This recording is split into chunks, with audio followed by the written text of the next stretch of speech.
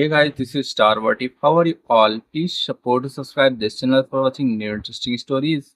This video includes a self-recorded human introduction in the first 30 seconds, followed by AI generated narration for creative storytelling purposes. So in this video, we're gonna see what if Harry Potter was raised in the darkness of Voldemort's shadow. But before we start, if you want more stuff like this, then please support, subscribe this channel and share with your friends. Now let's start the video. Here is short summary. Taken from his parents and delivered to Voldemort, Harry grows up molded by darkness. With no light to guide him, will he rise as the Dark Lord's greatest weapon, or forge his own path from the shadows? But before we start, if you want more stuffs like this, then please support to subscribe this channel and share with your friends. Let's start the video. It really is creepy how much he looks like James, thought Lily. Even at the age of 1, Harry, her son, had such similarities to his father. His hair was just as unruly as James's. She had always told her husband to do something about his hair, but James would always flash a dazzling smile at her and continue to run his hand through his hair, making it messier. At least he has my eyes, Lily thought thankfully as she looked down at the playing child in her lap. The emerald green of Harry's eyes made him look even more adorable. The raven-haired child was currently sitting on his mother's lap, happily chewing on his toys, and every so often he would look around at the door. "Who are you looking for, sweetie?" cooed Lily, holding Harry close to her. She knew perfectly well who Harry was looking for. It was the same every evening. Around 7, Harry would eagerly anticipate his father's return from work. Of course, for an ordinary 1-year-old it was not possible to be able to determine the time, but Harry was no ordinary boy. For that matter, neither were Harry's parents. Harry and his parents were a wizard family. James was a pureblood, while Lily came from a muggle family. Even so, she was one of the most talented witches of her generation. As if on cue, James arrived through the front door of the house looking a little dismayed, but at the sight of Harry and Lily, his hazel eyes lit up and a small smile graced his face. "Hey, how's my little man?" asked James as he strode over to Lily and picked up Harry, who was gurgling frantically to get his father's attention. "James, how many times do I have to remind you? He is a boy, not a man," Lily reprimanded playfully. James just shrugged and replied, "Boy is so, I don't know. It just sounds weird, like I am telling him off. He's my little man," he said, cuddling Harry affectionately. Lily smiled at her husband. In her opinion, James just didn't want to sound too fatherly since he was only 23 years old. Lily was just about to get up to get dinner when a knock interrupted them. James was instantly on alert. He silently handed Harry over to Lily and drew out his wand. He went over to the door and motioned Lily to go to the other room with Harry. Lily nodded and proceeded to the room quickly. Usually Lily wouldn't take an order from anyone, not even James, but ever since that wretched prophecy was made, things had changed dramatically. They had moved to Godric's Hollow and only a hand-selected few knew where that was. Lily waited apprehensively, wand held in one hand while still carrying Harry. She would hex anyone that as much as cast a shadow over her only son. She heard James mutter a spell that allowed him to see who was at the door. Suddenly the door was opened and Lily could hear laughing in a voice that she knew all too well. She let out a breath she didn't even know she was holding. She came out of her room and made her way downstairs. Sure enough, there were her husband's old friends, Sirius and Peter. Sirius had annoyed Lily senseless in her years at Hogwarts, always goofing around with James and getting him into all sorts of trouble. Of course, James wasn't exactly the innocent party, but since Lily was now his wife, she preferred to blame Sirius. Peter was always so quiet that Lily sometimes wondered what he was doing being a marauder. Remus was the only one Lily could have an intelligent conversation with. Unfortunately, he was not here tonight as he was having his little furry problem, as Sirius had so sensitively named his condition.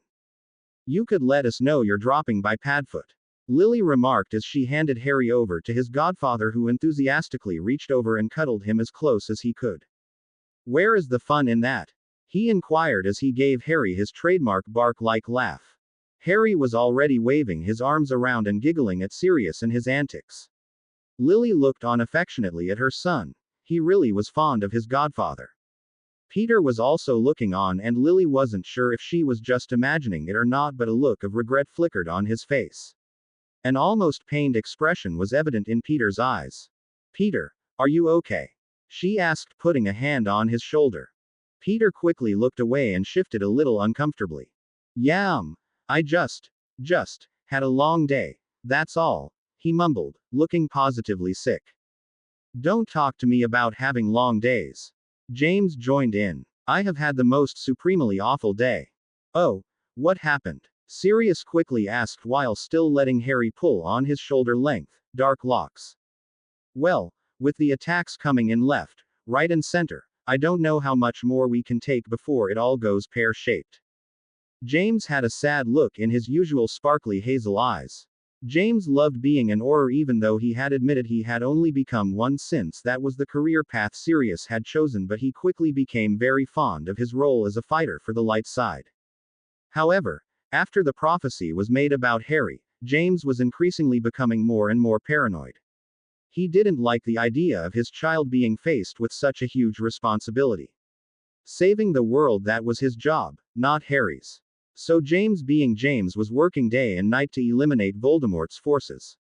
However, this was becoming more and more stressful.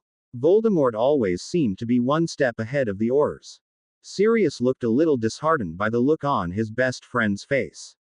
Sirius, Remus and James were Aurors, as was Peter, but James was the one most focused on the war. He wanted it over and done with so that Harry could have a normal life.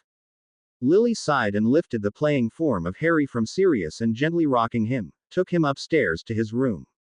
There she gently placed him in his cot and smoothed his hair down in another futile attempt to make his hair seem somewhat tidy. You may think this is funny now, Harry, but trust me, when you're older you won't find settling your hair amusing at all. Lily told the small raven-haired boy as he giggled and tried to grab his mother's fingers as she gently stroked his hair. Lily turned and left her boy playing happily in his cot. She was just making her way downstairs when she suddenly realized with a sickening feeling that something was wrong. It wasn't something she heard, but in fact the lack of sound at all. The three men in the living room were deathly quiet. That in itself was odd since Sirius happened to be present. Lily quickly took out her wand and took a deep breath. What she saw as she entered the room would haunt her for the rest of her life. There on the floor was the body of her James with a growing pool of blood near his head. A broken bottle of fire whiskey was lying not too far away. Sirius was also lying on his back completely unconscious. Oh God. James. James. Lily rushed towards her husband, completely forgetting the third person who was in the room. If Lily had noticed him, standing just behind the door, she might have been able to stop the tragedy that was looming near. As Lily came towards James, Peter, who was pointing his wand at Lily, came up behind her and attacked before she could reach her husband. Stupefy, he whispered. Lily fell, unconscious even before she hit the ground. Peter looked at his former friends, all of them lying on the floor of their own home, hurt and betrayed by their own friend. He took a shaky breath and tried to calm his frantically beating heart. He was certain that if he hadn't cast the silencing charm on the door, then Lily would have been able to hear his heart thumping in his chest more loudly than the bottle breaking during the attack James and Sirius has so unrepentantly received. He cast another regretful glance at his friends and then left the room clumsily and made his way to Harry's room, all the time repeating under his breath, "Forgive me, Harry, sorry James, Sirius, so sorry." He had not thought he would get this far. He had hoped that James or Sirius or even Lily would have been able to stop him from doing this, but since they didn't expect him of any sort of betrayal, let alone an attack and kidnapping of Harry, he had managed this far. He didn't want to do this, but there was no other way. The Dark Lord was very clear in his instructions. Harry was going to meet his fate at the hands of Voldemort himself. He slowly opened the door and found Harry sleeping soundly, clutching his stuffed toy hippogriff. Peter looked down at the sleeping child and felt the horrible sensation of guilt wash over him. He was leading this child to his death. Harry was only a year old, he was just a baby. Peter had felt just as happy at the birth of Harry as the rest of the Marauders, but once the prophecy had come to light, things had changed. This boy was prophesied to bring down the Dark Lord. But for Peter, the Dark Lord had to win this war. Peter would have power beyond anything he could imagine. The boy had to go. Convincing himself that he was only ensuring his own survival, he gently lifted Harry and carried him out of the room. Downstairs, and without another glance at the three bodies lying on the floor, Peter opened the door and left Godric's Hollow forever. Peter ran to the edge of the wards placed around the cottage and apparated to his lord's lair. His master was waiting for him, surrounded by only two members of his inner circle. With shaky hands, Peter placed Harry on the stone floor at Lord Voldemort's feet. Harry was surprisingly still fast asleep and didn't even stir. Peter quickly dropped to his knees and crawled to Voldemort and keyed the hem of his robes while speaking in a shaky and quiet voice. "Master, I have done what you asked of me. Master, this is Harry." Voldemort turned his eyes to the sleeping child and let his face break into a satisfied smile. He was an attractive man with long dark hair and features that had gotten him a lot of interest in his younger years. The only thing that showed the true monster within was his pair of devilishly red eyes, which seemed to burn into whoever dared to look at him. He tore his eyes away from Harry and looked at the cowering form of his spy Death Eater. "Rise, Wormtail, you have done well. For once you have not messed up and have actually completed a task." He watched the pitiful man rise shakily, uttering his gratitude and go on and on about what a gracious lord he was. "Enough," Voldemort hissed, instantly quietening Peter. "Bella, lift the boy and let me have a closer look at the brat." Bella came almost instantly to lift Harry of the cold floor and hold him up to the Dark Lord for him to see. Voldemort took in all the detail of the child. He was disgusted with children in the hole. He had not quite forgotten how children had taunted and ridiculed him in that horrible orphanage that had been his past. However, this child had a powerful magical aura that seemed to hover all around the boy. He was exceptional, there was no doubt about that, and if Voldemort had let the child live, then the Potter brat would most likely be his downfall. Such a waste of power, thought Voldemort. He drew his wand and heard the breaths beeped in by the Death Eaters present. He smiled to himself. This was going to be sweet and he was going to enjoy every moment of it. He pointed the wand at Harry's head just as the child opened his emerald eyes and looked innocently at Voldemort. There was a muttered incantation and a sudden blinding green light filled everyone's sight. Peter closed his eyes just before the spell was uttered, but could still sense the green penetrate his closed eyelids. "Sorry, Harry," was all he could think, as the blinding light faded and threw everyone into darkness once more. Lily sighed and put down the papers she was desperately trying to mark. Potions was a much more difficult subject than most people gave it credit for. She leaned back in her chair and rubbed her tired neck. She had been trying to get all the marking done before she retired to her bed for the night. She glanced at her surroundings. Her staff quarter at Hogwarts was really homely, despite it being located in the dungeons. She had given the place a woman's touch by decorating the cement walls as best she could. Around her desk she had pictures of her family. She always felt more comfortable to be able to look up from her work and see the face of a loved one. She hardly got a chance to see James anymore. What with her teaching potions and him out on order duty, and then they both were members of the Order of the Phoenix. This took up all of their time. Holidays were the only time she got to be with her family. She would have worked for the Order full time if it wasn't for her son, Damien. He had started Hogwarts 2 years ago and she had taken up the post as the potions professor as soon as it was offered to her. She knew Damien was going to complain that he couldn't get up to any mischief while his own mother was present, but that had hardly been a reason for her not to take the job. She sighed again and took hold of his photo. It was taken only last year when Damien had been a first year. Unlike his older brother, Damien was not a spitting image of James. He still had the black hair, but it was not messy like James. He had James's eyes, deep hazel eyes that he always used to get out of trouble, again very much like his father. His features though were like Lily. He had his mother's nose, her mouth and even her smile. He had inherited her fiery temper as well. He was quite a mix of the two. Sirius had taken it on himself to turn Damien into a James rival at troublemaking. Of course Damien was all too eager to learn from a marauder. Lily gazed at the picture of James and felt her heart ache with the pain of missing him. She had not seen him for the last 2 weeks. But that pain was nothing compared to the anguish which took hold of her every time she looked at the picture next to his. The picture had been taken only 3 days before he was taken. Lily turned her emerald eyes to the portrait of her eldest son, Harry. He was giggling and pointing at her. Her heart constricted so painfully when she looked at her baby. She looked away from the picture and to the small calendar on her desk, the date today, May 31st. She felt her breath hitch in her chest. 2 months, she thought. 2 months exactly and he would have been 16 years old, starting his 6th year at Hogwarts. She had always thought of Harry like this. It was difficult for James to talk to her every time she brought up the subject of Harry and what he would have been doing if he were alive. James had taken the emotional blow of losing a child much harder than had been expected.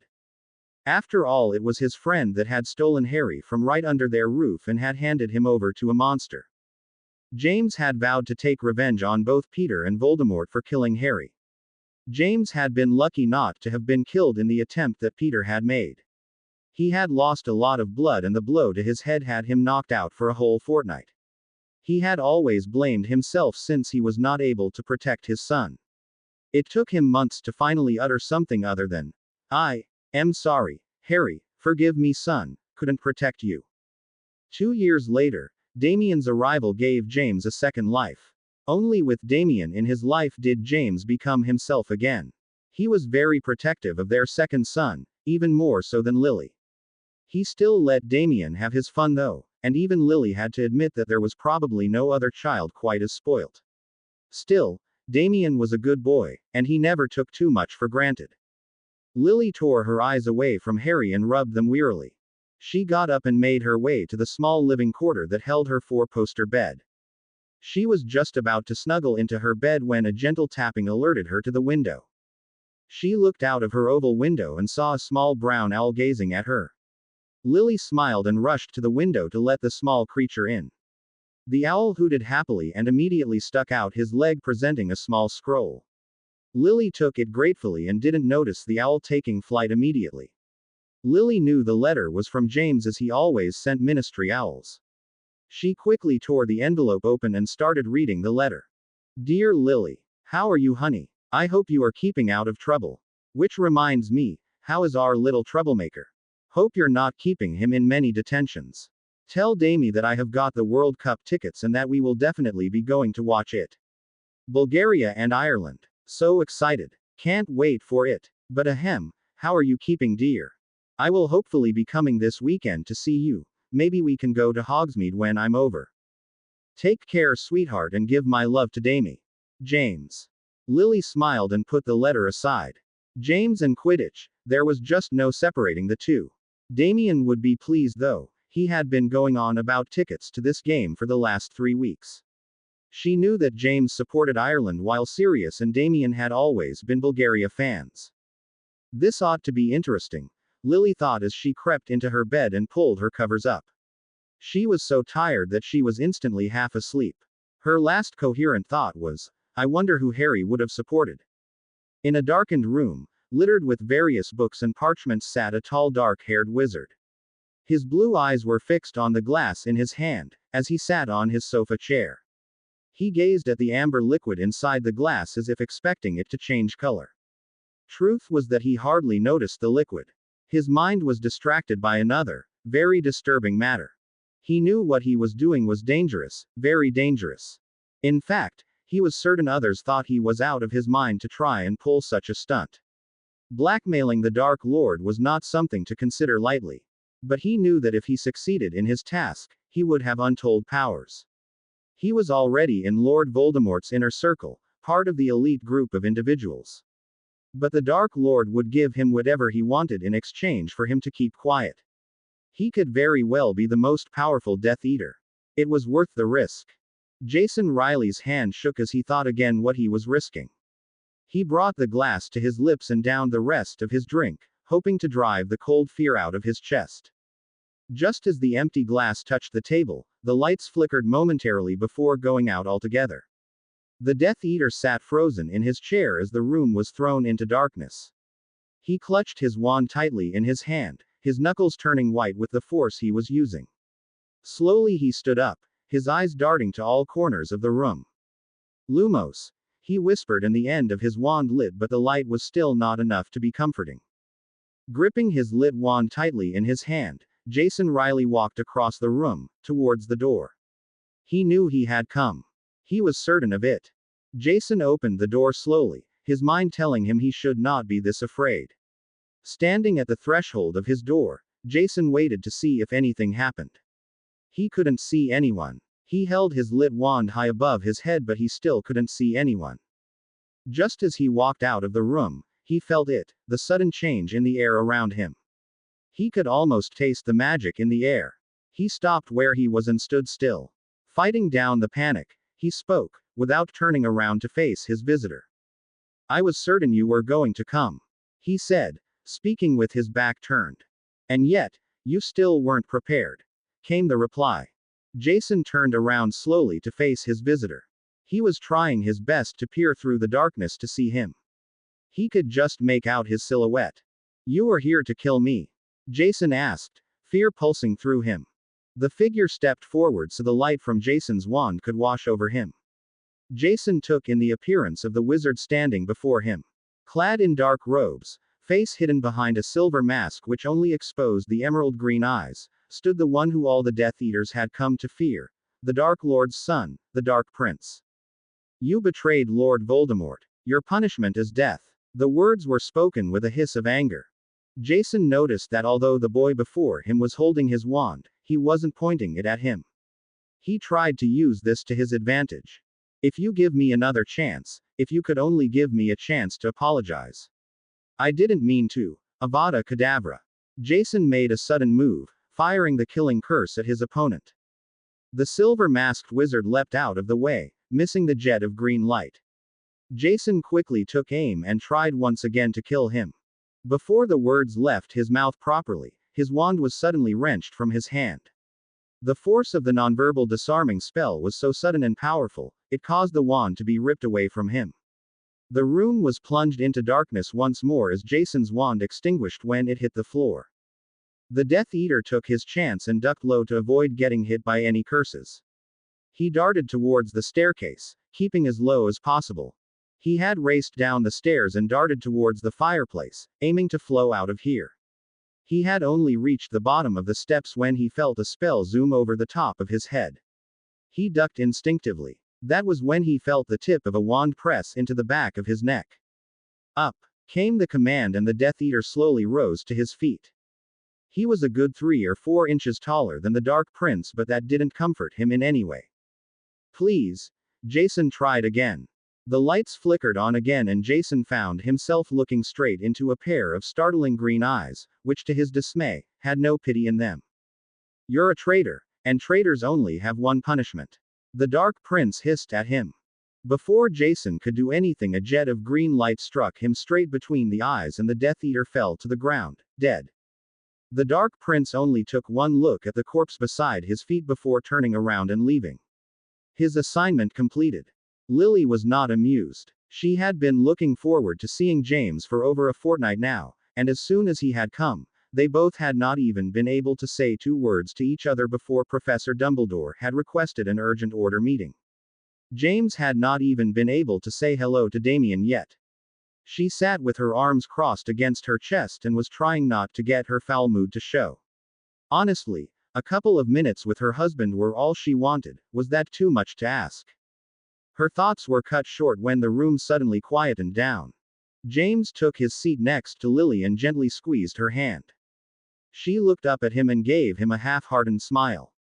Looking around the room, she saw all the familiar faces that were all looking tired and a little disheveled. There was the forever paranoid Mad-Eye Moody, sitting next to Auror Kingsley Shacklebolt. Tonks was clearly noticeable with her bubble-gum pink hair. There was Remus and Sirius sitting next to James. Professor McGonagall and Snape were sitting near the front and were currently eyeing Professor Dumbledore with curious looks. Next to them were 2 empty seats that Lily tried to ignore. She didn't think she could bear thinking about them again. She looked around. There were other members also present that she was not very familiar with, and most were from the Ministry of Magic. Her attention was drawn to the headmaster who now stood in front of all the members. Albus Dumbledore was looking immensely tired and worn out, pretty much like everyone else. He cleared his throat and the already quiet room hushed into complete silence. He could see the expressions most were wearing. There were a few who looked annoyed at the last-minute meeting while others were looking as if they were trying to prepare themselves for more tragic news. Dumbledore decided to share the reason for this meeting. Ladies, gentlemen, many thanks for being able to attend this meeting at such short notice. I am aware many of you had to cancel or rearrange your plans, so I will not take much more of your time. Here he gave a significant look at Lily, who seemed to blush and lower her gaze to her hands in her lap. It's okay, Lils, no one else noticed. Sirius joked to her. Lily threw him a sharp look but didn't say anything. The purpose of this meeting is to discuss the strange occurrences these past few months. Dumbledore carried on. As you all are aware, there have been a number of attacks on Death Eaters in the past few months. Many were killed, some were gravely injured, but purposely left alive. Many of these Death Eaters gave themselves to the Dementors of Azkaban willingly to save themselves from any other attacks. This shouldn't be a cause of worry, but since neither the Ministry nor the Order has taken responsibility for carrying out these attacks, it leads to the question of the identity of this attacker. The room was silent, every eye was on Dumbledore. The most recent attack was carried out last night. A Death Eater named Jason Riley was killed in his home. The Ministry claim not to be responsible, and we know that the Order didn't do this. It leads to the question of who is tracking down these Death Eaters and killing them. Dumbledore finished sounding very worried. What does it matter? Whoever this is, they are killing Death Eaters. They are helping us. Why should this be a cause of worry? Moody asked in his gruff voice. A few murmured their agreement to Moody's statement. It is a cause of worry since we don't know who is doing this and for what reason. Dumbledore explained. Maybe there is another secret society formed. Like the Order, maybe someone has formed another group to fight against you-know-who, and they are targeting Death Eaters. Tonks supplied. That is a possibility. Dumbledore inclined his head in her direction. However, I think it would be wise to find out the truth of this matter as soon as possible. Lily noticed that there was something Dumbledore was stopping himself from saying. She had spent a lot of time with Dumbledore, firstly as a student and then as an Order member and finally as a member of his staff, to see that the age-old wizard was unsure of saying what was on his mind. Dumbledore, is there more? She asked, wondering if he had some more news. Dumbledore looked at Lily and his blue eyes fixed to her as he struggled to say what was on his mind. With a sigh, he began. I have a suspicion, and at this point that is all it is, but from reading the case reports on the deaths of the Death Eaters, I think Voldemort may be responsible for the deaths. There was a sudden intake of breath at the mention of the Dark Lord's name. Dumbledore gave a mental sigh. How many times had he told them that fear of a name was just plain silly? Voldemort wasn't going to appear if you said his name out loud. Why do you think that? McGonagall asked, composing herself the best she could. As I have said, it is only a suspicion. What I do know for a fact is that if Voldemort's men had been targeted and killed like this, he would not be sitting back and allowing it to continue. From the reports we have, it doesn't suggest that Voldemort is planning anything to stop these killings. It seems he is actually happy with the demise of these men. It makes me think that maybe these men have wronged him in some way and so he has arranged to have them killed. Dumbledore finished. But why would he want to kill his own men?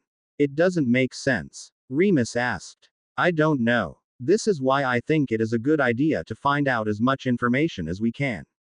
Here Dumbledore turned to look at Snape. Severus, I have to ask you to try and find as much information as you can. I have a list of all the names of the deceased Death Eaters. See if you can find out what mission they were a part of before they died. See if they upset Voldemort in any way. Dumbledore passed the parchment on to Snape, who took it but didn't look at it. His dark eyes were fixed on Dumbledore. That is all for today. I thank you for your patience. Dumbledore finished with a polite nod at everyone. James stood up from his chair as did the rest. His head was spinning with the news. What do you reckon? Sirius asked. Do you think it's another secret society or you-know-who has just decided he needs new followers? Lily sent him a glare but didn't comment. I don't know, Padfoot. It does seem strange. James said. I'm with Moody. I don't think we should care who is killing them. As long as it's Death Eaters he's killing, we should be grateful.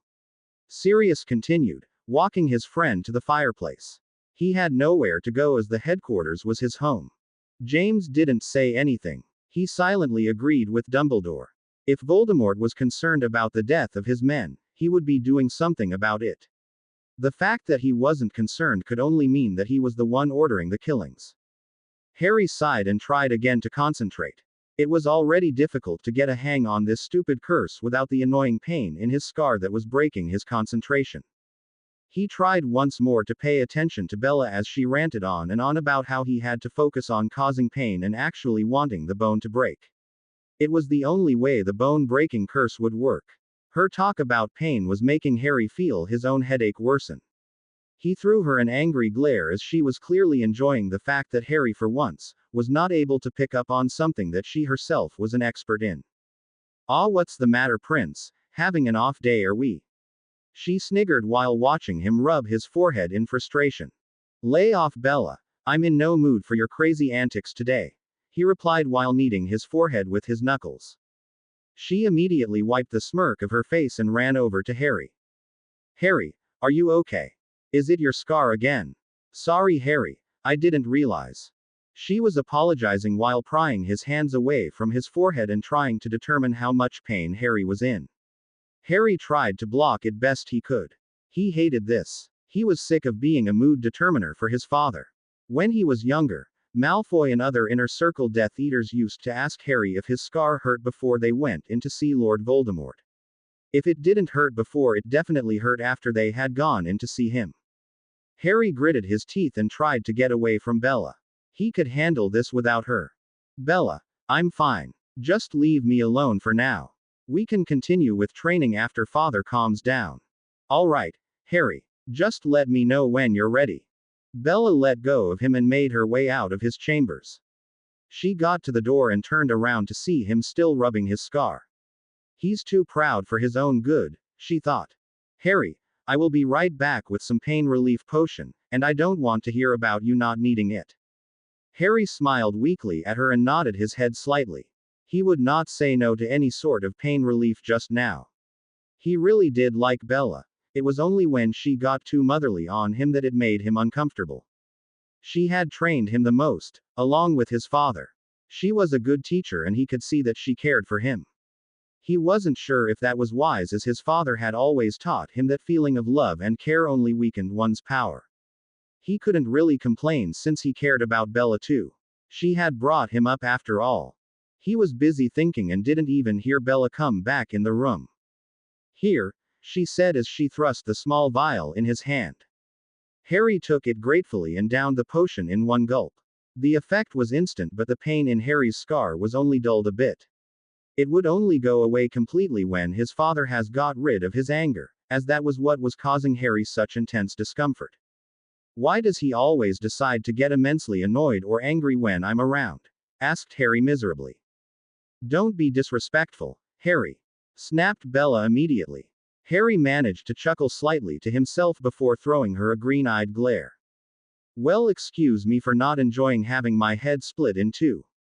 He doesn't do it on purpose, Harry. He would never want you to suffer, let alone on his account." Harry was about to respond when a particularly nasty throb of pain caused him to clasp his hand over his forehead and let out an angry hiss of pain. Bella was instantly at Harry's side, worrying about what was making her lord so angry. "That does it. I'm going to see what's getting him so worked up." With that said, Harry got to his feet, grabbed his silver mask and charged through the doors. He was in front of his father's oak doors in minutes. Harry was 10 years old when he had learned all the secret passages in and out of the Riddle Manor. Harry had now got the mask over his face and knocked once on the door. Without waiting for a reply, Harry charged through into his father's private meeting room. Lord Voldemort was surprised to see his young heir in such a hurry, but quickly realized why he was there. Instantly he began his mantra to calm down the rage that was bubbling within him. He also lifted the Crucio curse that he had placed Crabbe under. The pathetic Death Eater got slowly to his feet, his limbs still jerking violently. "Master, forgive me, Master, will never happen." "Silence." Voldemort hissed and motioned to Crabbe to get out of his sight. Thanking the entry of the Dark Prince, Crabbe quickly made his exit. Once he was gone, Harry removed his mask and looked directly at his father. Lord Voldemort calmed down by just looking at Harry. He smiled and beckoned Harry to come closer. Harry took a couple of steps toward him and stopped. Harry was the only one his father didn't allow to bow down in front of him. "Harry, what's the matter?" he asked. Harry cocked up an eyebrow at his father's question. "I just thought I would come and see what was angering you, father," before my head burst open. Harry said this with the most venomously sweet voice he could muster. Lord Voldemort would have instantly killed anyone else who has dared to speak to him in such a tone. However, Harry was different to everyone else. After all, he was Lord Voldemort's only son. That imbecile Crabbe has brought some disturbing news. It turns out that Riley had an accomplice. Harry's anger and frustration completely vanished and he instantly went into his warrior mode. "What are your orders, father?" he asked with no emotions visible on his face. Lord Voldemort walked over to his son and placed his pale bony hands on Harry's shoulders and stared into his eyes. "Finish the rat," he said, and Harry's eyes instantly became cold and devoid of all emotion and feelings. He allowed his father to enter his mind and soon he had all that he needed to complete his assignment. Harry now had a name, an address and a face. That was all he needed. Harry was about to turn away when his father tightened his grip on him and placed a long finger under his chin, lifting his head slightly so that he could peer into those emerald eyes. "I am upset that you were discomforted by this, Harry. You know how much I hate to pull you into my emotions." Harry smiled. A little warmth spread into his green orbs. "I know, father. It just got a little too much this time, which is why I came to see what was wrong." Voldemort watched as Harry turned around and left his chambers. He had never imagined such a link would be formed with his heir when he gave Harry that scar. Sometimes he even felt sorry for the poor kid. He suffered if Lord Voldemort felt any strong emotions at all. It didn't matter if he was happy or sad. Any intense emotion brought nothing but intense pain to Harry. Lord Voldemort had promised to keep his temper in check for Harry's sake when Harry was around. Of course, when Harry was away on assignments, Lord Voldemort could get as happy or as angry as he liked without fear of hurting him. It seemed that Harry was only immensely affected when he was in close proximity to the Dark Lord. When he was far away from him, Harry would still be able to tell what the Dark Lord was feeling, but it was nothing more than a small dull pain which he had now been able to block out. Lord Voldemort sat on his throne and thought silently about Hunt. He should have seen this coming. That little rat was going to pay. His Harry would see to that. James looked around the empty building. Why would anyone opt to live in an empty warehouse was beyond him. He moved silently forward before nonverbally giving the signal to two Aurors to check the back of the building. They had received information that a Death Eater was hiding out here. Exactly why this Death Eater had chosen a run-down, freezing warehouse for a home was a mystery. James and a team of Aurors were sent to investigate and capture the Death Eater. James had come with a team of 4 Aurors. His best friend, Sirius, was accompanied by a fellow Order member, Kingsley Shacklebolt. The other 2 Aurors were not from the Order, but James knew them fairly well. Sirius and Kingsley stayed at James's side while the other 2 Aurors silently crept to the back of the building. So far there was no sign of this Death Eater. James suddenly caught sight of a short, blonde-haired man, sitting with his back pressed up against the wall. His face was hidden behind his hands and he seemed to be shivering. Whether it was from cold of fear, James couldn't tell. James, Sirius and Kingsley were just about to approach him. Their wands were drawn and pointed at him before a sight stopped them and forced them to hide behind the wall. The Aurors watched as a boy, dressed all in black, except for the silver mask which covered the whole of his face, walked over to the Death Eater. He moved swiftly but without making any noise. It was almost as if he had cast a silencing charm on himself. If James didn't see him, he would never have known that he was here. The Death Eater looked up and as his blue eyes met with the boy dressed in black, he let out a stifled sound that was half a sob and half a cry. "I knew you would find me," croaked the man in a voice that almost trembled. "Where else would I look for a rat?" the boy whispered in a deadly voice. James was taken aback. He could tell straight away that the boy was young. But there was something else about the kid's voice that unsettled him. He pushed it to the back of his mind. Now wasn't the time to think about that. He gestured to Sirius and Kingsley to move at his signal. Both oars signaled that they understood. I haven't done anything. It was all Riley. He was the one who was trying to blackmail the Dark Lord. I would never dream of doing something like that. I swear I wouldn't. The man began sobbing. James was certain he had never seen anything as pathetic as him. If you hadn't done anything, then why did you run, Hunt? Why didn't you return to him? The boy asked in menace. Please, Dark Prince. Please have mercy. The man, Hunt, said, looking up at the boy with a pleading expression. James shared a look with Sirius, who was smirking as well. Dark Prince. That was a rather unusual name. James looked back at the boy and watched as the boy didn't give in to the grown man's pleas. James couldn't understand why the man was so afraid of a mere boy. He didn't even have a wand. He was standing before the Death Eater with no visible weapons in his hands. You are going to kill me without even giving me a chance to fully explain my side of the story? Asked a truly terrified Hunt. You have no story to tell and I have wasted enough time on you already. The boy said this while simultaneously bringing his wand out of his robes. His voice betrayed no emotion, but James felt the anger course through the boy's words. The boy certainly hated Hunt. Why are you going to kill me? What have I done to hurt you? Hunt asked. You betrayed my father, therefore you betrayed me. He doesn't forget and I don't forgive. The boy said this and pointed his wand directly between Hunt's eyes. James quietly prepared to launch himself onto the boy. He wasn't going to let Hunt die. He was here to apprehend Hunt, not to watch him get killed. He hated Voldemort and his Death Eaters with vigor, but he knew that if this Death Eater was on the run from Voldemort, then he could be very useful. He would probably give information willingly to them, information that could be very useful to get to Voldemort. Through his fear, Hunt managed to scoff at the boy's words. Yes, well, I never thought Lord Voldemort and his son would be the kind to forgive and forget. At these words James froze. What did he just say? This boy was Voldemort's son. James looked around at the equally shocked-looking Sirius and Kingsley. They both had gone rather pale. Voldemort had a son. The revelation made cold shivers run down their spines. James turned around to look at the boy and suddenly saw him in a different light altogether. All of a sudden the young boy looked a lot more dangerous than before. If you're done talking nonsense, Hunt, take your last breath. The boy said with cruelty as he took aim. James had to stop him. Now was as good a time as any. James and the other two oars rushed to rescue Hunt. James and the other two oars, Kingsley and Sirius, dove at the boy at the same time.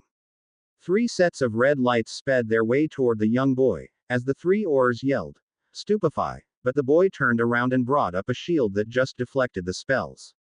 He didn't even look surprised at the attack, but rather like he was expecting it all along.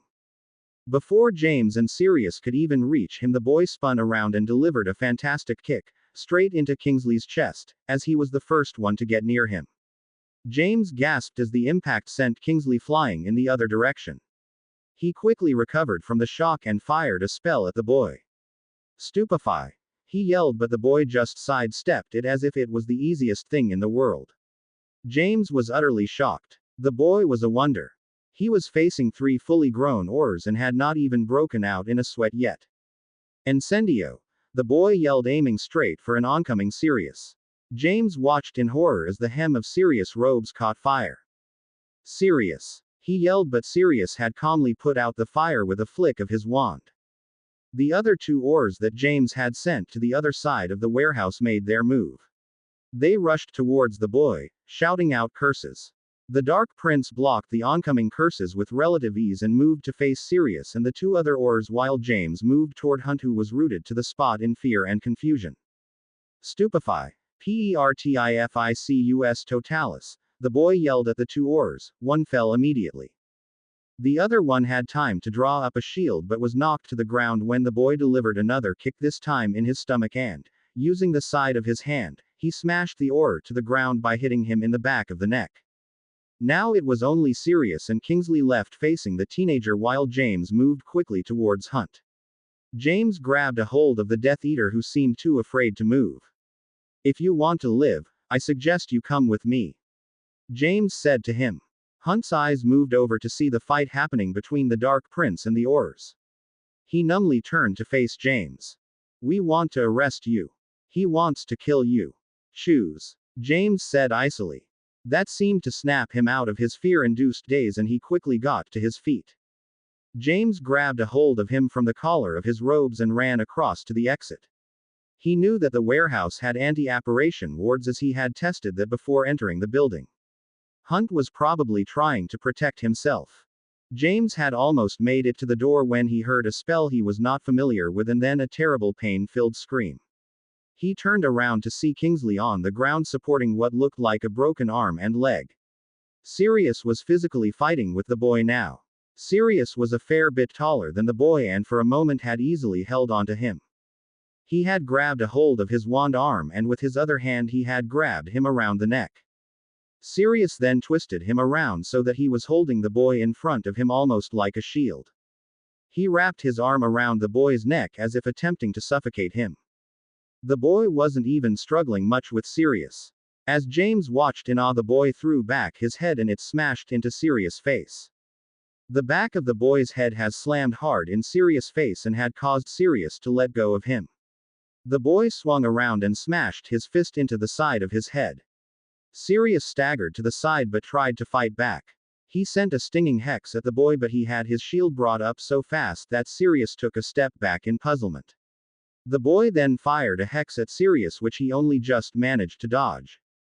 James has seen enough. He had to get Hunt out of here. If he didn't leave now Hunt could lose his life. James grabbed the shivering fool and headed out the door as fast as his legs could carry him. He only got a few paces away from the old factory when he heard the doors fly open behind him. He kept on running with Hunt. It was only a few more minutes, and then he would be outside the wards and he could apparate back with Hunt safe and sound. James hated Hunt but could not allow anything to happen to him while he was on duty. If he got Hunt back to the ministry, they could possibly get important information out of him. However, James was just within the bounds of the ward when he felt a spell zoom past him and hit Hunt in the back. Hunt fell heavily to the ground. James froze and turned to look at Hunt. He was still breathing. James saw the boy approach almost calmly and instantly James stood over Hunt blocking him from any spells. The boy stopped a few steps away from James. At a first glance, he looked completely at ease, but as James looked closely, he could see that there was something wrong. The boy was holding his wand loosely in his hand but the rest of his body seemed to be held tense. He gave James a cold glare. Out of the way, Potter. This doesn't concern you. Again James felt a rush of unease sweep over him. There was something about him that was making the hairs on the back of his neck stand. James stood defiantly, protecting Hunt, with his wand pointing straight at the boy's heart. I think it does since you took down my entire team in there. Before James could do anything, the boy had sent him flying across the grounds. James landed with a painful thud on the hard concrete ground and was momentarily unable to move. James struggled to get up but managed to get to his feet quickly and spun around to see the Dark Prince bring his wand down on Hunt who was still on the ground and was now pleading for his life. No, no, please, my lord, have mercy. He stuttered while trying to crawl away. The boy took aim and quietly uttered the cursed words. Avada Kedavra. James gasped as he saw the green light leave the boy's wand and hit Hunt squarely in the chest. Hunt collapsed on the ground and even at this distance there was no mistaking the fact that Hunt was dead. Anger coursed through James as he saw the boy walk away from the body as if nothing had happened. Within seconds James was blocking the boy's path, wand pointed at him. James stepped closer to the boy. It was so difficult to make out anything about the boy with that awful mask. The only thing he could see was his eyes. But even that was difficult to make out since it was now dark and James' vision was still blurry at hitting his head so hard on the ground. Out of my way, Potter, I really don't have time to deal with you today. Really? Well, let's make an appointment, shall we? How's Friday afternoon for ya? James mocked, feeling his temper rise. This kid was really something. He had single-handedly wiped out 5 Aurors and killed 1 person, and he had not one single scratch on him. James still couldn't believe the force that had thrown him across the grounds had come from him. It was as if a hammer had been used to punch him across the grounds. Move, Potter. Make me, you little shit. This seemed to light something in the boy's eyes. He pocketed his wand and took another step towards him. James was completely confused. Why did he pocket his wand? What was he playing at? In his moment of confusion, the boy made his move. As you wish. As he said this, emerald eyes locked with hazel ones. With a movement with his hand, James was thrown violently into the air and he landed painfully on his back. James gritted his teeth as pain exploded in his back. He ignored this and quickly got up and saw the boy move towards the edge of the anti-apparition wards. James pointed his wand at him. He couldn't let him get away. Stupefy! James yelled, but the boy had easily moved out of the way. James took aim once more, but something came flying towards him and struck his wand-holding arm. James gasped in pain as his wand went clattering to the ground. He blinked in surprise at the sight of his blood, as it ran down from the ghastly cut on his forearm and trickled down to his hand. Something had sliced his arm open. He knew it wasn't a spell, as he had actually felt something sharp cut his arm open. James quickly picked his wand up from the ground and focused on the boy. He could figure out what had happened later. Right now he had to capture the Dark Prince. He painfully took aim and fired at him. Surrupto! He hissed and a jet of yellow light left his wand and cut the boy on his arm. James watched as the boy gasped at the pain the cutting hex had caused. James had his wand pointed at the boy's heart. Before James could fire another curse at him, he felt his words choke in his throat. James dropped his wand and grabbed at his neck as a searing pain had made his vision turn white momentarily. James could feel his warm blood run through his fingers and down his robes. The entire left side of his neck throbbed in agony. James's breath hitched in his chest as he struggled to breathe. He fell to his knees and had both hands clutched around his neck, in an effort to stop the blood flow. Everything around him seemed to slow down as he fell to his front. He forced his eyes to stay open and tried to cry out for help, to call to Sirius, but nothing came out. His eyes caught sight of a small metal object lying in the grass before him. It was something he had never seen before. It was small and made of metal with 4 razor-sharp points. It looked like a hand-held blade. It was stained with blood. His blood. James realized that this was what the Dark Prince had used to attack him. His arm and neck was sliced open using these blades. He had not even seen the boy throw them. He had seen the boy reach inside his robes, but the rest had been a blur. James could hear shouts in the distance, but he couldn't make sense of what was being said. His world was engulfed in darkness and then he knew no more. This is just so unfair, whined Damien. He was sitting in the Great Hall for his breakfast and was in an unusually foul mood. Ron Weasley and his fellow Gryffindors were all at the table and were sympathizing with the anguished teen. I know it beeps, man, but what can you do? Ron said this while shoveling half a dozen pancakes onto his plate and smearing them with golden honey syrup. This was supposed to be the best game ever. I've been waiting weeks to go to it and now he just decides not to show up. I mean, not even an owl to say he had to cancel. Still whining about it, Damien. I mean, honestly, it's only a game. Your father has other things to attend to, you know. Hermione Granger joined the table with Ginny Weasley and sat down to glare at Damien Potter. What would you know about Quidditch, Hermione? After all, it's not something you can learn out of a book. Damien spat at her. He was usually not this rude to anyone, but Hermione was always annoying him about something or another, just because she was the new 5th-year prefect. Oh come now, Damie, I am sure your dad had something important come up. After all, he's not one to miss such a big game either, said Ginny comfortingly. That's actually a good point, thought Damien. Why would his dad miss such a game? He was about the biggest fan of Quidditch ever, so much so that he was the Hogwarts best chaser for Gryffindor in his school days. The trophy was still in the trophy room on the 3rd corridor. He could have sent an owl, mumbled Damien, but was now beginning to get worried about his dad. He had only run into him once since he had got back from his Auror duties. He had looked pretty tired and run down, but his dad was never one to complain. Damien hoped that he was okay and just forgot about the game and was still sleeping in. He looked over at his friends to take his mind away from disturbing thoughts. So what are you guys up to today? He asked since it was Saturday and the students could do whatever they pleased. Probably go see Hagrid and then go to Quidditch practice, replied Ron with just about the same enthusiasm that Damien felt right now. Ron and Damien were quite good friends even though they had a 3-year age gap. Ron had 5 older brothers but he fancied having a younger brother rather than a sister. Even though he doted on Ginny, he always said that a younger brother would have been cool. Damien, being the only child, was hungry for any sibling relationship. The Weasleys treated Damien like family. Sounds cool. Think I'll join you, replied Damien. If he couldn't watch the match today he would play in one himself. What about you, Ginny? Fancy a game? He asked the red-headed girl, as she was bent over the table whispering urgently with Hermione. What? Oh, no thanks, Damie. I have stuff to do in the library, she replied, turning a little red as a blush crept to her cheeks.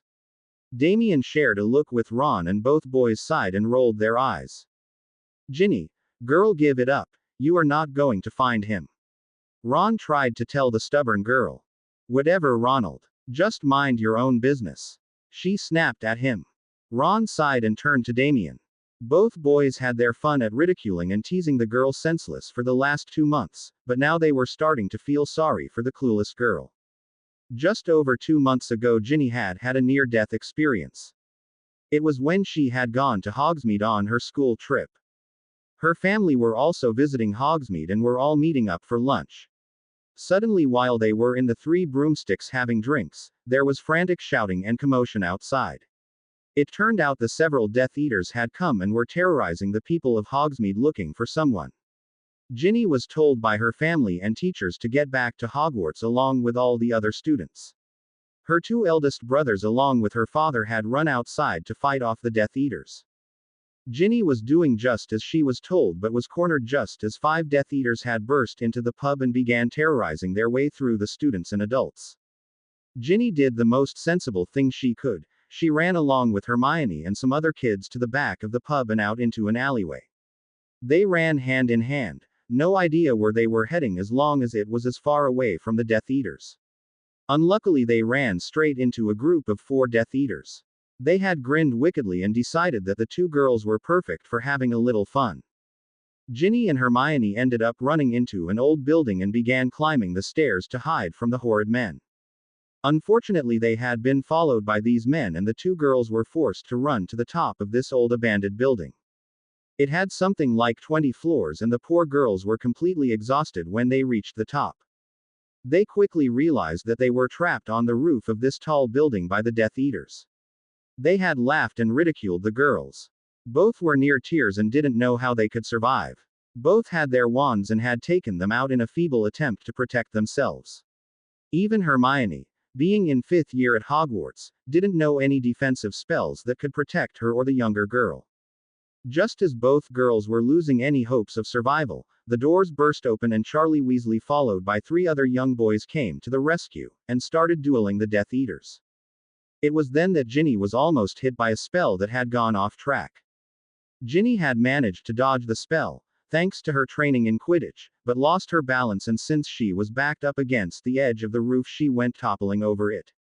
She had just managed, by a streak of luck, to hold on to a dangling wire from the edge of the roof. She clung on for dear life but could tell that the wire was not strong enough to hold her weight. Charlie had appeared over the edge and was just leaning over to grab her when 2 things happened at once. Charlie was grabbed from behind by a Death Eater and the wire that was saving Ginny's life snapped. Ginny went plummeting down 20 floors. She screamed and closed her eyes, not wanting to see the ground and her death rushing up to meet her. But before she hit the ground she was suddenly grabbed by a pair of strong hands. She felt her head slam against a strong chest and she instinctively threw her arms around the person and clung on for dear life. She could feel the rushing air in her face and knew that they were flying. She forced her brown eyes open and looked at the person that had saved her from a truly horrible death. Emerald eyes met hers and she felt instantly drawn into them. She blinked the tears away from her eyes, not sure if it was the air or her near death that had brought them out. Her mysterious savior had his face covered in a sliver mask and other than his eyes, nothing was visible. She realized that they were flying on a broom and that the speed that they were going at was phenomenal. She couldn't open her mouth to speak. There was too much air rushing at her.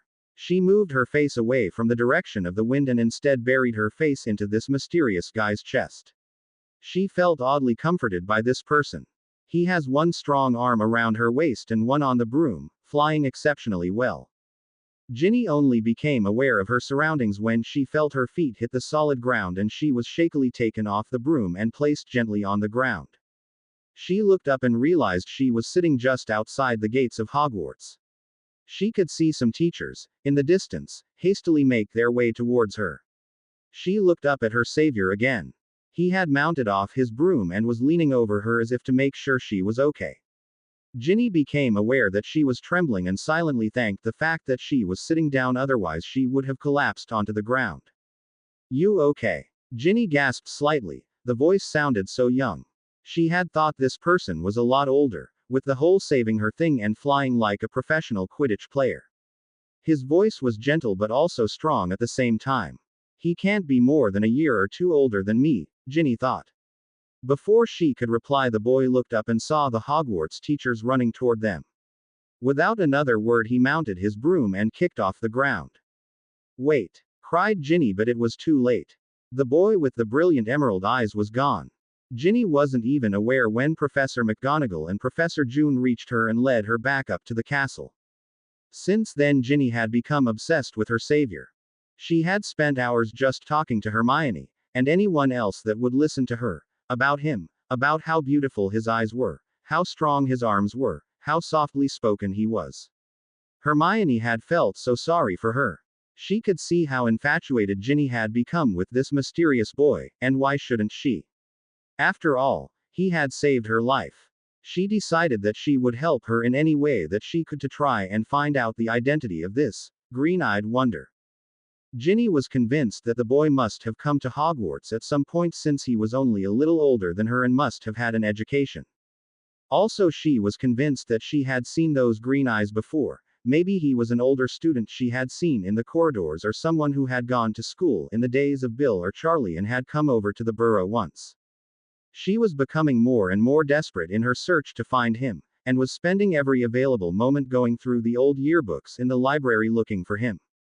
Hermione had tried to point out the fact that Ginny had not seen his face and therefore wouldn't be able to recognize his photo, but Ginny had dismissed this by simply saying that she would recognize those emerald eyes anywhere.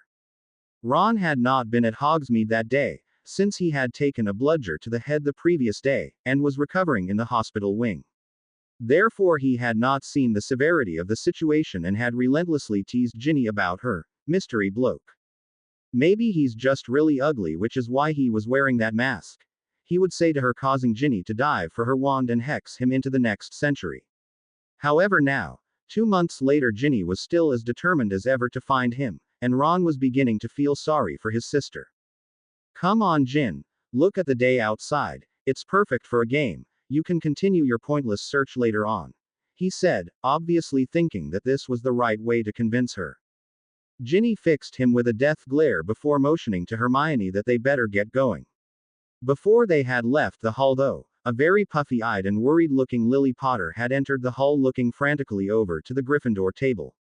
She spotted Damien immediately and rushed over to him, nearly knocking the two girls to the floor in the process. Oh, sorry girls, sorry, she mumbled as she continued to rush over to her son. Damien, I need to speak to you, come with me.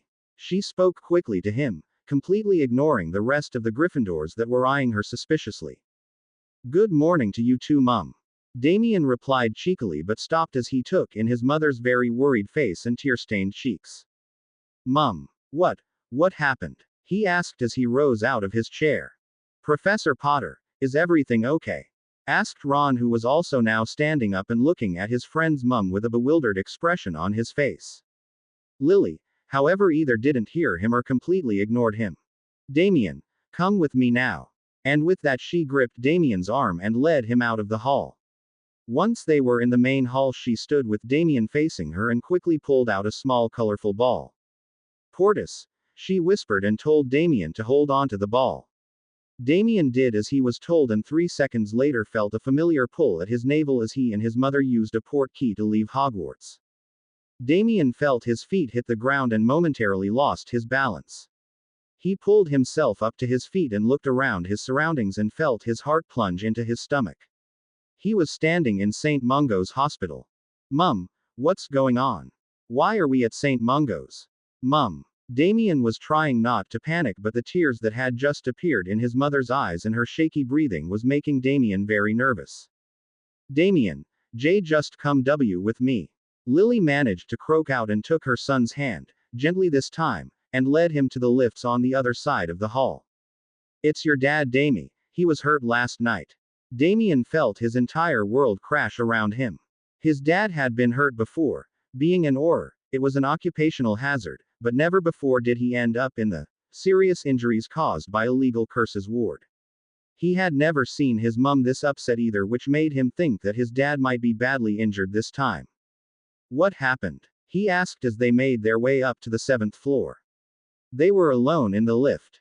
He was on duty last night and was injured during a duel. Lily was trying her level best to keep her voice steady. It was unfair to upset Damien more than he was already.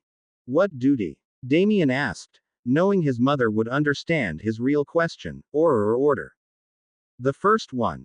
She said as she never said the word order of the Phoenix when outside safe walls. She knew her son always referred to the order as James's second job. The doors opened and Lily and Damien rushed out of the lift and ran to room number 5. They were not at all surprised to see a very tired and disgruntled Sirius sitting next to James. Damien breathed a huge sigh of relief as he saw his dad sitting up in bed taking animatedly to Sirius. He looked really pale, and there was a bandage wrapped around his neck and one on his forearm. Other than looking really tired, James seemed to be okay. James looked up at the two new arrivals and his face broke into a smile. Sirius also looked like he had been through hell and back, but he let his handsome face break into a smile at the sight of his pup, Damien. Hey guys, come on in. James called out and extended his hand to take Lily's as she rushed to his side. Damien still stood at the door leaning against it to steady his heart at the sight of his dad and godfather, looking so beat up. Hey pup, come on in. Beckoned Sirius and gave him a lopsided grin. Damien walked in slowly and sat next to his dad. Oh come on guys, cheer up, I'm fine. James tried to get his wife and son to stop looking as if he was already dead and they were attending his funeral. Fine. You call this fine? My God James, you could have been killed. Lily stopped suddenly and looked towards a much shaken Damien who was staring at the blue swirls pattern of the bedspread. Damien, I'm sorry, I should not have taken you out of school like that. I had just found out about your dad and I just reacted without thinking. Damien looked up his mother. You did the right thing, Mum. I would never have forgiven you if you had not brought me here. Just don't scream at Dad, he looks as if he's been through hell. Oh, thanks son, I'll remember that. Smiled James trying to look offended. Damien smiled back at him. So, are you gonna tell us what happened to both of you? He asked already knowing the answer. Can't pup. Top secret and all that, sure you understand. Sirius replied in a boring voice that he always used to answer Damien's questions regarding the order. Damien looked towards his father. Dad, are you going to tell me? James smiled sadly at his son. Honestly son, it's really boring stuff, nothing interesting. Damien huffed a little and sat back with his arms crossed at his chest. A few minutes later Damien was asked by his mum to go up to the food court on the 19th floor and get some refreshments. Damien got up and left, quite thankful to get away from all the boring talk that was happening. As soon as he had left, Lily cast a silencing charm on the room and rounded on James and Sirius. Alright, spill. What happened last night? James and Sirius almost looked ashamed. Well, I guess there is no other way to say it but, we kind of underestimated the enemy, replied a very red-looking Sirius. What do you mean? Underestimated? Were there too many Death Eaters? How many were there? Lily asked, trying to imagine 5 Aurors fighting an army of 15 or more Death Eaters. That would certainly explain the injuries. 1, replied James, not quite meeting Lily's eyes. 1, repeated Lily. Yeah, one, answered James and Sirius together. Okay. I don't understand how could one Death Eater fight against 5 Aurors and put 2 of them in hospital? She asked, starting to feel really annoyed. 3, said a small voice that surprisingly belonged to Sirius. Excuse me. Lily was definitely annoyed and a little ashamed. Well, Kingsley is here with me and James too. Hold on a minute. Kingsley Shacklebolt, the huge bloke who 3 Death Eaters weren't able to bring down, is also injured. Lily was staring to get really freaked out. What the hell happened? The damn kid happened. Snapped Sirius, obviously not taking his failure well at all. The kid? What kid? What are you two talking about? Lily asked, no longer able to keep up with their conversation. Both James and Sirius explained what happened. They told her about catching Hunt in conversation with the Dark Prince, who turned out to be none other but Lord Voldemort's son. Lily was looking from one to the other. They were famous for their pranks. Maybe this was just a joke to freak Lily out. Well, it worked. Please explain this to me before I pass out from shock, Lily said, hoping it was nothing more than a silly prank. I don't know what to say. I'm kind of hoping it's not true. But from seeing firsthand what the boy is capable of, I think there's a good chance he is his son. The boy was just a blur at times. He moved so fast and there was no way his moves could have been predicted. James replied. And it wasn't only wizard dueling, he was kicking our muggle style. Really? Lily, that was the weirdest thing. The Dark Lord's son taking muggle style fighting to tackle us. Sirius informed an open-mouthed Lily. And he wasn't even intimidated in the slightest that he was being faced with 5 fully grown Aurors. He just wiped the floor with us, James said with a slight red twinge in his pale cheeks. What happened to Hunt? Lily asked, already fearing the answer. James's face fell and a look of anger darkened his hazel eyes. He killed him, right in front of me. He was so powerful, Lily, there was nothing I could do. He sent me flying in the air wandlessly, and the way he dealt with Hunt, it was co-sold. He just killed him, without a care in the world, no remorse, nothing. James said. But the really weird thing about the kid was that something about him just didn't make sense. What do you mean? Lily asked James as he dropped his gaze from her. Even Sirius was leaning closer to hear this. Well, I don't know, he just made me feel really uneasy. Like when he was fighting, he didn't use any unforgivables, just standard spells like Stupefy and Incendio. He didn't actually kill anyone except for Hunt. That just doesn't make sense. Death Eaters are all about numbers. They kill and torture as many as they can. But this kid, he just dealt with us and got to Hunt. He didn't cause any other casualties. He could have, interjected Sirius with a nod towards James. You were lucky that blade, star thing he threw didn't cut you too deep, otherwise. Sirius couldn't finish. He looked away, trying not to remember how his friend had looked when he found him in a pool of his own blood. It's called a shuriken, James informed him. How do you know that? Lily asked at once, surprised that James knew the name of a muggle weapon, such as the ninja stars. Healer Thomas told me. He's a muggle born and recognized it from my description, James told her before turning to Sirius. I know that he tried to kill me, but see, that's the thing. I don't think he really wanted to hurt me. He told me to move out of the way like 3 times, it was only when I attacked him that he retaliated. I mean, I did give him quite a nasty cut. Why on earth are you making excuses for him? Exclaimed Lily. He tried to kill you and you are going on about him as if he was forced to do this, added an irritated Sirius. James closed his mouth and bowed his head slightly. Why was he making excuses? He had seen the rage quite clearly in the boy's eyes. He knew that the boy had attacked him with the intent to kill, but something inside him just didn't want to believe it. Then there was the fact that the boy had seemed somewhat familiar to him. James didn't know how it was possible, but he felt that he knew him from somewhere. That voice had seemed very familiar. He didn't want to admit it, but the boy's voice has reminded him of Damien. However, he kept this from Lily and Sirius. He didn't want to sound crazier than he was sounding already. He sighed. I guess I just don't want to believe that a child can be so evil, he told them. Lily comforted her husband and Sirius looked down at the ground deep in thought. He understood what James meant. It was not only disturbing but a little heartbreaking to see such a young boy in battle and taking others' lives so mercilessly. Before they could say anything else, Damien reappeared in the room, holding lots of refreshments. He took in the sight of his mother, her arms wrapped up around his father, who was looking really defeated, and his uncle Sirius also looking very upset. Is everything okay? He asked as he dumped the goodies on his father's bed.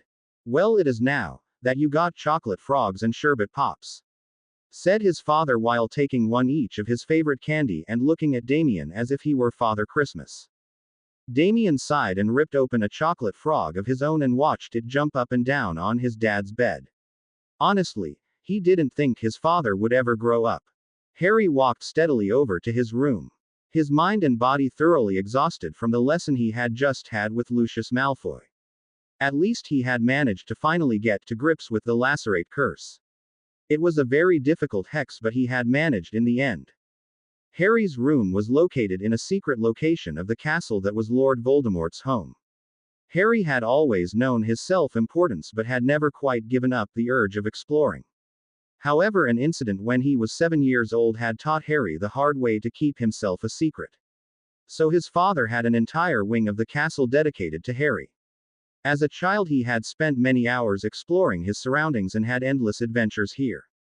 Harry opened his door and entered his chamber. It was a huge room and had everything Harry would ever need for training, relaxing, and generally anything else he wanted. He strode over to his huge wardrobe and flicked it open wandlessly. He took out a pair of casual dark blue robes to replace his dark green ones. He caught himself in the mirror and stood for a moment just looking at the reflection. He never gave his appearance a lot of heat, and it was not needed since he had a natural ease of looking good no matter what. He ran a hand in his usual messy locks and pushed his bangs out of his eyes. As he did this, the light caught his unusual scar and illuminated it against his forehead. Harry traced the scar slowly with his fingers. It was the only thing about his appearance that he liked. His messy black hair, sparkling green eyes, and the rest of his features were of someone that he despised with all his might. His father had not allowed him to change his appearance, no matter how much Harry had begged him. Harry tilted his head slightly and smiled as he took off his green robes. Although he was only 16 years old, he had already achieved the body of a warrior. His arms and chest were already muscled, and he had worked hard to get his body to be that way. Endless hours of practice and training had resulted in a very well-formed body and mind that Harry couldn't help but be a little proud of. He wasn't very tall or short. For his age, he was perfect. If Harry had been at school, like all the normal boys of his age, he would have been very popular with the girls. Harry had just dressed into his casual robes when there was a knock on his door. Harry flicked his door open wandlessly and saw Lucius Malfoy standing at his doorstep. Harry wasn't surprised to see him. There were only 2 Death Eaters that could enter his wing, without giving the password, and one of them was Lucius Malfoy. Yes? Harry asked, wondering what he had forgotten to say as he had spent the last 4 hours with him. I just wanted to congratulate you once again. It is unheard of to be able to learn the Lacerate curse in just 1 session. Lucius said, with a hint of a smile. Most of the things I do are unheard of. Harry replied with a smirk. Lucius couldn't help beam with pride over Harry. He had known Harry since he was brought to Lord Voldemort, and over the years had developed a growing compassion for the raven-haired teen. It was him that had fondly named Harry the Dark Prince. Lucius was very proud that Draco had become best friends with the Dark Lord's heir, since that would ensure Draco's success in the wizarding world once it was under Lord Voldemort's control. He knew that Draco had been saved from Lord Voldemort by Harry many times, as Draco's arrogance and tendency not to follow rules had caused much embarrassment. Luckily, the growing friendship the 2 boys shared had made life very easy for the Malfoy family, and, if it was possible, they were now even more arrogant and obnoxious. I would like to be there when you perform this curse, Lucius said carefully. Harry looked over at him before replying. He had gone over this many times with him. I told you, I like working alone, Harry said as he closed the door to his wardrobe. I know, and I respect your decision. It's just, I would like to see you in a duel. It would be a sight to remember, Lucius said. Harry raised an eyebrow at him. Well, You can't. Deal with it, Harry replied, cutting the conversation short. Lucius didn't say any more. He knew better than to argue with Harry. Before he could say any more, the door behind him opened again. Thinking that it was probably Bella, as she was the only other person who could come to Harry's room, Lucius turned around with a sneer on his face. I told you Harry would learn it in one session, Bella. His sneer slipped off his face when he saw that it was actually Lord Voldemort standing before him. Without another word, the aristocrat Malfoy fell to his knees and bowed to his lord. Harry looked on with a little distaste. He never found the whole, obey me and behave like I am God, thing very appealing. The mere thought that soon people will be doing that in front of him made him feel slightly nauseous. Leave us, Voldemort said in his high cold voice. At once, Lucius Malfoy rose to his feet and left the room. Harry waited until Malfoy had left before addressing his father. He was surprised to see him in his room. Usually he summoned Harry to see him. Is everything all right, father? Harry asked, a tinge of worry in his voice. Voldemort took a moment to observe the teen standing before him. The sound of Harry's voice alone was enough to calm him down. Everything is fine, he answered before walking further into the room. Harry looked at his father. He knew something was bothering him. It wasn't all that hard to figure it out. But Harry didn't say anything to contradict him. He knew his father would bring up the reason for his visit sooner or later. Sure enough, Voldemort reached into his robes and pulled out a small box. He held it in his hand for a moment before handing it to Harry. Wordlessly, Harry opened it and stared at the sight before him. Inside the small box was a silver pendant. It was in the shape of a serpent that had two heads on either side of its intertwined body. The eyes of the serpent were a shimmering green color that seemed to almost hypnotize you. Harry looked up at his father with a questioning look. This belonged to our great ancestor, Salazar Slytherin. I want you to have it, Voldemort explained, reading his heir's thoughts. Harry was now eyeing the pendant with an odd expression. Voldemort loved it when he managed to bring out a childhood expression from Harry. But this pendant has another special aspect to it. This pendant has a piece of my soul in it, so I only see it fitting that you have it with you at all times. Harry's expression changed from awe to sudden understanding. He looked down at the pendant before fixing his stare to his father's face. Why are you giving it to me? Harry asked in his most controlled voice. Voldemort kept his eyes fixed to Harry as he answered. I want you to always remember who you are, was the simple answer. Harry felt his heart leap in his chest. He knew what brought this to his father's mind. He reached into the box and took out the beautiful pendant. He slipped the chain over his head and let the pendant, his father's Horcrux, sit on his chest, next to his heart. Without taking his eyes away from his father, Harry spoke. I'll always be your son, Harry said. I don't have to be reminded of who I am. I know what you're thinking, but that's not the truth. Just because I never managed to kill him doesn't mean anything. I'm your son, and your son alone. I'm not a Potter. I never was. Harry finished, his voice reduced to a whisper. Voldemort felt the worry lift from his mind. He had put a lot of work into Harry.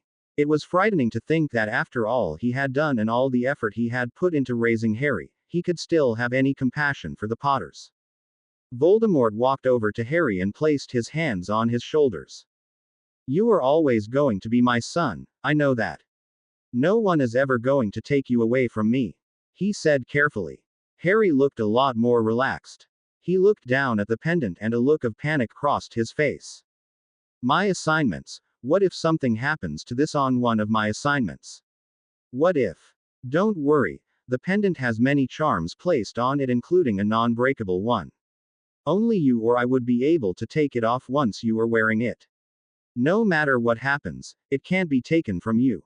Voldemort smiled again as he saw the worry lift away from Harry's emerald eyes, and they shone like bright jewels at the thought of having something like this with him. Thank you, Father, Harry said before tucking the pendant underneath his robes. Just don't tell Bella you gave me this. I don't think she'll ever recover, Harry said with a playful smirk. Voldemort laughed, something that only Harry managed to make him do, and both father and son headed for the door. It was time for dinner. Harry walked silently through the grounds. He was heading back after a few hours of training. He knew that all the Death Eaters were inside the manor, but he still kept a hold of his mask in his hand, just in case he needed to use it. Harry was beyond tired. He had trained for nearly 5 hours straight. He never usually spent that kind of time training, but lately it was all he wanted to do. He knew it was the pent-up frustration inside him that wanted out, and this was the only way out. Well, this and going on assignments. Harry continued walking through the woodland area that separated his training grounds from the main manor. Just as he walked deeper into the woodland, he heard a sound behind him. Harry didn't stop walking, but he instinctively strained to hear where the sound was coming from. His wand was safely tucked in the upholster on his arm. Harry continued walking, making it look like he didn't notice that someone was following him. He could hear the footsteps behind him clearly now. It all happened in an instant. With one hand Harry threw on his mask, and with the same hand he reached for his wand. He turned around on the spot and blindly grabbed the person that was sneaking up on him. Harry's hand was wrapped around the person's neck before he realized who it was. Harry slammed the person into the nearest tree before aiming his wand at their throat. He was more than surprised to see the blond boy in his grip, beeping at the pain of being slammed against a tree. Ow. Paranoid much, Harry? The boy said angrily. Harry smirked behind his mask and released him. Harry reached over and took off his mask before pocketing his wand. Draco, why were you sneaking up on me? Harry asked his childhood friend. Draco Malfoy was rubbing the back of his head and shot Harry an angrily look. I wasn't sneaking anywhere. I was just being quiet, that's all, he said. Harry smirked in response. Afraid father would catch you? Harry asked. It was no secret the Lord Voldemort hated Draco Malfoy. He blamed him for distracting Harry from his training and his lessons. Draco didn't say anything but cast a wary glance around him.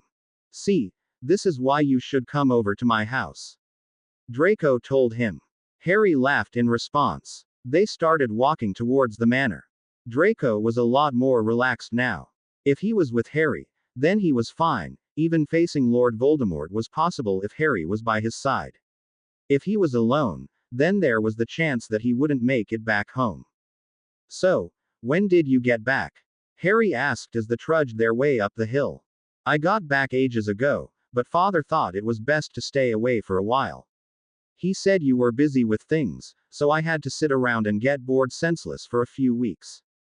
Draco replied. I had assignments. Harry answered simply. I wish I could go on an assignment with you, sighed Draco. Harry snorted and gave Draco a funny look. You, in battle? I would like to see that, Harry said while silently loving the look of incredulity that appeared on his friend's face. What? Why not? I am a good dueler, he replied in a dignified voice. You would probably keep on asking the opponent if your hair had fallen out of place, laughed Harry as Draco threw him a dirty look. It's no crime to look good, but of course you wouldn't know anything about that. When was the last time you tried brushing that mop you call hair?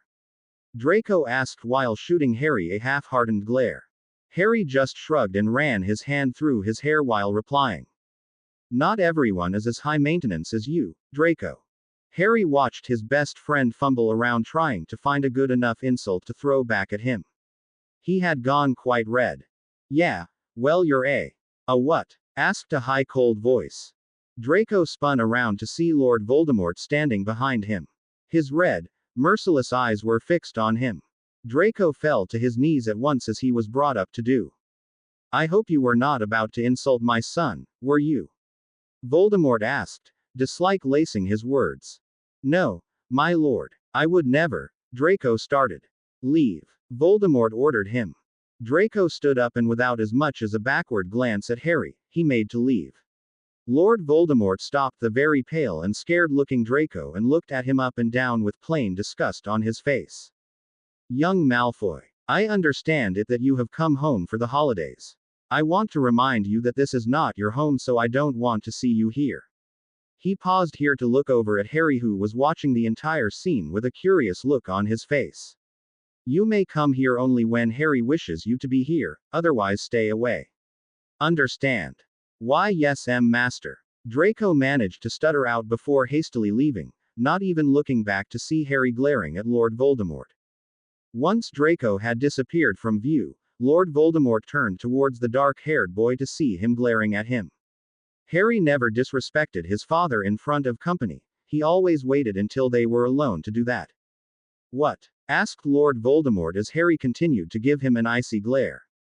I don't treat your friends that way, Harry said, eyes still locked with ruby-red ones.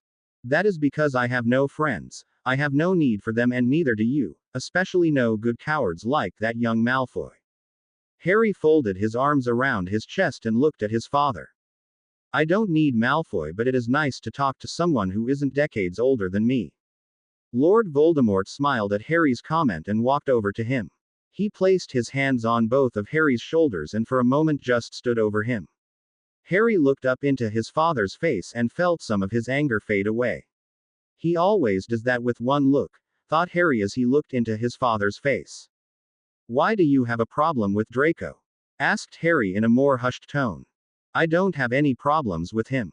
I just don't think he is worthy of being in close company with you. I don't like the disrespectful way he talks to you. Lord Voldemort had overheard many conversations to know the way Draco Malfoy had talked to Harry. How he teased and sometimes even ridiculed him. It took everything Voldemort had, and Harry's intervention, to ensure that Draco Malfoy still had all limbs intact. Well, that's between me and Draco. Harry sighed. He was getting tired of arguing with his father. Anyway, what are you doing out here? Is the meeting over? Harry asked. Yes, it's over. I was expecting you to be back in the manor by this time. I wanted to see where you were. Now I see why you were held back. Voldemort said, looking in the direction Draco had run off in. I only met him a few minutes before you came. I lost track of time in training. Harry answered. Voldemort looked at Harry closely. You've been training a lot more these days. He commented. Harry shrugged his shoulders. It doesn't hurt to be more prepared. Voldemort didn't comment but walked Harry back to Riddle Manor. It was late in the evening and most of the members of the Order wanted nothing more than to go home. Lily sat again with James on one side and Sirius on the other. James had been released a week ago now and had already resumed his post as Auror. She thanked God that James was okay. Thankfully there was no scarring, otherwise James would have had an ugly scar running from below his left ear all the way to the back of his neck, where the blade had cut him. She was brought out of her thoughts as Dumbledore stood up to start the meeting. Albus Dumbledore took his position in front of the tired-looking group of people. Thank you all for coming. He started. He looked at the faces sitting before him before looking at James, Sirius and Kingsley. It's true. He stated simply. Voldemort has an heir. The atmosphere in the room changed almost instantly. Surprised gasps were echoed as were distressed sighs. James looked at Lily and tried to give her a small smile, to comfort her. It didn't work. How is this possible? How can no one know of his existence until now? McGonagall asked. I don't know, Minerva, but Severus has confirmed to me that the boy who killed Larry Hunt was in fact Voldemort's son. His true name is not known and so he is referred to as the Dark Prince. Dumbledore replied. I can't believe Voldemort managed to keep him a secret. This is just unbelievable. Tonks commented, shock written on her face. I believe that Voldemort kept him a secret from his own men. He was revealed to the Death Eaters only 2 years ago. Even now, no one has seen his face or knows his real name. Only the Death Eaters that are trusted and close to Voldemort have met with his son. Dumbledore said. How come Snape didn't tell us about him? James asked at once. Because, Potter, I wasn't part of the meeting when he was revealed. Snape answered back icily. You must have learnt about him afterwards. Sirius added in. There are many rumors floating around in that place. I didn't want to say anything until I saw anything with my own eyes. Snape curtly responded. So he's the one who has been killing all those Death Eaters. You were right. The Dark Prince has been killing on Voldemort's orders. Arthur Weasley asked. Dumbledore looked at Snape before answering. It seems that the Death Eaters found murdered in their homes had misgivings with Voldemort. It seems that Voldemort sends his son out to carry out what he likes to call assignments, and gets rid of those he feels are threatening him or are in his way. Lily felt a shiver run up her spine. What a way for a child to be brought up. Do you know what age he is? Has he come of age yet? Molly asked. We can't be certain, but I think he is still under the age of 17. This is based on the information we have been able to gather. Here he gave Snape another appreciative nod before continuing. He works alone. That is why he was never seen during a raid. He doesn't work alongside the Death Eaters. There has only been one instance where he was with a team of Death Eaters. Dumbledore faltered here, and it took him a moment to gather his words. It has been revealed that the Dark Prince was with the Death Eaters when they attacked the Longbottoms. Lily gasped out loud, as did most of the room. She looked over at the two empty seats directly in front of her. Everyone in the room was looking in that direction as well. The Dark Prince was the one who tortured and killed the Longbottoms. He set them and their house on fire using a magical fire that killed them slowly, allowing them to be burnt alive. Dumbledore stopped as he couldn't go on. The tension in the room had become unbearable. Suddenly every Auror had forgotten about Voldemort and his Death Eaters. They wanted the Dark Prince to make him pay for the atrocious attack he had made on the Longbottoms. Frank had been a fellow Auror, and his wife Alice had also been a member of the Order. Their deaths had affected them all, and now that they knew who was directly responsible, they would do anything to bring their killer to justice. Lily fought the sob that was threatening to overtake her as she grabbed onto James's hand. Frank had been a good friend of James. When Harry had gone missing 15 years ago, Frank and Alice had been there for her and James. They were good people and did not deserve to suffer such an ill fate. The fire had taken 48 hours to put out, and in the end there was nothing left of the bodies but ashes. I know that this news is upsetting, but we have to focus on what we have before us. This is a chance. If we can apprehend the Dark Prince, then we can eliminate a good part of Voldemort's confidence. With the Dark Prince under arrest, we can easily get to Voldemort. Dumbledore explained. At this point, Kingsley stood up. I am sorry to say this, but we have not even been able to hurt him, let alone capture him. The boy is unpredictable. He uses spells that we have never even heard of. I don't think we can plan his capture. The atmosphere in the room was already solemn, and at Kingsley's words it plunged another couple of notches down. Our only option is to study the boy. We can learn a lot from the way he battles. Moody said, giving his solution to the problem. James stood up so that every eye was now on him. See, I think that's a problem. We don't have time on our side. Everyone stared at James as he made this revelation. What do you mean? We have no time, Potter, snapped Snape. Sirius growled a little at him, but Lily quietened him by placing a hand on his arm. What I mean is simple. We have no time to study him. This boy is simply wiping the floor with us, and he is not even 17 yet. He only has the usual 1/3 of his powers. If we don't capture him now, then, well, can you imagine what he will be like when he comes of age and gets his full powers? James's words took their effect as everyone had a look of pure terror and dread on their face. We need to know more information about him. We have to know what his weakness is, since everyone has at least one. Dumbledore said, as he eyed the Order's spy, Severus Snape. Snape looked at the headmaster and felt that this was the time to report on his findings. He stood up so that everyone had turned their attention to him. Well, I think that everyone must realize his most obvious one, the Dark Lord. He paused to listen to the collective intake of breath. He continued, I have found that the Dark Lord and the Dark Prince share a very close relationship. I have never seen the Dark Lord react to anyone the way he reacts to his son. Even the Dark Prince seems to be really connected to his father. He would gladly sacrifice himself if the Dark Lord asked him to. At these words, Sirius spoke up. What are the chances that we can ask you know who to do just that? Lily looked at him sharply. Honestly, he had no sense at all. However, Snape continued after sending Sirius a glare. I have found out that he is quite close to another one person. Bellatrix Lestrange. He looked straight into Sirius' eyes as he said the name of his cousin.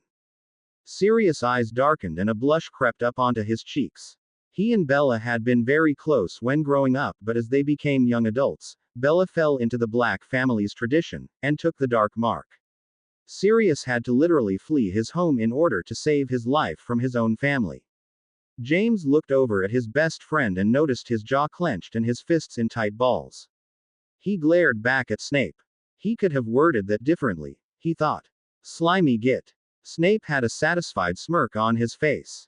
It turns out that Bellatrix has brought up the boy and cares a great deal about him. Although the boy shows resistance to her, he secretly cares about her too.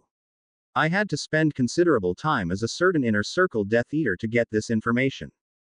Snape paled slightly as the memory of being Lucius Malfoy came back to him. He had used up the whole supply of Polyjuice potion for that. So you're saying that in order to get to the boy we have to either get to you-know-who or Bellatrix Lestrange? Asked Kingsley Shacklebolt a little sarcastically. Snape only responded by sending an icy glare his way and sat down. Albus Dumbledore looked sadly at the room full of defeated faces. Sirius rounded on Snape again. How come you never saw the boy's face? I mean, he can't walk around all day and night wearing that awful mask. I didn't go anywhere near the boy. He would have surely been able to realize what was going on as he is very close to Malfoy. Snape answered in a much clipped tone. Thank you, Severus. I know how hard this must have been for you to find out this information. Now we must come up with a foolproof plan. Slowly the room began to formulate plans on what they could do and how they would manage to trick Lord Voldemort's prodigy into capture. Sirius slowly lifted himself from his chair and stood up. He looked directly at Albus Dumbledore. I have an idea, he said slowly. Everyone had turned to stare at him.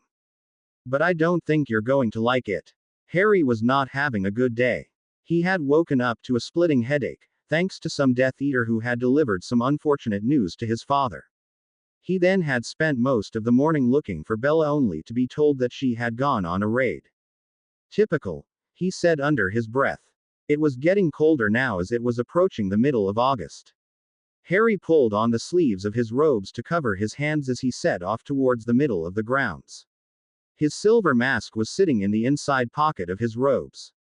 Most of the Death Eaters had gone to this raid, which was probably ordered by his father, after hearing whatever the disturbing news was that had awoken Harry. Harry walked steadily on towards his training grounds. He was feeling quite aggressive after the lousy morning that he'd had and wanted to vent some of this anger away by training. However, he had not even reached the training grounds when a sound alerted him. It was a slithering sound. The leaves on the ground were slightly crunching as if someone or rather something was sliding over them. Harry knew instinctively what this was. He turned around slowly to see a huge snake slithering towards him. Nagini, he hissed in Parseltongue. Young master. She hissed back at him. Harry walked over to the huge snake and gently stroked her head. He was really fond of her. Nearly as much as Lord Voldemort himself. He had promised Harry that when he turned 17 he would get Harry a similar snake. Just one more year to go, thought Harry as he continued to stroke Nagini. He had just turned 16 a fortnight ago, but as usual it was not celebrated. The only birthday of Harry's that would be celebrated would be when he came of age, 17. Harry looked at the giant head of the reptile and asked again in Parseltongue. What are you doing here? You usually don't go anywhere until nightfall. I got bored so I was going to get myself a small snack. She hissed at him. Harry grimaced slightly. He knew that a small snack for Nagini was usually a very big thing by normal standards. Nagini was responsible for the disappearances of most farm animals such as horses, cows, and a few sheep that were nearby. She had even got herself a few humans many times, but Harry chose not to think about that right now. Before he could say anything more to Nagini, he felt a searing pain in his scar. His hand found its way to his forehead instinctively, and Harry was momentarily blinded by the white-hot pain that had erupted in his head. He blinked away the spots he was seeing and turned in the direction of the manor. Wonder what's wrong now, he muttered to himself. He turned to Nagini and hissed his goodbyes and set off towards the castle. The pain had gone as fast as it had come. There was the dull throbbing that Harry had gotten used to, since Lord Voldemort was very rarely in a completely happy mood. He didn't stop once, until he approached the doors leading to his father's room. He knocked once and entered the room quietly. Lord Voldemort looked up at the person who had entered his private chambers. He saw Harry and motioned for him to come closer. Voldemort stepped away from the window and turned to look at him. Harry, there's been a situation. I have just received a distress signal. It seems the raid this morning hasn't gone very well. Harry nodded once without taking his emerald green eyes away from his father's ruby red ones. Who was the signal from father? He asked. Bella. Voldemort almost whispered the word. Harry felt like the air around him had vanished. He couldn't breathe. He looked at his father awaiting orders to go and help her, but they never came. Lord Voldemort only looked at Harry and turned away, obviously fighting the anger building inside him, for Harry's sake. Father, what are your orders? Harry pushed. Nothing. I don't want you to do anything. Harry could only stare at his father's turned back. But father, surely we have to do something. Harry, as much as I want my inner circle back, especially Bella, I am not going to risk you in a rescue mission. Voldemort said, still with his back towards Harry. Harry felt his own anger building. Father, we can't lose the inner circle either, it will take too long to build up again, and Bella, we can't lose her either. Harry said the last part quietly. The mere thought of losing Bella was too much for him to even fathom. Voldemort turned around to face Harry at this. He also looked as if he was torn between trying to save his follower Bella or keeping his son out of harm's way. He personally didn't care about Bella or any other Death Eater in particular, but Harry was right. If he lost his inner circle now, it would cause all sorts of problems, not to mention the delay in winning the war. He sighed deeply and locked his eyes with Harry's, sending him the visual location of the raid. Harry took in the detail and turned around sharply, and almost ran to the door. Harry! Lord Voldemort called out after him. Harry stopped at the door and spun around. Just take her and come back immediately, understand? Yes, father, was Harry's reply, and then he quickly made his way to the apparition point just outside the main door. Harry apparated in front of a crumbling building. He quickly scanned the surrounding area. There was evidence of battle everywhere. He could make out the blood just at the entrance.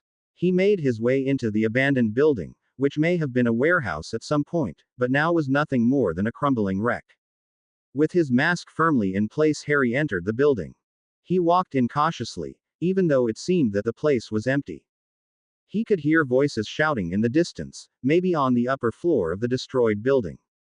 He kept to the shadows and quietly made his way to the stairs. Once he reached the top, he saw that the battle indeed was still going on. There were bodies lying, scattered everywhere. Most of them were masked Death Eaters. Harry cursed under his breath. He quickly crossed the room and hid near the collapsed wall. His emerald eyes were searching the floor for the form of Bella. He noticed that he could hear curses being uttered and the flashes as the spells were being fired, but he couldn't actually see anyone around. They must be behind the ruins, Harry thought as he surveyed the mountains of rumble and rocks lying everywhere. Harry threw caution to the wind and moved away from his hiding area. He saw Bella instantly. She was lying in the corner of the building.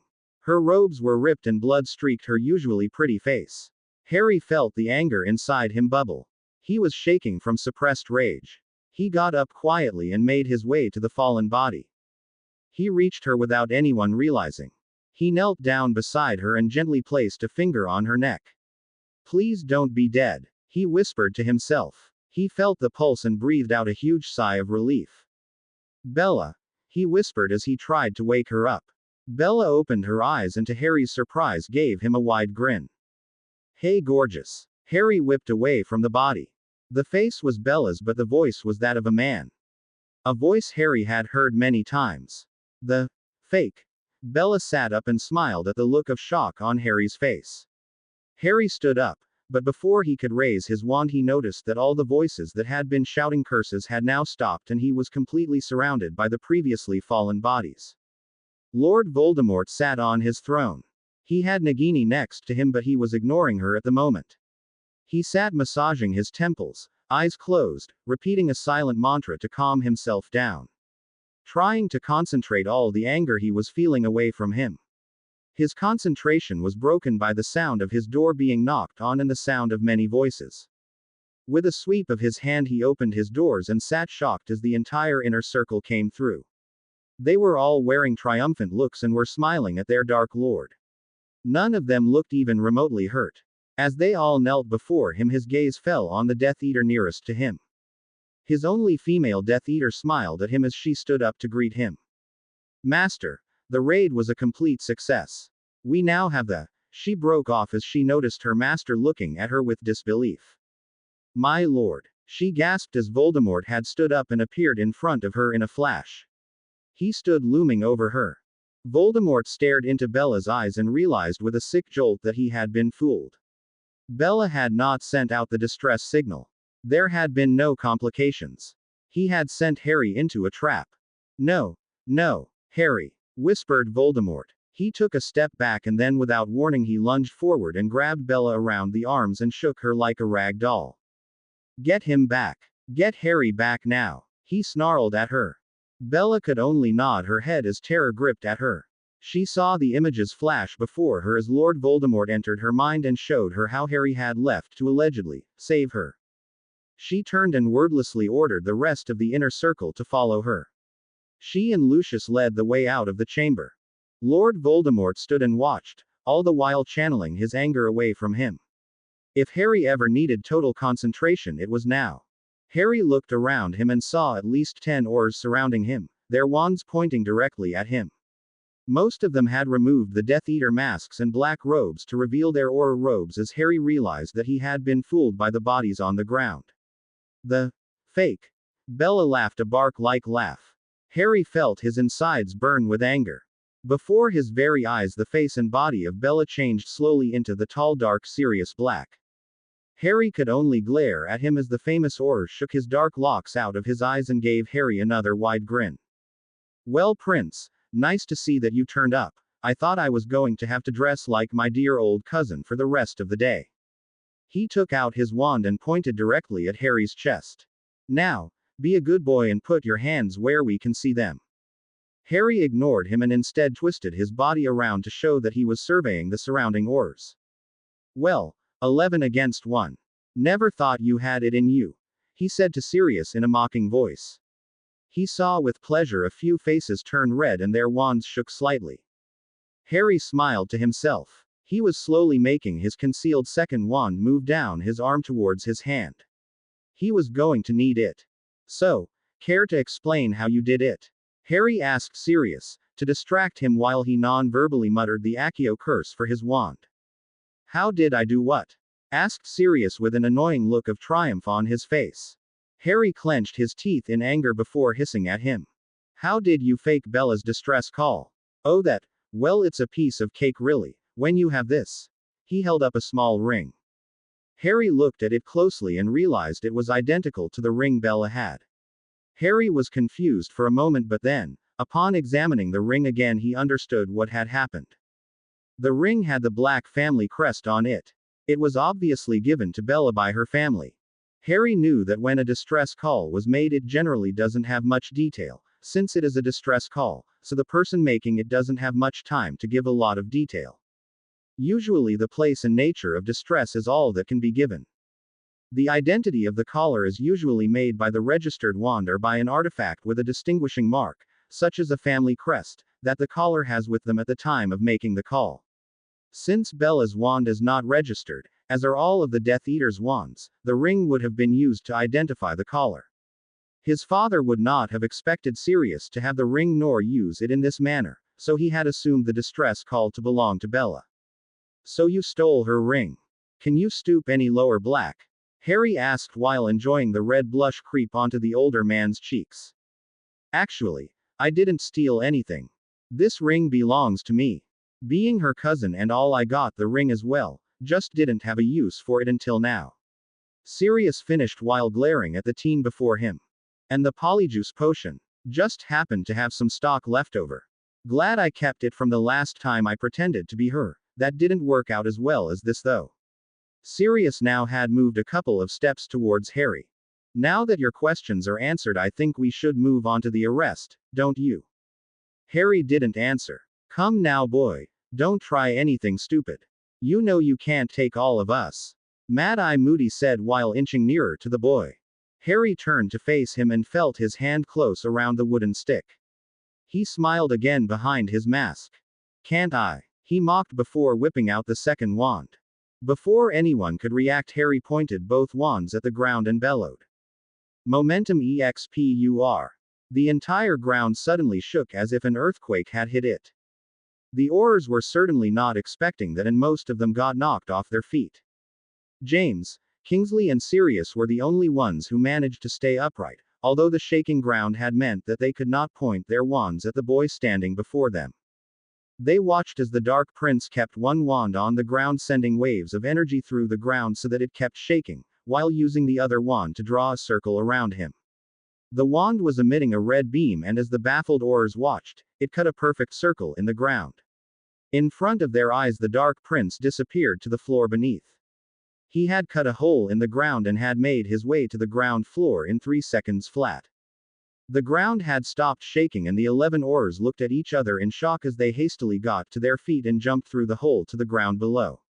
How on earth did he mutter 2 curses at the one time? That's impossible, thought James as he fell to the ground floor.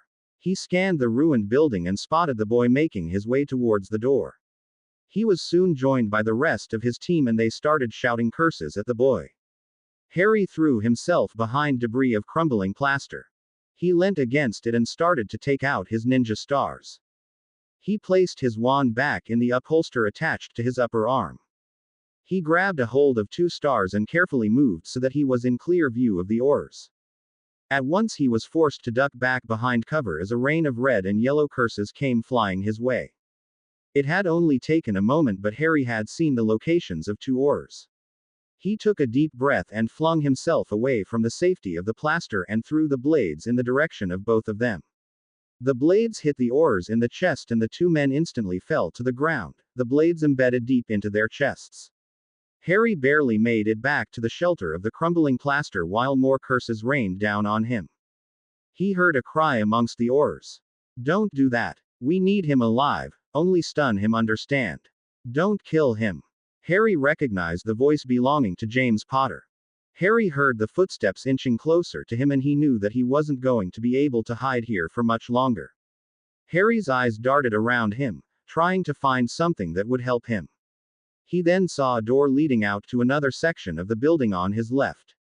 The door was hanging off the hinges, and there seemed to be a lot of glass lying around it. Harry smirked to himself again. Harry braced himself. He could tell the oars were coming closer. "Come now, enough of these childish games. Come quietly and we promise no harm will come to you." Kingsley Shacklebolt tried reasoning with the teen.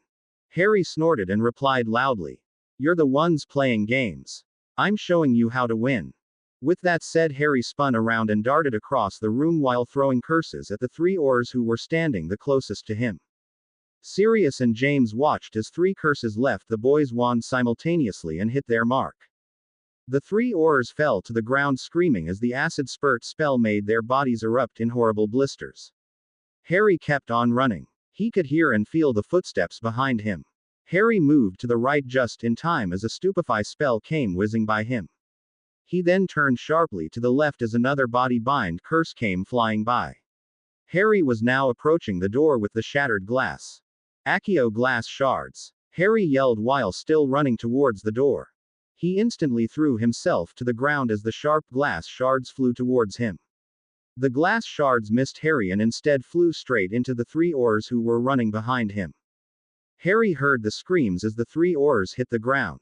He rolled towards the door and just had time to throw himself into the other room before another curse came zooming towards him. It had missed Harry by a mere inch. Harry had barely time to register what this room was. He saw a set of stairs and dashed towards them.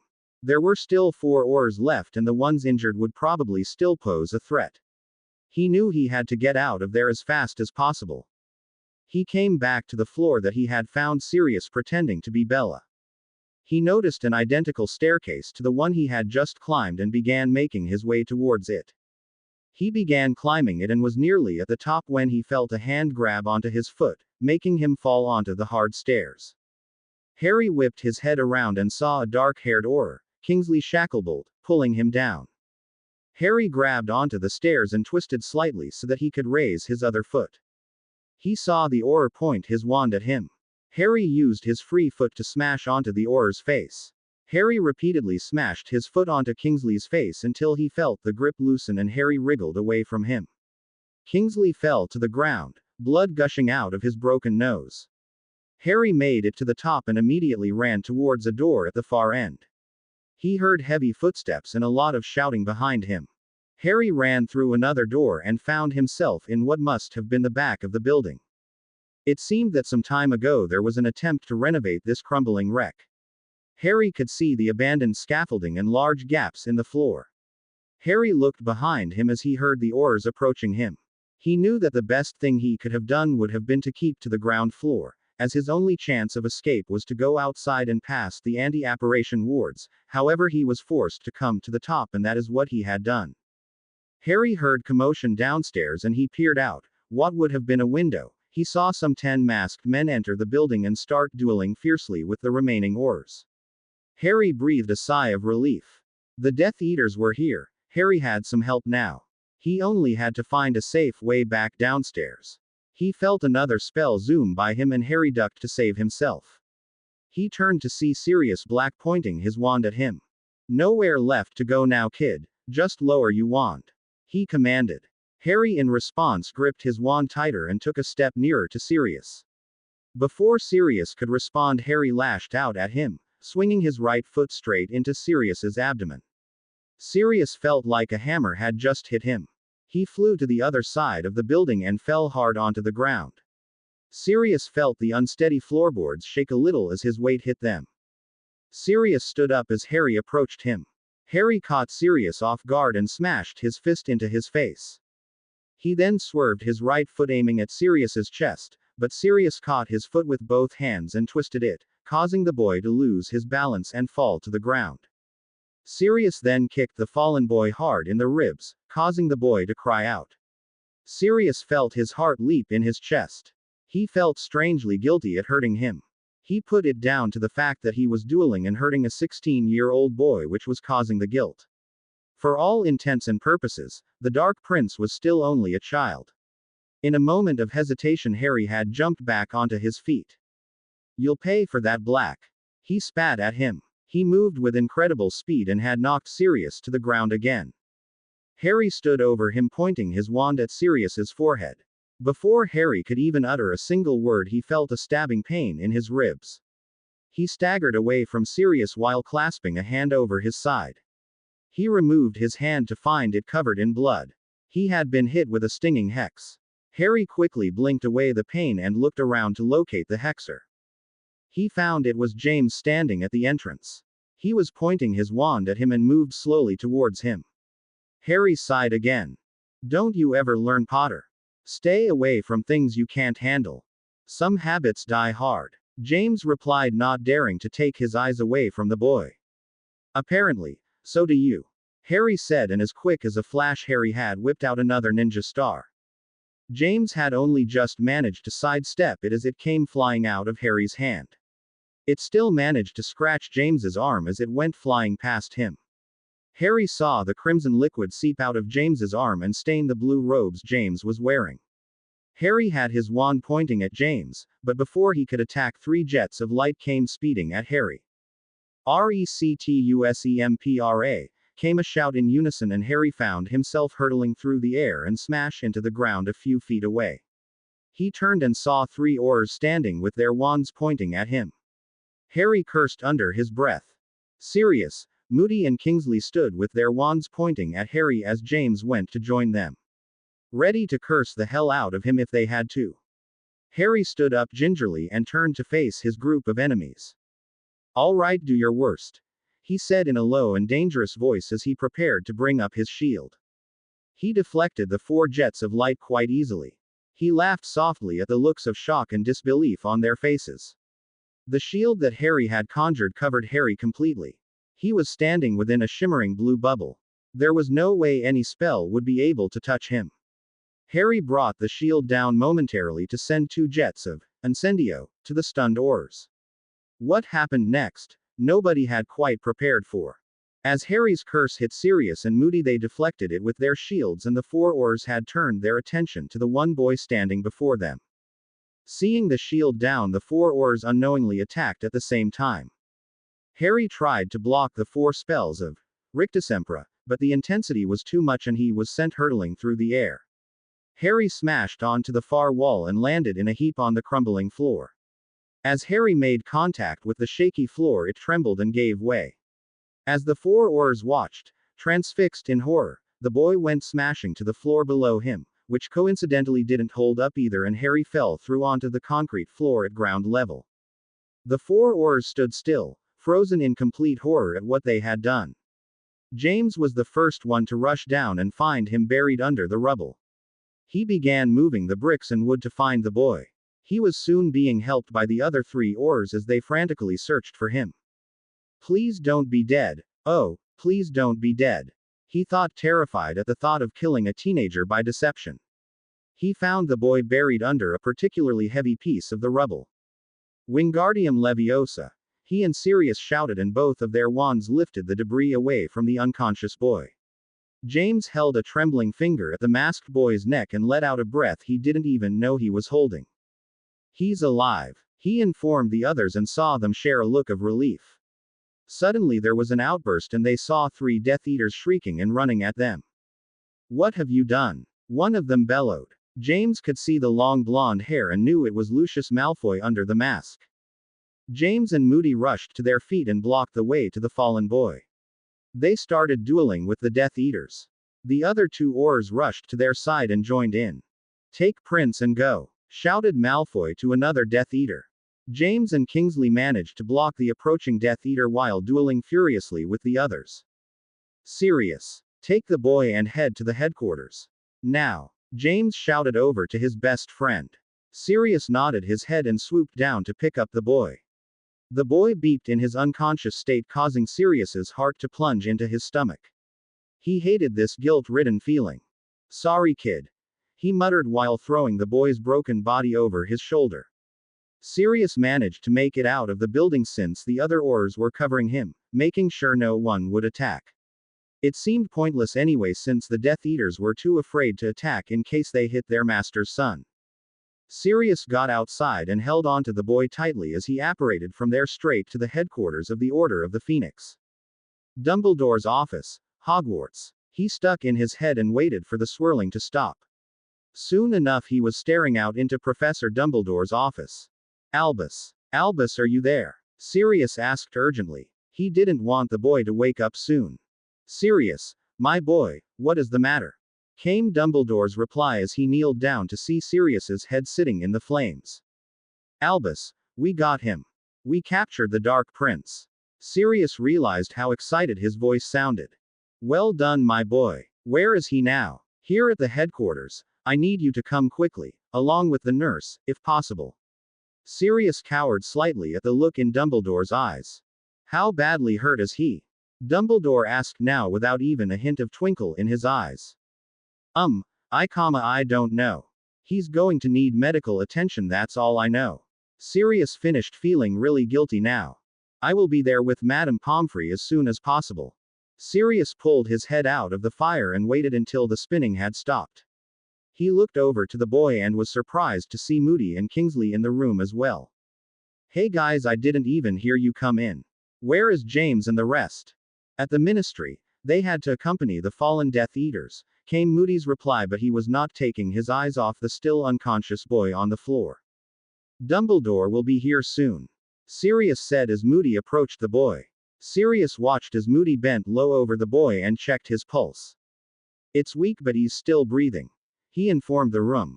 He then moved behind the boy and suddenly wrenched the boy's arms around his back and began magically binding them. A pain-filled cry was heard from the boy in his still semi-conscious state. Sirius was suddenly on his feet. Wait, Alistair, what are you doing? He asked as he rounded on Moody, who was still busy checking the tightness of the bonds, oblivious to the boy's cry and harsh breathing. Making sure that the brat can't run away or wandlessly blast us. Moody was now reaching into the boy's robes and began taking out the weapons hidden within them. Sirius watched in awe as the multiple ninja stars and weapons were piled away by Moody. Sirius noticed that the boy had now come around and was watching his weapons being taken from him. He instinctively tried to stop Moody, but then realized that he was quite unable to move. He tried wrenching his arms out of the bonds but instead let out another cry as his broken arm and wrists objected strongly to being tied up. Sirius watched with a heavy heart as the boy began to panic and his green eyes, still behind the silver mask, darted around trying to focus on where he was.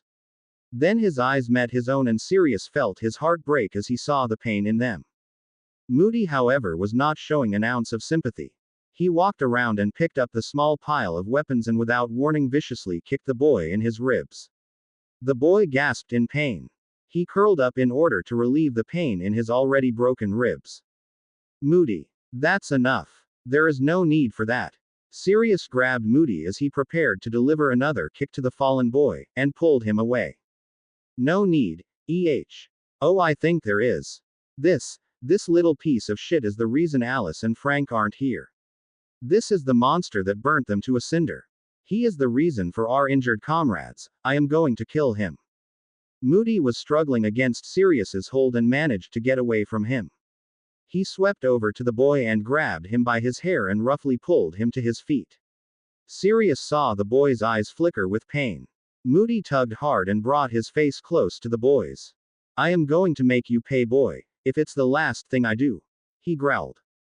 Sirius looked over to Kingsley to see if he was sharing Moody's pleasure of torturing the boy. Kingsley was standing with an expressionless look on his face. The dried blood from his broken nose was crusted on his face and robes. It was not bothering him in the slightest that Moody was hurting a child that was already in so much pain. Sirius prayed silently that Dumbledore would come quickly. He was the only one who could control Moody. Sirius took another step towards him. Moody, really? Do you think this is right? I mean, we've got him. He will pay for all of his crimes. You don't have to do this. He tried talking calmly to Moody since shouting at him didn't work. Moody rounded on Sirius, letting go of the boy's hair, causing the boy to fall to the floor in a crumpled heap. Right. Nothing about this is right. Was it right for the Longbottoms to be killed in their own home? Was it right for Neville Longbottom to be orphaned at such an early age? Was it right for James to nearly lose his life? Answer me. At the mention of James, Sirius felt rage and anger suddenly erupt inside him. He remembered how he had felt when he arrived at the fallen body of his best friend. He remembered fearing for James's life when he saw the deep gash in his neck and all that blood around him. James had lost so much blood. He could have died. Sirius suddenly, blinded by rage, walked over to the boy who was now being held up by Kingsley, as it was apparent that he could not stay on his feet on his own. Sirius ran his fingers into the boy's raven-colored hair and wrenched his head back, ignoring the pained gasp that escaped the boy's lips. I think it's time we saw your pretty face, don't you? He said in a low voice. The boy's eyes widened with horror and he tried to wriggle out of Sirius's grasp. And no. He managed to choke out. Sirius laughed and released him. The boy tried to get as far away from Sirius as he could, but Kingsley pushed him back. Sirius put a hand over the boy's silver mask and ripped it off in one go. The reaction that followed was one that Sirius would never forget. Sirius gasped and stepped away from the boy. Kingsley managed to keep a firm grip on him but felt himself go weak at the sight of the Dark Prince. Moody just stood there with his mouth open in shock. Sirius looked up into the face that reminded him of someone that was closer to him than his own brother. He looked into the emerald green eyes that he could now tell, without that horrid mask, were identical to Lily's. He looked at the boy who stood glaring at him, his hair, his face. He was an exact carbon copy of James with the exception of Lily's eyes. Sirius didn't need anything else to prove who this boy was, standing before him. It was James and Lily's son, his own godson. Harry. He choked out. Harry didn't respond. He continued glaring at Sirius, while trying not to give in to the pain that was racking his body. Harry. You are, Harry Potter. Sirius said while taking a step toward his godson. At hearing his full name being spoken, Harry reared his head up and managed to say in a low voice. My name is Harry Marvolo. Sirius looked as if the sky had fallen on him. He quickly stepped up to the boy and grabbed him by the shoulders. Harry winced painfully but didn't let another gasp leave his lips. No. You are Harry Potter. You are James and Lily's son. Harry Potter. Sirius informed him, naively thinking that the truth must have been kept from him. Harry shrugged Sirius away from himself, ignoring the shooting pain in his arm and glared back at him. No. I am Harry Marvolo, son of Lord Voldemort. Harry, please. Sirius was cut off as a burst of green flames announced the arrival of someone. Oh Merlin, please don't let it be James, please not just yet. Wished Sirius. He spun around to see a very baffled and shocked-looking Dumbledore and Madame Pomfrey standing at the fireplace. Sirius spun around to look at Harry and was shocked to see the anger and hate in his eyes as he glared at Dumbledore. Harry was still breathing heavily and Sirius was sure that if Kingsley let go Harry would not be able to stand. Nevertheless, it didn't stop Harry giving a murderous glare at Albus Dumbledore. Dumbledore, on the other hand, was looking at Harry with an incredulous look in his blue eyes. Sirius could see that Dumbledore had been shocked to his core and was finding it difficult to speak. Sirius didn't know what to do. He looked on helplessly as Harry continued to glare at Dumbledore. Moody spoke up. Albus, I don't think that this is possible. It must be a trap. He was looking at Harry with a cautious look as if expecting him to jump out of his skin as someone else. Sirius, however, stepped closer to Dumbledore and Moody. He is Harry Potter. My instincts can't be wrong about this. Sirius argued. Release him, said Dumbledore quietly, tearing his eyes away from Harry to look at Moody. What? Moody was confused. It even took Sirius a moment to realize that Dumbledore was referring to the bonds that were placed on Harry. Oh, right. Moody grumbled and flicked his wand and mumbled the counter curse, releasing Harry. Harry instantly brought his injured arm to his chest protectively and groaned at the pain that was shooting through him. At hearing the groan of pain, Kingsley let go of him and Harry fell to the ground, unable to stand by himself. At once Sirius and Dumbledore rushed to Harry and tried to help him up. Harry, however, looked at them furiously and backed away from them as much as his injured body allowed him. Dumbledore looked at the child he had believed was the chosen one. He still couldn't believe it. Harry Potter was alive. It was nothing short of a miracle. Harry was taking short, rapid breaths, as if he was having trouble breathing. He brought his good hand to his side gingerly as his broken ribs were actually sticking out of his skin. He felt very faint. His head was pounding and he felt very sick. He tried to fight the blackness that was slowly engulfing him. Sirius and Dumbledore were still trying to approach Harry and convince him that they were trying to help. Harry, it's okay. We want to help you. Dumbledore tried. I'm so sorry, Harry. I didn't know. Please, Harry, let me help you. Sirius tried once more to help Harry up and stopped short when he violently backed away from him. At once Harry gasped and bit his lip to stop himself screaming in pain as his movements jolted his broken and bruised body. Sirius and Dumbledore backed away from Harry, not wanting to inflict any more pain. Sirius turned to Kingsley, who was looking very pale and was compassionately staring at the injured boy sprawled on the floor. Kingsley, go to the office, stop James from coming here.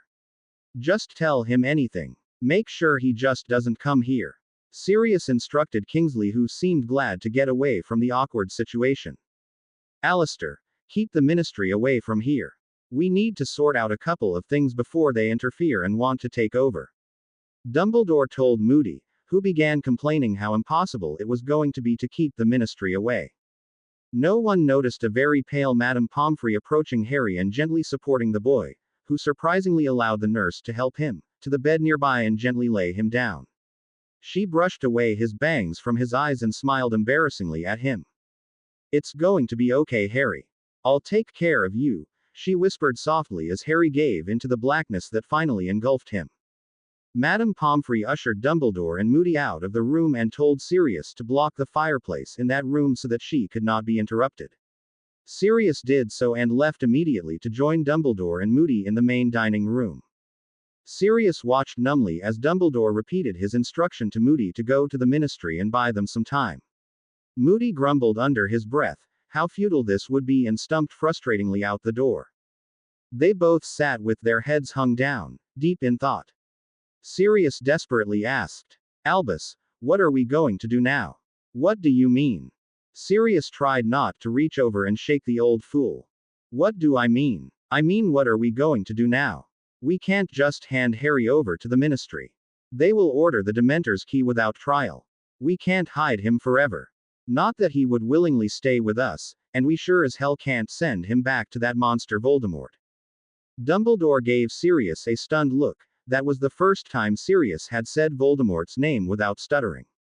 He gave the smallest of sighs and tried to smile at his ex-student. Sirius, my boy, please calm down. We just need to speak to Harry. The poor boy has been misled by Voldemort. Once he learns the truth about who he is, I am sure that he will help us in sorting out this whole mess. If Dumbledore thought that this would have calmed Sirius down, then he was greatly mistaken. Sirius erupted and leapt up so fast his chair went flying behind him. Help us. Harry willing to help us. Merlin, Albus, did you not see the way he was reacting to us? Especially towards you. He was not misled by Voldemort, he knows who he is, he knew that James was his real father, but he still attacked him. He attacked James and left him to die. Albus, Harry is not going to help us or himself for that matter. He hates us and will try to escape back to Voldemort regardless of what truths we tell him. Sirius was breathing very hard and his hands were shaking with fury. Why couldn't Dumbledore understand that they were screwed? This meant that James and Lily were going to lose their son all over again. Sirius couldn't keep the tears of frustration and heartbreak at bay any longer. He sunk to the floor and covered his face in his hands. Dumbledore came over to him and placed a hand on his shoulder and tried to comfort him. My dear boy, I understand your dilemma. James and Lily are going to find this very difficult to deal with, but I promise you that I will not allow them to lose Harry again. Sirius looked up at Dumbledore with tear-stained eyes. How? He croaked out. Dumbledore gave him another small smile.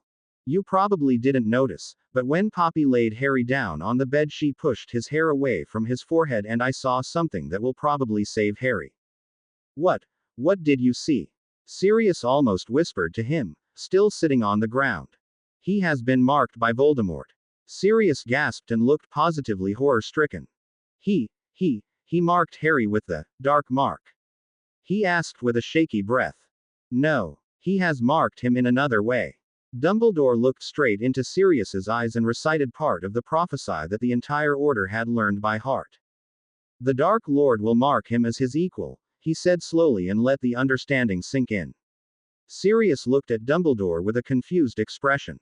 You see, Sirius, Harry is the chosen one, not Neville Longbottom. After all, that is why he was taken 15 years ago. Voldemort did not kill him like we all thought. He was smarter than that. He instead decided to use the chosen one. He has brought Harry up like a son and in return got Harry to love him like a father.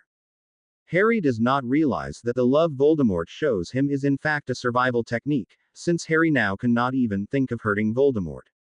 He has corrupted the innocence that Harry had, turned him into a ruthless killer so that we would not give him a chance of redemption.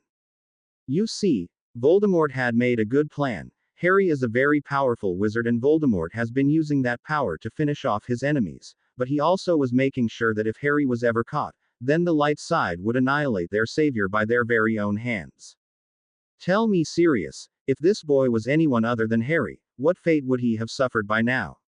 You would not have given him a second thought as you tossed him in front of the Dementors. It just so happens that he is the son of your best friend, your own godson, that has kept Harry alive until now. Dumbledore paused to let his explanation sink in. Sirius was looking a little sick but had managed to keep up with Dumbledore. Sirius, I believe it was fate that brought Harry directly into your hands. He could have been captured by any other Auror and it would have been too late for anyone to save him. If Harry has fallen into our hands, it must be because we can help him. I know that this is not going to be easy. Harry is going to be very difficult to get through to, but I truly believe that it can be done. What about the ministry? Fudge doesn't believe the prophecy, he never has. Sirius said in a defeated voice. Leave Fudge to me. I am sure that the minister and I will come to some sort of agreement. Sirius looked a little doubtful. He knew that the minister would probably use the capture of the Dark Prince to boost his popularity as the recent attacks were dragging him down lately. Before he could open his mouth to argue this point, the door to the dining room opened and a very pale and exhausted-looking Madame Pomfrey came in. Sirius and Dumbledore quickly rose to their feet and helped Madame Pomfrey into a chair. She gave them a thankful look and collapsed onto the chair. How is he, Poppy? Asked Dumbledore gently. Well, he will survive. He had some very nasty injuries. His right arm and wrist were broken, and so was his left ankle. His back was very badly bruised. He's lucky he didn't break his spine. He also had 2 broken ribs and a cracked one. That was why he had difficulty breathing properly. I have mended all his broken bones and administered some pain relief potion. I have left some more potions in the room that he has to take. They are to help bring the bruising down and for the pain. Sirius looked positively horrified now. What would have happened if Harry had not survived that awful fall? Sirius tried not to shudder at the thought of removing that silver mask from a dead body in the rumble. Honestly though, what were you thinking, attacking him like that? He fell from 2 floors down. You were so lucky he didn't die, she said, rounding on Sirius. She was looking livid and reminded Sirius of Professor McGonagall. It wasn't on purpose. Wait, how did you know that? Poppy looked at him for a moment, apprehension evident on her face, before answering. He told me. Sirius was speechless for a moment. What? He told you? Why would he do that? Why did he speak to you and no one else? Poppy looked a little uncomfortable and then decided to just tell the truth. Because I know him.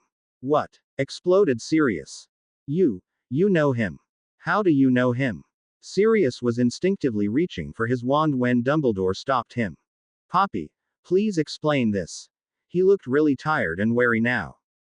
Well, Professor Dumbledore, do you remember approximately 6 months ago there was an attack on my home? My husband Paul and I had been in the garden at the time and were helplessly left to watch our 2 children die in our burning house. The Death Eaters had put us in full body binds and had set our house on fire, screaming at me that I deserved this since I was a nurse who helped Muggle-born children at Hogwarts. When the Death Eaters left, there was no one around to help us.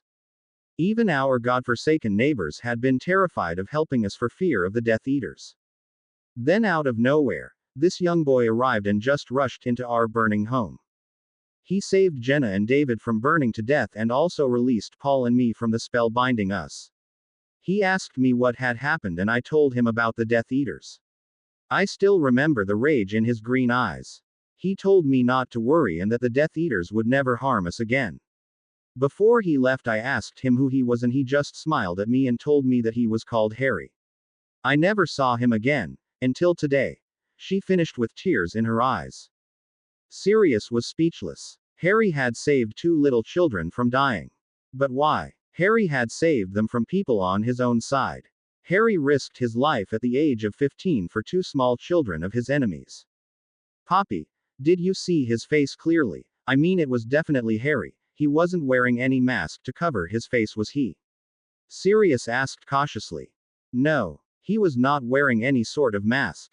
He was wearing wizard robes but no mask. His face was clear for all to see. But then why didn't you tell anyone that you had seen someone who looked exactly like James? Sirius nearly shouted at her. Poppy looked at Sirius and then replied calmly. Because Mr. Black, I have never to this day seen Mr. Potter, so that would have been quite a connection for me to make. Sirius looked at her blankly, and then it hit him. Of course, she had never met James. Poppy was a school nurse at Hogwarts and had yet to be initiated into the order. James had paid enough visits to Hogwarts but had yet to meet all the new staff there.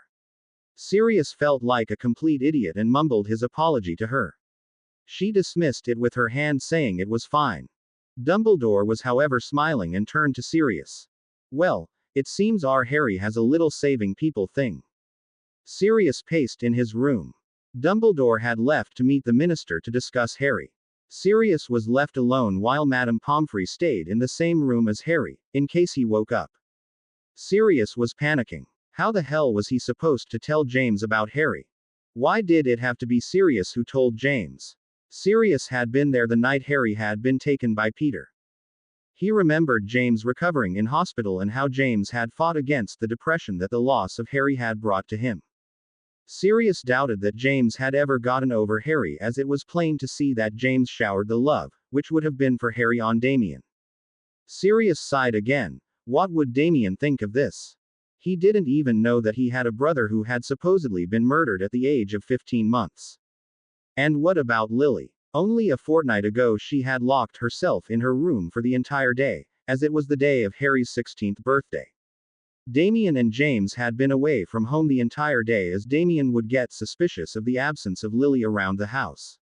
Lily spent that day looking at photographs of Harry and imagining what her life would have been like with her 16-year-old son. Sirius sighed and ran his hand roughly through his hair.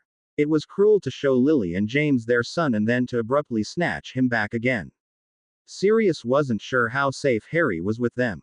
Fudge could come anytime and take him away. Or Voldemort could come to rescue Harry. Sirius gave a hollow laugh at the irony of the situation. A long-lost son being rescued from his own parents by the enemy. Sirius collapsed on his bed and tried to get his racing mind to relax. He couldn't afford to get upset just yet. He had to be cool and collected for James and Lily's sake. They were going to need his support now, more than ever. Suddenly a sound downstairs caused Sirius to bolt upright in bed. Someone had come to the headquarters. Was it James? Or was it someone uninvited? Sirius shook his dark head. Get a grip, Sirius, he scolded himself. After all, this was the headquarters of the Order. He gripped his wand nonetheless and made his way downstairs quietly. He was relieved to see Remus Lupin standing in the kitchen looking around for someone. Oh, Remus, thank Merlin you're here. Sirius quickly made his way over to his friend and could have hugged Remus for the relief he brought. Why? What's the matter? Remus was looking at the uncharacteristic look of worry and sadness on his childhood friend's face. Sirius wasted no time and launched into his story about the capture of the Dark Prince and whom it turned out to be. Remus turned paler and felt his legs shake. He sat down at the kitchen table and let his head drop into his hands. He looked back up as Sirius finished his story. And now Dumbledore has gone to see Fudge. Poppy is upstairs with him and I'm supposed to tell James. Sirius finished helplessly. Tell me what? Came a voice from behind them and the two friends whipped around to see a very angry-looking James standing in the doorway. Tell me what, Padfoot? James repeated, taking a step toward them. Sirius felt the blood drain from his face.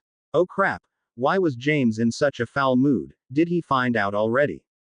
Sirius tried to push down the feeling of panic, as he looked at his best friend and tried to speak in a calm voice.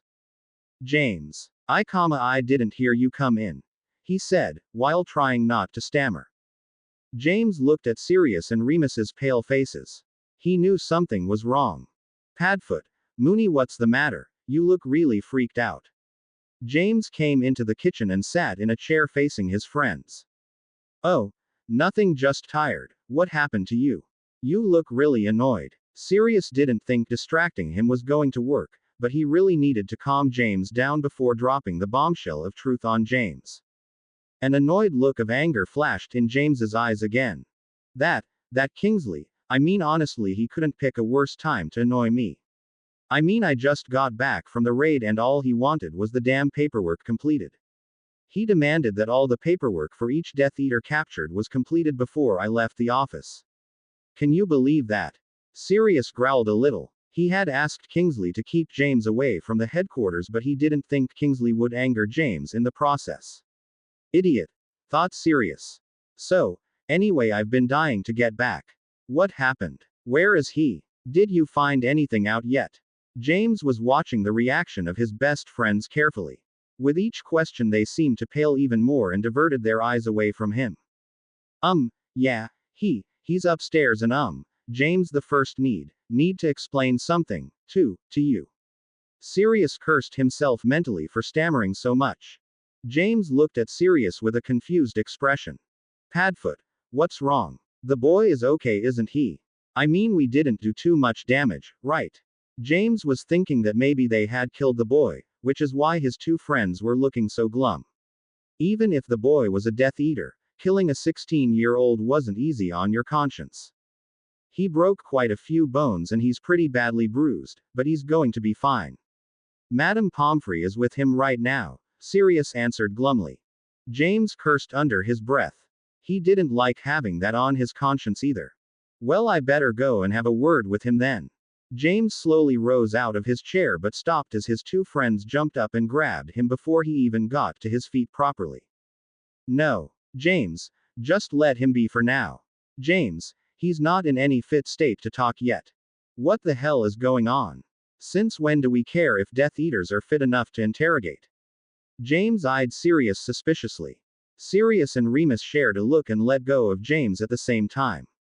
Okay, Prongs, there is something that we need to tell you. Sirius sat down, followed by Remus and James. Sirius. Remus. What's going on? You both are really starting to freak me out. Sirius took a deep breath and looked over at Remus, who nodded and placed a hand on Sirius's arm. James, I am going to tell you something that is going to come as a bit of a shock, but just try to remain calm and remember that everything will work out in the end. Sirius watched as James clenched his teeth. Never a good sign, thought Sirius. Sirius, I'm warning you, just tell me what the hell is going on. It's the boy, the Dark Prince. We know who he is. He's not from a dark wizard family, he belongs to a light family. Sirius hoped James would catch on and hopefully save himself from saying the words out loud. However, this was not to be. Who is he? James asked in a low voice, obviously intrigued. Sirius shared a look with Remus and then looked straight into James's hazel eyes. It's Harry. James watched as Sirius said the words but thought he must have misunderstood. Sirius couldn't have meant his Harry. That was not possible. It must be some other Harry. Which Harry? Harry who? He asked, trying to fight the panic that was rising within him. Sirius looked at James with sympathy in his eyes. James, it's our Harry. James just sat there and tried to digest what had just been said. Before James could open his mouth to question Sirius, there was a cry heard from upstairs. The three men jumped to their feet, wands drawn, and ran to the source of the noise. The cry was heard again, along with another voice trying to calm someone down. James was the first one to rush through the door, followed closely by Remus and Sirius. The sight they saw made them halt at the door. James saw a young messy-haired boy lying on a bed, both hands hiding his face, and was crying out in agonizing pain. Madame Pomfrey was trying to pull the boy's hands away to see what was causing him so much pain. She looked up at the three men as they burst through the door. She locked her eyes with James and she looked a little startled. She quickly got over her reaction and spoke directly to James. Could you give me a hand here? She had to raise her voice since the boy's screams were getting louder. James hesitated for a second but strode over quickly and looked down at the raven-haired teenager lying before him. The boy's hands covered his face as he gripped his forehead and continued to beep. Poppy looked at James and said, "See if you can get him to lower his hands, I need to see what the problem is." James took another look at the boy and carefully took the boy's wrists in his hands. He could see they were bandaged and he didn't want to exert too much pressure on them. As gently as James could, he prized the boy's hands away from his face. The boy was struggling and didn't want to let go of his forehead, but James managed to get his hands away. The boy seemed to be semi-conscious. James's breath caught in his chest. The face that was revealed was exactly as his own younger self. The boy's eyes were squeezed shut in obvious pain, so James couldn't see the emerald eyes that were exactly like his wife Lily's. James took in the boy's features and felt his legs go weak. His heart was thumping so hard he felt it was going to bruise his chest. Harry, he managed to whisper. His son, Harry, didn't hear him. He was in too much pain. His head felt like it was going to split open. He had tried to hold in the cries of pain, but it was no use. His father, Voldemort, had never been so angry before. He must have found out about my capture, Harry's mind tried to tell him. James watched in horror as his son continued to thrash around in pain and he still had his eyes tightly shut. He saw Harry biting his lip to hold in his cries and James felt his heart break. Harry, what is happening to you? James heard Madame Pomfrey say. James was just about to tell her off for asking such a stupid question, when to his shock Harry answered. My scar hurts, he said in a hushed voice. It seemed that all the screaming had made his throat hoarse. Harry still hadn't opened his eyes and did not notice James holding onto him. Madame Pomfrey pushed Harry's bangs out of the way and saw the scar, just above his left eye. James looked at the lightning bolt-shaped scar on Harry's forehead and felt rage build inside him. Madame Pomfrey placed her hand gently over the scar and heard Harry hiss in pain. James wanted to yell at her to stop, but he knew that she was a professional in medicine and probably knew what she was doing. "You're burning up," she told Harry as she fumbled around in her potions bag. She brought up 2 small vials. She gently lifted Harry's head and made him drink the 2 vials. Harry did so without resisting, not that he could, since his arms were being restrained.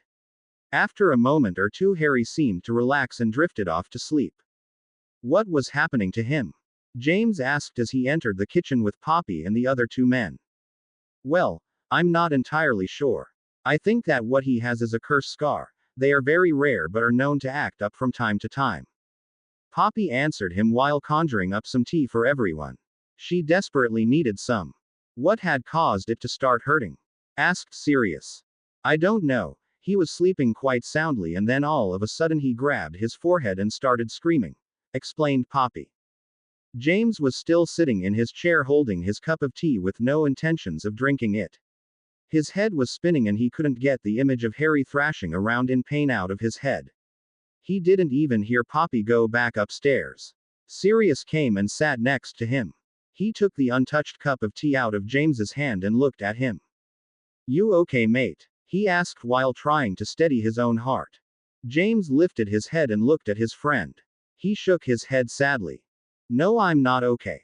He looked around and Remus was now sitting in the chair on his other side. James was glad he had been blessed with such good friends.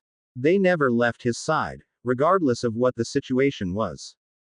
"What do I do now? What do I tell everyone? My own son is our enemy. The Dark Prince is actually my flesh and blood. And Lily, how do I tell her?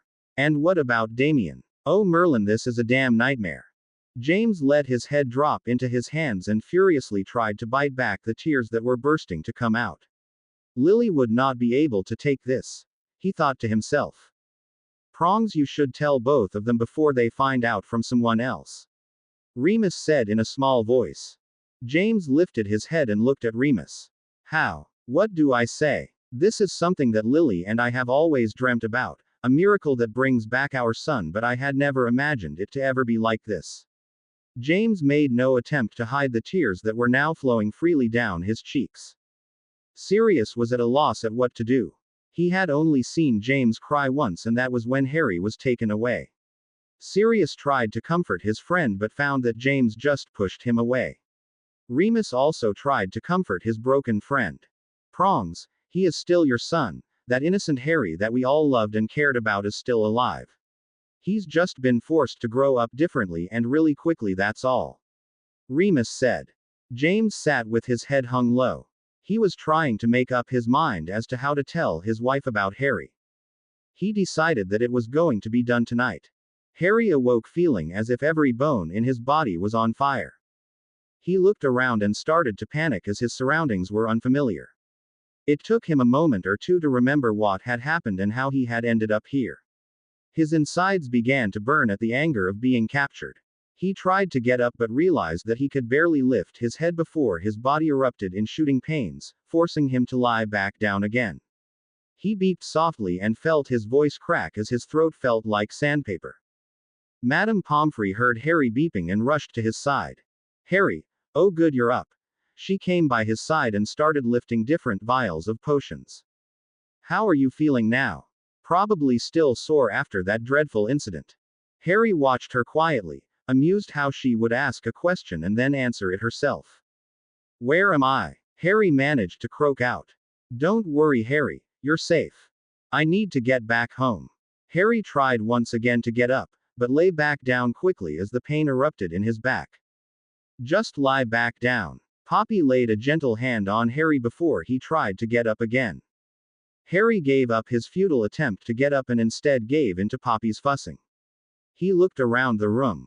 It was very bare with nothing more than the 4-poster bed that he was currently lying on, a 2-door wardrobe in the far corner, a small desk and chair and a small sofa next to the fireplace.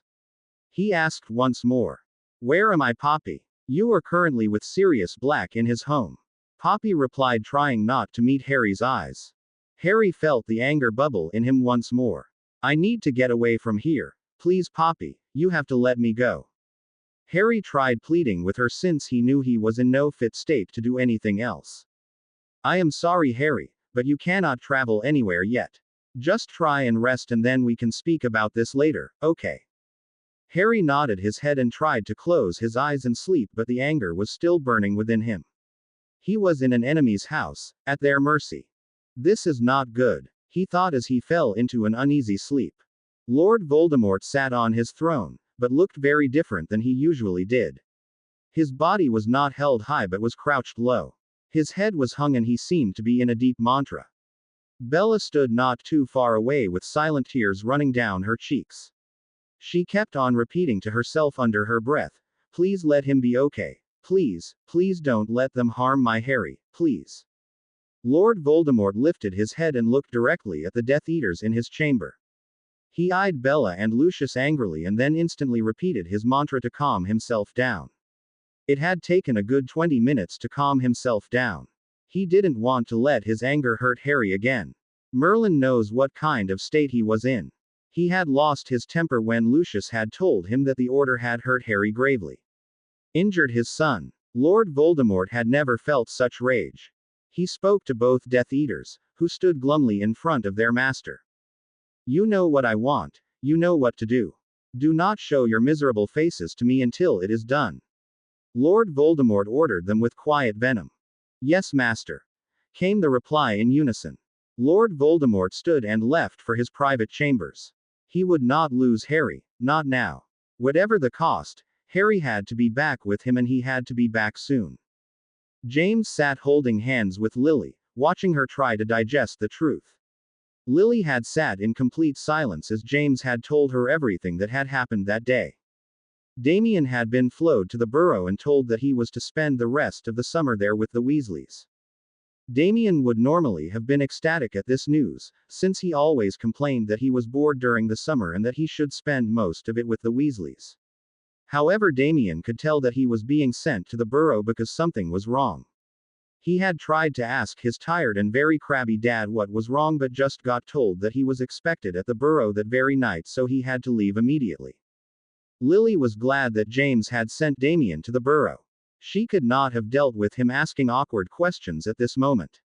Lily had tried not to let the news that her son, Harry, was alive overwhelm her, but soon found that she was fighting a losing battle. Harry was alive. Her son, who she had spent every waking moment remembering, was actually alive and she would be able to see him, touch him and hear his voice once more. Lily felt her prayers had finally been answered and thanked Merlin for this day. Lily was not even letting herself deal with the issue of who her son had become. The Dark Prince. Lily sat holding hands with an exhausted-looking James who had tears in his eyes and was looking down at the ground while finishing his story. "I want to see him," Lily whispered to him after he had finished. "Lily, we can go and see him tomorrow." "No. James the First want to see him now." "Lily, hun, he won't be awake right now and he won't talk to us." James said the last part with a heavy heart. "How do you know that? Maybe he has calmed down now." "I don't care, James the First want to see my son." Lily had tears streaming down her flushed cheeks, but her voice was steady and strong. James gave in and nodded his head in agreement. Both parents got up and made their way to the headquarters of the order. Madame Pomfrey was exhausted. She had finally managed to get the injured teen into a comfortable position. She was just about to tuck herself in on the sofa in the room, when she heard muffled voices downstairs. "Honestly, you would think they would have the sense to keep quiet. The poor boy has only just gone to sleep," she muttered to herself. She got up and walked hurriedly to the door and pulled it open as quietly as she could. She had only taken one step out of the door when she was confronted with a very red-eyed and angry-looking Lily Potter, followed by James Potter. Poppy was good friends with Lily since they both worked for Hogwarts. Poppy looked at Lily with sympathy. She didn't even want to imagine what the poor woman was going through right now. To be given back your son after 15 odd years and under such distressing circumstances. Lily didn't even have to open her mouth. Poppy just put a hand on her shoulder and stepped aside. "Just try not to wake him. He only just managed to go to sleep." Lily forced a small smile, then nodded and gave Poppy a thankful look. Lily opened the door quietly and stepped in. She looked at the sleeping teen on the four-poster bed. Her breath seemed to hitch up in her chest. Lily took small tentative steps toward the sleeping form of Harry. She had imagined thousands of times what Harry would have looked like if it wasn't for that fateful night. She had always come to the conclusion that Harry would have been very similar to James. As a child, Harry had James's messy black hair, his cute nose, and his lips. Never could she have imagined that Harry would be the spitting image of James. James had come in the room as well but was still standing at the door. He watched with tears in his eyes as his wife stood over their son. Lily had longed for this moment, had dreamt of it for almost 15 years. James wished that the circumstances had been different so that they could take their son home. James still hadn't heard from Dumbledore after his meeting with the minister, and that had to mean bad news for Harry. Lily watched how slow and peaceful Harry's breathing was. She greedily took in his face, his features, his messy hair, the way his chest rose and fell with the rhythm of his breathing. He looked so peaceful and deep in sleep that Lily couldn't have awakened him, even if she had wanted to. She sunk to the floor whilst keeping her green emerald eyes on her son. Harry, oh my, Harry. She silently wept while still gazing at him. Images of Harry as a baby flashed through her mind as she cried. Harry, when he just born, Harry at the age of 3 months, Harry when he first started crawling, Harry at the age of 9 months when he first said, Dada, and Mama, Harry on his first birthday party surrounded by everyone that loved him, Harry at the age of 15 months when he was cruelly taken away from his parents and his home. James walked over and helped his wife up from the floor and held her tight in his strong arms, whispering comforting words in her ear. The two parents stood in the room silently crying over the discovery of their son, crying over the joy that seeing him alive had brought. But they also cried at what the possible future would bring. They both sat silently next to the bed. They were so unsure of the future, but they were determined that they were not going to waste the present. James and Lily spent that entire night just watching their son sleep. Harry awoke suddenly, and it took him a couple of minutes to determine what had awakened him. He heard the clatter of dishes in the distance and the sweet smell of breakfast wafting to him. It was coming from downstairs. Harry looked around to find that Poppy was nowhere to be seen. She must have left in the night, he murmured to himself. Harry closed his eyes again and took a deep breath. He felt a lot better than he had felt last night. He slowly opened his eyes and pushed himself off the bed. His feet touched the floor and Harry carefully pulled himself onto his feet. His ankle still hurt, but he knew that it would take a few days of drinking muscle replenishing potion, along with other potions, to bring down the bruising, before it would be back to normal. This wasn't the first time he had broken anything. His back ached as he tried to stand straight, but Harry ignored it. He knew that most of the members of the order were probably away or having breakfast, so now was the best time to slip away. He painfully made his way to the door and slipped it open. After looking in both directions, and seeing no one around, Harry quickly made his way to the stairs. Harry was feeling the pain in his back worsen with each step, but he ignored it. Harry put his foot gingerly on the first step and strained his ears to hear if anyone was around. He couldn't hear anything to suggest that he had company. He couldn't give up now. His ankle throbbed painfully as Harry put his weight on it. He reached the landing and took a cautious look around. He could hear some voices coming from a room on his right, but the door was firmly closed, so he was safe. The landing was deserted. Harry quietly made his way painfully to the front door. This is too easy, he thought as he neared the main door. Why was no one watching over him, and why were there no guards placed here at the front door? Maybe it's because they don't expect me to walk out the main door, he thought to himself. Harry was now only inches away from the front door. He stopped and listened for any sounds alerting him to any possible approaching footsteps. Harry let out a ragged breath and made to open the door. However, his hand had barely reached the silver door knob when an invisible force slammed into Harry and the already injured teen was thrown violently back. He slammed into the opposite wall and crumbled onto the hard floor. Harry let out an anguished beep as he landed on his already aching back. He lay there for a moment, taking small harsh breaths, so as not to aggravate the pain in his ribs. Before Harry had a chance to get up, he heard a voice just beside him. I should have warned you about that. Harry looked up and found a very bemused-looking Dumbledore and a few oars, standing a few paces away from him. Harry growled a little. Albus Dumbledore was the last person Harry had wanted to see right now, especially in Harry's current state. Harry bit his lip to stop himself crying out in pain, as he turned around onto his hands and knees. Dumbledore watched as the injured teen tried to stand up and all the while glare at him. He watched as Harry winced and put a hand gingerly to his side. Dumbledore wanted nothing more than to go over and help him, but he knew what the outcome would be. Instead, he stood silently and waited for Harry to find his feet. Only once Harry had stood up completely, and was now holding his head high, did Dumbledore speak again. This entire house has some very powerful wards in place, Harry. Only a member of the Order can come and go as they please, everyone else has to be escorted. He finished as the glare coming towards him was so strong Dumbledore was sure it had to hurt. Come, Harry. Let's go and sit down, as I am sure you must still be recovering from yesterday. Dumbledore said with a little guilt in his voice. He did not approve of Sirius's plan to trick the boy, and he certainly didn't think very highly of 4 spells on one boy. I'm not going anywhere with you. Harry spat at him. His voice was still rough from his dry throat. Dumbledore looked at Harry sadly. It hurt the age-old wizard, how much hatred was directed towards him. Dumbledore opened his mouth to try and calm the angry teen down, but before Dumbledore could say anything, Harry walked slowly towards the foot of the stairs and began climbing them. Harry, don't you think we should talk about the circumstances that have arisen? Dumbledore asked gently. Harry turned his head around and glared at the headmaster. I have nothing to say to you, and I don't want to hear any rubbish from you either. At once the 3 oars standing behind Dumbledore raised their wands at Harry. Harry looked taken aback for an instant. The look of fury on the oars' faces was unnerving. Moody, Kingsley and Arthur had never heard anyone speak to Albus Dumbledore in that manner.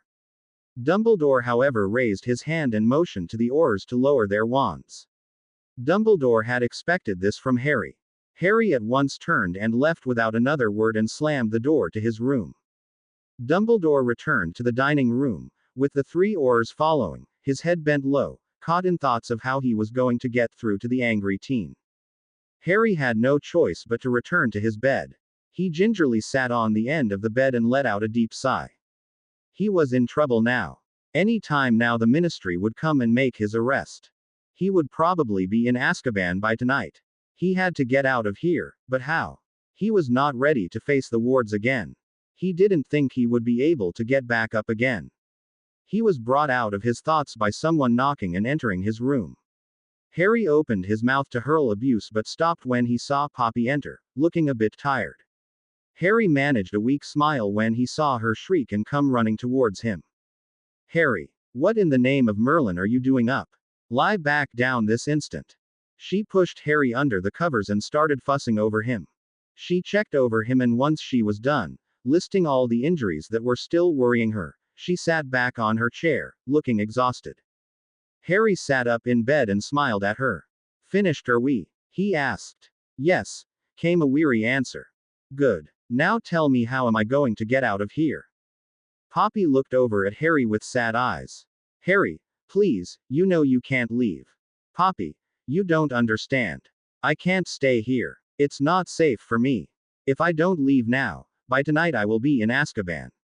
Harry stopped so that his words took effect. Poppy looked really uncomfortable. She was wringing her hands and kept shooting worried looks at Harry and then at the door.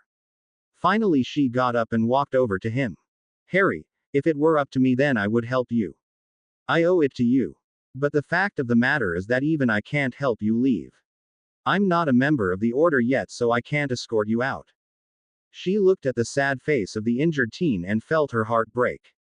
She knew that Dumbledore didn't want Harry to come to any harm, but did Dumbledore have the authority to save him from Azkaban? She would rather not think about it at the moment. Instead, she pushed the bangs away from his forehead and smiled sadly at him. I am truly sorry, Harry. Harry merely shrugged at her and stared at his hands in his lap.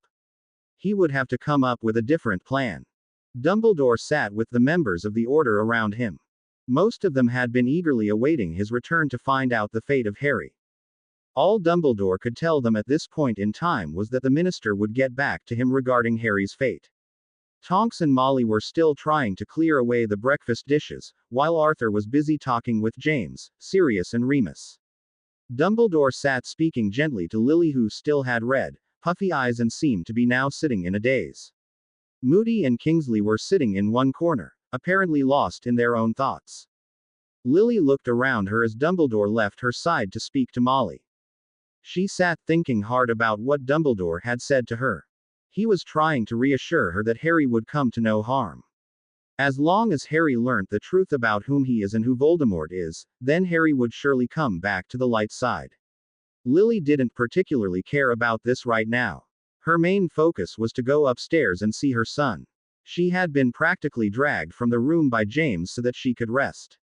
She slowly got up and started preparing a plate of breakfast. James saw this and stood up to come next to her. Lils, I don't think he. Don't, James. Please just don't. Lily said in an emotional voice. James stopped talking and instead put a reassuring arm around Lily's waist. He gave her an understanding smile and reached over to pour some pumpkin juice in a glass for Harry. Both parents headed out of the door while everyone else in the room sat quietly, not really knowing how to react.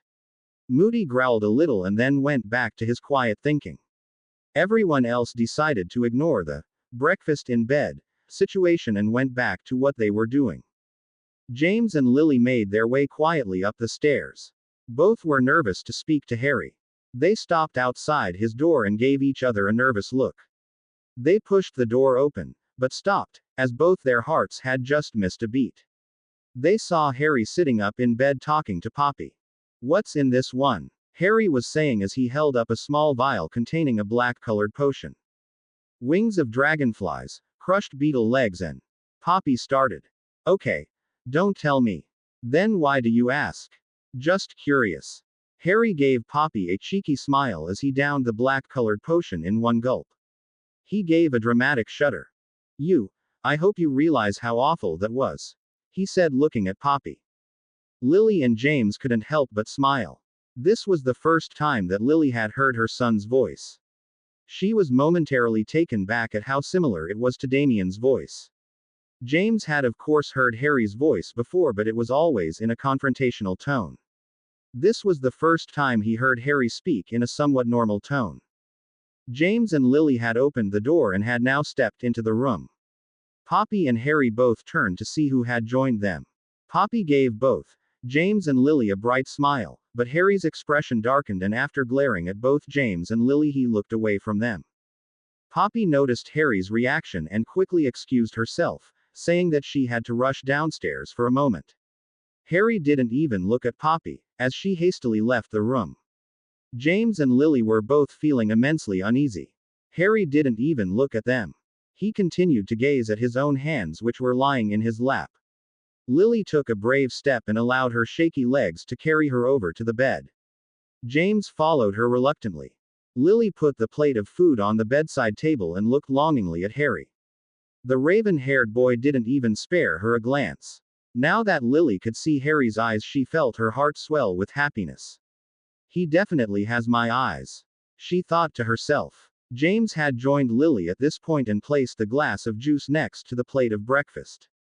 Lily couldn't hold herself back any longer. She reached over and tried to touch Harry's face. Harry flinched away from her and threw her such a dirty look that it made Lily take a step back. Harry, what's the... Lily was cut off as Harry ripped the bed cover away and pulled himself out of bed. He stood and glared at Lily and James. Harry, please lie down, you're not completely healed just yet. You'll hurt yourself. James tried. Quite disappointed, aren't you? Harry said, and Lily was visibly shaken at hearing the venom in Harry's voice. James looked at his son in shock. What do you mean? Didn't really expect for me to survive, did you? Harry exclaimed, and this time Harry had a strange gleam in his emerald green eyes. It looked almost as if there was some hurt mixed in with the rage that was burning in his green orbs. James and Lily both were stunned by Harry's accusation. Harry, how can you say that? You know what happened was an accident. I would never have attacked you if I had known that you were my... James faltered here. He still couldn't bring himself to say that Harry, the Dark Prince, responsible for so many deaths and torture, was his son. Harry was now staring at James with so much loathing that Lily had to look away from her son. Just understand this, Potter. I am not your son. Your son died many years ago. I am Lord Voldemort's son. Lily and James were speechless. They had expected Harry to be rude and difficult to speak to, but they had not prepared for such hurtful words. Lily and James both took a tentative step nearer the furious boy. This time Lily tried to speak to him. Harry, please listen to us. I know that you must be really angry and confused right now, but you must understand. We are your parents. Voldemort isn't your father. Lily tried desperately. Harry turned his icy glare towards Lily and spoke directly to her. You may not think so, but in all essence he is my true father. He is the one who brought me up. Just by bringing someone into this world does not make them a parent. Harry smirked inwardly as he saw the tears appear in James and Lily's eyes. It felt good to show them their place. Without saying another word to either of them, Harry made his way painfully over to the ensuite. He slammed the door closed to the bathroom and sunk to the floor. He didn't really need to use the bathroom. He just wanted to get away from the Potters. Lily and James sadly made their way out of the room and down the stairs. They went into one of the rooms and tried to comfort one another in a vain attempt to mend their broken hearts. Moody watched as Dumbledore engaged in a conversation with Arthur and Kingsley. His magical eye had whizzed to the back of his head and saw the Potters reach the bottom of the stairs and go into the room adjacent to the kitchen with miserable looks. He knew that Harry was now alone as Madame Pomfrey was also busy giving instructions to Remus and Sirius on what potions Harry was to continue taking. Moody got up and left the room discreetly. He had arrived outside Harry's room in a matter of seconds. Moody knew what he had to do and he was prepared to go to any length to succeed. He opened the door and stepped inside, locking the door behind him. Harry snapped his head up to see Moody stump into his room. For a moment Harry had thought it was the Potters again. Harry threw Moody another glare and went back to staring out the window. He was currently sitting up in his bed. He ignored Moody until he sensed the Auror standing over him. Harry sighed and tore his gaze away from the window. What? Harry snapped at Moody. Moody didn't respond. He was staring at Harry as if restraining himself from strangling the boy sitting before him. Instead of speaking to Harry, Moody reached into his robes and brought out two items. One was his wand and the other was a small vial. Harry eyed the wand apprehensively before turning his gaze to the small vial of potion. He looked disbelievingly at Moody and asked him, "You really expect me to drink that willingly?" Harry mocked Moody, knowing full well that he shouldn't anger the crazy Auror. "You can drink it willingly or I can force you," spat Moody, barely able to keep his hands steady from suppressed rage.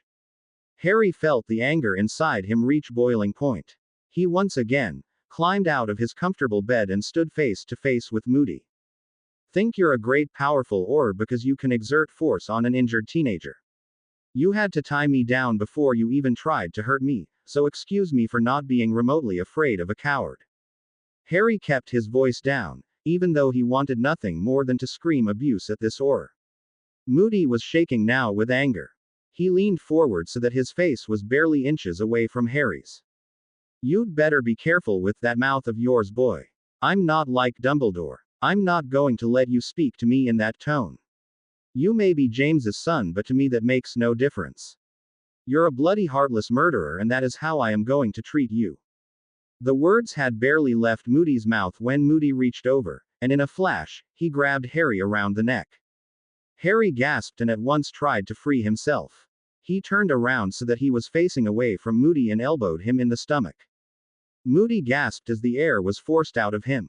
He loosened his grip on Harry and the raven-haired boy twisted away from him.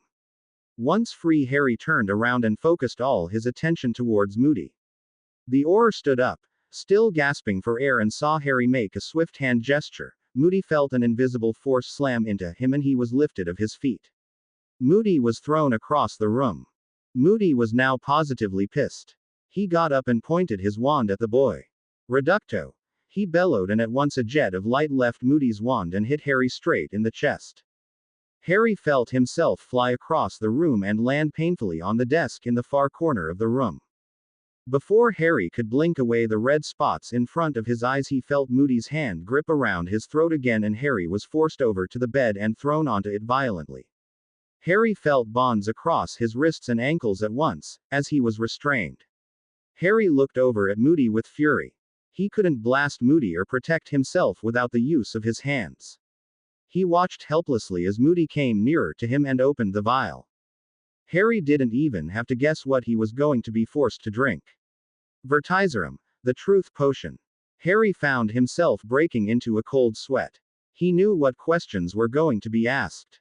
His father's location and the inner circle members' identities. Harry tried to wrench himself free from the bonds holding him but was unsuccessful. Moody approached Harry and grabbed the teenager's chin roughly as he prepared to spill 3 drops into his mouth. Harry clenched his jaw tight. There was no way he was going to let Moody give him that potion. You will drink this, boy, and you will spill all your nasty secrets about Voldemort. Moody hissed at Harry. Moody tried to wrench open the boy's mouth but was finding it difficult with only one free hand. In his frustration, he backhanded the stubborn boy and tried again to force the boy's mouth open. Harry felt tears stinging his eyes as he recovered from the slap. Harry's jaw was hurting and felt like it was on fire. His face burned at the spot where Moody had slapped him. However, Harry still refused to open his mouth. He was trying to get away from Moody as much as he could. Just before Harry's body gave in and his mouth relaxed slightly, the door to Harry's room burst open and a furious-looking Sirius came striding in. Sirius took one look at Harry and Moody, and in an instant Sirius was pulling Moody away from Harry. The Veritaserum was still clutched in Moody's hand. Harry could have cried with relief. He watched as Sirius dragged Moody away from Harry, all the while screaming at him. How dare you, Moody? What in the name of Merlin did you think you were doing? Get out from here. Get out. Harry saw Moody fighting back until he spotted James and Dumbledore come into the room. Dumbledore took one look at the state of the room and with a flick of his hand he released Harry from his restraints. Harry quickly sat up in bed and tried to get his thumping heart to calm down. Dumbledore motioned for Moody, Sirius and James to follow him. As they left the room, James approached Harry and looked at the raven-haired boy, eyes full of concern. Harry, are you okay? Harry realized that he was shaking. He quickly wrapped his arms around his own shoulders and took a deep breath to stop the shaking. He looked away from James and flinched away from James's outstretched hand. James looked at his son compassionately and headed out the door, closing it softly behind him. Harry collapsed onto his front and covered his face furiously into the pillows. He had never been so angry in his life. Never before had anyone dared to touch him like that. His father had never let anyone hurt him, not even in the slightest. Harry turned over and lay on his back. He tried to steady his breathing and calm his thumping heart. The truth was that he had never been so scared before. Not scared of being harmed. Physical pain had always been a part of his life. No, it was fear of what would have happened if Harry had been forced to drink the truth potion. All of his father's secrets, his plans, his location, everything would have been exposed. No, I can't allow that to happen. My father must not be jeopardized. He thought to himself. His head was thumping and the pain from his ribs and ankle was making Harry feel sick. He rolled over onto his side and let his worried mind drift off to sleep. His last coherent thought was, I'm not going to let them slip me Vertiserum. James was furious with Moody. He rounded on him in the dining room. What the hell, Moody? Why did you treat him like that for? He bellowed at the Auror. Dumbledore was also looking at Moody through very angry eyes. Moody, however, did not notice this. I treated him how he deserves to be treated. He has done atrocious things and I am sorry, James, if you feel he can be excused because he's your long-lost son, but the rest of us have to do what's right. At this the room quietened down instantly. James was eyeing Moody murderously and behind him Sirius and Remus were also looking shell-shocked at Moody's remark. Lily looked away from them, trying futilely to hide her tears. Moody, I have never said he should be excused. You have no right to accuse me of that. I was friends with Frank as well. I mourn his death too, but that doesn't mean you have to lose control like that. Moody merely grunted at this and started towards the door. I'm not the one who has lost any control. You are the ones who are letting a murderer roam around the entire headquarters as if he owns the place. With that said, Moody left the room and headed out the front door. James and Lily were stunned. A murderer. Harry was a murderer. The entire truth about their son hadn't quite registered with the distraught parents. Harry had no hope in this world. He was going to go to Azkaban. Lily had completely dissolved and was now sobbing hard while Molly and Remus tried to comfort her. James was still left standing at the spot. He was looking at the door with a defeated look on his face. Sirius and Dumbledore managed to pull him and make him sit on a chair. Molly, Arthur, Kingsley and Tonks got up quickly and took their leave, wanting to give the family some privacy. Everyone knew that Sirius and Remus were a part of the Potter family. Once they were gone, Dumbledore spoke up. James, Lily, please try not to give up hope. I know this is an extremely difficult time for you, but you have to keep strong, for Harry's sake. Sirius looked at Dumbledore. This wasn't right. He shouldn't be giving them false hope. It was clear what was going to happen. The Ministry were going to come for Harry, and even Dumbledore wouldn't be able to protect him. Dumbledore, what possible hope can we have? The Ministry won't leave Harry, you know that as well as everyone else. Sirius said in a defeated voice. Dumbledore simply smiled at them, which made the four depressed adults stare at him in annoyance. My dear Sirius, there is always hope, for without hope there is nothing. I know you all may think of me as foolish, but I do believe Harry will be safe from the Ministry. James lifted his head and looked directly at Dumbledore. Curiosity overtook him and he asked the question everyone wanted to know. Dumbledore, what became of your meeting with Fudge? Why have they not come for Harry yet? Dumbledore's face broke into a tired smile. Well, the outcome is still to be determined. The Minister is considering some things. He has had reports on how Harry battles, his powers, the unknown spells and the strength the boy possesses. All of this indicates that Harry is special. You all are aware of how the Minister feels about the prophecy. Harry may not be the chosen one in his eyes, but he has to admit that Harry is a very powerful wizard with exceptional talents. It is clear that whichever side Harry will be on will have a great advantage in this war. Sirius spoke up at this. About that, Dumbledore, any ideas why Harry can do all those things, especially at his age? Sirius was of course referring to the strength Harry had shown when he sent most fully grown Aurors flying across the room by a simple kick. Sirius ran a hand across his still bruised ribs. Well, I have one theory. You see, Harry is a direct descendant of Godric Gryffindor. That would make him more powerful than most his age. However, with Voldemort, the room gasped at the mention of his name, marking him as his own heir. He has made Harry the last descendant of Salazar Slytherin. James and Lily sat horrified at this. Their son was the heir to Slytherin. Harry is now the heir to two ancestral lines. At the age of 16 he has strengths and skills that match most grown-ups. He has powers that will become legendary when he comes of age. How he uses those powers will depend on whether Harry will accept the truths that await him. He looked directly at Lily and saw the tears flowing freely again. Look, the Minister will be foolish to just throw Harry into Azkaban. Fudge wants to win this war. He has suffered immensely at the hands of Voldemort. He wants to bring him down, and if Harry can help, then the Minister will not let that opportunity pass by. Dumbledore finished looking at the sad faces around him. When do you find out what the Minister has decided? James asked in a shaky voice. Soon, James. Until then, try and relax.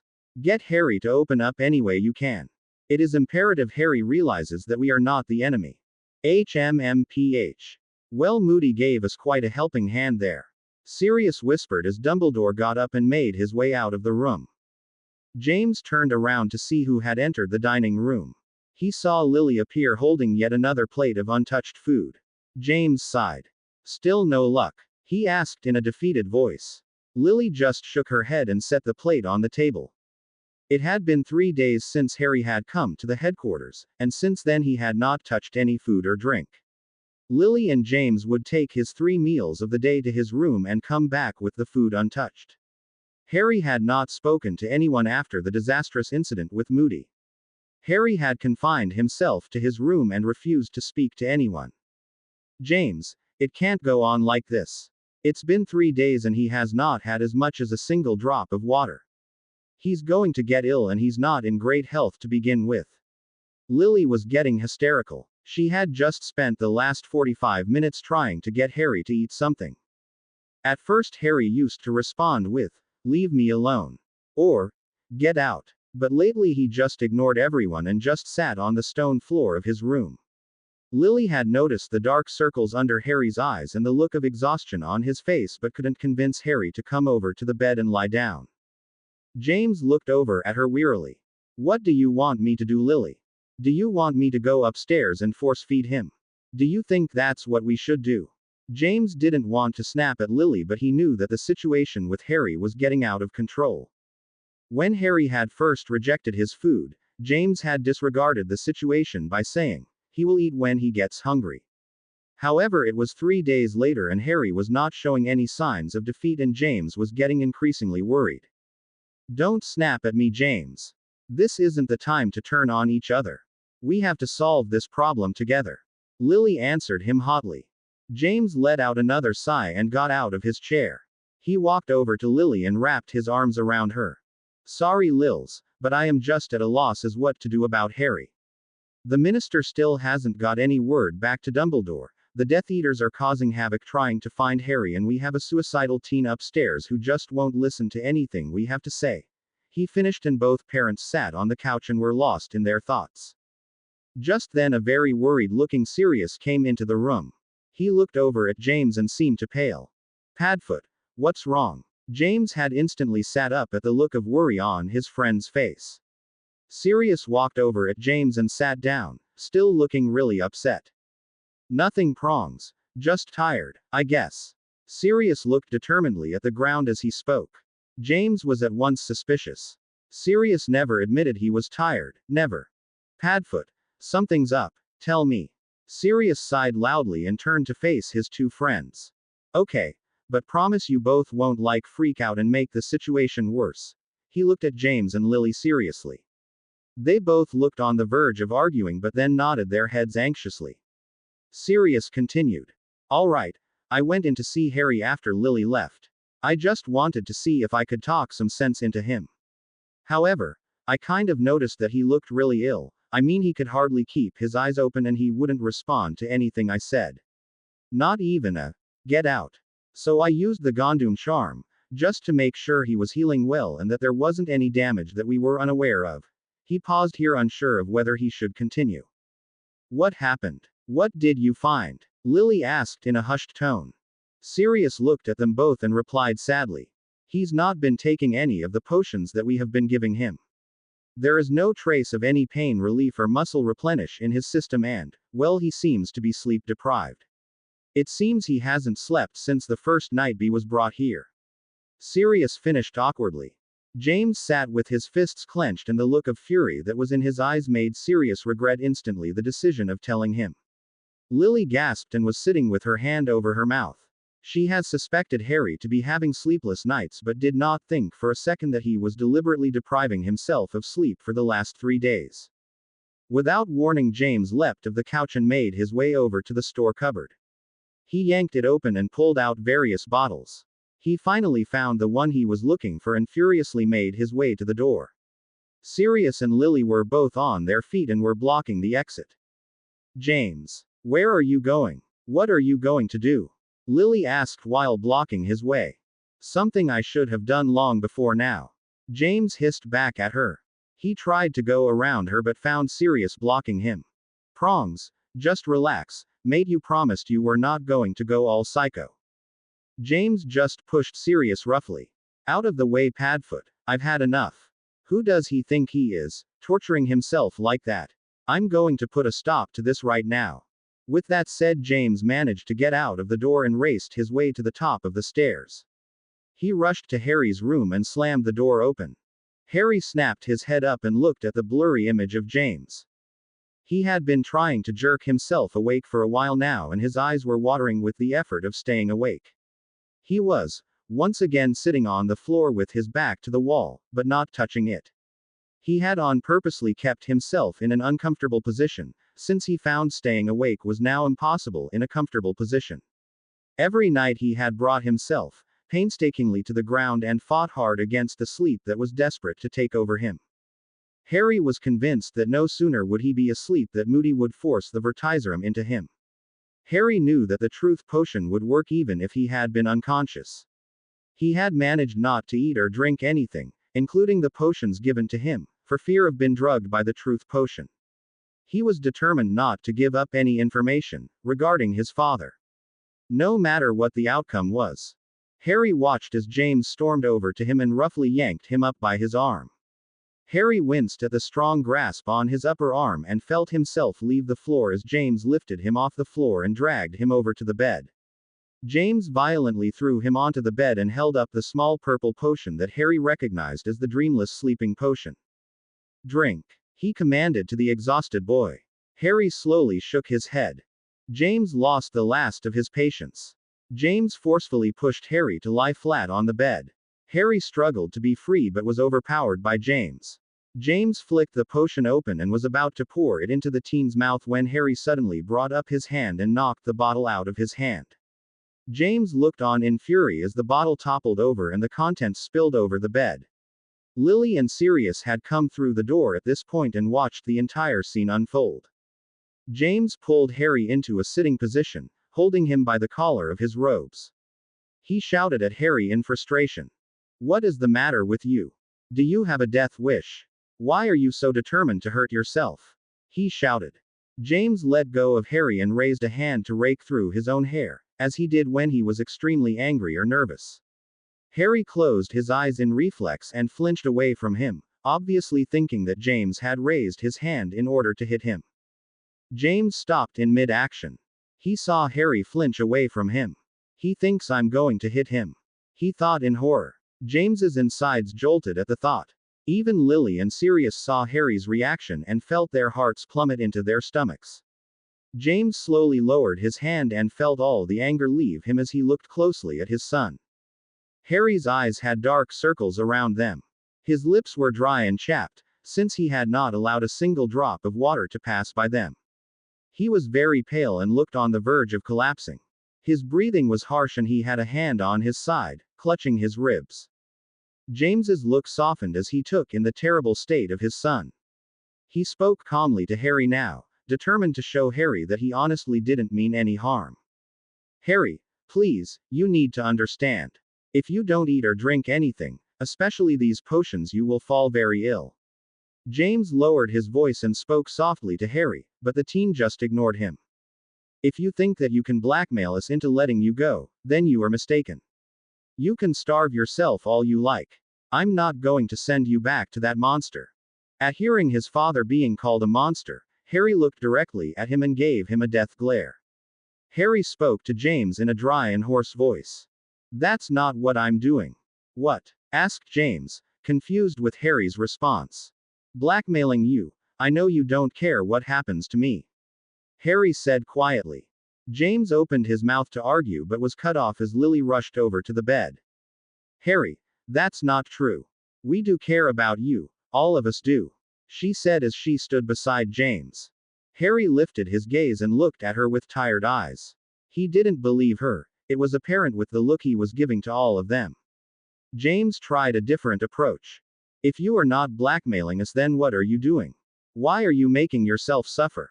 Just then they heard a shout from downstairs. "Potter, Black, come down here, we need a word." Moody's voice echoed into the room and James saw Harry tense up at once. Harry's eyes darted to the door and his hands clenched into fists. Harry seemed to be shivering slightly and didn't take his eyes away from the door. James was momentarily confused with Harry's reaction. James knew that Harry was not afraid of Moody, but Harry's reaction to Moody's voice alone was causing the teen distress. "Harry, what's the—" James stopped. Suddenly it all made sense. Harry's last encounter with Moody, Moody trying to force Vertiserum into Harry, Harry not eating or drinking anything, not even the potions given by Lily. His refusal to sleep, tensing like that at Moody's voice. Harry was afraid that Moody was going to drug him. He was afraid to sleep in case Moody drugged him, was afraid to eat or drink anything, especially potions, in case they were spiked with the truth potion. "Oh Merlin, what has Moody done to you?" James thought to himself as anger coursed through him at the memory of Moody's behavior with Harry. James breathed out slowly to calm his temper before speaking. Harry, are you afraid that someone will spike your food or drink?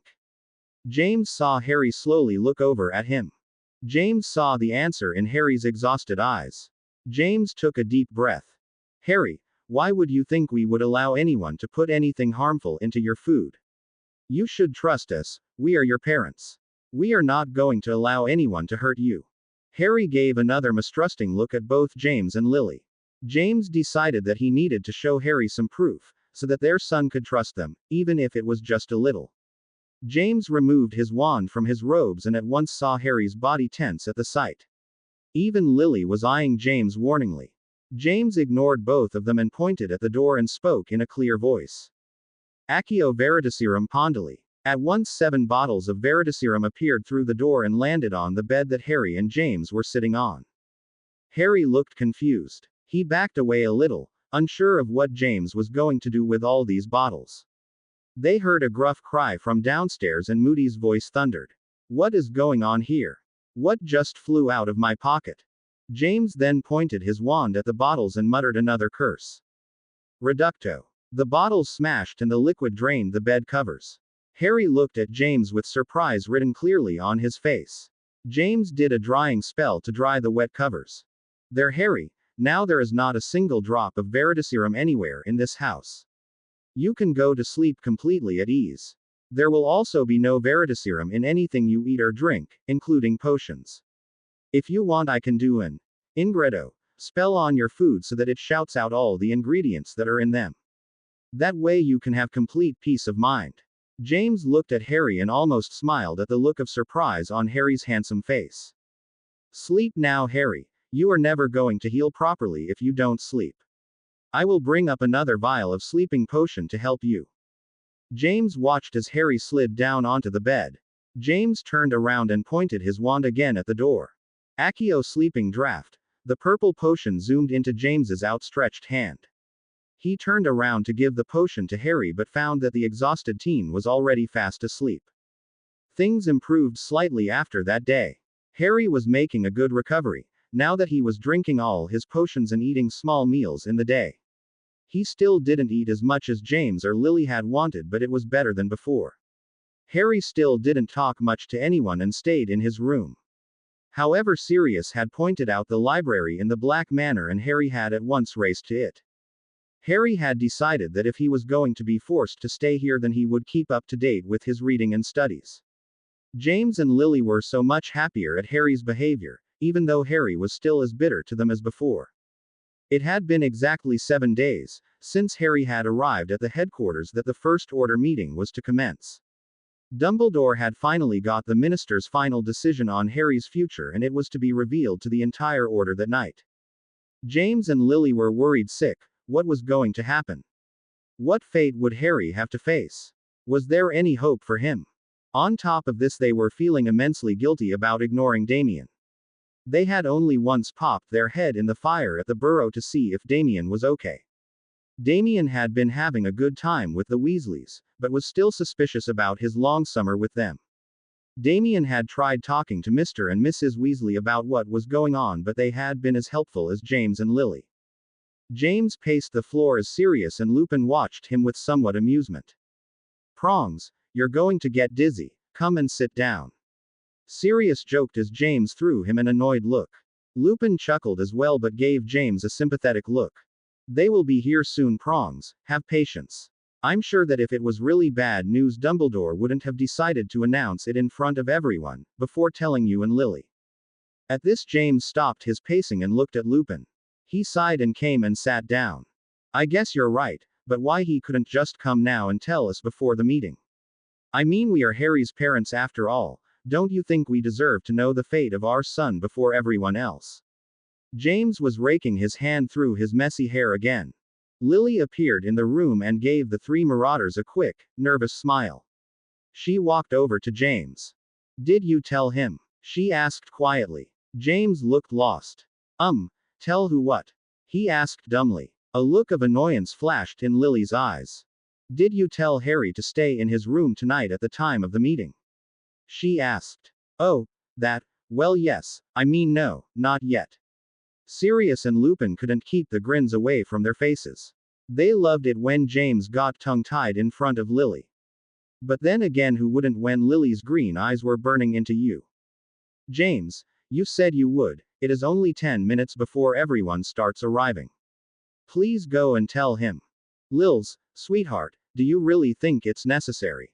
I mean, we could just lock the door without having to explain anything to Harry. He might not even notice. James trailed off at the look of anger on Lily's face and mumbled something about going now and telling Harry before leaving the room. James knocked on Harry's door and opened it to find Harry sitting up on the bed, reading a book about the dark arts. Perfect, thought James angrily. He would have to have a word with Sirius about the content of the library.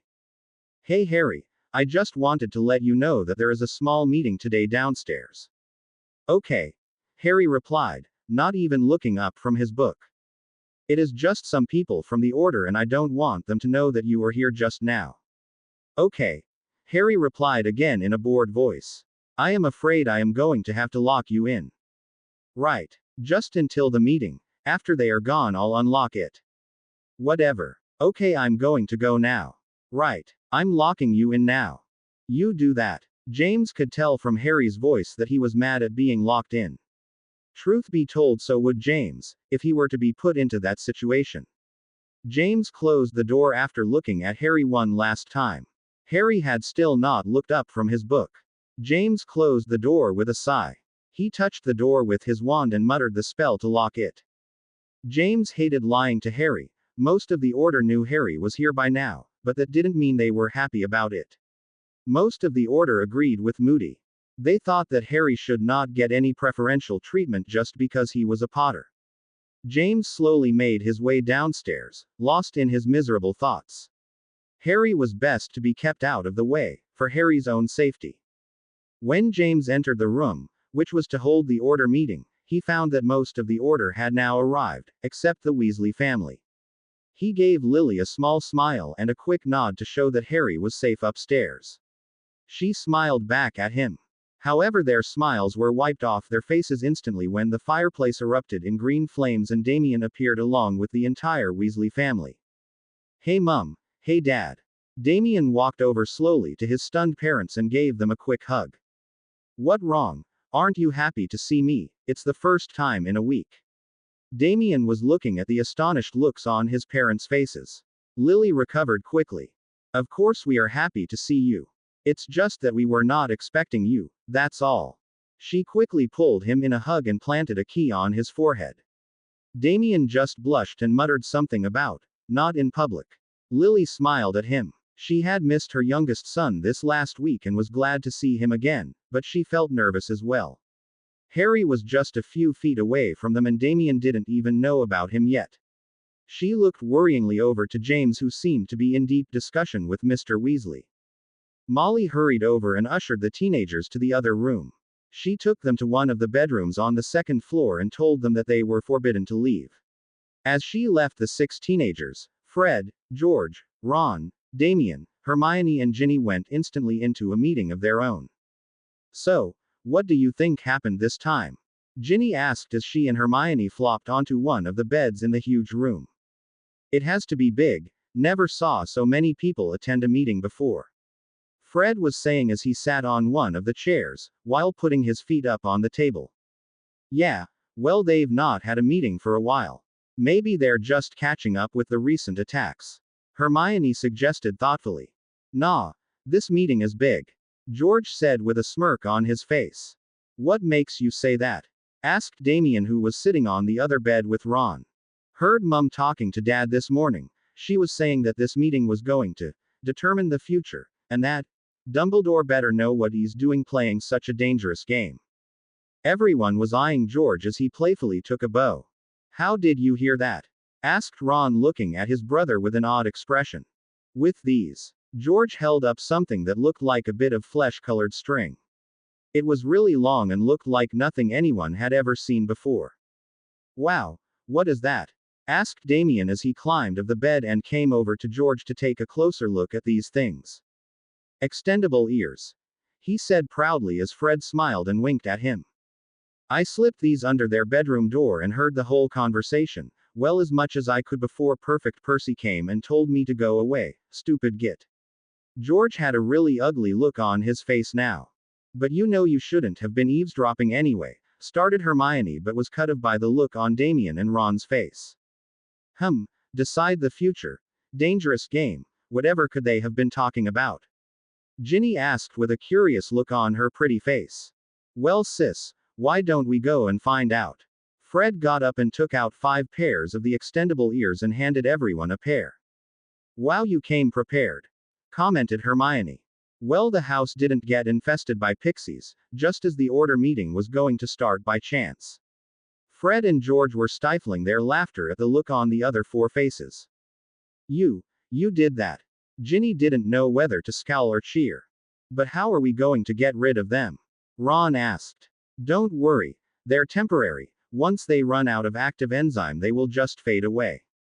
Fred took another bow as Ginny and Damien were clapping their hands in praise. You designed them. Wow, that is really advanced magic. How did you? Hermione was cut off by the sound of shouting coming from downstairs. The 6 of them looked at each other and then ran to the door. Harry was fuming. As soon as James had left the room, he had leapt out of bed and had made his way, as quietly as he could, to the door. He heard the magical click as the door was sealed shut. Harry waited a few minutes.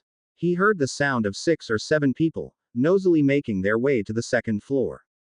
When he was sure there was no one around, he took a step back from the door and placed his hand on the door. He closed his eyes and focused his mind on the magic sealing the door. He had been studying wandless magic since he was 14 and had used it on numerous occasions. He let the power flow through his fingers and neutralize the magic around the door. The door clicked open within a minute.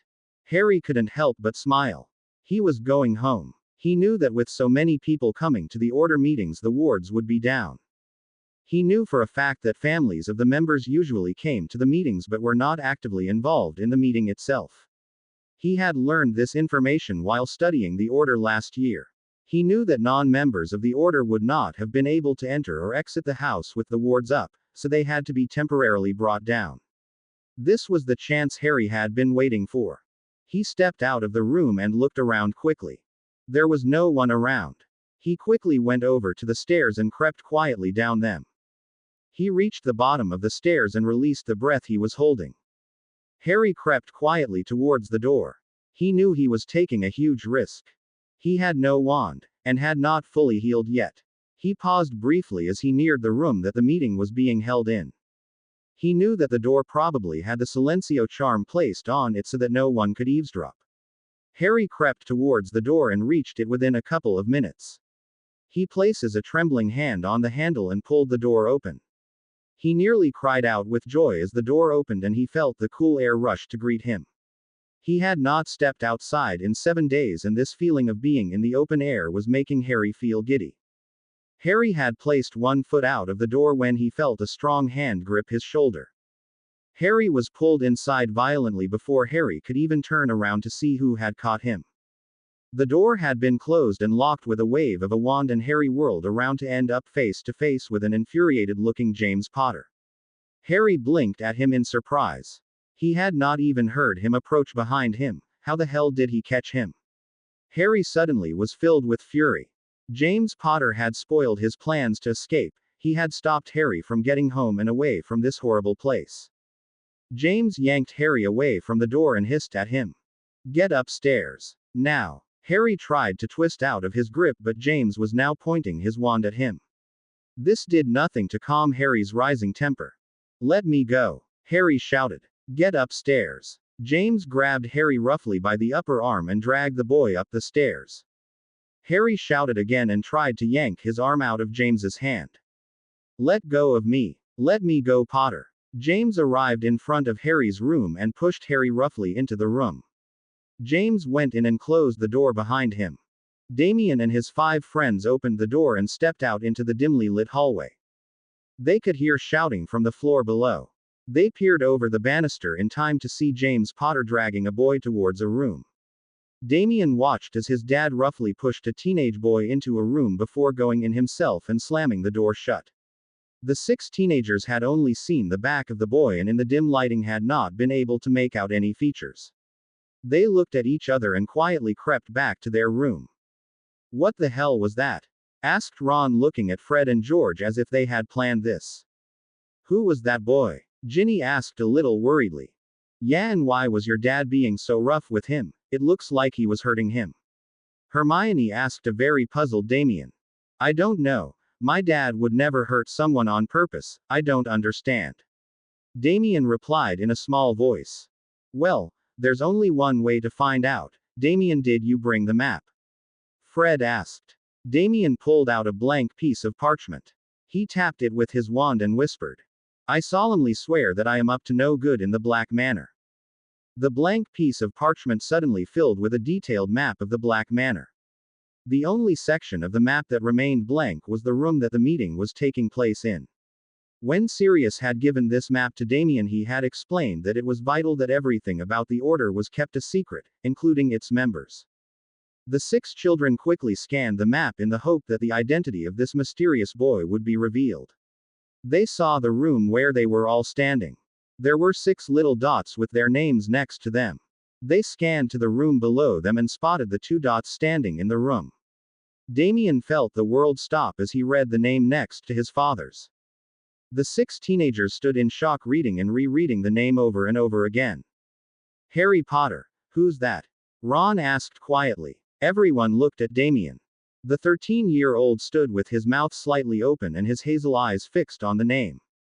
Damien had always wanted to know more about his family. Being an only child, Damien was desperate to have even a cousin, however distant, to be able to have some sort of company other than adults. His parents had told him that his only cousin was his Aunt Petunia's son Dudley Dursley, who was very obnoxious, like the rest of his family, towards Damien and his parents. They were muggles who hated magic and anything to do with magic. Even though his aunt had been his mother's only sister, she and Lily had never got on. James has told Damien that he had no aunts or uncles from his side and that there were no other Potters alive, other than them. Damien was staring at the name again.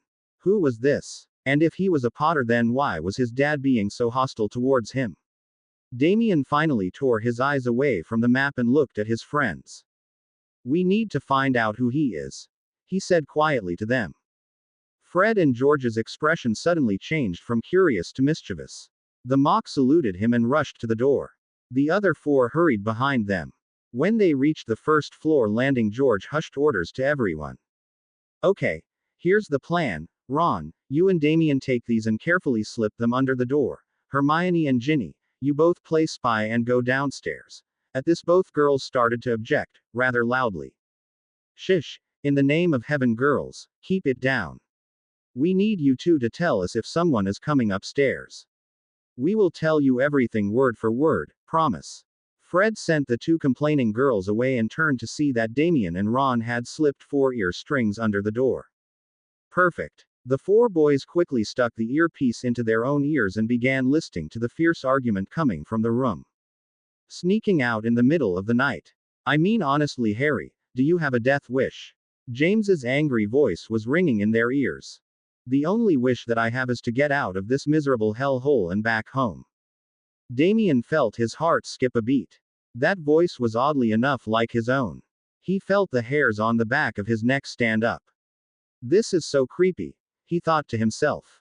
Home. Harry, when are you going to accept that this is your home, your real home? James sounded thoroughly exhausted, like he had stressed this point before. The 4 boys shared a look before continuing to listen in. At least this confirmed that Harry was in fact a member of the Potter family. Never. No matter how long you force me to stay here, I'm never going to call this my home. So you can just stop trying, Potter. Damien let out a small gasp. Why did this boy just address Damien's dad like that? Damien looked over at the Weasley boys who were looking quite baffled. I'm warning you, Harry. Never talk to me like that again, do you hear? Damien could tell that his dad was clenching his teeth and talking. Never a good sign. Damien thought to himself. Like what? I haven't said anything wrong, just stated the facts. The boy called Harry replied with just as much anger. You know very well what I mean. If you can't address me as anything else, then at least don't refer to me as Potter. After all, you are a Potter as well. Before Damien could hear the response to this, an angry shout was heard coming from downstairs. The four boys quickly tore the extendable ears out of their ears and ran to the second floor. They made it just in time. They flung themselves to different corners of the room, pretending to be busy with one thing or another. The door opened and a very red and embarrassed-looking Hermione and Ginny came through the door, followed by Mrs. Weasley. Boys, what were you doing? Sending the girls like that? Don't you ever think about the consequences? Mrs. Weasley was looking livid. The boys in question glared at the two girls and looked in shame at the fuming Mrs. Weasley. Before any of them could open their mouths to say anything, she continued. Hermione has only been here once. How could you ask her to go and get you food, honestly? You had been told that you will get dinner after the meeting, you just don't listen to me. The four boys looked at each other and then turned to look at the two blushing girls who stood awkwardly next to Mrs. Weasley. Sorry, Mum, muttered Ron while the other three nodded their heads in agreement. Mrs. Weasley left the room, promising them that food would be ready in the next 30 minutes. Once she was gone, the four boys rounded on the girls. We sent you to get food. Ron asked Hermione. Well, you didn't give us any pre-made excuses, so we just had to come up with one on the spot. Hermione answered, still looking very red. And that was the best you could do? Came Fred's sarcastic voice. Oh, who cares? She bought it, didn't she? Now tell us, what did you guys overhear? Who is that boy? Ginny looked excitedly at the four boys. It took less than 5 minutes to tell the girls exactly what they had overheard. The two girls sat silently, listening to the conversation that happened between this Harry Potter and James Potter. Hermione was the first to speak up. So this Harry Potter said that he was being forced to stay here. She asked Ron. Ron nodded his head, looking thoroughly confused. It just doesn't make any sense, and the way he was talking to Mr. Potter. He sounded right pissed off with him. Yeah, and what was the whole death wish thing? Why would anyone here try and hurt your cousin? Fred asked Damien. Damien looked up at Fred with a startled look. My what? He asked, confused. Well, he has to be your cousin. Who else could he be? Answered Fred. Damien thought about this. It did make sense. Was it possible that maybe this was a long-lost relative that even his parents didn't know about until now? That was probably why they never told Damien. After all, why would they keep anything from him, right? Damien was lost in his thoughts while the rest of the teenagers made up other possible explanations that would solve this mystery surrounding Harry Potter. No one even came close to the truth. Harry sat across from James. He had made himself comfortable on the bed as James paced the floor, still ranting on and about how dangerous sneaking out could have been and why Harry was determined to hurt himself. Harry was beginning to tune him out. He had been literally hoping mad when he was forced back into this room. Harry had argued with James and shouted at him. However, now Harry was getting tired and just annoyed with James. Why doesn't he just shut up and get lost? He thought to himself. James stopped pacing and walked towards Harry. He stopped right in front of the raven-haired boy and crouched low so that he could see into Harry's eyes. Harry, why can't you understand that I don't want you getting hurt? James said with his voice full of emotion. Harry looked at James straight in the eyes and replied. Why? Harry watched as James looked fit to break down. Why do you care what happens to me? I am not your son anymore. Why do? Harry was interrupted by a soft knock at the door. He and James looked over at the door and saw Lily poke her head inside.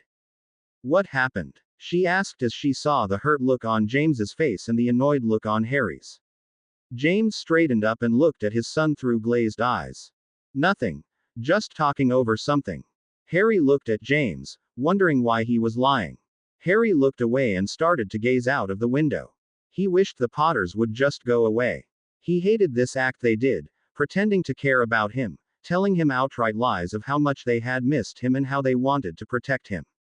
It made Harry feel sick with rage. He closed his eyes and tried to push down his anger. Well, the meeting is finished. Dumbledore wants you and Harry to come downstairs so he can fill you in. Lily was looking at both of them curiously. She knew something was up. James would not have missed this meeting for anything, so why was he up here instead arguing with Harry? She shook her head a little. I'll just ask James later, she thought as she followed James and Harry out of the door and back downstairs to the meeting. There was only Mr. and Mrs. Weasley, Sirius and Remus left sitting at the table with Dumbledore. Everyone else had gone home. Dumbledore looked up at the three people who came in. James was looking very anxious and tired and Harry looked just plain bored. Dumbledore chuckled slightly to himself. It really should be Harry looking anxious and worried, since this meeting was about his future. Dumbledore motioned for them to sit down. Once the three Potters were seated, Dumbledore cleared his throat and spoke. I am sure you are quite anxious to know what the outcome was of my meeting with the minister. He addressed Harry. James nodded his head a little, while Harry merely looked at his hands, as though seeing them for the first time. Dumbledore continued. I am glad to inform you that the minister has agreed, to the most part, with my suggestion. He paused here again to see if his words had any effect on Harry. The raven-haired teen continued to examine his nails in a very cheeky manner and was acting as if he couldn't hear Dumbledore. There are some conditions set which I am not entirely in agreement with, but, hopefully the circumstances should not arise to enforce these conditions. Dumbledore continued. Harry sighed and looked up at Dumbledore. Are you planning on telling us what your master plan is, or are you just going to talk nonsense all night? Harry asked while boring his emerald green eyes into Dumbledore's midnight blue ones. A collective gasp was heard around the table at Harry's insolence. Mrs. Weasley looked like she would like nothing better than to go over to Harry and clip him on the ear for such rudeness. Harry smirked and continued to stare cheekily at Dumbledore. The headmaster looked momentarily stunned but had overcome this quickly and bowed his head slightly towards Harry. My apologizes, Harry. I really should have started with explaining the nature of my suggestion. Very well, I will explain it to you now. He was actually glad to be able to look at Harry directly than Harry's hung head, as it made what he was going to say a lot easier. You see, Harry, I went to see the minister on the day you arrived here. I explained your true identity to Minister Fudge and asked him to reconsider his decision of handing you over to the Dementors without trial. I explained the sensitive nature of how you were tricked and fooled into carrying out those awful deeds, and Dumbledore was cut off as Harry bellowed. I was not. I knew perfectly well what I was doing. How dare you say I was fooled and tricked by my own father? Harry lunged forward to grab Dumbledore by the neck. Instantly serious, Arthur and James had grabbed onto the boy and pulled him back into his seat. Mr. Potter, please restrain yourself or we will do it for you, Arthur said to the struggling Harry in a stern voice. Harry stopped struggling and gave Arthur a death glare. Harry didn't fancy being tied down to his chair. He sat back and tried to shake off James's grip on his arm, but James only tightened it. Dumbledore had sat quietly as Harry had his outburst. He didn't even flinch as the boy had tried to attack him. He was expecting this kind of reaction from Harry, but he was not going to disguise his words. He was going to tell Harry the truth about his so-called father. Harry, I understand how you must feel right now. You may think we are trying to deceive you and lead you away from the man you call father. I assure you we are not trying to deceive you. We are in fact trying to bring out the truth. You, my boy, have been lied to most of your life. Dumbledore stopped as he saw Harry try to free himself from James and attempt to attack him once more. Dumbledore sighed to himself. This is not working. The headmaster looked at Harry again and this time leaned in closer to the struggling boy. Harry stopped struggling with James and scowled at Dumbledore, daring him to come closer. Okay, Harry, we won't talk about that just yet. Please let me finish my say on what is to happen with you. At this, Harry opened his mouth to say he didn't care what Dumbledore had to say and that he would probably not do what he was told to do in any case. However, the firm grip on his arm tightened just as Harry had opened his mouth. Harry winced and shut his mouth again, but not before glaring at James. It has been agreed that you will remain out of the custody of the ministry. There will be no trial as there will be no arrest. James let go of Harry and sat open-mouthed at this. Harry was not going to Azkaban. He was not being charged for murder. This was probably the best thing that could have happened. James had wished endlessly for a miracle that would leave them in custody of Harry and somehow keep Harry out of the ministry's grasp. However, as wonderful as this sounded, James knew it wasn't the full story. There must be a downside to this, he thought to himself. However, Harry, this does not mean that you are free to go back home. You are to remain in my custody until you are 17. Dumbledore took in the shocked faces of Harry and James. You see, that was my suggestion to the minister. I asked him to leave you in my custody. I would be responsible for you. James interrupted Dumbledore. I'm sorry, Dumbledore, but how can you do that? I mean, Lily and I are responsible for Harry. We are his parents. If anyone should look after Harry, it should be us. James was looking at Dumbledore as if he were a traitor, trying to take away his son. James, my boy, that is exactly what the minister did not want. Harry staying with his parents, as it could lead to Harry's escape back to Voldemort.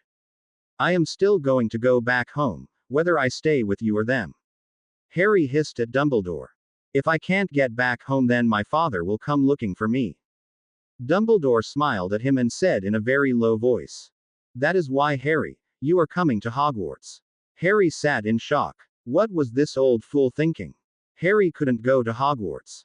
Harry knew that it was impossible to escape from Hogwarts and that it was the one place his father could never come to rescue him. Nonetheless, did Dumbledore not realize the risk Harry would pose? Dumbledore wouldn't endanger the entire school like that, would he? Dumbledore, how is that even possible? James was sounding as shocked as Harry was feeling. Well, it is possible, and the minister has given his consent for Harry to be enrolled into the 6th year of Hogwarts. Dumbledore smiled at the shocked looks that he was getting. Now you may be wondering why the minister has consented to this, so let me explain. It is unfortunately not as simple as it seems. There are conditions set against this. Harry will remain in my custody until he reaches the age of 17. If by this time Harry has shown no intentions of returning to Lord Voldemort and working as the Dark Prince, then he will be pardoned and there will be no action taken against his crimes. It will be looked at as a case of the IIC, Imperio-induced crimes. If he returns to Lord Voldemort or shows resistance to living in the wizarding world as a law-abiding wizard, then he will be charged with the murders he has committed and will probably serve a life sentence in Azkaban. They might even give him the key if he is found guilty of all charges. Dumbledore stopped here to look at the heartbroken faces of James and Lily. It is my intention to show you, Harry, the error of your judgment and to let you see the real wizarding world for what it is. I know that you have been told many things about me and what my beliefs are. I am giving you a chance to see for yourself. He looked directly at Harry as he spoke.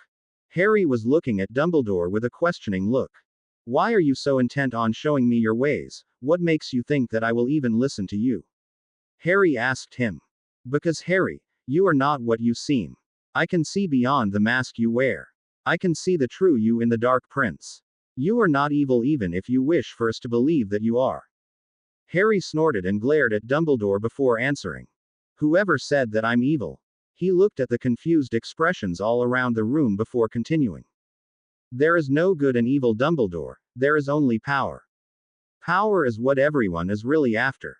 In the end, it comes down to who is worthy of having it. You may think that what I have done is evil. Well, I can say the same to you. Your order and your ministry will take a man down no matter what the consequences. They will not hesitate to kick someone when they are down.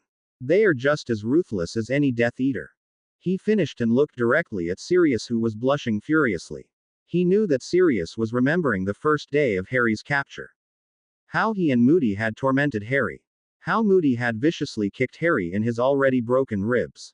Harry smiled to himself. Serves him right, he thought as he watched the black-haired man squirm uncomfortably in his seat. Harry, the words you speak are not your own. I want to show you the truth. After that you can make your own decision. Dumbledore was amazed to hear the words again which had been spoken to him years ago by a certain red-eyed man. Harry snorted once again at this. My own decision. Let me see. Azkaban or house arrest. Yeah, I see the clear winner. Harry mocked. Harry, I knew that you would feel this way, but I am sorry to say that you really don't have a say in this. You will be coming to Hogwarts on the 1st of September, like all the other children of the wizarding world. You will learn the truth of this war. Dumbledore was beginning to sound tired. And what if I refuse to come with you? Harry asked, already knowing the answer. Harry, you will come along, one way or another. There was definitely a threatening tone to the old man's voice.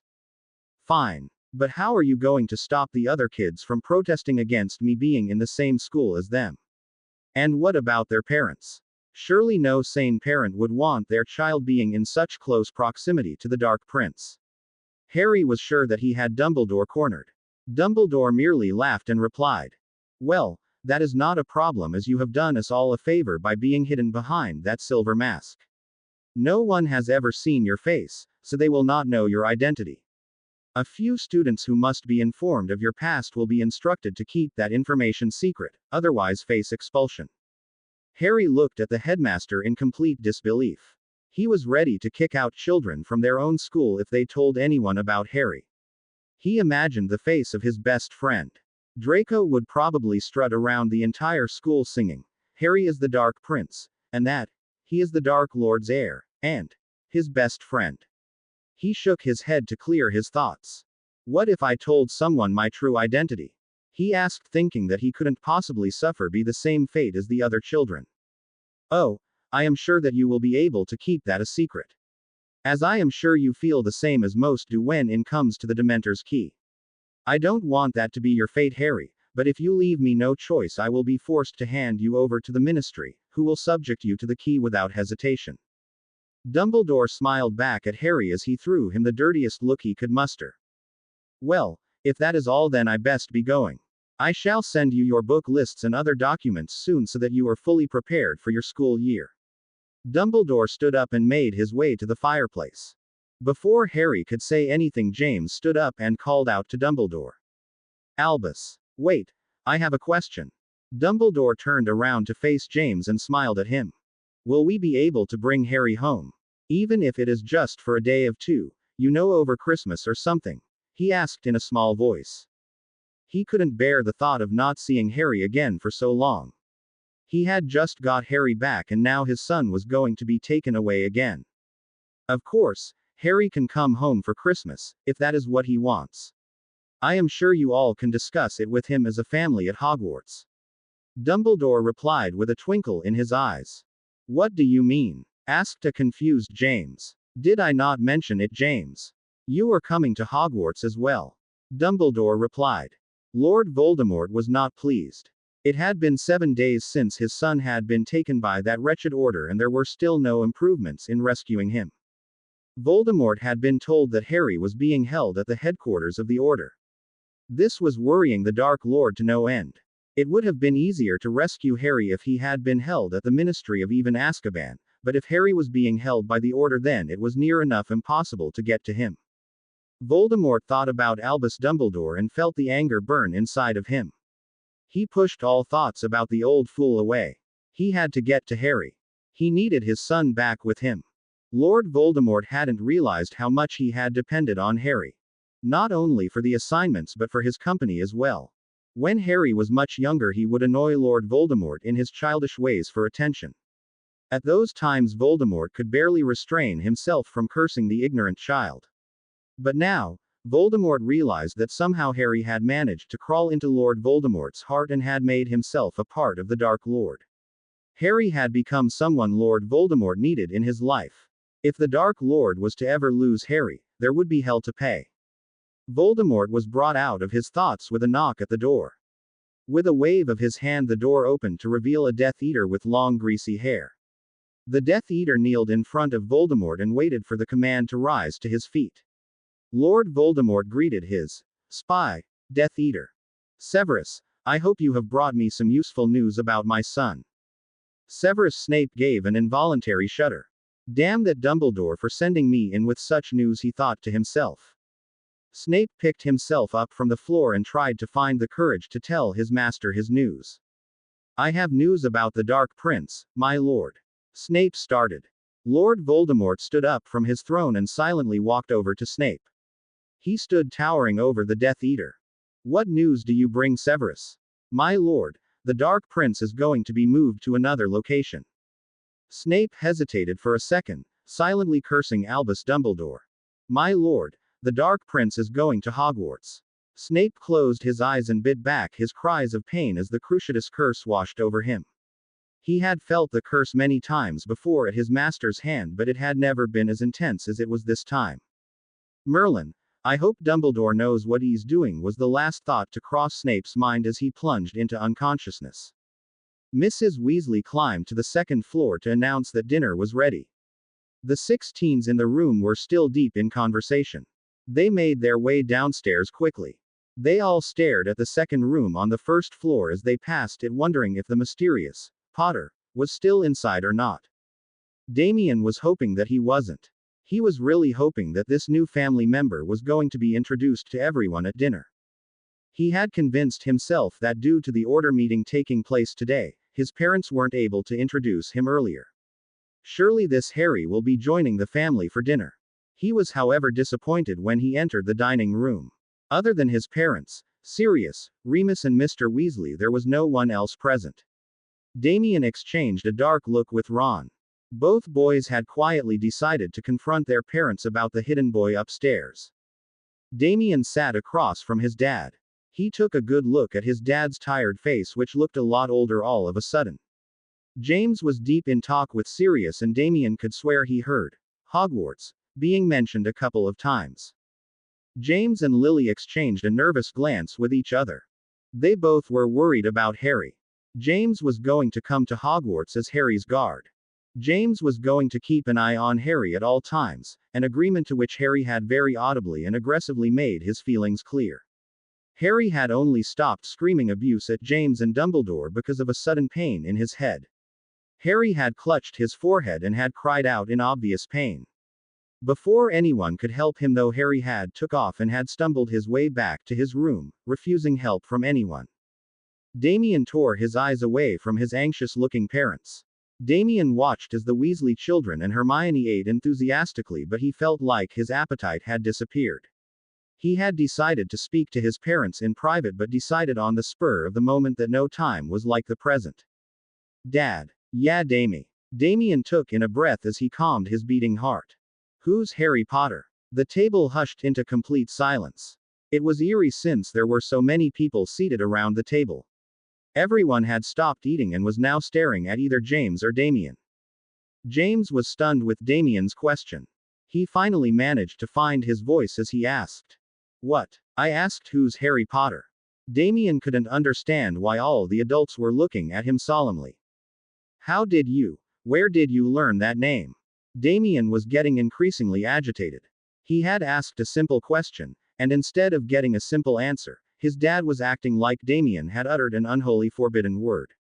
Damien kept his eyes on his dad while reaching into his robes and pulling out the old parchment that was the map to the back manor. I saw it next to a little dot, talking to another little dot with your name on it, he answered a little sarcastically. Damien saw both his mum and dad turn to glare at Sirius, who in turn seemed to shrink a little. Sirius avoided their glares and just stared at his plate. He knew giving that map to Damien was going to get him into trouble someday. I want to know who he is. Why is he upstairs, and why have you not mentioned anything about him? Damien asked again. Damien watched as his parents gave each other a sad look.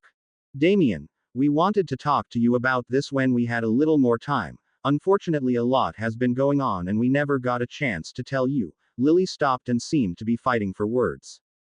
Tell me what? Damien was positively scared now. This was not right. He had expected to be told that Harry was a distant relative that had just arrived that morning, or that he was just visiting for a few days. He had not expected everyone to act like the sky had fallen on them. He saw his mum look uncomfortably at the Weasley family. Mrs. Weasley took the hint and got up quickly and started to usher everyone out of the dining room so that the Potters could have some privacy.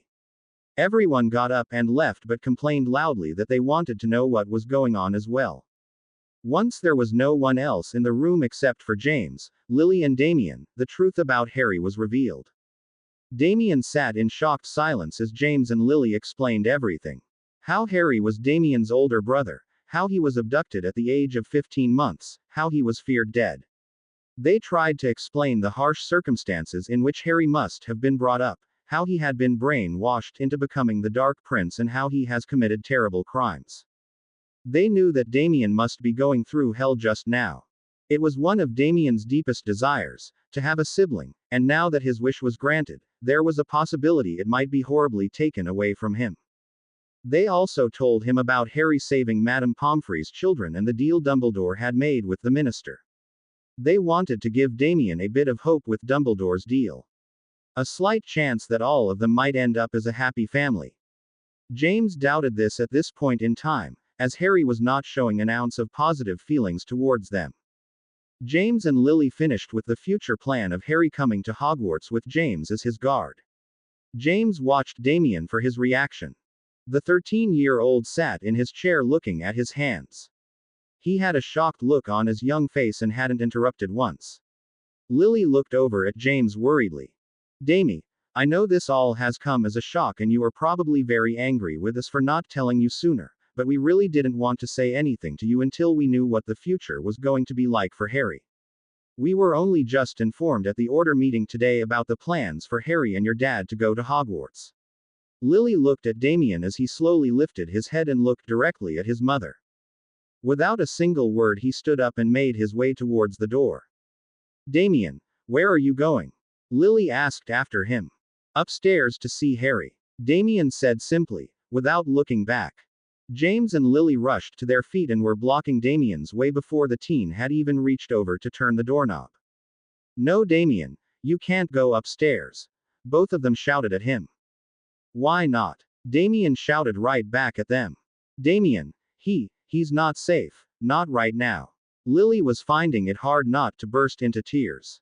"Mum, he's my brother, he's not going to hurt me." Damien tried explaining this as if his parents were crazy for even thinking something like that. "Damie, have you heard a single word we said? Harry doesn't think of himself as a part of this family. He's not going to consider you as his brother, not yet anyway." James felt his heart ache horribly as he watched Damien's face fall at his words. James and Lily knew exactly how hurtful Harry could be. After all, they had been with Harry for almost 1 week.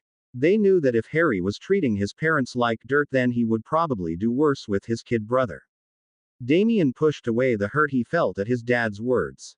"Well, maybe if you were to treat him like a part of the family, then he might be able to accept us," he said with an accusatory look at James. James looked at Damien with confusion. "What do you mean?" James asked. "Well, for a start, don't lock him in a room. Second, how about telling him a little about his family? I bet you kept me a secret from him like you kept him a secret from me." James and Lily looked at each other in humiliation.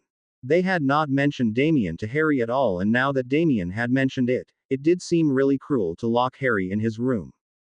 "Damien, we don't actually keep him locked up, we had to for this meeting. A lot of the order members are very aggressive towards Harry and Harry doesn't do anything to help matters." James was thinking about Moody in particular. Damien was beginning to get desperate now. "Look, Mum, Dad, you just told me that I have an older brother and that he is only a few feet away from me, but I can't meet him. You can't do that to me. It's just cruel. Please just let me see him," Damien pleaded. James and Lily looked at their younger son and felt their heart break at the look of desperation on his face. But they were the parents, they knew better.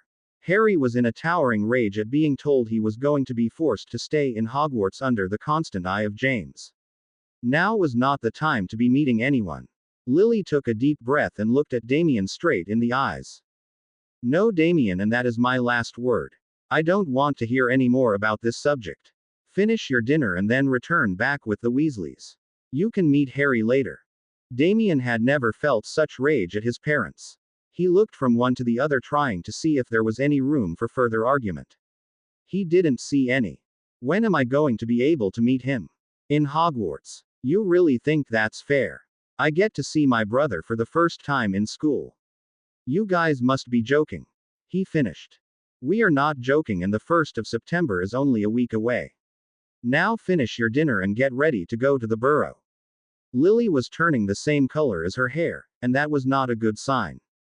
However, Damien had inherited her fiery temper and was not going to go quietly. "Fine. Have it your way. This is awkward enough, and now you guys are really going to mess it up. I get to see Harry for the first time along with the entire bloody school. Brilliant. Thank you very much." With that said, the youngest Potter stormed around his parents, wrenched open the door and ran to the other room where the order meeting had taken place. He slammed the door open and didn't even stop to look at the shocked faces of Hermione and the Weasley family, as they were sitting talking about the true identity of Harry Potter. Damien stormed towards the fireplace and wrenched the pot holding flow powder open. He grabbed a fistful and before anyone could say anything he threw it into the flames and stepped in. "The burrow," he said between clenched teeth, and before anyone could stop him, he was transported to the empty burrow. The next few days seemed to pass uneventfully. Damien was still in a mood with his parents and refused to speak to them. James and Lily had instantly gone after Damien to the burrow, followed by the Weasley family and Hermione. Damien had mostly ignored them and refused to even acknowledge that they were there. "Brilliant, now that makes two of them," James had said to Lily when they came back to the headquarters. The Weasley family didn't really know what to do or say. They all had been pretty shocked with the true identity of Harry, but unlike Damien, they were not eager to meet him at all. The Weasley boys were outraged that the boy who had hurt so many people and even killed was going to come to Hogwarts and not be punished for everything that he had done. What was more, Professor Dumbledore had come to the burrow the next day after the order meeting and asked the 6 teens attending Hogwarts to be civil to Harry and to try and make him feel as welcome as possible. Damien was trying his best not to lose his patience. That was mostly because of Percy Weasley. He was sick of hearing all the foul things that Percy had told him about the Dark Prince. Percy was working for the Ministry and was taking immense pleasure in reporting the crimes that were carried out by Harry. Damien had finally cracked and had snapped at Percy one night. "You know what, Percy? It sounds to me as if Harry's done the Ministry a favor by getting rid of the really dangerous Death Eaters, since the Ministry wasn't up to the task." That had shut Percy up. However, Damien couldn't make any excuse up for his brother when it came to the deaths of the Longbottoms. Damien was good friends with Neville, and it had completely devastated Damien to learn that it was Harry who was responsible for orphaning Neville. However, Damien was so desperate to make things work out with Harry that he tried not to think about his brother as the Dark Prince. Damien managed to push the crimes committed by the Dark Prince to the back of his mind. Anytime the Dark Prince was mentioned by Percy, Damien had mentally repeated to himself, "Harry had been brainwashed. He'd been brainwashed. Probably the Imperio. He'd been brainwashed." Back at the Order headquarters, things were not any better. After the meeting with Dumbledore, Harry had taken quiet refuge in his room again. He hardly spoke to anyone and gave James cold glares whenever he could. James sighed as he crept into bed one night. "I don't know how I can spend any time with Harry being so cold towards me. I don't think me being his guard was such a good idea." "Nonsense, James. Harry will open up to us once he gets to Hogwarts. You know what it's like. That place brings out the best in everyone. Just wait and see." Lily tried to comfort him. "Okay, now you remember what you're going to say if Mrs. Weasley asks you anything?" Damien asked a very nervous-looking Ron. "Yeah," Ron replied. "Right, Hermione, you and Ginny have to keep Mrs. Weasley busy with something or another. I'll hopefully be back soon." Damien watched as the girls shared a worried look with Ron. Damien sighed. He knew what question was coming. "Damie, are you sure you want to do this?" Ginny asked. "For the 100th time, yes. I want to do this. Don't you guys understand? I need to do this. There is no way I'm going to meet my brother for the first time in Hogwarts." Damien finished looking at his friends angrily. Damien knew it wasn't his friends' fault, but he couldn't help shouting at them in frustration. Damien was sure that his silent treatment on his parents would have resulted in them letting Damien meet Harry. However, James and Lily just left Damien to sulk and didn't give in to his demands. It was now the day before school started and Damien was extremely desperate to see Harry. Damien went over the plan in his head again. He was going to flow over to his house and borrow his dad's invisibility cloak and use it to sneak into the headquarters.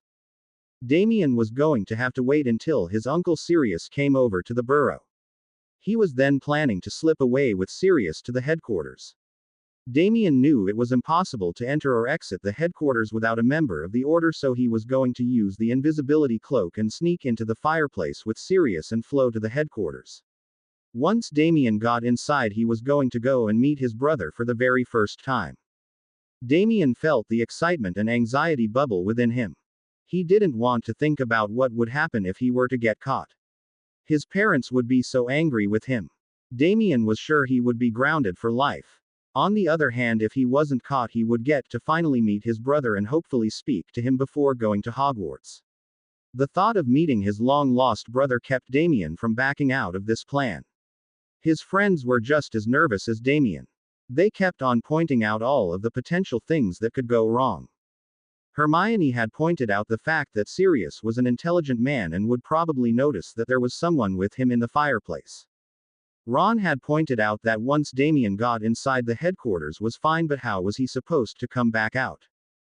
Ginny had kept on saying that the plan was never going to work since the headquarters must be guarded from the inside, especially with Harry being held there. Damien had ignored all of them and had said that if worst came to worst he would own up to his parents and then just suffer the consequences. Damien got up and prepared to flow over to his house. He waited with a handful of flow powder in his hand. He was standing at the fireplace for just about 10 seconds when he got his signal. "What in the name of Merlin, Fred? George, what have you done?" shrieked a voice from downstairs. Damien didn't waste any more time. He threw in his handful of flow powder and stepped into the green flames. "Godric's Hollow." He spoke clearly and was gone in an instant. Ron, Hermione and Ginny stood and watched the spot where Damien had been standing, only a few seconds ago. They all prayed the plan worked. The three teenagers turned and ran downstairs to see what distraction Fred and George had caused. Mrs. Weasley was still screaming at the twins when they entered. Ron, Hermione and Ginny could barely stifle their laughter when they saw what had happened. All of the dishes had sprouted little legs and were running around the kitchen floor, the spoons were battling against the forks, and a kettle was pouring hot tea into the house plants, which were trying to hop away from the scalding liquid. Fred and George stood amongst the commotion and beamed at each other, while a very angry Mrs. Weasley was shooting all sorts of curses out of her wand trying to control the situation. The five teenagers looked at each other and confirmed wordlessly that Damien had gone to the Potter's Manor. They all hoped the distraction caused would keep Mrs. Weasley busy until Damien had returned with the cloak. Sure enough, Damien walked into the kitchen, half an hour later, to find Mrs. Weasley still shouting at Fred and George, who were both trying to convince their mum that they had only meant the dishes to wash by themselves and for the tea to be made of its own accord, so that Mrs. Weasley could rest. Damien winked at the twins as he sat down at the dining table. The cloak was folded neatly and hidden away in the inner pocket of his shirt. All Damien had to do now was wait for Sirius to come over and give all of them their Hogwarts Express tickets. It was around 7 p.m. before Sirius made an appearance. Damien watched his godfather as he laughed and chatted animatedly to the Weasley boys and felt a pang of jealousy.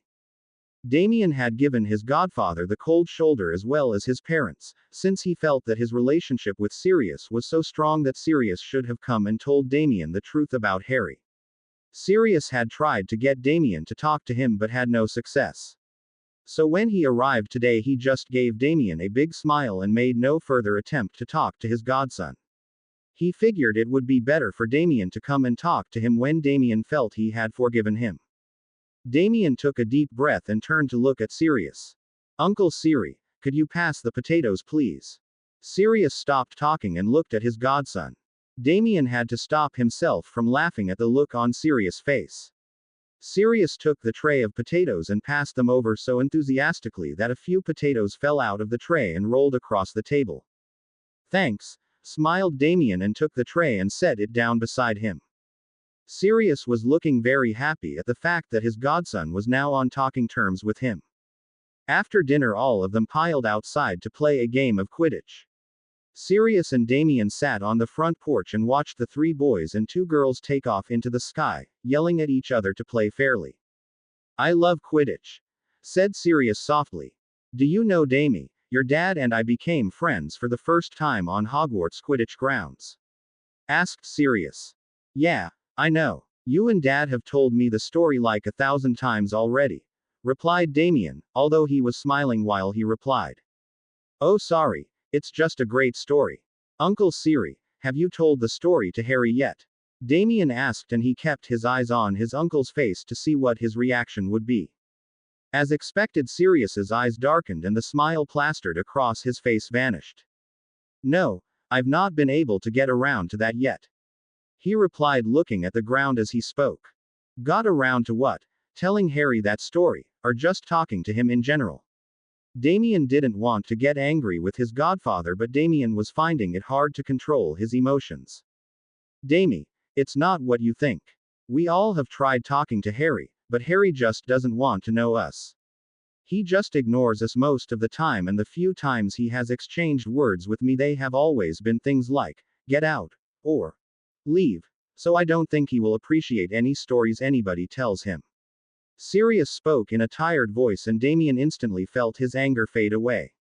Sorry, he mumbled, and he felt his godfather put an arm around his shoulder. Damien let his head lean onto Sirius's chest and closed his eyes for a moment.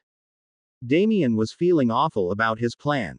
He couldn't trick Sirius and go with him to the headquarters. If Damien was caught, he would get Sirius into trouble as well. Damien quickly pushed his thoughts away and opened his eyes. He had to do this. If he got caught, he would blame this onto his parents, since they were the ones who wouldn't let him see Harry. Damien mumbled a quick goodnight to Sirius and made his way inside the burrow. Damien slipped on his father's cloak and crept into the fireplace in the dining room. Damien knew this fireplace was the only one Sirius ever used. He thanked Merlin that it was a big fireplace. 2 people could easily flow from here. He stood next to one of the walls and pushed himself flat against it so that Sirius wouldn't be able to bump into him when he got in. Damien had to wait 10 minutes before he heard Sirius saying his goodbyes. Damien held his breath. This is it, he thought to himself. He pushed himself further into the wall as Sirius stepped into the fireplace and nearly cried out as Sirius's robes brushed against him. Damien prayed that Sirius didn't notice. Sirius was still busy talking to Mr. Weasley. Damien was breaking into a sweat. His legs shook a little from holding himself so taut. At long last, Sirius bid his goodbyes and threw the handful of flow powder into the flames and shouted. 12 Grimmauld Place. Damien felt the familiar spinning and held onto his cloak to keep it from flying off him. He managed to keep himself from falling out of the fireplace as he arrived behind Sirius. Damien stood in the fireplace for a couple of seconds. He saw his godfather brush his robes and leave the room quickly. Damien released the breath he was holding. I don't believe it. I did it. I made it into the headquarters without getting caught, Damien thought to himself. I should probably point this out to Dad afterwards. If a 13-year-old can get into the headquarters with an invisibility cloak, then the Order better get some other protection wards in place, Damien told himself as he crept out of the fireplace. Damien waited for a minute or so before making his way upstairs. His heart was thumping madly, and Damien couldn't stop his legs shaking in excitement as he slowly and quietly made his way up to the first floor. He prayed Harry was in his room and the door was not locked. If Harry was moved to another room, then Damien would have no chance of finding him, since his mum had taken the map to the Black Manor from him. Damien stood in front of Harry's room. His heart was going to thump its way out of his chest. Damien forced out a ragged breath. He placed one of his hands on the doorknob and gave it a small twist. The door clicked open and Damien almost cried out in joy. This is it. I'm finally going to be able to meet my older brother, Damien thought to himself as he slowly cracked the door open. He poked his head into the room, still under his invisibility cloak. The room was empty. Damien pulled himself into the room and closed the door behind him softly. He looked around the room properly.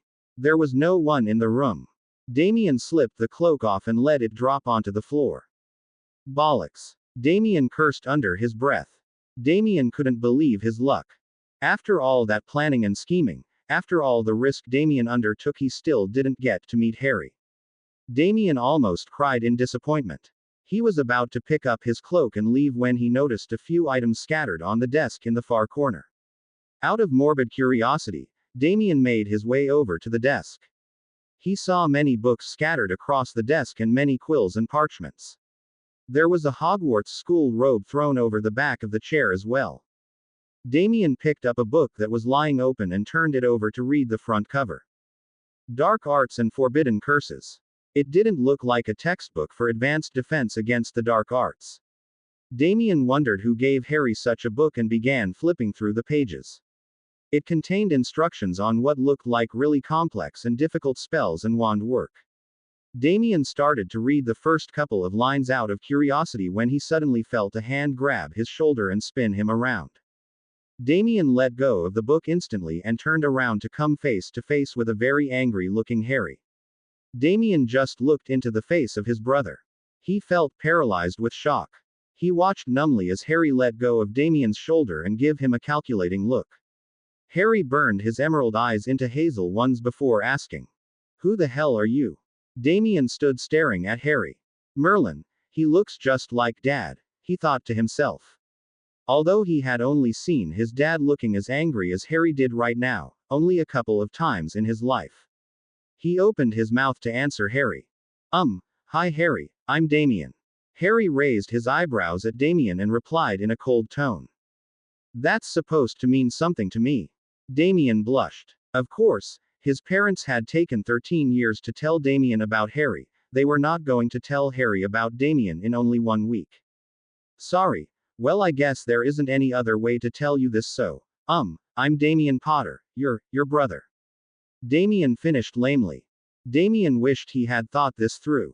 He had planned the entire coming to headquarters part of the plan but had not spared a thought as to what he was actually going to say to Harry. Damien watched as his revelation caused a look of genuine shock to appear in Harry's eyes. It was only for a moment though, as Harry quickly replaced the look of shock into anger again. Harry took a step closer to the boy and hissed at him. I'm not your brother. Damien was stunned at this. He had been told by his parents and by his godfather that Harry didn't consider himself as part of the Potter family, but Damien had thought that they were just overreacting.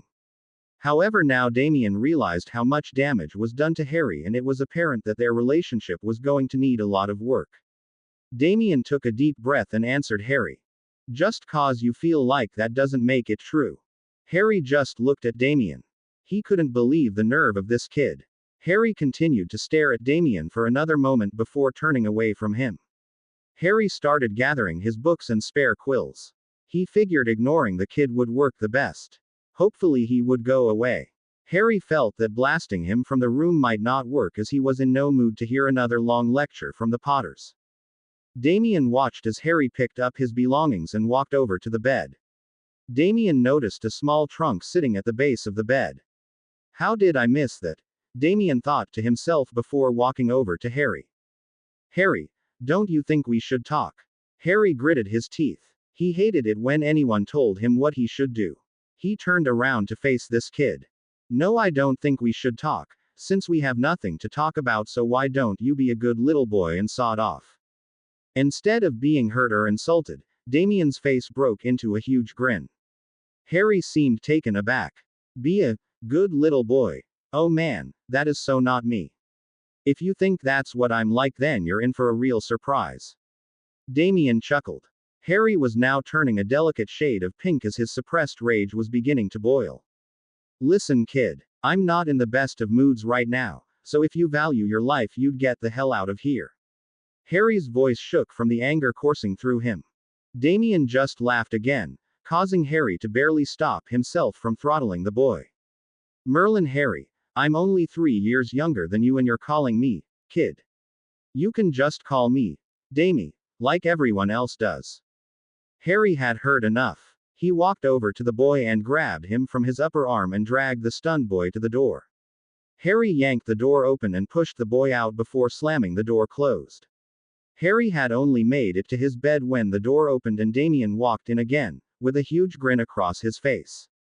Harry growled in a way that would have made Sirius proud. Maybe you didn't understand that little gesture, so let me explain it clearly to you. Get out of my room. Harry shouted. Damien looked at Harry and if possible his smile got even wider. Harry was convinced at this point that there was something seriously wrong with this boy. Are you mentally impaired in some way, or are you just doing this to annoy me? Harry asked through clenched teeth. No, it's just, well, that was a very big brotherly thing to say. Damien replied, still grinning stupidly at Harry. At Harry's confused look, Damien explained. You know the whole, get out of my room, and, sawed off, thing. It's just the kind of thing a big brother would say. Harry was looking at Damien as if he had sprouted horns on his head. You're barking mad, Harry told the 13-year-old. Damien just shrugged and replied. Maybe, but I'm right, about the big brother thing. Harry tore his gaze away from the crazy boy in his room and continued packing his belongings into the small trunk. Damien came and stood next to Harry. Can't you take a hint, Potter? I want you to leave. Harry spoke without looking at the teen standing next to him. Damien just ignored Harry's instructions and pointed at the pile of books and quills lying on the bed. What are you doing with all this stuff? Harry stopped his packing and turned around to face Damien. It's none of your business what I'm doing. Now are you going to leave or am I going to have to throw you out again? Damien was not taking Harry seriously and that was really starting to annoy Harry. Damien cocked his head to one side and looked at Harry. You know you're not at all what I expected, he said quietly. Harry raised his eyebrows. Really? And what was it you expected? Harry asked. Well, with all the stories I heard about the Dark Prince, I figured you would be more, I don't know, aggressive. Damien finished while still staring at Harry's face. Harry thought he had misheard him. What? More aggressive? You think I've been nice to you so far? What's wrong with you? Harry was seriously contemplating the fact that this kid was not right in the head. No, you've not been nice, but you've not been completely horrible either. I mean, all you've done is shouted at me and kicked me out of the room. You could have done a lot worse, like physically hurt me. Damien had a small smile on his face as Harry realized what the kid had just done. Damien had been unintentionally annoying Harry and had realized that the so-called Dark Prince hadn't lashed out or hurt him. Harry had just been inadvertently tested and Harry knew he had been caught out. I don't hurt kids, Harry said defiantly. So I've heard. Damien replied. He was obviously referring to the rescue of Madame Pomfrey's children. Before Harry could respond, there was a loud knock on the door. Damien actually jumped in fright and ran to the cloak lying on the ground. As Harry watched, the teen fumbled around with it and threw it on. Harry was amazed to see the kid seemingly vanish into thin air. Cool cloak, Harry thought as he saw the door open and James and Lily walked into the room. Harry gave them a scowl and turned his back to them, completely ignoring them. Harry continued packing the rest of his belongings. He heard James approach behind him. Harry turned around to look at him. So, is that you got everything packed? James asked, and Harry mentally cringed to hear the fake enthusiasm in his voice. Everything I need, Harry replied and walked around James to make his way to the bathroom. Underneath the cloak, Damien watched nervously as Harry walked around his dad and disappeared into another room. Oh, so that's where he was when I came in, thought Damien. Harry reappeared a moment later carrying several small vials. They looked like dreamless sleeping potion and some pain relief potion. Damien watched as Harry added them to his trunk. Damien hoped Harry wouldn't give Damien away. He really didn't want to get shouted at in front of Harry. He watched as his mum and dad approached Harry and his dad put a hand on Harry's shoulder, signaling for him to stop packing. Harry stopped and turned around with a bored look on his face. Harry, we need to talk to you, Lily said in a small voice. Harry just ignored her and went back to his packing. Harry, please give us just a few minutes, then we can help you pack the rest of your stuff, James said. At once Harry turned to look at him with a glare. I've already said I don't need your help. I don't need anything from you. I can look after myself and I can do my own packing. Harry spat back at his stunned-looking parents. Damien was astonished at the tone Harry was using to speak to their parents. He certainly didn't use that same tone when he was talking to Damien. Harry had been saying unpleasant things to Damien, but his tone was nowhere near as harsh as it was now. James and Lily both seemed to recover from Harry's words, which made Damien think that this was not the first time Harry had spoken to them like this. Harry, I never said that you needed anything from us. I was just trying to be helpful. If you can manage everything by yourself, then that's fine. We just wanted to tell you something before we all take off for Hogwarts tomorrow, James explained. Harry seemed to surrender and sat down on his bed with a bored expression. Well, go on then, he said to his parents. James and Lily conjured up 2 chairs and sat in front of Harry. Damien was slowly edging his way towards the open door. This was his chance to slip out and try and figure a way out of here.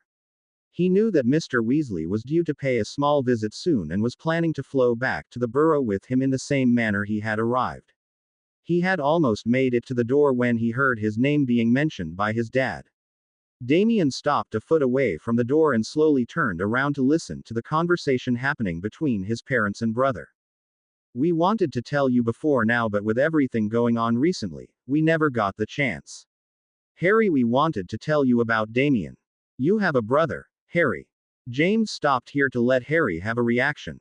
Harry sat there with no visible reaction. His face was completely blank and he didn't say a single word. James and Lily looked at each other uncomfortably. They had thought that they would have gotten some reaction from Harry. Lily continued a little hesitantly. Damien's 13 years old and is going into his 3rd year at Hogwarts. You will meet him tomorrow. He really wanted to meet you before going to Hogwarts, but we thought it was best if you met each other at Hogwarts. Lily finished. Harry looked up and met Lily's green eyes. It made sense now to the raven-haired teen. That's why the kid had hid under that cloak. He has snuck in here to meet me against his parents' wishes.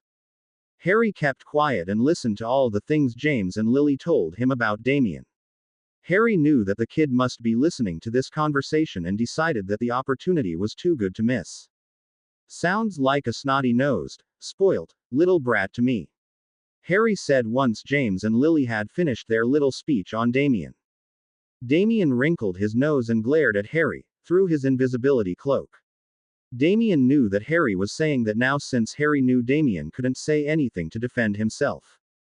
James and Lily looked a little stunned to hear Harry describe Damien like that. What had they said about Damien that made Harry come to a conclusion like that? Well, he can be a little spoilt, but Damien's a good kid. Lily said, trying not to be too confrontational towards Harry. After all, Harry was finally reacting to them. Damien turned his glare on his parents. I'm not spoilt, he thought silently to himself. HMPH. Good kid, wonder if he would agree with that. Harry said, and this time Harry had a small smile on his lips. James and Lily looked at each other in confusion. What was Harry talking about?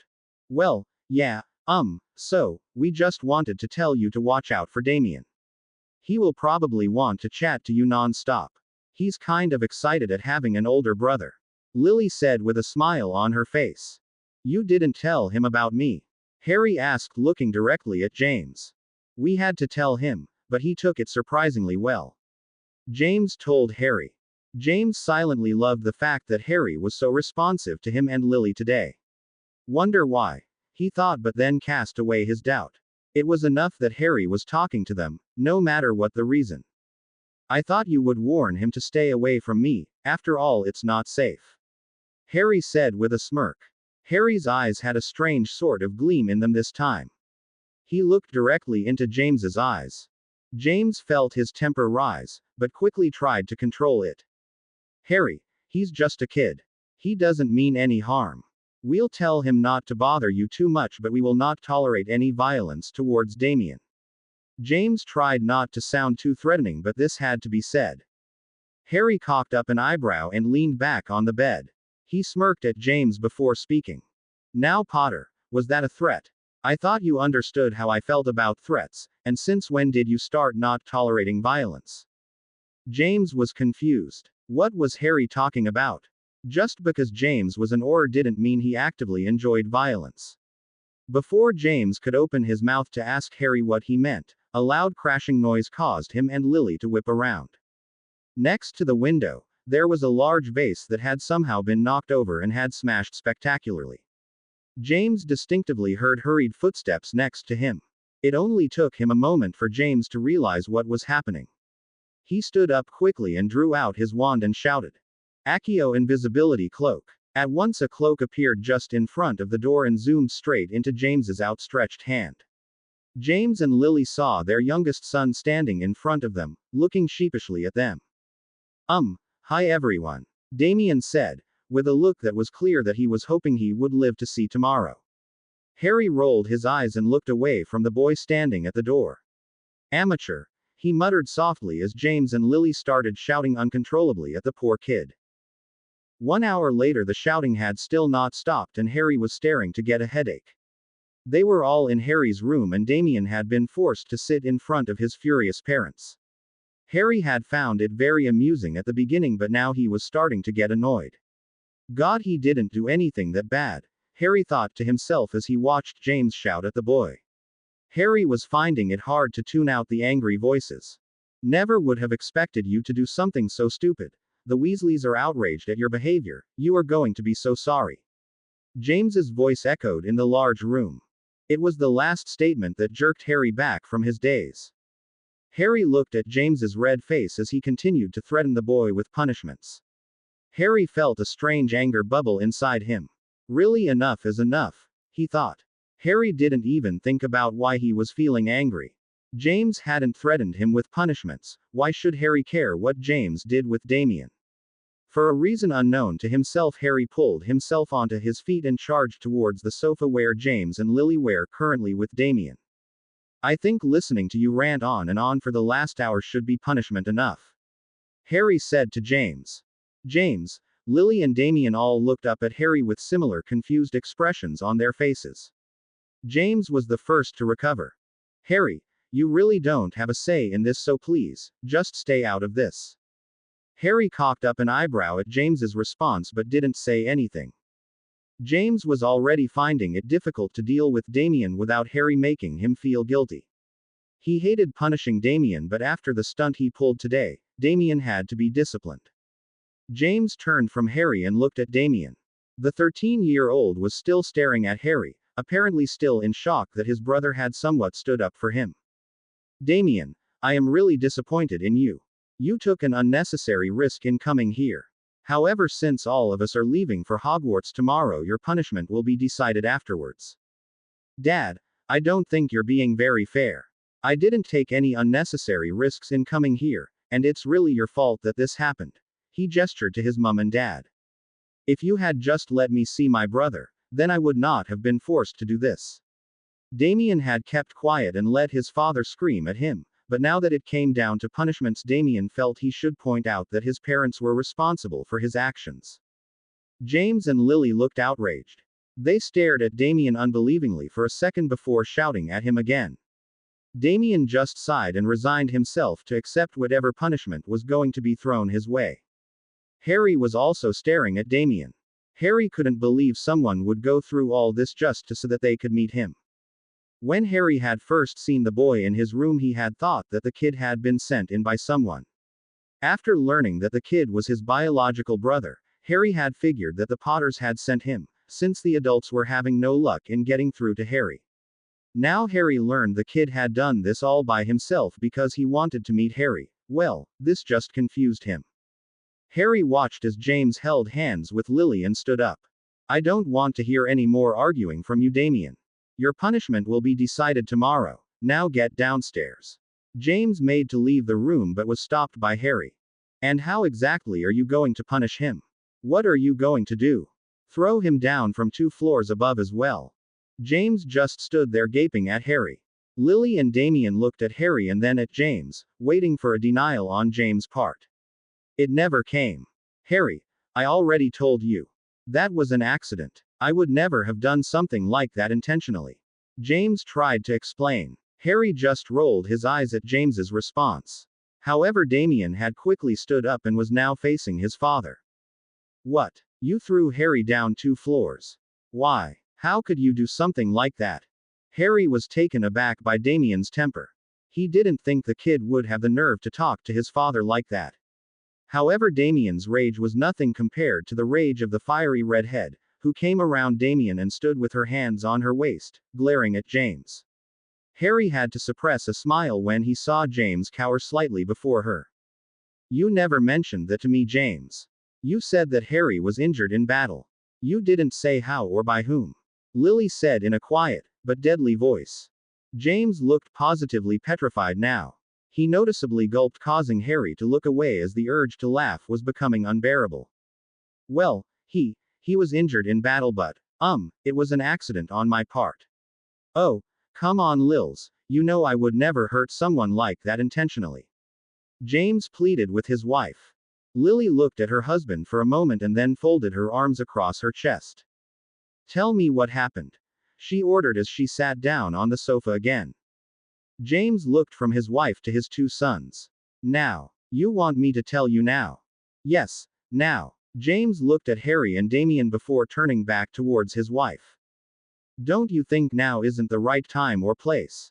Lily looked at James for another moment before standing up and taking James's hand and guiding him to the door. She stopped and turned around to speak to Damien. Damie, I expect you downstairs in 2 minutes to go back to the Weasleys. Damien nodded and gave his mum a smile to show his thanks.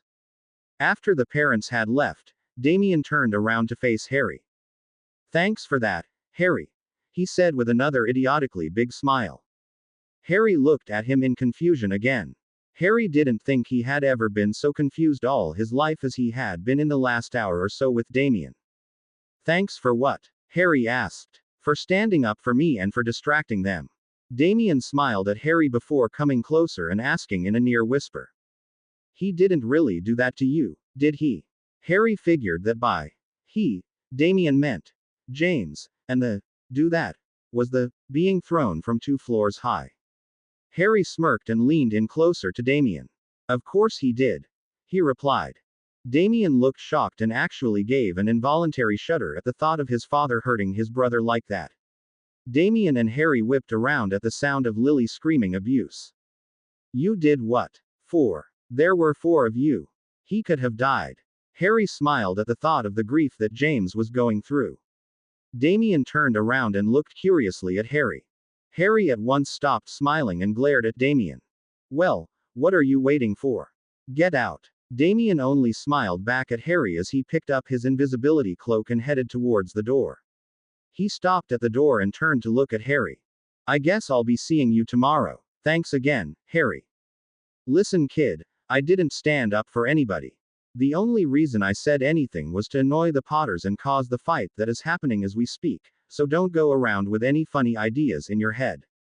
Harry snapped at him. Damien's smile faltered slightly before he covered it up again. He winked at Harry and said, Sure, Harry, whatever you say. With that, Damien left an irate Harry by himself to finish packing for Hogwarts. Harry stepped through the fireplace and found himself in Professor Dumbledore's office. The flames behind him turned green once more and James joined him. Harry didn't turn around to acknowledge him. Harry was upset that he wasn't allowed to come to Hogwarts by the train. Not that Harry had any regrets for not riding the Hogwarts Express. No, he was upset because that had been Harry's last hope for escape. He was told only this morning that he was not going to be traveling to Hogwarts by the train. He was going to flow straight to the headmaster's office. Harry brushed the soot away from his cloak and stared at the office. Harry was trying his best not to look interested in the decor of the office, however this was difficult as he had never seen anything quite like this before.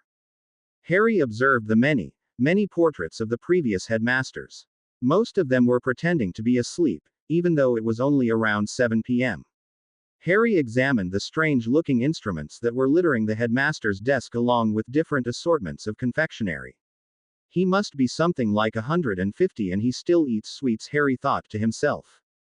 Actually, Harry, I am only 147 years old, came a voice from behind Harry. Harry turned around to see Albus Dumbledore in dark blue robes with a matching hat. He stood by the door smiling serenely at Harry. Harry was momentarily stunned. How did he must be able to perform legimens. Instantly Harry brought up his mind shields. Harry wasn't very good at performing occlumency, but he did the best he could. It unnerved Harry to no end that Dumbledore might be able to read his thoughts. Dumbledore smiled at Harry and walked calmly over to his desk. He sat down on his chair and motioned with his hand for James and Harry to take a seat as well. Harry sat down reluctantly and purposely looked away from the headmaster. Dumbledore leaned forward and picked up a bowl of drops and offered it to Harry. The disgusted look that he received from the raven-haired teen almost had Dumbledore laughing. He chuckled to himself and sat back in his chair. So Harry, I hope you were not too disappointed with not arriving by the Hogwarts Express. I am sure that next year you will be able to travel here by the train. It really is a pleasure that every wizard and witch should experience. Harry completely ignored him and stared out of the window. He could see the huge castle grounds, the magnificent lake, and the dark grounds which must lead into the Forbidden Forest. Draco had told Harry many stories about that forest, including the time he was viciously attacked by a hippogriff. Harry smiled, despite himself. Harry was really angry at being brought to this school and being kept here as a prisoner. However, a very small part of him was actually excited at being at Hogwarts. After years of hearing stories about the school, Harry had always imagined what the school must have been like. After all, his own father, Lord Voldemort, had attended this very school. Harry hated himself for feeling like this. He should not be happy or excited at being here and promised himself he was not going to let Hogwarts affect him.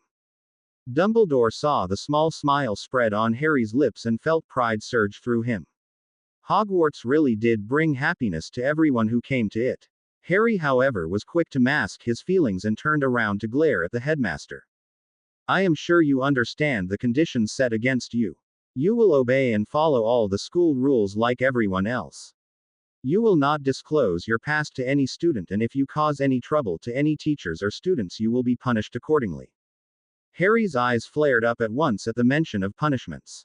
He rose out of his chair and leaned against the table so that his face was inches away from the headmaster's.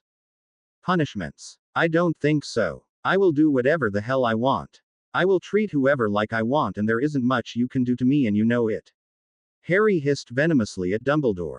James was instantly on his feet and was ready to withdraw his wand in case Harry attacked Dumbledore. But Harry merely sat back down after having his outburst and continued glaring at the headmaster. Dumbledore didn't look affected by Harry's words at all and continued speaking as if there had been no interruptions. You will attend all classes that are assigned to you, and you will share a dormitory with your fellow classmates. Anger flared in Harry once more. Share? Oh, I don't think so. I don't share anything, Dumbledore. Harry was more than surprised at James when he started to object to Harry sharing as well. Dumbledore, I don't think that this is a good idea. Harry should have somewhere else to stay, where he is alone. James seemed uncomfortable with saying what was on his mind clearly. James didn't want Harry sharing because of the danger that would put the fellow students under. James didn't understand why Dumbledore would want to undertake such a risk. Dumbledore, however, simply smiled at both James and Harry. James, I assure you that everything will be fine. Now I think it is time for the great feast, so both of you, please join me in the Great Hall. James stood up as Dumbledore rose out of his chair. James still felt very unsure about Harry sharing a dorm with other children, but he wasn't in a position to do anything about it. However, Harry remained seated and looked at the towering figures standing over him. Harry, please come with us, Dumbledore said softly to the teen. Harry stood up and faced the headmaster, hatred plainly shown on his face. I am not hungry, so if you'll just point out my prison cell, I'll just make my way there. James looked at Harry and felt his temper rise. Why does he make things so difficult? He thought to himself. Harry, you've not had anything proper to eat all day. I think you should at least have some dinner before calling it a night. James tried telling the stubborn teen. I don't really give a hoot about what you think, Potter. Just show me the damn room. Before James could stop himself, he shouted. Fine. If this is how you're going to behave, like a spoilt child, then that's exactly how we're going to treat you. James turned to Dumbledore. Where are you placing him? He asked a little heatedly. Where else? Gryffindor, of course. Dumbledore answered with a smile. Harry stood up abruptly. Harry was sure that he was going to be sorted by the crazy old sorting hat that Draco had described. Furthermore, he was convinced that he would be sorted into Slytherin. Especially since he was Slytherin's heir, it would only make sense. What? You're going to put me in Gryffindor? You know as well as I do that's not where I belong. Harry shouted at Dumbledore. No, Harry, Gryffindor is your true ancestry line. It is where you truly belong. Dumbledore answered calmly. I am the Slytherin heir. I should be in Slytherin. Harry was finding it difficult to speak due to so much rage. You are also the heir to Gryffindor, and pardon me for sounding a little childish, but you were Gryffindor's heir first, before you become Slytherin's heir. Dumbledore was definitely patronizing Harry now. Harry crossed his arms over his chest and just glared at Dumbledore. The headmaster turned around and gave James the password to get into the Gryffindor common room and told James which dorm was Harry's. Harry just ignored the two men and walked towards the door. Once Harry reached the door, he turned around and addressed Dumbledore one final time that day. Place me wherever the hell you like, Dumbledore. I'm still going to be a Slytherin through and through. Dumbledore merely smiled and answered, "Good night, Harry." James was instantly by Harry's side, leading him out the headmaster's office and up to the Gryffindor common room. Harry walked quietly and didn't even bother examining his surroundings. He was too angry to look at anything at the moment.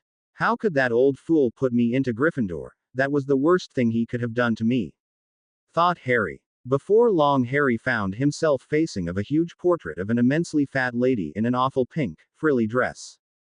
Harry wrinkled his nose, looking disgusted with the portrait. Merlin, even their portrait is so vile looking. Slytherins must be much better than this. James gave the password, Wimblemodia, and stepped through the hole that was revealed as the portrait swung open. Harry came into a room that was bathed in the colors red and gold. Harry looked around the comfortable-looking room, with a huge fireplace, comfy-looking chairs and sofas. Harry didn't want to compliment anything belonging to Gryffindor, so he disguised his face into a look of repulsion as he faced James. James was looking around at the common room with a look of joy on his face. "God, how I missed this place," he muttered quietly. James hadn't meant for Harry to hear him, but Harry did. "Now I have another reason to hate Gryffindor," Harry thought as he was led up a spiral staircase. If Potter had been in Gryffindor, then it was definitely the house Harry wanted out of. He entered the boys' dormitory and found himself being led to the nearest one. Harry stepped into the room and found a large room with 5 four-poster beds, and 5 wardrobes in the room. Harry's trunk had been brought into the room and was now sitting next to the bed, nearest the window. Harry spun around to face James. "Here. I have to stay here. This room is tiny, and I have to share with no less than 4 other boys. What are you trying to do to me?" James couldn't help the laugh that escaped him. Harry turned another shade of pink as he eyed James dangerously. "Sorry." Harry couldn't help that. "Look, the room isn't tiny and you're only going to be sleeping in it. Most of the time you'll be going to classes and whatever free time you have will be spent in the common room." James was finding Harry's tantrum quite entertaining. For a moment Harry seemed like a normal child, complaining about sharing and others taking over his space. James smiled at the angry teen. "Harry, are you sure you don't want any dinner? You really should have something to eat." James was longing to reach out to Harry. The teen looked positively cute sulking like that. He wanted to push the unruly black hair away from Harry's eyes and to look into those brilliant emerald greens. James wanted to embrace Harry in the way he used to when Harry was a baby. James knew that Harry would only get upset if he did anything like that, so he decided to put a hand on Harry's shoulder in a comforting way. Harry immediately flinched away from James and moved away from his reach. James sighed and walked towards the door. He turned one last time at the door and saw Harry pull his trunk open and was starting to rummage through it. James muttered a quiet good night and left Harry in his dorm room.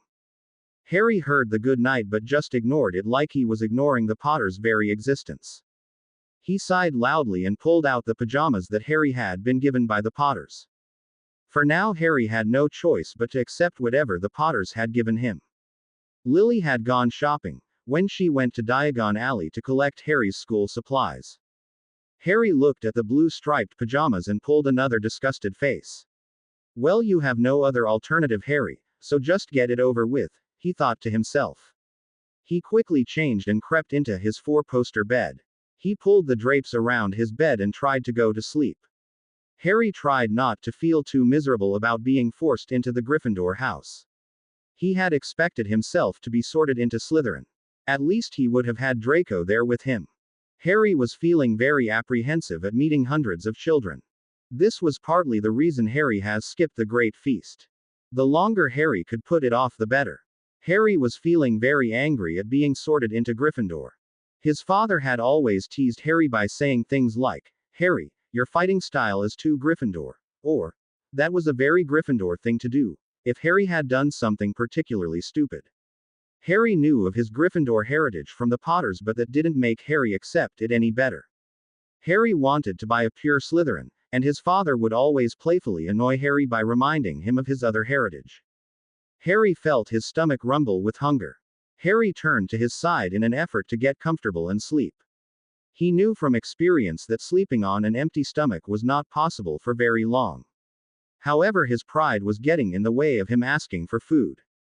Damn my Gryffindor pride, Harry thought miserably as sleep finally came to him and claimed him.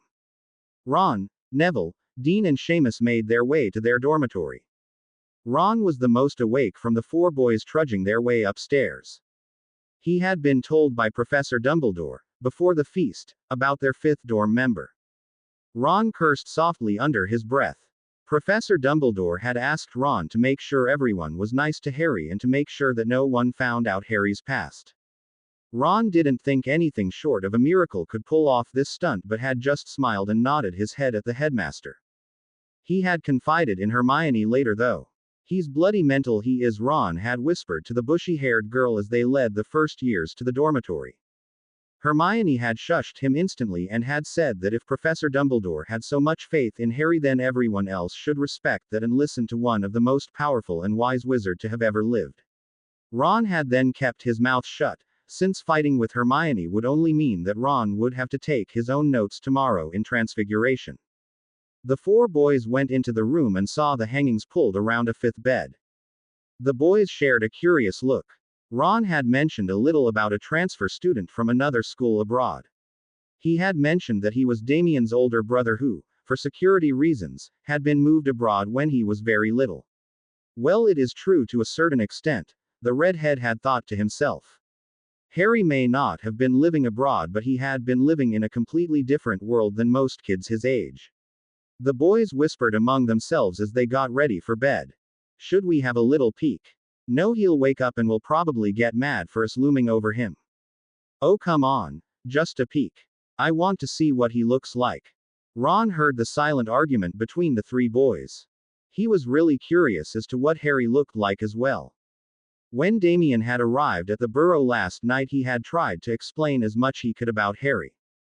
Damien had said that Harry was a carbon copy of his dad. Ron felt his curiosity take over him. Ignoring the potential danger ahead, Ron crept up to the bed and was joined by the other three boys. Very slowly and as quietly as he could, Ron pulled the hangings surrounding the sleeping boy. The room was dark, but the moonlight shining outside gave the needed amount of light.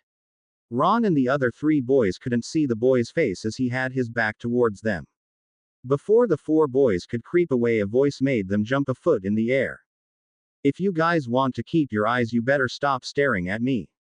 It took a moment or two for the four boys to realize it was Harry who had spoken. The teen had not even turned around to look at them, but spoke with his back still turned towards them. Ron hastily muttered a "sorry," and tugged the hangings closed again. He and the other boys shared a nervous look before going to their respective beds.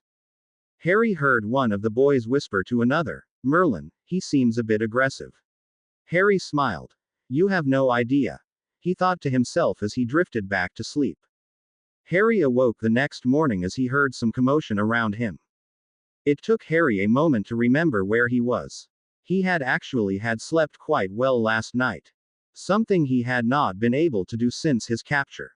Harry got up and pulled his hangings open to see that most of the boys in the room were up and were sleepily getting dressed.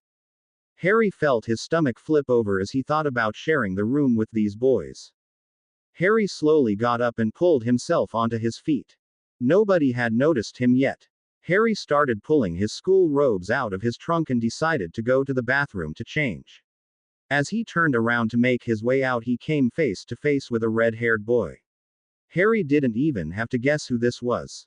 He had heard enough about the Weasley boys from his best friend Draco. He had figured that this one must be the youngest Weasley, Ronald, as Harry knew that the youngest Weasley was the same age as him and Draco. Harry smirked at the look of discomfort that crossed the red-haired boy's face. Ron couldn't even look at Harry in the eyes. Harry had figured that Ron must be one of the few students Dumbledore had informed about Harry's past. Ron seemed to find his voice as he took a step towards Harry. He stuck out his hand and was silently willing it to stop shaking. Ronald Weasley. He introduced himself to Harry in a somewhat steady voice. Harry ignored the boy's outstretched hand and continued to look into the face before him. Ron lowered his hand, feeling embarrassed and a little angry. Ron was only taking the first step towards being friendly towards Harry because of Damien. Also, he figured that if Harry was going to stay in their dorm room, then he should at least try and be friendly to you-know-who's adoptive son. Ron had been taken aback by the strong resemblance Harry had to James Potter. He has been expecting the similarities, but it still came as a shock. If it wasn't for the cold looks that were being given by Harry, Ron could have sworn that it was James Potter standing before him in his 16-year-old body. That could be easily believable since the pranks that Sirius and James pulled on each other could very well result in an aging potion been unknowingly consumed. However, the brilliant green eyes that were boring into Ron's brown ones, sending chills down Ron's back, was definitely not something James could achieve, even if he tried. Harry smirked again as the look of embarrassment and anger shot across Ron's face. Draco's right, the moron can't hide his emotions at all, Harry thought to himself. The other boys had noticed Ron talking to the new kid but were still too sleepy to introduce themselves. Look, if you're annoyed about last night, then I'm sorry. We shouldn't have sneaked up to you, we were just curious to see you, that's all. Ron said quietly. Harry took a step towards Ron and whispered quietly so only Ron could hear him. You know that curiosity can kill, don't you? Ron paled a bit as he looked fearfully at Harry. He immediately cast away any further thoughts about being friends with him. Dumbledore is wrong about Harry. There is no way Harry can ever be normal or can even have a chance for redemption, Ron thought to himself as he made his way to the door. As far as Ron was concerned, he had tried to be friends with Harry and had failed. He was fine with that. Harry watched the frightened sixth year almost run to the door and leave without even looking back at him. Harry smiled to himself again. This is almost too easy. If they freak out over things like this, how are they going to put up with all the other things I plan on doing? Harry had spent last night thinking about how he was going to make Hogwarts hell for everyone there, except maybe the Slytherins. Harry started to make his way to the bathroom again but stopped short when another boy came towards him. He also stuck out his hand and introduced himself. Harry, however, didn't hear him over the loud thumping of his own heart as he stared into the boy's round face and big eyes. Harry felt the air around him vanish as he struggled to breathe. He stared at Neville Longbottom and silently cursed Dumbledore. The old manipulative fool had put Harry in the same room as Neville Longbottom, knowing full well what Harry had done to Neville's parents. Neville smiled and introduced himself again. Hi, you must be Harry Potter, I'm Neville Longbottom. Harry couldn't take it anymore. He sidestepped Neville hurriedly and shot through the door before anyone could stop him. Neville stared at the opened door, through which Harry had just ran. Strange boy that one. He muttered to himself.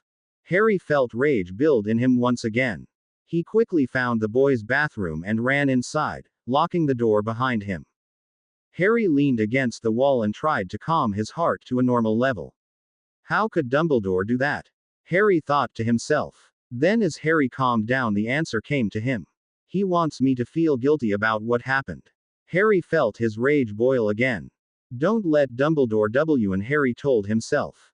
He gave himself a mental shake and carried himself over to the wash sink. He splashed some water onto his face and tried to calm down again. If Harry wanted to survive here, he would have to keep his emotions in check. Harry washed up and then quickly pulled his nighttime clothes off and pulled on his school robes. He gave himself a look over in the mirror. I look like an idiot, he said aloud and tried in vain to settle his messy hair. For once, can't you behave? He asked his messy locks as he tried to push the stubborn hair flat. As if in response to his question, the hair that Harry had managed to push flat sprang back up. Brilliant, Harry hissed. It was going to be bad enough with everyone staring at the new kid, without him looking like a complete moron. Harry longed for his black robes, dragon skin boots, his armor, and more than anything he longed for his silver mask. He was enraged that Potter wouldn't give Harry his mask back. Potter had burnt it, saying that Harry didn't have to hide anymore. Harry had felt as if a part of him had been destroyed. Harry had worn a mask in front of strangers for years now.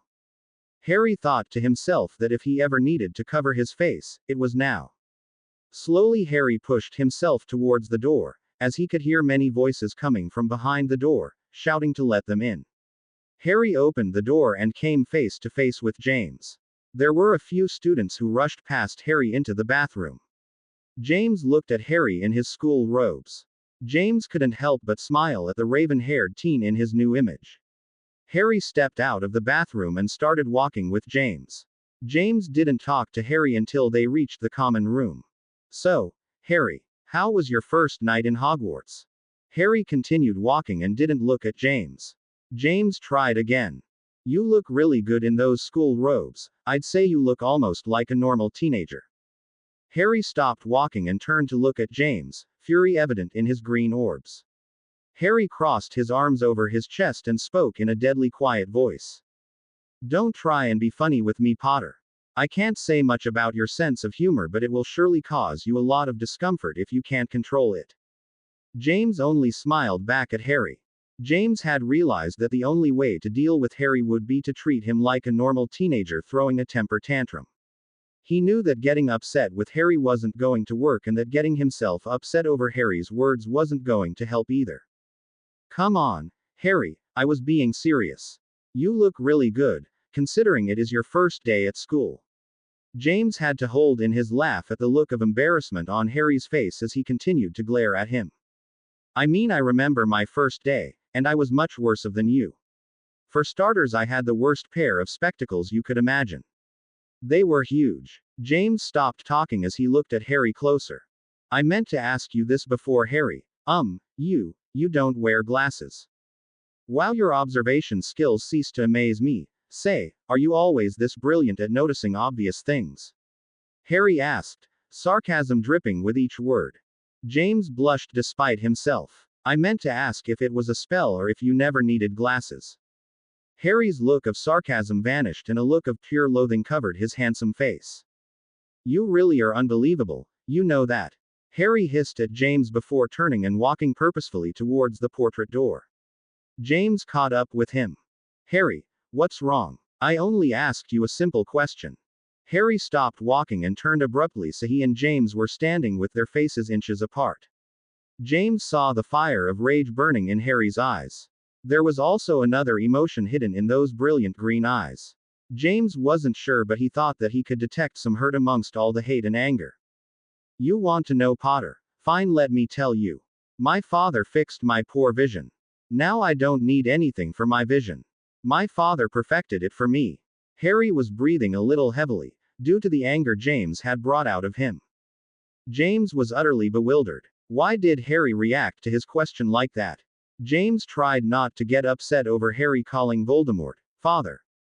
However, the hurt must have shown on James's face because Harry gave a triumphant smirk and turned and raced out of the common room before James had recovered from Harry's words. Ginny was late for breakfast. Why Ginny couldn't have waited until after classes to go to the library was beyond her own comprehension. Maybe everyone is right, I am obsessed with him, she thought as she hurried along to the Great Hall for breakfast. If she was late, she would miss the timetables being given out and then she would have to explain her absence to Professor McGonagall. Ginny had woken up pretty early and couldn't think of anything else to do but to continue her search for her mysterious savior. Ginny was starting to lose hope of ever finding any information about him from their school library. Ginny was too engrossed in her own thoughts to have noticed a raven-haired boy rushing down the stairs. Both teens collided with each other rather forcefully and were knocked to the ground. Ginny sat up immediately and opened her mouth to hurl abuse at whoever was blind enough not to have seen her coming. However, her words were caught in her throat as her eyes met brilliant green ones. Ginny could only sit on the floor of the main hallway, staring at the messy-haired boy in front of her. His amazing green eyes were shining in the exact way her mysterious saviors had. Harry looked at the red-haired girl sitting in front of him. Harry had recognized her instantly but kept a neutral face. He didn't want her to recognize him, not that she would since she hadn't seen his face that night. Probably doesn't even remember the incident, thought Harry to himself. Harry had always thought that most people were quite selfish like that. Harry picked himself up from the floor and noticed that the girl was staring at him. Ginny came out of her stupor at noticing the boy standing up. She made to stand up as well but gasped in pain when her knee objected to her movement. The words left Harry before he could catch himself. "Are you okay?" Ginny froze as she heard the boy's voice. She had spent a lot of time thinking about a voice similar to this, even these exact words. Ginny felt her heart thumping madly inside her. This is it. It's him. It must be. The eyes, the voice, it must be him. Ginny felt her excitement bubble inside her. She quickly got to her feet, ignoring the pain shooting up her leg. Yeah, I'm fine. Ginny wished her voice would stop shaking. Sorry about that. I wasn't looking where I was going. Ginny continued. Great. Now he's going to think I'm a careless idiot who's so blind she can't even see where she's going, Ginny scolded herself. No, it's okay, I wasn't looking where I was going either. You okay though? Harry asked as he saw the red-haired girl wince as she tried to straighten herself up. Ginny was now convinced that her search was over. Those brilliant green eyes. They were definitely the same eyes that had looked at her in concern when she had fallen from the roof. Ginny was almost close to hysteria. She had at last found him, but why did he not recognize her? I'm sorry, but do I know you from somewhere? Ginny started to say, knowing full where they had met. Before Harry could respond, he heard a shout come from the stairs. Harry, where do you think you're going? Ginny turned around to see James Potter coming down the stairs, trying not to bump into the students hurrying to the Great Hall.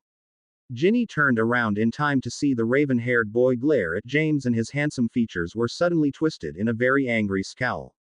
It took Ginny a moment or two to put everything together. James Potter had just addressed this boy as Harry, and that was what the Dark Prince was called, wasn't he? Ginny looked at the boy standing in front of her. She realized that he was very similar looking to James Potter, or as Damien had put it, he's a bloody carbon copy of Dad. She felt her blood run cold as understanding dawned on her. He was Harry Potter, the Dark Prince, the one responsible for many deaths and destruction. Ginny felt suddenly lost again as she realized that she had been wrong. Her mysterious savior couldn't be Harry Potter. Her savior had rescued her from Harry's men. Ginny watched as James approached Harry and the two Potters just looked at each other. Why did you run off like that? James asked while Harry only glared at him and turned his attention back to Ginny. Harry was surprised to see the abrupt change in the girl's behavior towards him. 1 minute she was looking at Harry with so much awe and wonderment, the next she was giving him cold glares. What's this all about? Harry wondered. So you're Harry Potter? Ginny asked coldly, while scolding herself for allowing herself to get so caught up with her imagination. How could she not have seen Harry's close resemblance to James Potter? Actually, it's just Harry. The raven-haired teen replied, now eyeing the fiery red head with interest. James only noticed Ginny when she spoke to Harry. He turned his head towards her and managed to give her a small smile. Morning, Ginny. Morning, Mr. Potter. Ginny smiled back at James. James looked between the two teens and realized the both were in the middle of a conversation with each other when he had arrived. Do you know each other? James asked, knowing that that was not a possibility. Ginny bent low to pick up her bag, that was still lying abandoned on the floor. She straightened up and threw another cold glare at Harry. No, I just thought he was someone else, but I was obviously wrong. Ginny said in a quiet voice, still glaring at the boy responsible for causing so much pain to others. Harry was surprised by the girl's mood swings. He examined the girl's face once more before responding. Yeah, I guess you were mistaken. I couldn't possibly know someone like you. Harry gave the girl one of his trademark smirks. Ginny managed not to scowl at him as she brushed past him and hurried to the Great Hall, cursing the Dark Prince under her breath. She was now running late for breakfast. Harry watched her leave and couldn't help but feel a pang of annoyance at her. Why was she being so nice to me and then suddenly decided to throw me cold glares? Harry thought to himself. James was watching Harry closely. Harry, what happened in the common room? Why did you get so angry with me over a simple question? Harry didn't look at James. Instead, he turned around and made his way towards the Great Hall. Harry Potter, I'm hungry and I just want some decent food so that I can get through the torture you have in store for me today, okay? James was once again stung by Harry's words. He felt his patience leave him. Okay, Harry, but tell me, how were you planning on getting anything to eat if you don't even know the way to breakfast? Harry turned to face the Auror, an exasperated look on his face, and pointed at the steady stream of students going to the Great Hall for breakfast. I was just going to follow the students. Aren't you supposed to be an Auror? One would think you would be able to work out something as simple as this. Harry felt his spirits lift a little as a red blush crept onto James's face. James could only nod his head and started walking towards the Great Hall with Harry. Today is going to be a long day, James thought wearily as he opened the doors to the Great Hall. Harry stood frozen at the entrance of the Great Hall. His heart thumped madly as he surveyed the thousands of children sitting and chatting, happily eating their breakfast and greeting one another after the summer break. Harry had never seen so many children in all his life. He was suddenly more aware of his messy hair and his uncomfortable school robes. He stood, rooted to the spot. James came and stood next to his son, trying to understand what Harry must be going through. Harry didn't even notice James. Come on, Harry, the Gryffindor table is this one here. James pointed to the table furthest to the right. Harry started walking over to the table. Harry could feel all the eyes on him as he walked towards the Gryffindor table. Harry quickly sat down at a place which was as far away from everyone as possible. James left Harry at the table and made his own way towards the staff table, to join an anxious-looking Lily. Harry kept his eyes firmly on the empty plate in front of him. He could feel the students around him staring at him, and Harry wished they would stop. It unnerved him to no end. Harry sighed and reached over and took some toast and began to lazily eat it. His throat felt tight for some reason. Harry would never admit it openly, but he was nervous at being around so many children. Harry didn't get nervous easily. Harry had dueled with and even killed many Death Eaters, not to mention all his encounters with the Ministry and Order Aurors, and never once did he feel nervous or uncertain of his actions. Yet here he was in the midst of children and Harry felt immensely tense. Harry knew it only because he was in unknown territory. When Harry was sent on an assignment, he knew what was expected of him, what he needed to do, how to act. However, he was now in a situation that he didn't have any control over. Harry sighed as he tried to clear his head. First thing was first. He had to find Draco. He had to send a message to his father. Harry chanced a glance over to the other tables. He spotted the B***owned haired Slytherin sitting at the table furthest away from him.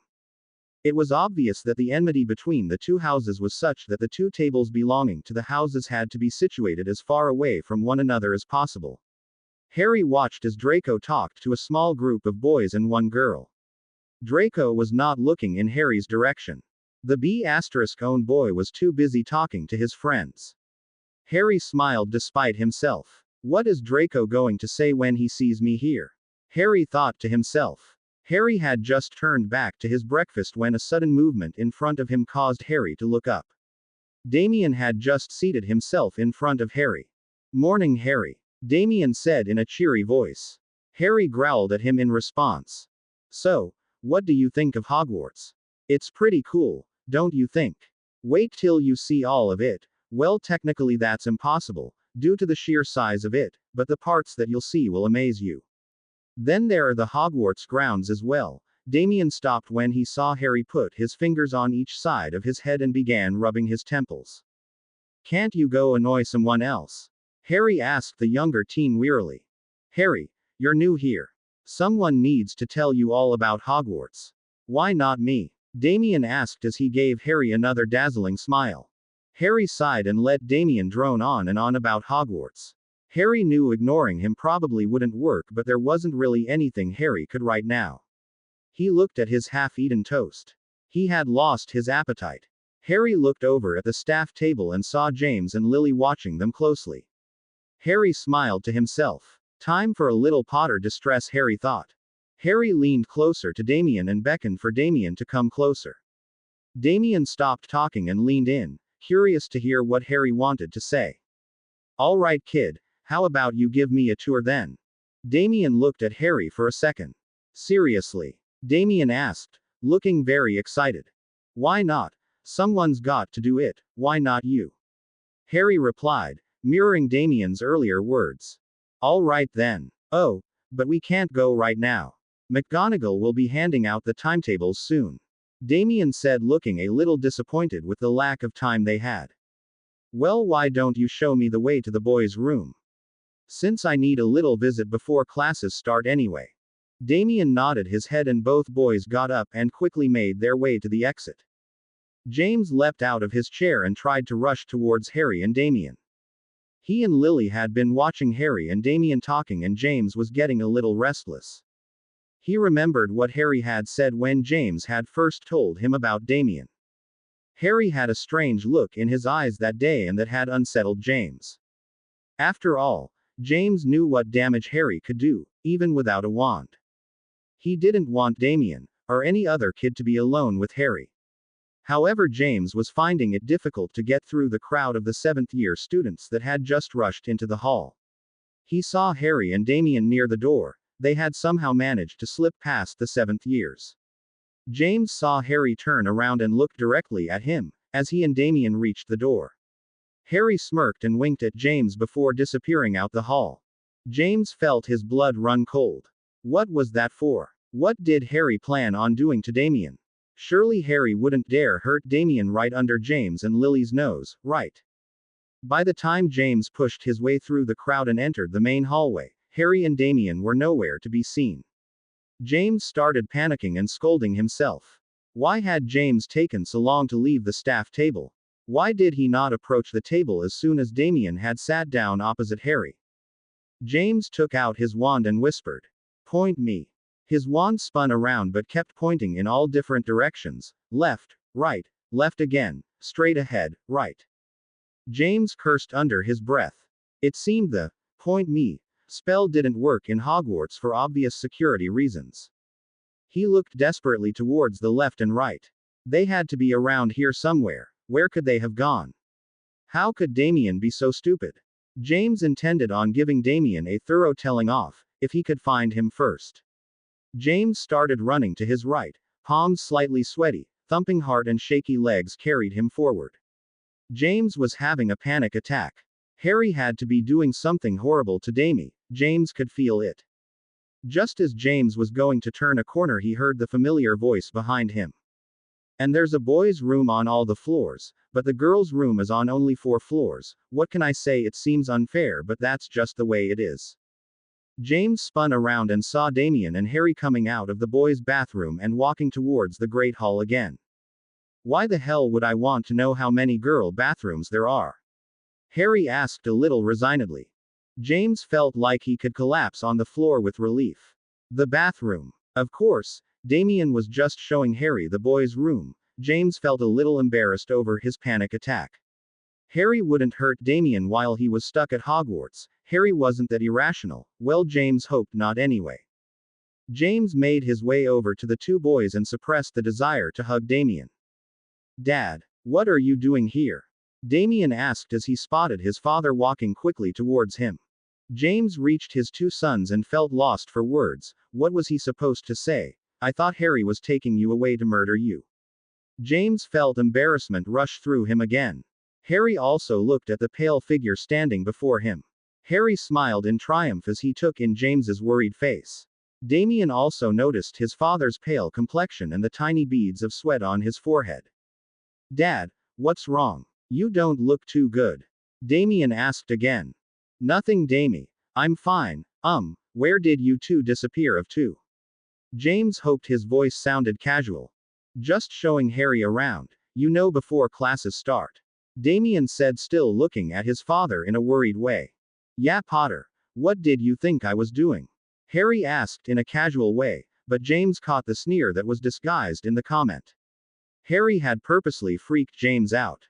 He had played James and James had fallen for it without hesitation. James wished he had remained at the staff table. He only gave Harry a warning look and started ushering the boys back to the Great Hall. Once they were back inside the hall and were seated once again, James returned to his seat. Lily gave a look of relief as she saw her 2 sons sitting safely in front of her. Just then all the head of houses began handing out timetables to everyone in their houses. Professor McGonagall only stopped beside Harry for a moment before continuing.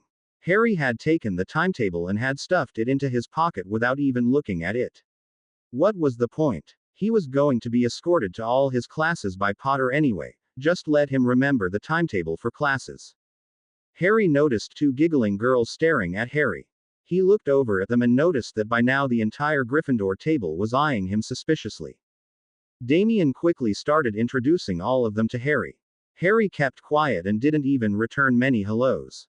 Harry noticeably winced when Damien introduced him as Harry Potter. At once questions came from all sides. Many asked where Harry was all these years. Why he was secretly moved abroad. Harry watched as Damien answered all of them, even though most questions were directed at Harry. One sixth year asked, "He's not a mute, is he?" Harry moved forward, wanting to break the cheeky Gryffindor's mouth, but Damien sent a pleading look at Harry and for some reason Harry backed down. Maybe it was because Damien had unknowingly helped him in freaking out James. Harry glared at the Gryffindor boy as Damien quickly replied, "Shut up, David, Harry's just got a sore throat, that's all." The two giggling girls approached Harry and one of them asked, "Harry, how come you weren't at the feast yesterday? Merlin, can they be nosier?" Thought Harry. "I didn't feel like it," he answered, still not looking at them, hoping that they would just piss off. However, the two girls stared, giggling again, talking with other girls around them. Harry caught whispers of, "Lovely voice, gorgeous eyes, he's so hot." Harry jerked back to look at the two girls who were now laughing hard. Harry noticed that almost every girl at that table was looking at Harry with the same sort of strange gleam in their eyes. Harry sighed, "Stupid girls." Harry stood up from the table and instantly felt James grip his shoulder. Harry shook him off and started walking towards the doors. He noticed Damien eyeing his father awkwardly as he tried to get through the crowd and join him. James shook his head at Damien and told him to go to class and that they would meet at lunch. Damien nodded his head, although he looked disappointed. He smiled at Harry and shouted, "Good luck," as he hastily joined the third years. Harry rolled his eyes at the message given to him. As if he needed luck for attending. What class did he have? Harry took out the crumpled timetable and saw that he had a double period of history of magic. Brilliant, Harry thought to himself. What a way to waste time. James was walking next to Harry as they exited the Great Hall and made their way to the classroom. Before Harry went to join the group of Gryffindors and Ravenclaws standing outside the classroom, James pulled Harry aside and gave him his school bag. "What about my wand?" Harry asked. "You'll get it soon, but for today you don't need it. Your classes today don't require a wand." Harry opened his mouth to argue but then thought otherwise. As he made to leave, James grabbed onto Harry's arm. "Harry, I don't want you pulling any stunts in class, okay? I don't know what you were trying to prove this morning at breakfast, but I don't want you disappearing like that again. Do you understand?" James couldn't help the anger that seeped into his voice. Harry looked at James calmly and answered him in his most relaxed voice. "Come now, Potter. Don't hide what you want to truly say. You don't want me disappearing again, or you don't want me disappearing with Damien again." Harry smiled as James paled at the mention of his youngest son. Harry continued. "Don't you see, Potter? Damien is your weakness. You can't expect me not to take advantage of that, can you?" James lost his temper at hearing these words. "Harry, you won't harm Damien. You won't hurt him in any way, understand?" James was shaking with rage now. "Whether I will or won't harm him, Potter, is up to me. As demonstrated earlier, I can make you break out in a full panic without touching a single hair on his head. For now it's enough that you believe that I could hurt him. After that, well, we'll see." Harry sneered at the look of dismay on James's face. The door to the classroom opened and the students began walking in. Harry stepped away from James and walked away, leaving the distressed man standing alone in the hallway. "No, Dumbledore, it's not going to work. This is just turning into a disaster. He openly threatened me with Damien. He's too dangerous. We should never have brought him here." James was pacing the floor of Dumbledore's office, unable to calm down from his encounter with Harry. Dumbledore sat quietly, letting James release the anger and frustration out of him. He knew that James had to calm down before he could explain anything to him. Finally, after 25 minutes of shouting on James's part, the exhausted man collapsed in a chair in front of the headmaster. Professor Dumbledore looked at James and saw the sadness in his eyes. James, I told you before, this is by no means going to be easy. Harry is going to be very difficult. It is only natural for him to resist us and to challenge us. We mustn't give up so easily. James looked at Dumbledore with tired eyes. Dumbledore, I'm not giving up easily. Do you realize how difficult this is for me, for Lily and Damien? We want more than anything to have our Harry back, but I'm not prepared to hurt any innocent in the process. James watched with a confused expression as Dumbledore rose from his seat and smiled serenely at James. Exactly, James, exactly. No innocent shall be harmed in any way, and not by Harry, that's for certain. At James's baffled expression, Dumbledore explained. You see, I had Professor Snape gather more information on the Dark Prince, and you will be quite surprised at what he has managed to find out. It seems that the Dark Prince isn't as a ruthless fighter as we all had first imagined. He actually has some rules, and one of them is that no innocent shall be harmed at his hands. By innocent, Harry means any child. James couldn't believe what he was hearing. How was that even possible? Surely Voldemort wouldn't stand for Harry having any sort of morals. What was going on? But Dumbledore, what about you-know-who? Why does he tolerate these rules Harry has? Harry is very successful in completing his so-called assignments. I would imagine that Voldemort allows Harry to fight in whichever way he pleases, as long as Harry wins. Voldemort treats Harry differently. Severus tells me that Harry does not bow to Voldemort like the rest of the Death Eaters. Harry is treated somewhat like an equal by Voldemort, so naturally he would not interfere with whatever rules Harry lays out for himself. Understanding dawned on James, and he stood up from his chair as well. Madame Pomfrey's children. That's why he saved them. He thinks of all children as innocent, so he risked his life to save them. James felt as if a huge weight was lifted from his shoulders. Harry wouldn't hurt anyone that would be anyone under the age of 17, so the students at Hogwarts were safe. James let out a huge sigh of relief. Harry was bluffing when he said he could hurt Damien. He was only trying to get James worked up. Well, that worked, James thought to himself. James felt a new sort of respect for Harry. He had grown up in the clutches of the most evil wizard the world had ever seen, but he still managed to grow up with some morals. However, something just didn't quite add up. Why did Harry have these morals? He was only 15 months old when he was snatched away from his home, and as much as James wanted to pretend that Harry had goodness inside him, there was no way Harry knew good from evil at that age. Furthermore, why did Voldemort stand for it? Surely this could pose problems for Voldemort's future. James looked at the headmaster again before voicing his concerns. Something just doesn't add up, Dumbledore. Harry couldn't have grown up with morals, it just isn't fathomable. Why does Harry not want to hurt children? As sad as it sounds, I think you-know-who would have made Harry hurt any living thing as soon as Harry could hold a wand. As much as giving Harry his own rights, I still don't think he would have allowed Harry to have any sort of compassion for others. And as far as innocents go, isn't that who Death Eaters usually target? This doesn't make any sense. James finished fretfully. I am assuming that Harry doesn't see us as innocent. He only thinks about children as innocents, but you're right, James, it doesn't make any sense. That is why Severus has instructions to find out as much as he can, but until then we have the peace of mind that Harry will not hurt any child here at Hogwarts. James nodded his head absent-mindedly. He personally didn't trust Snape to find out anything more. Snape wouldn't be interested in finding out any information on Harry. James decided that he was going to get to the bottom of this himself. James would find out as much information as possible on his son's past and his upbringing. Why Harry felt he should not harm children. After all, aren't defenseless children the Death Eaters' favorite targets? If James could prove that Harry had been saving people as the Dark Prince, then it would only help Harry in receiving a full pardon from the Ministry. James walked towards the door, lost in his thoughts, when suddenly he realized something. Dumbledore, when did you find out about this? He asked the headmaster.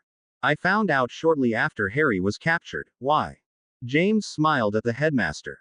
Dumbledore really was a very cunning old man. So that's why you were not worried about Harry coming to Hogwarts, you knew he wouldn't hurt any student. The sleeping arrangements were devised accordingly as well, I presume. Dumbledore only smiled and inclined his head slightly. James, I take the safety of my students very seriously. I would never expose them to any dangers that were not controllable. James only smiled and left the office, heading back to collect Harry for his next class. James couldn't help smiling. Maybe there was hope for Harry after all. The rest of the day went by uneventfully. Harry walked into the Great Hall, accompanied by James, and sat down at the Gryffindor table for dinner. Harry had just had his first ever classroom lessons. Back home, he used to get lessons with Bella, Lucius, or his father, Lord Voldemort. Harry felt a pang of homesickness. He really wished he could speak to Draco, but Potter was not letting Harry out of his sight. All of Harry's classes today were with either the Ravenclaws of Hufflepuff, so Harry had still not seen Draco. He looked around at the Slytherin table to see if he could spot the blonde-haired boy, but Draco was nowhere to be found. Harry looked at the food that was in front of him. He was hungry but couldn't make himself eat on the moment. With a sigh, Harry tried to eat the food on his plate. He spotted Damien entering the hall with the Weasley boys, a bushy, brown-haired girl and the girl that Harry had ran into this morning. Now that Harry could see her with the 3 Weasley boys, it was pretty obvious that the girl was their sister. Ron and the brown-haired girl, who Harry had guessed was the Mudblood Granger, who Draco had always talked about, had been in all the classes with Harry. Harry had kept to himself in all his classes. It was obvious that most of the staff at Hogwarts didn't agree with Dumbledore's decision of bringing Harry to the school. Most of the teachers had ignored Harry and tried not to speak to him.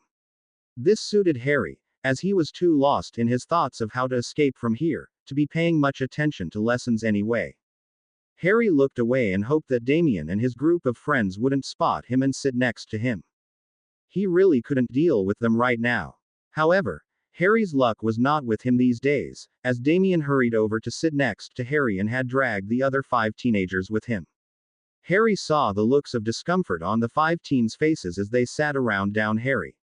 Harry did his best to ignore them and concentrated on pushing the food around on his plate.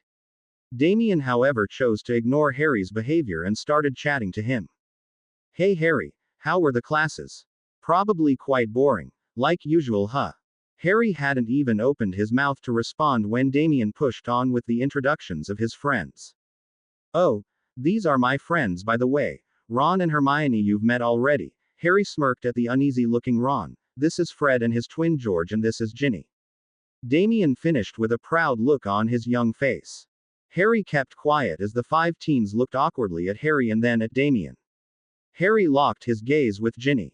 The redhead gave Harry another cold look and then started filling her plate with food. The raven-haired turned his attention on Damien. When are you going to complete your tour then? He asked Damien. Whenever you say. Now, Harry said. Now. Don't you want to eat dinner first? Damien asked as he eyed longingly at his plate filled with food. No, I'm not hungry. Second thoughts, forget it. I'm just going to go to by myself. Harry started to stand up when Damien also jumped to his feet. No Harry, I'll go with you. Damien, don't you want to finish your food first? Ron asked quietly. Harry saw the look of anger cross Ron's face as he glanced at Harry. No thanks Ron, I'm really not all that hungry. Damien quickly walked to the door with Harry. Both boys looked over at the staff table before stepping outside. Damien waved his hand at his mum and dad, signaling that he was going outside with Harry. To Harry's utter surprise, James waved back with a smile on his face, gesturing that it was fine to do so. Harry wondered why James didn't try and stop them. He shrugged it off, thinking that it was a good thing since now Harry didn't have to worry about being quick in his actions. He had plenty of time. Harry told Damien he wanted to see the outside of Hogwarts first, so Damien led him outside. As soon as Harry stepped outside, he spotted the person he wanted to meet. Draco Malfoy was hurrying towards the door with the rest of the Slytherins. They were obviously returning from herbology, since Harry could see most boys and girls smelling their hands with disgusted looks. His best friend was the worst. He had his pale face scrunched up in a look of utter disgust and was complaining the loudest about Filthy little creatures, and why do they need to eat anyways? Harry felt excited at finally getting to speak to Draco. He turned to face Damien. Wait here, kid, Harry said as he started to walk towards the Slytherins. What? Why? Damien asked, looking a little puzzled. Just do as you told. Harry snapped at Damien, who looked taken aback by Harry's sharp tone. Harry left an upset-looking Damien standing at the steps as he hurried down to meet the Slytherins. Draco was so engrossed in complaining that he didn't see the raven-haired boy come towards him. Harry managed to slip behind Draco as the B***owned boy continued to complain. I swear this is just a waste of time. Father always says that the subjects taught at Hogwarts are useless. I mean, who cares about a few useless plants and what their properties are? When are we ever going to need to know pointless information like that? Draco was trying to clean his hands vigorously by a Skirgfee spell. I don't know about that, Malfoy. Some plants can be used to save your life, Harry said, causing the Slytherin B***own to whip around and stare at Harry. Harry smiled at his best friend, thoroughly enjoying the look of shock on his pale face. Draco stood frozen to the spot, he couldn't believe his eyes. Harry, how did you? What are you doing here? Draco cast a nervous glance around him, as if looking for someone. Is Hogwarts under attack? The blonde whispered nervously. No, you dim-wit. If Hogwarts was under attack, do you think I would be standing here talking to you so calmly? Harry shook his head at Draco. Honestly, why was Harry friends with an idiot like him? Draco seemed to blush and cried out in defiance. Hey, who are you calling a dim-wit? I only asked since that was the only reason you would ever set foot in Hogwarts. Harry's expression darkened as he looked over to the main doors of Hogwarts. Yeah, that's what I used to think too, Harry said with a mixture of emotions in his voice. Draco could detect some hurt and anger present. Draco quickly commanded the two goons, Crabbe and Goyle, to leave, who hastened to obey the blonde Slytherin, leaving Harry and Draco alone. Harry, what happened? Draco asked, now completely bewildered at Harry's presence at Hogwarts and by his weird response. Harry brought his piercing gaze over to Draco. He studied his friend's face before asking. You don't know what happened. What are you talking about? What happened? Draco was now getting very confused. I was captured by the Order a little over 2 weeks ago. Harry watched as Draco's gray eyes widened with surprise, he seemed to pale even more than normal. What? He spluttered out. How can you not know? Your father never mentioned anything, Harry asked while trying to imagine a reason why Lucius wouldn't have told Draco. Draco's eyes narrowed and he looked a little uncomfortable. No, but it's probably because I wasn't exactly around. Mum and I went to Spain for the last 2 weeks. There were issues that had to be resolved. Draco finished a little hesitantly. Harry understood in a heartbeat. Lucius and Narcissa were having problems with their marriage now for over 2 years. Often Draco would accompany his mum in going to Spain, where Narcissa's family lived, whenever there was a particularly nasty fight between the Malfoys. Harry realized that Draco must have come to Hogwarts straight from Spain. He probably hasn't even spoken to Lucius in the last 2 weeks, Harry thought to himself. I sent you a couple of owls, telling you what was happening, but obviously you were. Draco trailed off, not knowing how to ask what Harry had been through at the hands of the Order. Harry smiled again at Draco but didn't say anything. Harry saw a few figures approach Damien and became aware of his primary reason for wanting to speak to Draco. Draco, listen, I need you to deliver a message for me. Tell my father that I am safe. Whatever happens, don't attempt a rescue mission. That is exactly what Dumbledore wants. Tell him that the only way I can escape is by bringing the wards placed on Hogwarts down, even if it's only for a few minutes, it's all I need to escape from here. Draco looked at Harry with a bewildered look. Harry, are you nuts? There is no way the wards can be brought down. Hogwarts is one of the most heavily protected places. It will take months to work them out, let alone brought down. Draco, it can be done. Wards are not always as reliable as everyone thinks, they can be weakened. Hogwarts wards are already being worked on, that was the last project Father had started up. Sooner or later Hogwarts wards will be weakened. The wards on the school itself will be impossible to break, but the ones placed on Hogwarts grounds can be weakened. All I need is a few minutes to slip past the gates, then the Death Eaters can help me get home. If it takes months, so be it. I would rather stay here for a couple of months than risk my father being captured. Draco still looked skeptical but told Harry that he would deliver the message nonetheless. Harry began walking away, but Draco stopped him to ask questions about why the Order had not sent him to Azkaban. Harry shrugged Draco away from himself and whispered that he would explain later, when he had more time. Harry quickly made his way back to Damien and his friends. Damien looked at Harry curiously. Harry had spent a good 5 minutes talking to Malfoy. Harry and Draco Malfoy knew each other, that much was obvious. But what were they two talking about? Damien had to restrain himself from not walking over to find out. Damien was surprised to find Ron, Hermione and Ginny arrive and stand next to him. "What are you guys doing here?" Damien asked, surprised that his friends had finished their dinner so quickly.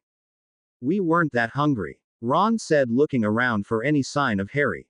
Damien snorted. "That must be a first for you," he joked. Ron's smile vanished as he saw Harry talking to Draco. "What the hell is he doing talking to Malfoy?" Ron asked with an angry scowl on his face. "Don't know," Damien replied, looking quite uneasy with the whole situation. He saw Harry walk away from Draco and make his way over to him. Damien watched as Draco quickly walked towards the side entrance of Hogwarts and ran inside. As Harry came nearer, Damien asked him, "What were you doing talking with Malfoy? You're not friends with him, are you?" Harry looked pointedly at Damien as he walked closer to the teen. "What if I am? If you can be friends with the likes of her, then I don't see why I can't be friends with Malfoy." Harry gestured with his head towards Hermione as he talked to Damien. The four teenagers acted as if they had been burned by Harry's words. Ron seemed to lose whatever shred of patience he had, as he shouted at Harry. "What do you mean by that? Hermione's worth 10 times you and Malfoy put together. You're so bloody ridiculous, you have no right to talk to us like we're inferior to you." Ron was red in the face and had instinctively taken a step towards Harry. Harry looked at Ron and answered, "But you are inferior, especially to me." The four teens were looking at Harry with incredulous looks on their faces. Harry was enjoying it immensely as the two Weasleys turned as red as their hair and were obviously finding it hard to say something. Hermione was staring at Harry, barely controlling her temper. Damien by far looked the worst. He was caught between the crossfire of his brother and his best friends. He looked helplessly at Harry and then Ron to plead them to stop. Ron was about to respond to Harry's words when suddenly Hermione put a hand on his arm, stopping him. "Ronald, don't. It's not worth it. He's not worth it," she added while eyeing Harry angrily. Harry suddenly lost his cool exterior as Hermione's words stung him. "Not worth it. So now I'm going to have to learn my worth from a dirty little mudblood like you," Harry hissed at her. The effect was instantaneous. Ron grabbed his wand and pointed it at Harry while the two girls gasped loudly at Harry's words. Damien shouted at Ron. "Ron, no. He doesn't have a wand. Ron, don't." But Ron was far too angry to hear him as he threw a hex at Harry. "Incarto!" Ron shouted as a yellow light came flying out of Ron's wand. Harry moved out of the way so fast that it looked like he had simply disapparated and then apparated in front of Ron. With one hand Harry grabbed Ron's wand hand and with the other Harry threw a mighty punch at Ron's face. Ron howled at the pain of his nose breaking. He struggled to free his wand hand as his other hand was trying to stop the stream of blood pouring out. In one fluid motion Harry snapped Ron's wrist. The loud cracking noise caused Damien, Ginny and Hermione to cry out in horror. Ron let out an anguished cry. Harry grabbed the front of Ron's robes and pulled him so that Ron's bloodied face was only inches away from Harry. "Don't ever think about attacking me, Weasley. I can snap your neck just as easily." Harry hissed dangerously at him before letting him go. Ginny and Hermione were at Ron's side immediately as they helped the injured teen up the stairs and through the main doors. Both girls had glanced fearfully at Harry as they left. Harry felt somewhat contented with the fear they now had in their eyes. "That'll teach them to stay out of my way," he thought as the three teens disappeared from view. Damien was standing stock still and was eyeing Harry with a pained expression. Without saying a single word to Harry, Damien followed his friends and left Harry standing alone at the door. The next morning, Harry expected a long lecture from James about the incident with Ron. Surprisingly, James didn't mention it at all as he led Harry down to the Great Hall for breakfast. As Harry entered the hall, he spotted Draco sitting at the Slytherin table. He immediately caught Harry's eye and nodded at him, signaling that Harry's message had been delivered. Harry gave him a small nod back. As Harry sat at the Gryffindor table, he noticed a very red-looking Ron sitting with Hermione, Ginny and Damien. They all saw Harry approach, and the shade their faces turned was enough to make Harry smile for the rest of day. Harry sat down as far away as he could from the rest of the Gryffindors. Harry had not even touched the food in front of him when he saw someone sit in front of him. Harry looked up to see Damien, once again, seated in front of him. "I need to talk to you," Damien said with a serious look on his face. "When do you ever not need to talk to me?" Harry said while helping himself to some pancakes. "Harry, what happened yesterday? You can't go around treating people like that. You can't call others such disgusting names, and you sure as hell can't hurt others like you hurt Ron." Damien said the last part as quietly as he could. Harry just blinked at Damien. "And you think just because you're telling me this I'm going to listen?" Harry gritted his teeth as he leaned closer to Damien. "Just because you're a spoiled little brat who gets whatever the hell he wants from his no-good parents, doesn't mean that you can tell me what I can and cannot do." Harry hissed at Damien. Damien looked utterly shocked at Harry's words. He took a deep breath and calmed himself down before speaking to his elder brother. "Harry, first of all, I am not some spoiled kid who gets everything I want. Second, if you ever call our parents that again, I will show you just how much damage I can do." Harry could barely control the laughter that came at these words. "Do you even think before you speak? You really think you can threaten me?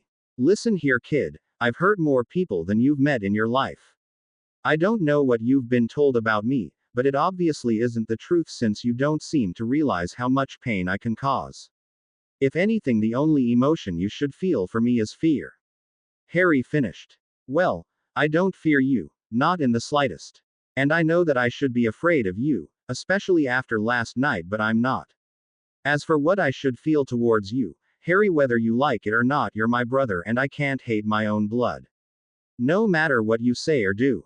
With that said, Damien got up to face a rather shocked-looking Harry. "By the way, we've not mentioned last night's incident to anyone, and you shouldn't either." Harry was brought out of his shock at this. "Why?" Harry asked. "Well, it would only cause problems. Not only for you but for Ron as well, as he attacked you when you didn't have a wand to protect yourself." Damien made his way back to his friends and left a very confused Harry behind.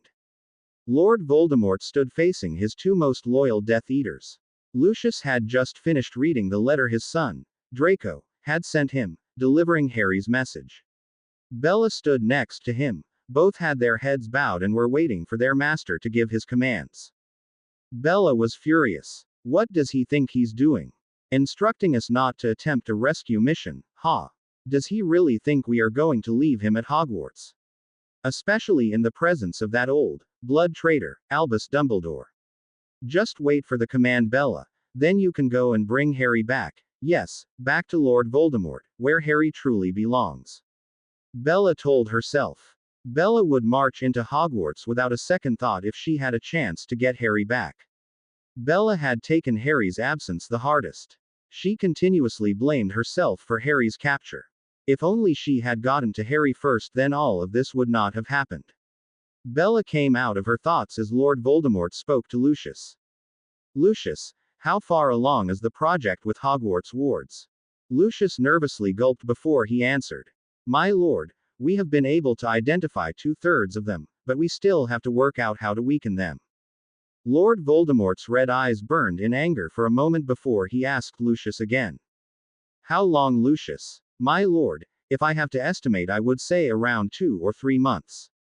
Lucius didn't even get a chance to prepare for the Cruatus curse as it hit him straight in the chest. Lucius closed his eyes and clenched his teeth tight to stop the agonizing scream from escaping him. After a minute or two, the curse was lifted and Lord Voldemort hissed at him again. How many Malfoy? 2 or 3 months. TT 3 meters months my lord. Lucius stammered out, trying to catch his breath. Lord Voldemort seemed to be lost in thought again as he pondered over the information given to him. If he accepted Harry's plan, then he would not even have a chance to get Harry for 3 months, so much could happen in 3 months. Voldemort trusted Harry not to give in to Dumbledore, but with the Potters being there with Harry as well, Harry could become manipulated into leaving Lord Voldemort. No, this was not an option. Lord Voldemort would not be able to wait 3 months to see Harry again. Harry had to be brought back, now. Lucius, Bella, I want you to get the rest ready. We will go to Hogwarts tonight to get Harry. I am not prepared to wait for 3 months to see my son again. There is too much damage that can be done to him in that space of time. Bella inwardly gasped at the mention of damage. Draco had said in the letter that Harry was unhurt, but he also had mentioned that in his own opinion Harry had looked a little ill. Bella knew what Harry was like. She knew that Harry was probably not looking after himself properly. Jeez, Bella, Harry's right, you do sound like you're his mother. My lord, I agree that the time it will take us to bring down the wards is long, but we can't go into Hogwarts just now. Lucius' words were cut off by another dose of the Cruatus curse. Once Lord Voldemort lifted the curse, he whispered dangerously to him. Never tell me what I can or cannot do, Lucius, it could prove fatal for you next time. I apologize, my lord, I only meant that Dumbledore will no doubt have strengthened the wards in case we come for Harry. My lord, the Dark Prince is right. Dumbledore is probably doing this so that he can capture you. He is using Harry as a means to get to you. Harry doesn't want to be the reason you're captured. Please, my lord, Harry is right. The only way to get Harry back is once the wards have been weakened. Lucius hoped he wouldn't get crucified again. His legs were already shaking and he couldn't breathe properly. Lucius watched as Lord Voldemort seemed to think over Lucius' words. Very well, but I want you, Bella, Avery and other Inner Circle members to position yourselves in Hogsmeade. I want Hogwarts surveyed at all times. I don't care how you work it out, but I want at least 10 Death Eaters disguised in Hogsmeade at all times. If there is an opportunity to get to Harry, I don't want it missed. Is that understood? Yes, my lord, Lucius replied, relieved at the outcome of this meeting. However, his relief was only short-lived as Bella erupted. My lord, no, we can't leave Harry in that awful place. We don't know what they could be doing to him. They could be hurting him and we can't go in to help him. We must go in now to rescue Harry. We can take the whole force. They can't beat all of us. Please, my lord, we have to get Harry out. Bella only stopped when Lucius had grabbed her from her shoulders and had shook her to regain her sense. She immediately fell to her knees and sobbed out her apologizes. Lord Voldemort, however, didn't cast any torture curses on her. Lucius always knew that Bella was Lord Voldemort's favorite, as he rarely ever punished her. Bella got up to her feet and after being dismissed by her master, she quietly followed Lucius outside where they began to make arrangements for their trip and stay at Hogsmeade. Harry had his very first potions class this morning. As Harry entered the dungeons, he saw Lily sitting at her desk with a smile on her lips. Harry felt annoyance grow within him. He hadn't spoken to Lily since he arrived at Hogwarts. Harry went to the back of the classroom and sat down. He focused his attention on his desk. As the class filled in, Harry noticed Draco sit in the row ahead of Harry's. To Harry's surprise, the only people who came and sat next to him were Ron, Hermione and Neville. Harry still managed to avoid Neville. Harry wasn't sure how to even look at Neville without remembering that night he and the Death Eaters had attacked the Longbottoms. Harry gave himself a mental shake. Snap out of it, Harry, he scolded himself. Harry twisted the black and silver-colored ring on his finger, unconsciously. He was brought out of his thoughts at the sound of Lily's voice. Right. Good morning, class. I have decided to do a freshen-up revision lecture today. I know that a long summer can cause your young minds to forget your potions basics, so I think we should go over what we learned in RO last year before moving on to the NEWTS level of work. Lily let her eyes rest on Harry for a moment. He had his head lowered so she couldn't make out his expression. Harry knew that the revision lesson was planned for his sake. He smiled to himself as he thought about the shock she would receive when she learned how advanced Harry was in potions. His father had Harry learn potion brewing when Harry was only 9 years old. Harry sat back and watched as the hands flew in the air to answer the easiest of questions. Harry didn't volunteer any answers and watched in amusement as Hermione's hand never left the air. She answered many questions and did so with complete textbook answers. Merlin, at least say the damn thing in your own words, Harry thought to himself as he listened to Hermione drone on about the 10 different uses of dragon's tongue. Harry was brought out of his musings by the sound of his name being called. He looked up to find everyone staring at him. Harry looked at Lily, who was staring at him, waiting for him to answer the question she had asked. Harry had not been listening hard enough and looked at Lily blankly. He heard sniggering next to him and saw Ron and Hermione trying to stop their giggling. Lily repeated the question. Harry, I asked if you knew what the difference between the Hervincore and the Harnicourt herbs are and what they are mainly used for. Hermione's hand shot in the air again and she looked like she would topple out of her chair if she wasn't given the chance to answer the question. Harry turned back to Lily and answered. Hervincore is used in potions for mind control and can only be used once as they completely dissolve in the potion, whereas Harnicourt is used in potions to control one's behavior, such as becoming angry, depressed, or even violent. This herb is reusable after the potion is made. The main difference between them is their ability to be reused or not, and their main purpose is to control the drinker's mind and actions. Once the potion is drunk, both herbs cause the potion to be undetectable in the drinker's bloodstream. Harry finished and enjoyed the looks of shock on many students' faces. Hermione sat with her hand still suspended in the air, but only because she forgot to bring it down. Ron and Neville were sitting open-mouthed and were unable to look away from Harry. Even Draco had a look of surprise. Lily beamed with pride. Even she couldn't have answered that question so thoroughly. 10 points to Gryffindor, she said in a happy voice. Harry groaned. If he knew that his answer was going to get house points, he would lied, or maybe not have answered at all. The class continued with more revision and soon everyone was packing to go to their next class. As Draco passed Harry, he slipped him a note. Harry placed it in his robe's pocket discreetly. Before Harry could leave, Lily had him cornered. Harry, I was really impressed with your answers in class today. You must have a really deep knowledge of potions.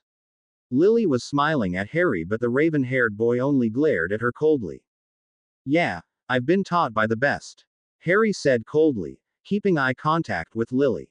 Lily tried not to let the comment affect her. She took a deep breath as she leaned over and placed a hand on his shoulder. Harry, I know things have been really hard lately and you probably hate us for putting you through this, but you'll see that this is all for your own good. Lily had wanted to say comforting words to her son, but the words she had spoken had quite the opposite effect. Harry pushed her hand away from his shoulder and gave her another hate-filled stare before storming out of the class. Lily sighed and tried not to get upset over Harry. It was only to be expected, but Harry's resistance to his parents was getting more and more hurtful. Lily pushed these depressing thoughts away from her mind and prepared for the third years coming into her class. She caught sight of Damien as he sat down in the exact seat that his brother had just vacated. Lily smiled and started her lesson. Harry had only managed to read Draco's note at lunchtime. He carefully removed the note from his pocket and read it quickly under the table. It was only 3 words. Library at 8. Harry sighed and looked at his plate. Harry had completely lost his appetite since coming here. He barely ate anything and felt lightheaded because of it, but no matter how hard he tried, he couldn't bring himself to eat anything. He absent-mindedly played with the Horcrux around his neck, wishing he was with his father right now. Harry quickly forced a small amount of mashed potato into his mouth and then waited for James to come and get him. James came 15 minutes later. As both of them made their way upstairs, Harry turned to James. I want to go to the library. James looked at Harry suspiciously. Now? You want to go now? Yes, now. Harry hated it when someone asked a stupid question. What for? James asked, eyeing Harry oddly. What do you think? You've got me attending NEWTS level classes, I have to get all the pointless homework done and I need reference books. Harry watched as James observed Harry's face. Why don't you go in the morning? You can't get anything done tonight. If you're going to start dictating when I do my homework, then you may as well do the homework yourself because I am not. Harry was cut off by James. Okay, okay, Merlin, it was only a suggestion. If you want to see the library now, then that's fine, but let's go since it closes at 9. With that said, both of them set off towards the library. James let Harry wander around and get the books he wanted as he stood and chatted with the members of staff in the library at that time. Harry spotted the blonde head amongst the books and quickly headed towards him. Harry stood next to Draco and pretended to look through the books. Draco told him that Lord Voldemort had sent a message. Harry was to remain at Hogwarts and not get involved in any trouble while the wards were in the process of being figured out and brought down. Many Death Eaters were going to stay undercover at Hogsmeade in case there were any circumstances which could lead to Harry's escape. According to Draco's father, Lord Voldemort and Bella had been not willing to wait for the wards to come down as they were becoming increasingly desperate in getting Harry back. Lucius had managed to calm them down and make them both see that Harry was right. There really was no other way. The wards on the school itself were unbreakable and could not be worked out, but the wards on the Hogwarts grounds could be broken, meaning that although no Death Eater could come into Hogwarts itself, they could come onto the grounds and duel with the Aurors. Harry had to come out from the school and onto the grounds in order to escape. Harry felt his heart ache at the mention of Bella and his father. Harry told Draco everything in a hushed tone, from how he was captured to the torture Harry was put through by having James as a personal guard. Draco looked angry on his friend's behalf and asked him, "What I don't understand is why you're putting up with all of this. Why don't you give James Potter the beating he deserves? I mean, you know you can take him easily." Harry smirked and answered him, "Draco, I thought you were a Slytherin, but you're taking like a foolish Gryffindor." "Take that back," Draco cried out quietly. Harry only smirked back at him and continued, "Use your head, Malfoy. What would I gain from beating up Potter? I won't be able to escape. Even if I can beat Potter without my wand, how am I going to beat the 30 Aurors stationed outside Hogwarts?" Draco's eyebrows shot up. 30? They have 30 Aurors guarding you. At least 30 if not more, and you're forgetting Dumbledore. Even if I am the Dark Prince, I would never manage to get past all the Aurors and Dumbledore without my wand, but don't worry, I'm not going to sit back and let them walk all over me. Draco's eyes glinted with mischievousness. "What are you going to do?" Harry leaned in closer so that only Draco could hear him. "I'm going to make their lives hell." "How?" asked Draco, now with a hungry look in his gray eyes. "I had decided this when I first came to Hogwarts. All I have to do is play for time. I have to play it safe, make them think I have no choice but to follow their orders. Once they let down their guard, I can have my fun. I'm going to rip their lives apart before destroying them. Of course, by then Father will have the wards worked out and brought down, so I can return back to him." Harry's eyes were burning with a fire that Draco had never seen before. Draco looked at Harry with surprise. "Do you think you could manage to control that temper of yours? After all, you could get caught out if you repeat last night's stunt." Harry knew Draco was referring to the incident with Ron. Draco Malfoy had a way of knowing all the happenings at school, even if no one else did. At Harry's questioning look, Draco explained. "Zabini was in the hospital wing when Weasley was brought in. Zabini heard the whole conversation between the three idiots." Harry smirked and replied, "He had that coming. All bloody day I was being harassed and I had to vent off some anger. I lost control then, but being the Dark Prince has its perks. I can do some damage without paying for the consequences. Dumbledore will be happy just as long as I'm not taking any lives." Harry smirked at the blonde boy's nervous reaction. Draco, calm down. "You know my rules, but Dumbledore doesn't. This is going to be a lot of fun." Harry saw James looking around for him and knew that the conversation had to be over. Draco, just let Father know that I'm fine and ask him to control his temper. This is hard as it is and I could do without the headaches. Draco looked mortified. "I'm not telling him to do anything. He'll have my head for telling him what to do." Harry laughed at the look of terror on his friend's face and walked back over to James. After checking out a number of random books, Harry returned to the common room. Harry avoided everyone and went straight to his room. Many Gryffindors, mainly girls, had tried to talk to Harry, but the raven-haired teen had managed to escape and was now lying comfortably in his bed, thinking about the havoc he was going to cause. With these pleasant thoughts, Harry drifted off to sleep. The next few days passed by rather uneventfully. Harry was surprised to see that Damien had gone back to his annoying self again and had constantly bothered Harry with rubbish about school. Damien's friends had kept their distance though, which was immensely satisfying. However, the rest of the Gryffindor and the other houses were taking a lot of interest in Harry. It seemed the teenage girl population wanted to talk to the messy-haired, green-eyed, gorgeous and mysterious boy. Harry ignored them as much as was possible. Most girls didn't even speak to him, they just stared at him and giggled behind their hands. Stupid girls, Harry muttered under his breath. Harry was pulled aside before breakfast by James. Harry watched as James pulled a wand out and handed it over to Harry. The teen took the wand apprehensively but frowned when he touched it. The wand was not his own, that much was obvious, but there was something else not right about the wand. He turned a questioning look at James. The wand is to be used for simple spells only, mainly in class. It has been specifically prepared for you. It will allow all the necessary spells to be cast for your classes, but you'll not be able to do much else with it. James watched as Harry's face turned red with anger. His knuckles had turned white as he tightly grasped the wand. You've tampered with the wand? Harry asked through clenched teeth. Yes, we have. It's the only way we can make sure there is no threat. Until you can prove that we can trust you with your own wand, you'll have to make do with this one. James was praying Harry wouldn't wandlessly blast him through the school. Harry was very close to doing just that. He was outraged that he had been given a wand that was usually given to kids, so that they can do magic but only very controlled magic. Harry gritted his teeth as he spoke to James once again. When I get out of this mess, Potter, remind me to give all of you sorry excuse of wizards a horrible death. James only smiled back at Harry's death threat. James got one almost every day from Harry. I sure will, he said casually, causing Harry to turn even redder. Harry stormed into the hall and sat down noisily at the Gryffindor table. After breakfast, Harry was led to defense against the dark arts class. Now this was a class that Harry was actually looking forward to.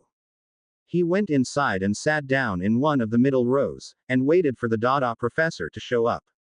As Severus Snape walked in, robes billowing behind him, Harry felt a small smile creep onto his face. Snape wouldn't know how to treat Harry.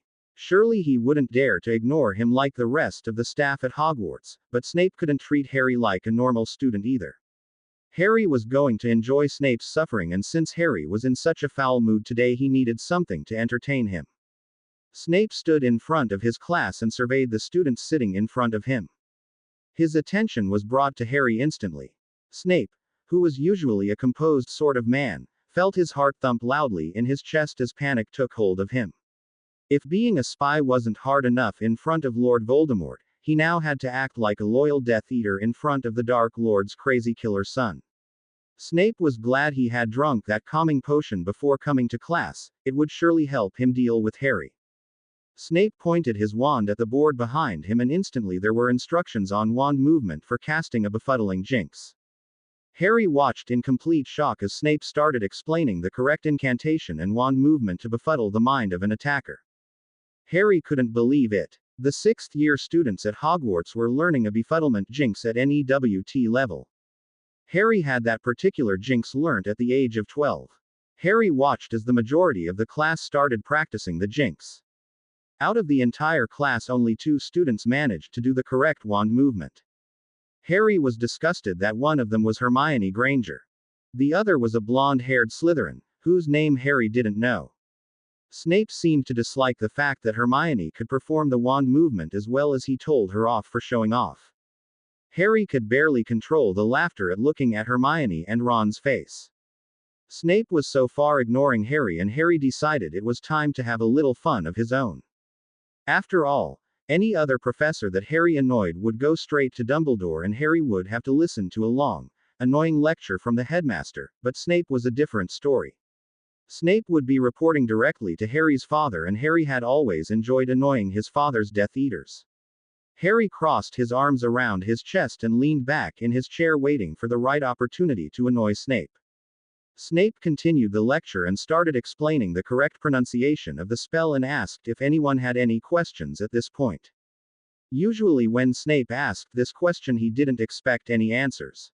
No one had ever dared to question Snape on anything he taught. That was what the dueling club was for. Professor June was an extremely pleasant professor who controlled the dueling club for students from 3rd year to 7th year. Whatever the class learned in theory with Snape was usually practiced in the club with Professor June.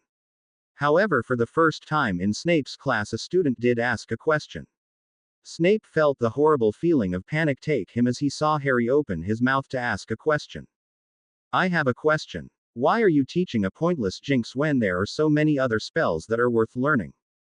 The silence that followed Harry's question could have been a first for Hogwarts.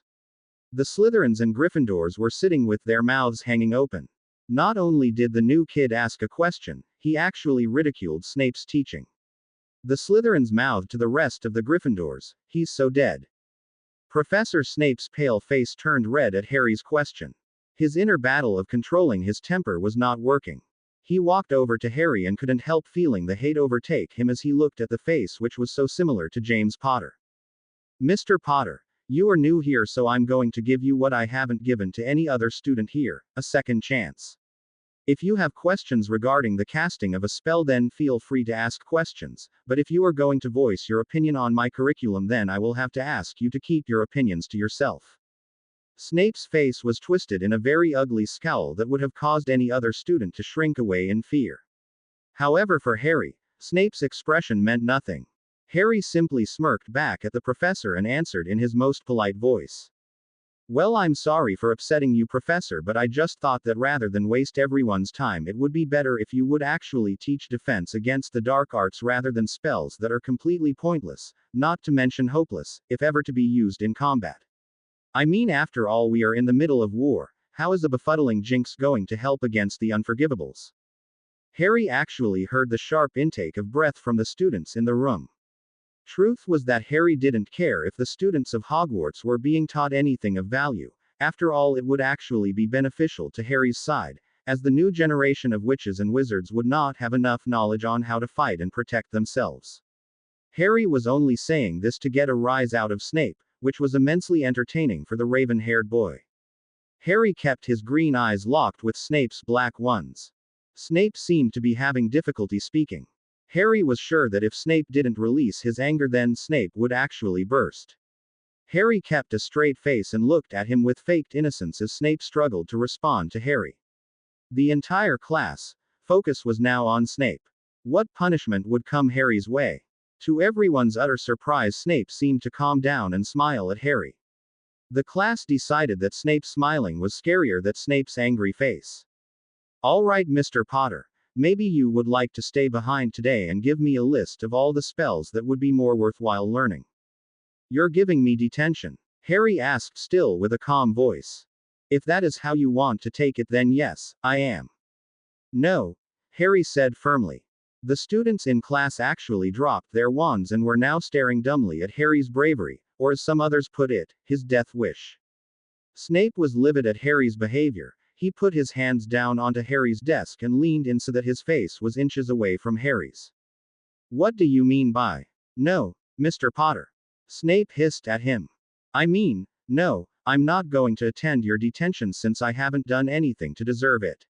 All I have done is voiced my opinion on the spells you are teaching. I have only made a suggestion and you can't punish me for that." And then Harry added in a near whisper, so that only Snape could hear him, "And I would like to see you try." Snape was rendered speechless. Any other student would have been serving detention for the rest of the year. However, there was nothing Snape could do to Harry, and sadly for Snape, Harry knew that. Harry sat back and observed the professor's face. Snape walked away from Harry's desk and turned to face his class. The students were gaping at the professor, obviously baffled by his lack of shouting, cursing, and in this instance killing the student who dared to insult him. Snape took out his raging temper on the rest of the class as he shouted at them to start practicing the jinx and ended the class with giving them twice as much homework than he had previously intended. Harry left the class feeling much better. He could annoy Snape endlessly and not have to bother with repercussions. Of course, he could do that to the rest of the staff as well, but Harry never really liked Snape. From all his father's Death Eaters, Harry didn't trust Severus Snape. Harry's father always said that Snape was trustworthy and was a valuable spy, but Harry had always felt something was wrong with Snape's loyalty. Well, at least one good thing will come out of staying at Hogwarts. I'll be able to see which side Snape's true loyalties lie. Harry thought to himself as he walked out of the classroom. The weeks went by, and before Harry realized it, he had been at Hogwarts for 1 month. Harry had kept himself away from most students. He regularly met up with Draco to keep up with the progress of the wards being weakened. Damien had continued to follow Harry around like a faithful puppy. No matter how horrible Harry was to Damien or how much Harry insulted him, Damien just wouldn't leave Harry alone. Damien was rarely seen by his friends anymore. Ron, Hermione and Ginny would always try and convince Damien to sit with them at meal times, but the teen would always keep Harry company. After ignoring him, and seeing that that was useless, Harry started responding to Damien's conversations by giving one-worded answers like, yeah, no, whatever, or just a non-verbal shrug. For Damien this was more than enough. Harry felt almost sorry for him. He was trying so hard to get Harry to become friendly towards himself. James and Lily were continuing in their efforts in trying to get Harry to open up. However, unlike Damien's efforts, theirs was in no way successful. They were always brushed away. Harry didn't speak to any member of the staff except for Poppy and Snape. Poppy would check up on Harry every so often to see how he was getting on. First it was for Harry's health, but later it became a normal thing for the school nurse to spend a few minutes talking to Harry, just for a friendly chat. As for Snape, Harry's meetings with him were nothing short of torture. Harry would ridicule and belittle anything Snape was teaching. The thing that amazed everyone immensely was the lack of fight Snape would put up. His threats of detention would get laughed at by Harry, and there wasn't anything else the Dada teacher could do. If he took away any Gryffindor house points, it only seemed to make Harry happier. The most feared professor at Hogwarts was beginning to lose his intimidating persona. Currently the said professor was with the headmaster, complaining about Harry. I just can't take it anymore. He actually laughed at me when I was teaching the deflection jinx. He laughed Dumbledore. And I can't do anything to scare him. Do you know, at the last Death Eater meeting the Dark Lord asked how Harry was doing, and when I told him about his charming classroom manners, the Dark Lord warned me that if Harry was ever punished by any teacher he would have my head. I can't take this stress anymore. Snape collapsed into the chair opposite Dumbledore while the headmaster quietly observed him. Severus, I know it is very frustrating for you, but there really is nothing you can do. If you decide to punish him, that will cause problems with Voldemort. I think it is wise to keep ignoring Harry like you are currently doing. Snape looked at Dumbledore with a snarl. Well, that's obviously not working, is it? Very soon no one will be afraid of me anymore. Snape looked quickly at Dumbledore and tried to disguise his statement. Well, you know what I mean. I have to have a certain respect, and that can only be achieved by having students respect me enough not to question me and annoy me with bothersome things. Dumbledore chuckled softly. Severus, I don't think that anyone will ever be able to walk all over you. Why? All the anger you have at Harry is usually directed at the other students, so if possible I think that the students are now more afraid of you than before. Snape thought about this and realized that that was in fact true. Since Snape couldn't say anything horrible to Harry, he had taken to shout, curse and ridicule many younger students, to keep the fear alive in them. Snape seemed to be quite pleased with himself at this. Snape knew that Harry only tortured him in this way since Harry knew that the fear of Voldemort was holding Snape back from punishing him. All of the other professors at Hogwarts would only speak to Harry when necessary, and Harry would usually ignore them anyway. Dumbledore spoke again to Snape, bringing him out of the thoughts he was currently lost in. Any information about what it is Voldemort has planned in connection with Harry? He asked wearily. Snape's face fell as he shook his head. No, I'm afraid not. There definitely is a plan to rescue the Dark Prince, but what it is, no one knows yet. I have a feeling that their trust in me is faltering, since I have been kept out of the loop of many things.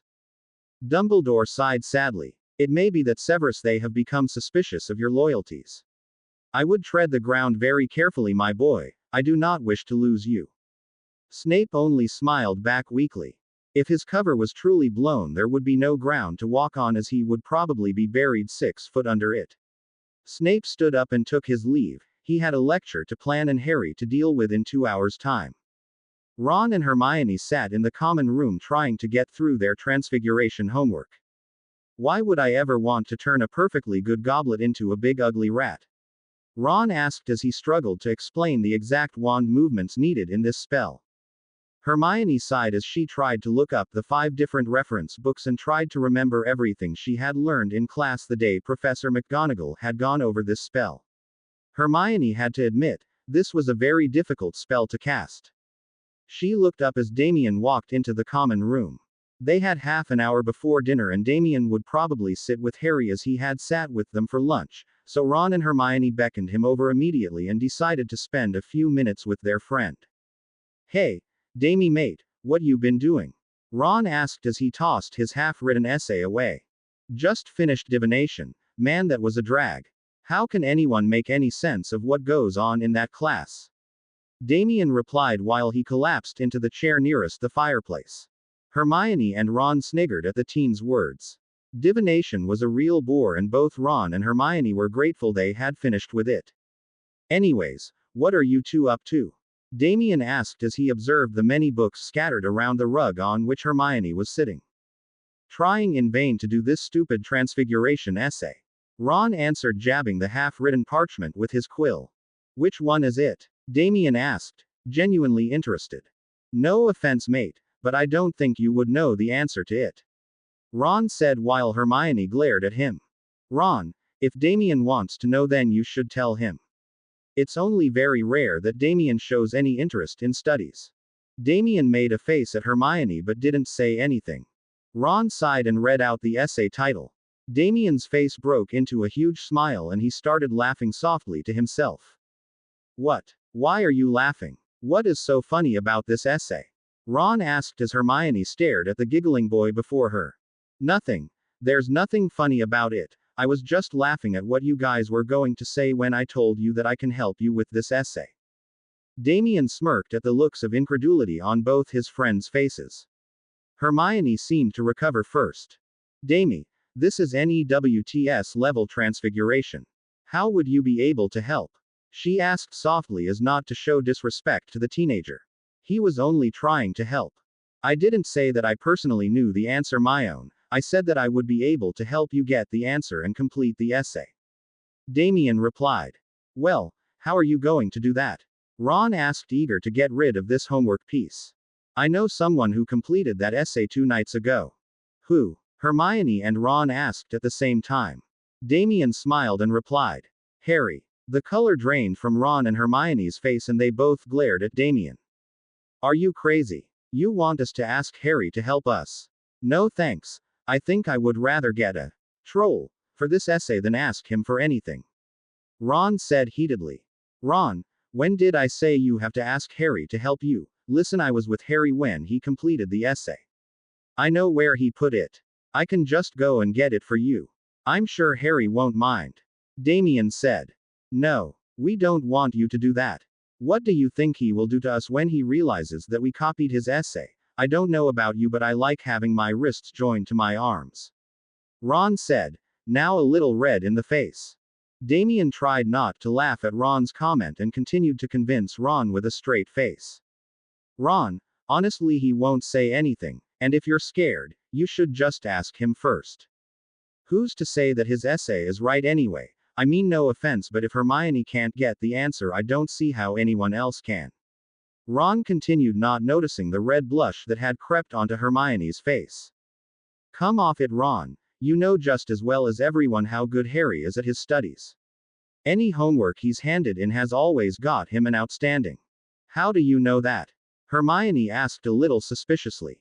She and Ron knew that Harry was getting an outstanding in every class, but how did Damien know? Surely Harry didn't tell him. Dad told me. Damien answered. All the professors report back to Dad about how Harry's doing. Mum said she was surprised that Harry even did the homework since he never seems to pay attention in class and doesn't show any interest in anything at all. Dad said that he thinks Harry only does the homework to prove a point, to show that Hogwarts standards are not high enough and that Harry's education standard was a lot better. Damien finished a little awkwardly. They all knew who Harry's previous teachers were, and it unnerved the three teens. Damien, thanks for the suggestion, but I think Ronald and I are just going to work this one out ourselves. Hermione said a little quietly. Damien just shrugged and got up out of the chair to get ready for dinner. Suit yourself, he muttered before going to the boys' dormitory. Ron and Hermione spent another 10 minutes futilely trying to complete their essay. When Damien came downstairs, the two sixth years joined him to go down to dinner. No one mentioned the essay again. Upon entering the Great Hall, Damien spotted Harry right away. He turned to his friends. All right, see you guys in a bit, unless you guys want to come and join me. Damien asked, hopeful that maybe today his friends would come with him. Before Ron or Hermione could answer, Damien continued. Before you guys say no again, just hear me out, okay? What happened was wrong, but it's been like a month and I think we all should work past it. I mean, how long are you guys going to hold a grudge? Damien. He broke Ron's wrist. Hermione whispered quietly to Damien, so that the passing students wouldn't overhear her. I know, but come on, Ron, you know that you shouldn't have attacked him. He didn't have anything to protect himself with. What he did was in self-defense. Damien tried to plead with the red-haired boy. Ron looked at Damien and opened his mouth to respond, to tell him that Ron only did what he did since Harry had called Hermione that disgusting name. But the look of desperation on Damien's face made Ron change his mind. How bad could it be? If Harry and Ron sat at the same table and didn't speak to one another, what possible damage could happen? All right, Damie, but me and Hermione aren't going to talk to him, okay? Okay, replied an excited Damien. He practically raced over to where Harry was sitting. Ron and Hermione followed quietly, all the while, Hermione shooting glares at Ron. Harry looked up to see Damien running towards him. How that kid doesn't get tired is beyond me, thought Harry. Hey Harry, how are you? Damien asked as he sat down. Harry replied in his usual way, by shrugging his shoulders. Cool. Listen, Ron and Hermione are going to sit with us, okay, but please, please don't say or do anything to fight with them. Please, I'm begging you, okay, just be as civil as you can towards them. Harry opened his mouth to argue, but before he could, he saw the two Gryffindors approach the table, and after glancing at Harry, they sat down next to Damien. Harry ignored them and continued eating. After an uncomfortable minute or two, Damien, Ron and Hermione started eating and talking. Harry kept quiet and just ignored them. He usually did that to Damien anyway. After the desserts were just about finished, Ginny approached them.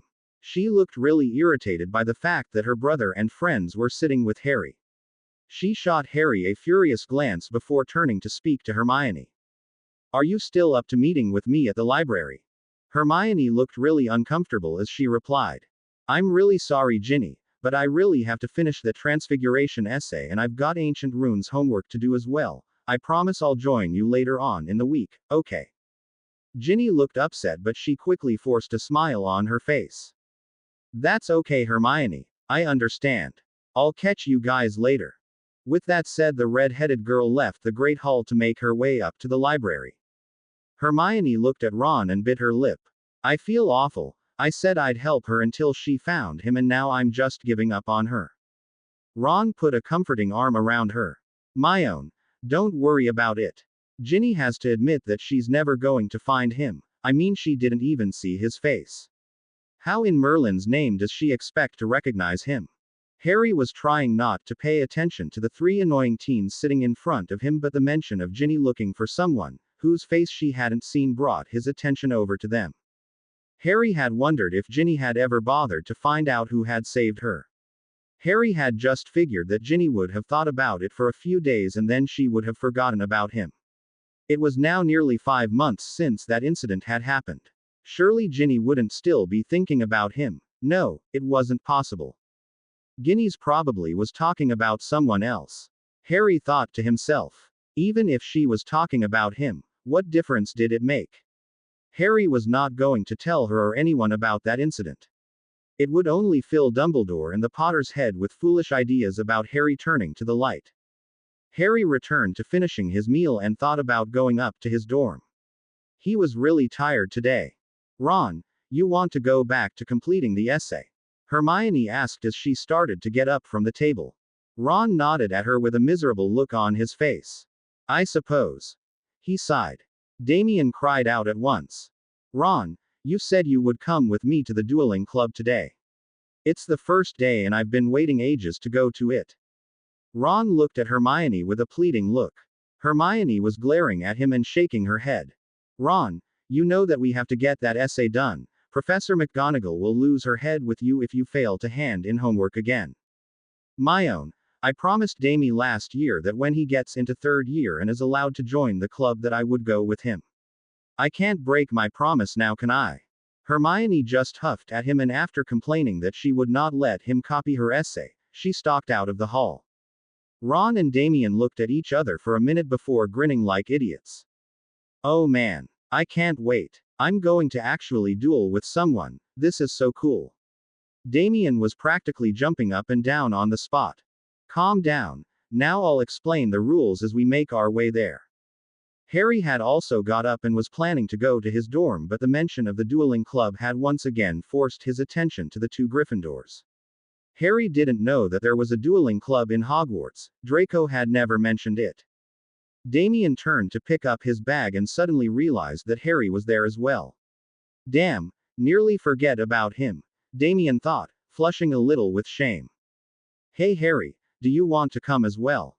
Damien asked before Ron could say anything. Harry looked at Damien, trying to determine if he was serious or not. Before he could respond, Ron had jumped in. You want him to come with us? He asked, eyeing the younger boy as if he were mad. Yeah, why not? Damien replied, looking a little confused at Ron. Because, well, you know, he doesn't need to learn how to duel, and he'll probably, that'll probably kick everyone's ass without even trying, right? Harry finished for him. Ron looked indignantly at him and replied in a somewhat controlled voice. Well, that's not how I would word it, but, yeah. Harry smirked at him before turning to Damien. Do you really want me to come? Harry asked, unsure if Damien had actually wanted to invite him or if he had only asked out of courtesy. Harry knew that he would probably go to the club regardless of Damien, but for a reason unknown to himself, Harry wanted to know if Damien really wanted to invite him or not. Of course I do, it'll be cool to see you duel. Harry didn't really know how to respond to that, so he settled for shrugging at him and he picked up his bag. Damien's face broke into a huge grin as he waved at his parents at the staff table, signaling that he and Harry were going. After getting a wave back from Lily, the three boys set out towards the club. Harry stepped into the huge hall and thought to himself that the hall wasn't as big as Harry's personal training grounds, but it would do. There was a platform in the middle of the hall, and placed at the front of the platform was 4 cups. They looked like trophy cups. All 4 were silver and had strange markings on them. As Harry walked over to examine them, he saw that the markings were none other than the markings of the 4 houses of Hogwarts: Gryffindor, Ravenclaw, Hufflepuff and Slytherin. Harry looked at the cups and wondered what they were used for. He looked around himself as he examined the hall. The hall was bustling with students. Most of them were from the 6th and 7th years. Damien hurried over to Harry, excitement etched on his young face. Well, Harry, what do you think? Pretty cool, I can't wait for it all to begin. Harry turned to his brother and saw how he was reacting to the possibility of having a friendly duel. Harry couldn't remember ever getting this excited over anything. Harry thought about how different their lives were. He gave himself a mental shake and tried to push these upsetting thoughts aside. Harry saw a blonde-headed boy walk in, accompanied by his usual goons, Crabbe and Goyle. Harry smiled to himself. This is going to be fun. Harry made his way over to the 3 Slytherins. Draco did a perfect double take as he saw Harry approaching. Harry, what are you doing here? He asked. Harry rolled his eyes. Draco, we've been through this already. I told you that staring in the mirror all the time would damage what little brain you have. Draco shot him a venomous glare as he responded. Easy your sarcastic-ness. I meant, what are you doing at the dueling club? I didn't think Potter would allow you to come. Now it was Harry who shot Draco a venomous glare. Potter doesn't control me, Draco. I thought I made that clear. I do what I want to do. Draco smirked at Harry and was about to ask another question when the doors to the hall opened and Professor June walked in. Professor June was a middle-aged witch with short purple hair and amazing sapphires blue eyes. She had a round pleasant-looking face and walked with a grace that Harry had never seen before. Professor June stood in front of the students and smiled warmly at everyone. "Good evening, everyone." "Good evening." The students replied back. "I am Professor June. For those of you that are joining the dueling club for the first time, welcome. For those of you that are joining us again, welcome back. Let me go over the rules of the dueling club before we begin." She surveyed the eager-looking students and continued. "There will be only 1-to-1 duels. Everyone who wishes to take part in a duel should put their name and what year they are in the appropriate cup. The house cups will choose the student and their dueling partner. If you wish to duel someone within your own house, then you have to get my permission. I will not tolerate any foolish behavior, and I will ban any student from the club if they try any curses that are not approved by Hogwarts." At this point she looked directly at Harry. The raven-haired teen only smirked back at her. Even if Harry wanted to, he wouldn't be able to cast any dark curses, since his wand was not capable of handling such spells. He looked at Damien, who was not paying any attention to the professor. He was too busy exchanging glares with a skinny third-year Slytherin. Harry smiled at the thought of Damien dueling. He probably doesn't even know how to block anything yet. Harry thought to himself. He was looking forward to watching the students of Hogwarts attempt to duel one another. Even if it was only a friendly duel. By the looks of their education level, I won't be surprised if they can only do simple disarming spells. Harry thought to himself again. Harry was right. The majority of the duels consisted of the students shouting, "Expellaramus," at one another and only being able to deflect the spells. Only a handful of 6th and 7th year students managed to block the oncoming curses, and even then the spells managed to go right through the shields after a couple of seconds. Harry was delighted. Even the 7th year students who would be graduating soon had not managed to learn how to duel properly. They had no chance at standing up to his father. Most of them would be easily convinced to join the Dark Lord's side. Harry put his name into the Gryffindor cup and stood next to Draco as he put his name into the Slytherin cup. Both boys stood back waiting for the cups to display the names of the next 2 dueling partners.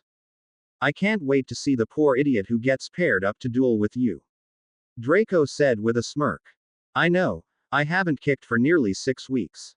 I am going to enjoy this immensely," Harry said while flexing his fingers. Draco only grinned back, eager to see Harry in combat. He had only seen Harry train once or twice, but to see the Dark Prince dueling was something extremely rare. The Gryffindor and Slytherin cups turned red and green, respectively, to the individual house colors, and 2 names shot up into the air.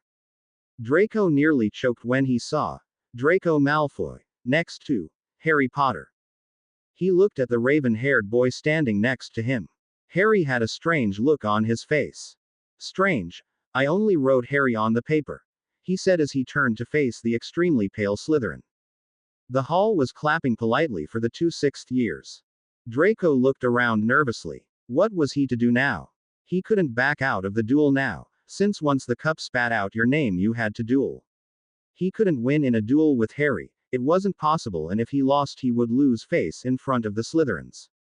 He looked at Harry, who gave Draco a cruel smile before he walked up to the platform. Draco followed quickly and tried to work out what he was going to do. Before the boys got onto the platform, Draco whispered to Harry quickly. "Remember, Harry, I'm your friend, your only friend. Okay, remember that." Harry only smirked back and answered him in a whisper. "Not right now, you not. You're my dueling partner."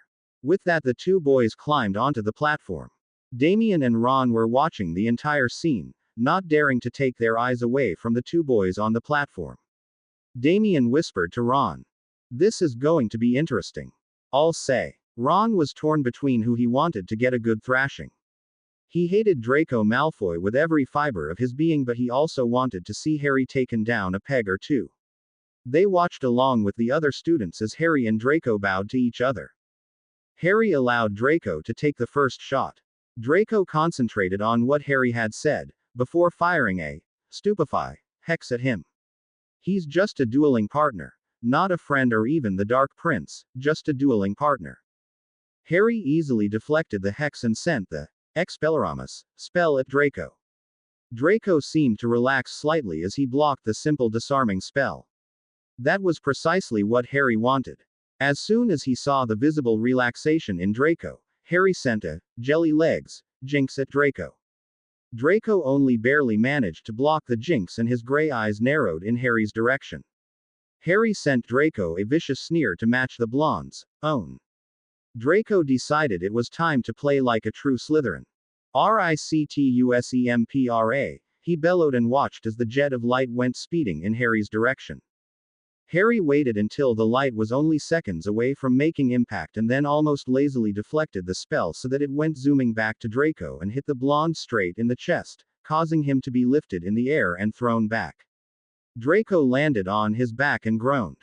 Harry heard the cheers of the many Gryffindor students watching the duel. Draco was on his feet in no time. He aimed another jinx at Harry.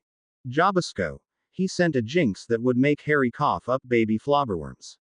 Harry again waited for the spell to come near him and he simply moved out of the way at the last possible moment. This earned Harry another round of deafening cheers and applause. The students of Hogwarts had never seen anyone with such good reflexes. Draco was beginning to lose his temper. He couldn't bear the thought of losing. He was a Slytherin, he didn't lose at anything. He decided to play rough. Surrupto. He hissed and sent a stinging hex at Harry. However, Harry brought up his shield just as the spell reached him and the spell died as soon as it hit the blue shield. The students gasped as they saw how strong Harry's shield was. The shields that most students were able to bring up were nothing more than a faint white mist that would protect against very simple and weak spells but would crumble if anything stronger than an Expelliarmus was cast. Professor June was staring at the shield as well. Of course she knew all about Harry and had expected him to show dueling skills such as these, but the sight of such a brilliantly conjured shield still took her breath away. Harry brought down his shield and grinned maliciously at Draco. My turn. Harry hissed at him. Carnesto. Harry yelled and the white light hit Draco in the chest. Draco was lifted into the air and slammed against the wall. He crumbled to the ground. A very worried Professor June rushed towards him. Draco was helped up and immediately Draco's pale face had turned red. Damien and Ron were clapping along with the rest of the students, except for the Slytherins who were shooting Harry very dirty looks. Slowly Draco neared Harry again and raised his wand. Ragnas, Impendo. Draco shot out two curses, one after another, and watched as the two yellow and blue jets of light sped towards Harry. One of the spells was aimed at Harry's head while the other was aimed at Harry's stomach. Harry knew that his shield wouldn't be able to block two places at once, so he let his instinct take over. Harry brought up his full body block shield and the two spells hit off the shield and died. The students in the hall gasped, as did Draco. He didn't know Harry could do that. Professor June watched with an open mouth as she took in the sight before her. Harry was standing inside a shimmering blue bubble. Harry brought down his shield and smirked at the look of shock on everyone's faces. He then faced a terrified-looking Draco. He raised his wand and shouted out the next curse. Impedimenta. At once Draco was blasted off the platform and the Slytherin landed quite painfully on his back. The students had never seen anyone so violently being thrown off the platform. The students started cheering as Professor June stepped up and declared Harry the winner of the duel. The entire hall was screaming words of praise to Harry and applauding him. Harry looked at the sea of students before him and didn't know how to react. He hastily got down from the platform and tried to make his way out, but Professor June stopped him. Harry Potter, please come to the front of the hall. Harry obeyed and wondered if he was going to be banned from the club because of Draco.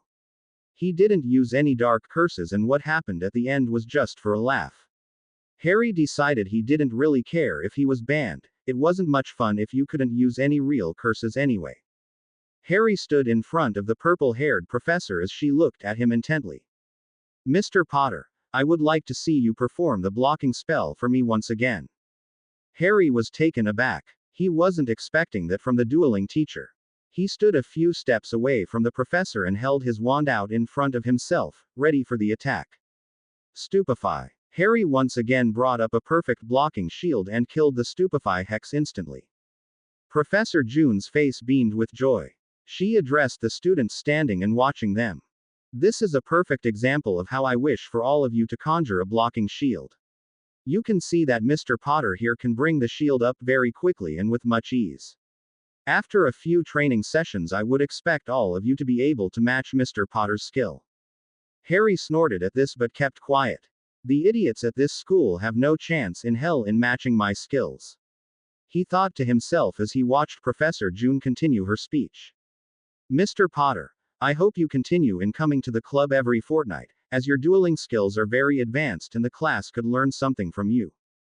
Harry stared at the professor. He didn't want to help train these students, after all, it was best if they were as weak as possible. It would only make Harry's life easier once he took over from his father. Harry cleared his throat and addressed the dueling teacher. No offense, Professor, but I would rather not waste my time. There isn't much hope for the students here to learn anything, and I don't see what possible benefit I would get in teaching them. After all, that is your job, isn't it? Professor June's face turned red as she fought to keep her temper under control. Harry smirked at her. He loved pissing off Hogwarts teachers. Mr. Potter, I did not intend for you to be teaching anything. I was only implying that you could show your spell casting abilities. As these are your fellow students, I was only hoping you would help them. Harry came closer to the professor so that only she could hear him. I'm sure you realize that helping people isn't what I do best. Harry gave the professor another smirk before walking away from her and out of the hall, leaving a stunned professor and many confused students behind him. As Harry came out of the hall, he came face to face with a livid-looking James Potter. What in the name of heaven did you think you were doing? Screamed James. I don't see what all the fuss is about, it was only a duel. Harry was looking quite bored as he watched Damien and James shout at each other. Only a duel. Only a duel. Merlin, Damien, don't you realize how much of a risk you took? I can't believe you would do something so stupid. James was red in the face from screaming and momentarily forgot that Harry was in the same room. All three Potters were in James's living quarters at the moment.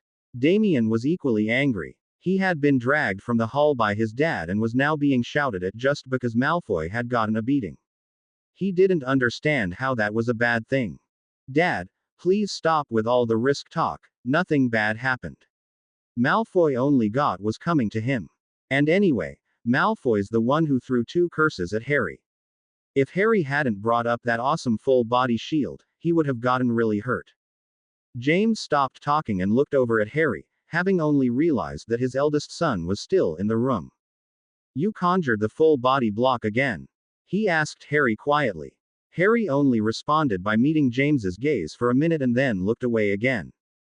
What happened? Did anyone say anything to you about it? James asked, thinking how he was going to explain to inquisitive students why a 16-year-old can perform magic that usually can't be performed by most fully grown adults. Professor June was ecstatic. I don't think I've ever seen her that happy. She asked Harry to come to the club every fortnight so that he can teach us. Damien quickly told James before Harry could respond. Harry growled at Damien. James was shocked. Professor June knew the truth about Harry, and even so, she requested him to come to the club every fortnight. Was she mad? James looked at Damien again and then turned to Harry. What did you say? He said that. Damien, I'm not asking you. Harry can talk for himself. Damien was cut off by James. Damien made a face but didn't interrupt again. James turned back to Harry. Well, he asked. Harry leaned back against the wall and folded his arms across his chest. Maybe, he replied, enjoying the color drain out of James's face. What do you mean by maybe? You can't possibly go and teach the rest of the students. How are you going to explain all the advanced dark magic you can do? James asked. All them the truth that Lord Voldemort taught me, it's not like they'll believe me anyway. Both James and Damien took in a sharp breath at the mention of the Dark Lord's name. Harry was enjoying this immensely. He had no intentions of teaching anyone his skills, but watching James freak out at the mere thought of Hogwarts students learning dark arts was too good an opportunity to miss. Damien had caught on as well and had decided to get his dad back for embarrassing him, by dragging him from the dueling club. Yeah, Harry is an instant hit anyway. Everyone is talking about his cool dueling and now everyone is going to want to be taught by him. Professor June said that she would let him do private one-to-one dueling with certain students as well. Harry and Damien only just stopped themselves laughing out loud as they saw James react to Damien's words. He was standing with his hazel eyes opened wide in shock and had his mouth hanging open. She said what? Damien winkled at Harry and continued. Yeah, and when Harry said that he would think about it, Professor June said that she wouldn't take no for an answer and that she would make sure that Harry attended all the dueling classes. Harry was watching Damien with newfound respect. The kid really is going all out with this, he thought to himself. James didn't say another word and rushed out of the door, stumbling over his own feet as he headed out of the room. He was going to see Professor June. As soon as he left, Harry and Damien burst out laughing. It was the first time that Harry had laughed properly, since getting captured by the Order.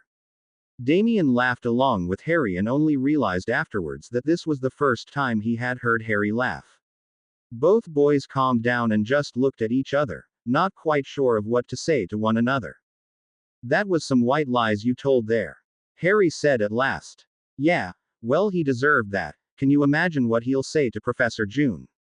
Then when he finds out that we were having him on, he'll be so embarrassed. Damien chuckled again. Harry observed the young boy for a moment before speaking to him. You're not afraid of him?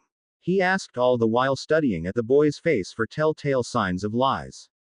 Afraid of Dad? Why would I be afraid of him?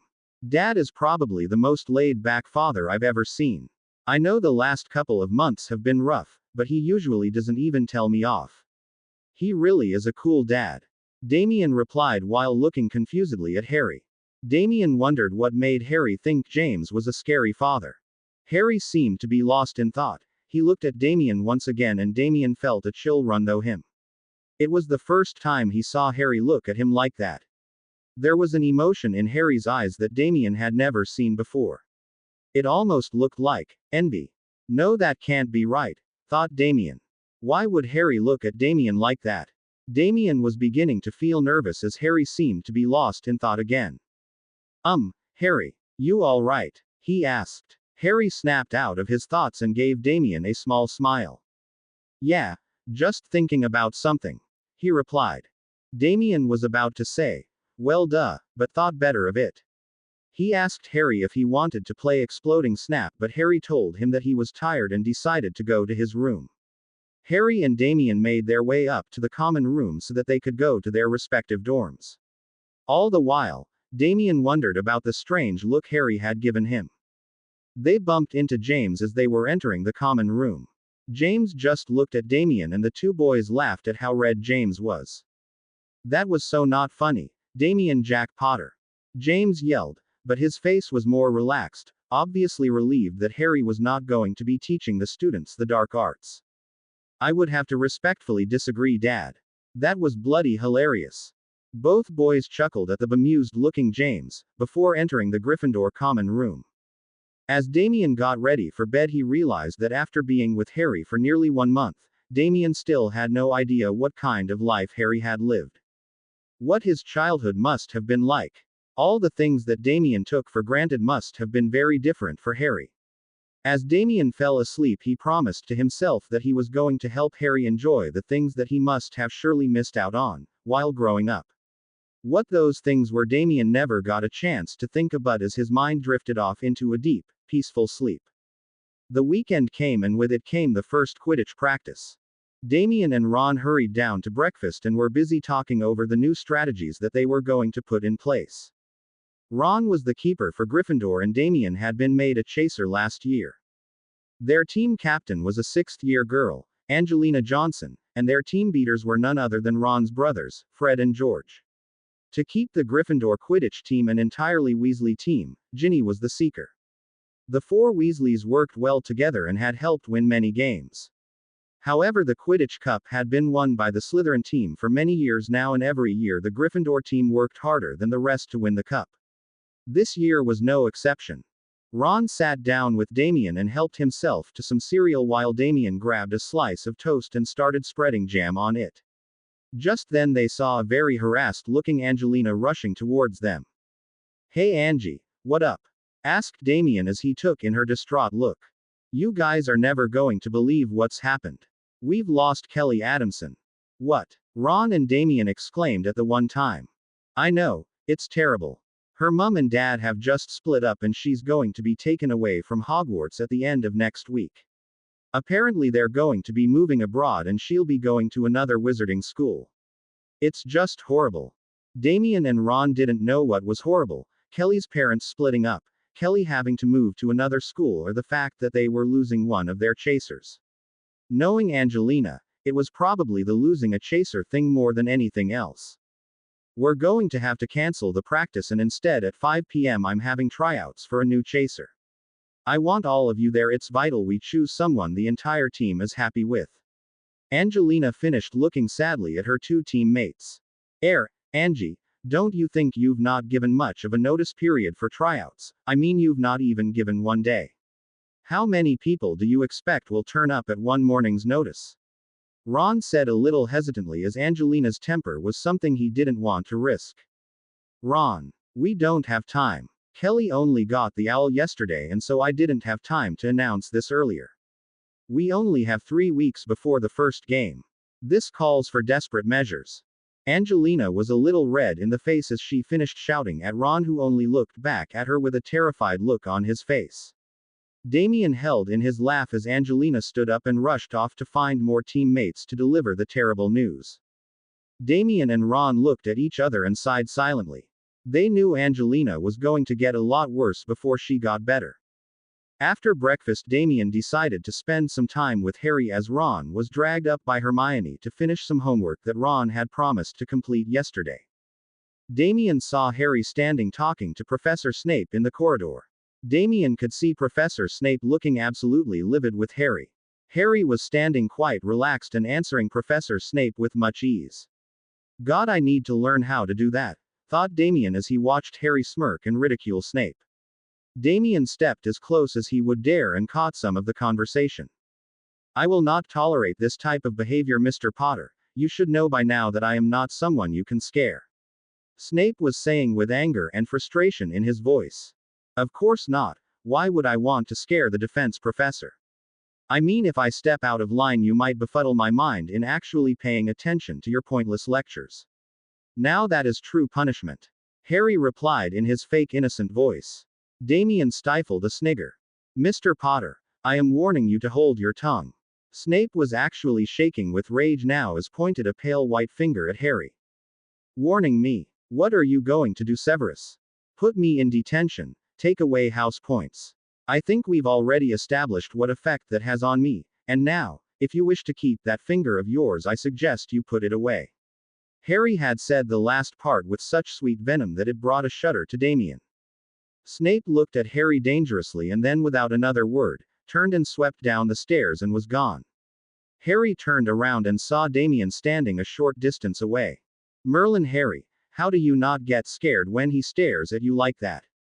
Damien hated to admit it, but Snape scared him a bit. Even though his dad always told him what a greasy git Snape was, Damien still tried to stay out of the Snape's way. That's all he's good for, making strange faces at everyone. He doesn't have the guts to do anything else, so why fear him? Harry shrugged and walked with Damien. "Anyway, where were you going?" Harry asked. "To look for you," Damien answered. Harry groaned. "Why? What do you want now?" "Nothing. Actually, I was wondering if you wanted to hang out, maybe play something, anything you want really." Damien was hoping that Harry was in a good mood and would give in to Damien. "Damien, I'm 16, I don't want to play anything, and especially with you, so bugger off." Damien smiled as he thought about what Harry said. "I didn't mean play like a kid's game, I meant like, I don't know, anything like, maybe, Quidditch." Damien decided that even if there was no team practice today, it was still a relatively good day to fly around for a bit. Harry looked at Damien and then shook his head. "No, I don't want to." "Aw, Harry, come on. It'll be fun." "Shove off, Damien. Stop annoying me." Harry glared at Damien and tried to intimidate him into leaving, but that never seemed to work with the 13-year-old. Look, just half an hour and then you can do whatever you want, promise. I just want to play one game with you. Damien pleaded with Harry. Damien. Harry tried to walk away from the teen, but Damien was once again chasing after him like a puppy. One game, promise. Harry stopped and looked at Damien. Damien, you won't enjoy playing with me. Harry said a little resignedly. Of course I will. Damien replied, glad that he had talked Harry around into playing Quidditch with him. No, Damien, you don't understand, I've never played Quidditch before. Harry said without any emotions. Damien stood still and just stared at his brother. Harry had never played Quidditch before. He didn't know how to play Quidditch. How was that possible? Everyone knew how to play Quidditch. It was just something you grew up knowing to do. It was a natural thing. Not everyone was good at it, mind you, but still it was normal for everyone to know how to play the wizarding world's best sport. That was when it hit Damien. Harry didn't have a normal upbringing. He wasn't allowed to be a normal kid, who went to Quidditch games and played them in his backyard with his friends. Merlin, he probably doesn't even know how to ride a broom, Damien thought, and his heart broke at the thought. Damien had played Quidditch from a very young age. His dad, being so fanatical about the sport, had encouraged him to play from the very beginning. Damien looked at Harry and felt a lump at the back of his throat. You've never played Quidditch before? Damien asked, wanting to be certain he hadn't misunderstood Harry. No, but it's not like I really care. It's just a stupid game with pointless flying around. I have better things to do with my time. Harry replied. The next thing he knew, Harry was being led out onto Hogwarts grounds. Harry was stunned into silence as Damien had held onto Harry's hand and had led him out through the main doors. Harry had never had anyone hold his hand like that. The gesture had shocked him into following Damien without really meaning to. Before Harry knew what was happening, Damien had left him standing and had disappeared into a small building and had almost instantly reappeared holding 2 broomsticks. He held out one to Harry, and as Harry took it, he saw the words, Nimbus 3000 feet, etched into the handle of the broom. Harry had the same one at home and his stomach jolted at the memory of home. He looked at the broom that Damien was holding and saw that it was quite old looking, compared to the Nimbus 3000. It had twigs sticking out at all angles and looked like it had been used by many people. The Nimbus in Harry's hands looked almost brand new. Not one twig was out of place and it was gleaming in the sunlight. Harry looked at Damien confused. Damien, what? You ride on my Nimbus 3000. It's the newest model. Dad got it for me. Harry looked at the tattered-looking broom in Damien's hands. Don't worry, I'm just going to use the school's broom for today. It's a clean sweep 500, ancient thing but still does the job. Damien was looking at Harry with a strange gleam in his eyes, and at once Harry understood what had happened. Damien had misinterpreted Harry's answer about Quidditch.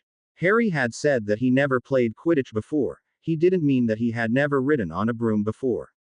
Damien, listen, you don't. Harry was cut off by Damien. Harry, don't say anything. Just listen to me and you'll be flying better than everyone in no time. Damien said in a strange grown-up voice. It took everything in Harry's power not to laugh at Damien as he continued to explain the basic flying techniques. Harry just stood there, amused with how Damien was dictating the correct procedure to mount a broom and how to come back down to the ground. Okay, Harry, you got that. Good. Now we'll start off slow. It can be a weird feeling, but remember to hold on tight and you'll be fine. Okay. Harry had enough. He mounted his broom and waited for Damien to stop talking. Good, Harry. Now, like I said, just bend your knees slightly and then kick off from the ground, not too hard though. Like this? Harry asked before kicking off at an amazing speed that left Damien gaping at Harry with an open mouth. Harry felt the amazing exhilaration that flying always brought to him. He had never played Quidditch before, but he had been flying since he was 6 years old. His flying skill and style had saved his life when he was only 7 years old. Harry felt the cold wind rush at him as he raced high up.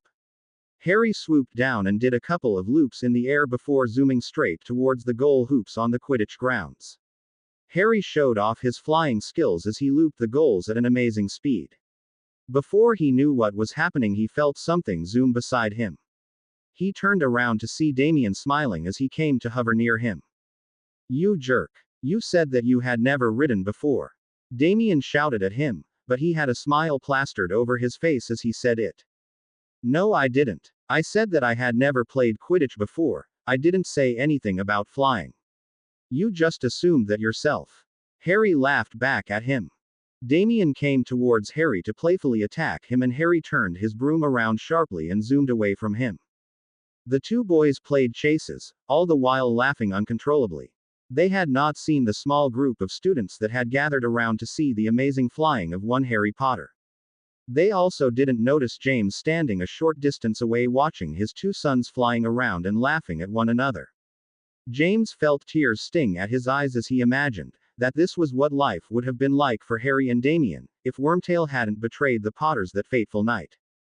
Harry was the first to notice the large group of students standing below them. He signaled for Damien to stop flying, and both boys landed back onto the grounds as swiftly as they could. Harry was met with applause as he touched the ground. Many students were asking him where he learned to fly like that and why he wasn't on the school's Quidditch team. Just then, Hogwarts Quidditch teacher, Professor Hooch, made her way over to Harry and Damien. She was looking at Harry as if he were made of gold. Mr. Potter, that was some exceptional flying. I must suggest that you come to the tryouts for the Gryffindor team this afternoon. Harry looked at her for a second before replying. Look, Madam Pooch. It's Hooch, Madam Hooch. She corrected at once. Whatever. I don't think that I would be very suited to play in a team. You see, I don't work well with others. I'm kind of an individual and I want to stay that way. Harry gave her one of his smirks and started to walk away from her, but Madam Hooch was not going to give up that easily. Oh, don't worry about being an individual. After all, seekers usually are on their own during the game. Damien quickly spoke up at this. But Madam Hooch, we already have a seeker, Ginny Weasley. We need a chaser. Mr. Potter, Ms. Weasley has requested to fill the position of chaser since that was the position she originally wanted. The tryouts are to be for Gryffindor seeker, and I think that Mr. Potter here would be an excellent choice.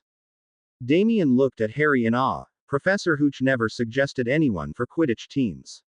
She was not one to show any house any favoritism, but here she was suggesting Harry to be Gryffindor seeker. There really wasn't much more praise you could get from her. She looked at Harry once again before leaving. Think about it, Mr. Potter. It would be a waste of your talent if you decided against it, but the decision is yours. Harry was left standing and wondering how he had gotten into this mess, and more importantly, how was he going to get himself out. Please, Harry. Please come to the tryouts. You really should try out for Seeker. You're perfect. Damien pleaded with Harry, back in the common room. No. You're the reason I got into this mess in the first place. One game, Harry. Only one. Now look what you've done. Harry scolded him. Madam Hooch was right. You would be wasting your talent as you were not to try out. After all, what's the point in being an excellent flyer if you can't play Quidditch? Damien gave Harry another pleading look. Harry put his head into his hands. He really didn't want to play for Gryffindor. The more he wanted to distance himself from this house, the more he was getting beeped in. His thoughts were interrupted again by Damien. Gryffindor haven't won the cup in years, Harry. With you on the team, we actually might have a chance in winning. At this, Harry looked up at Damien. Who's won so far? He asked, knowing the answer already. Stinky Slytherin. Damien said, making a face. Harry smiled to himself. There might be some good in him becoming Gryffindor seeker after all. All right, Damien, I'll go to the stupid tryouts. Harry said as he faked defeat in front of the dark-haired boy. Damien whooped with joy and ran towards the boys' dormitory, saying that he'll get changed and then both of them can make their way to the tryouts. Harry watched Damien leave and smiled to himself again. As they neared the small group of people standing at the Quidditch ground, Harry couldn't help feel excited.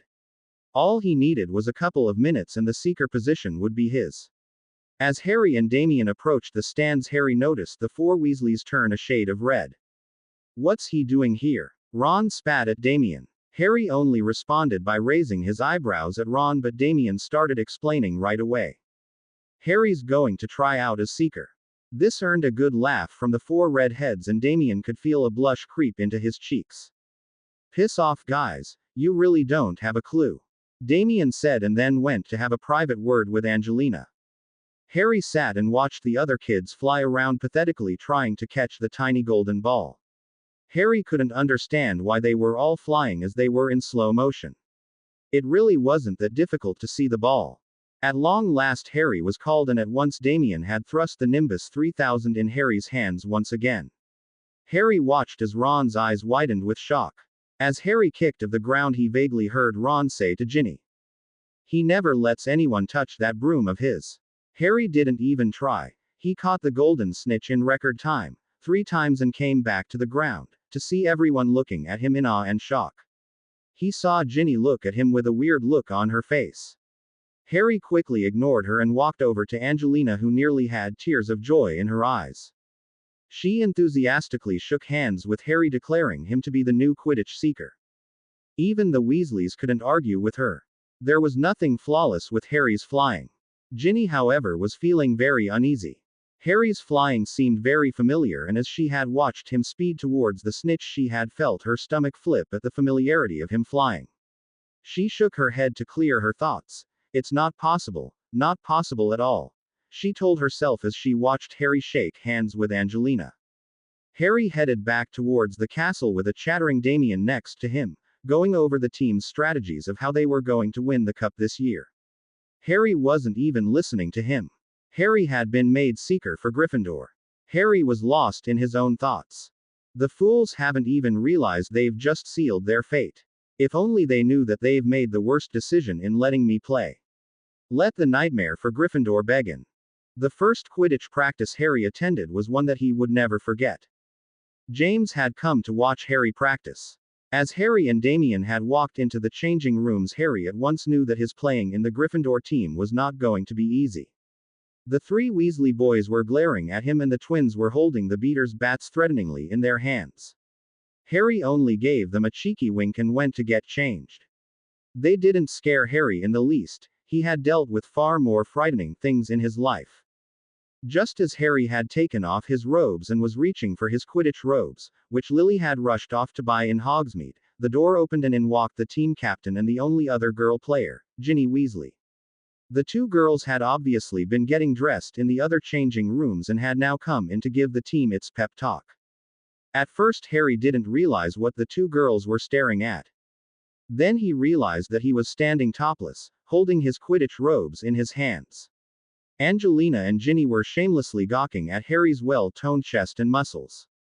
Harry smiled at them and slipped on his robes.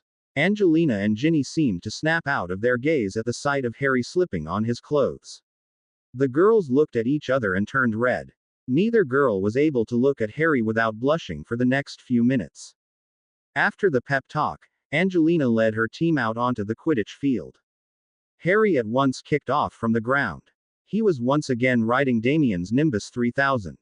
Harry had tried to get Damien to keep his broom. He didn't like the feeling of borrowing anything from Damien, but the teen had insisted that Harry should use the Nimbus, since it was vital he had a fast broom to catch the snitch. Harry had raced to the top so that he could survey the entire field. Harry couldn't see the golden ball anywhere. He watched as the team started throwing the quaffle around, and Ron tried his best to block the 3 hoops on his end of the field. Harry watched Damien fly around on the clean sweep 500. Even though the broom was very old and not very good, Damien flew pretty well.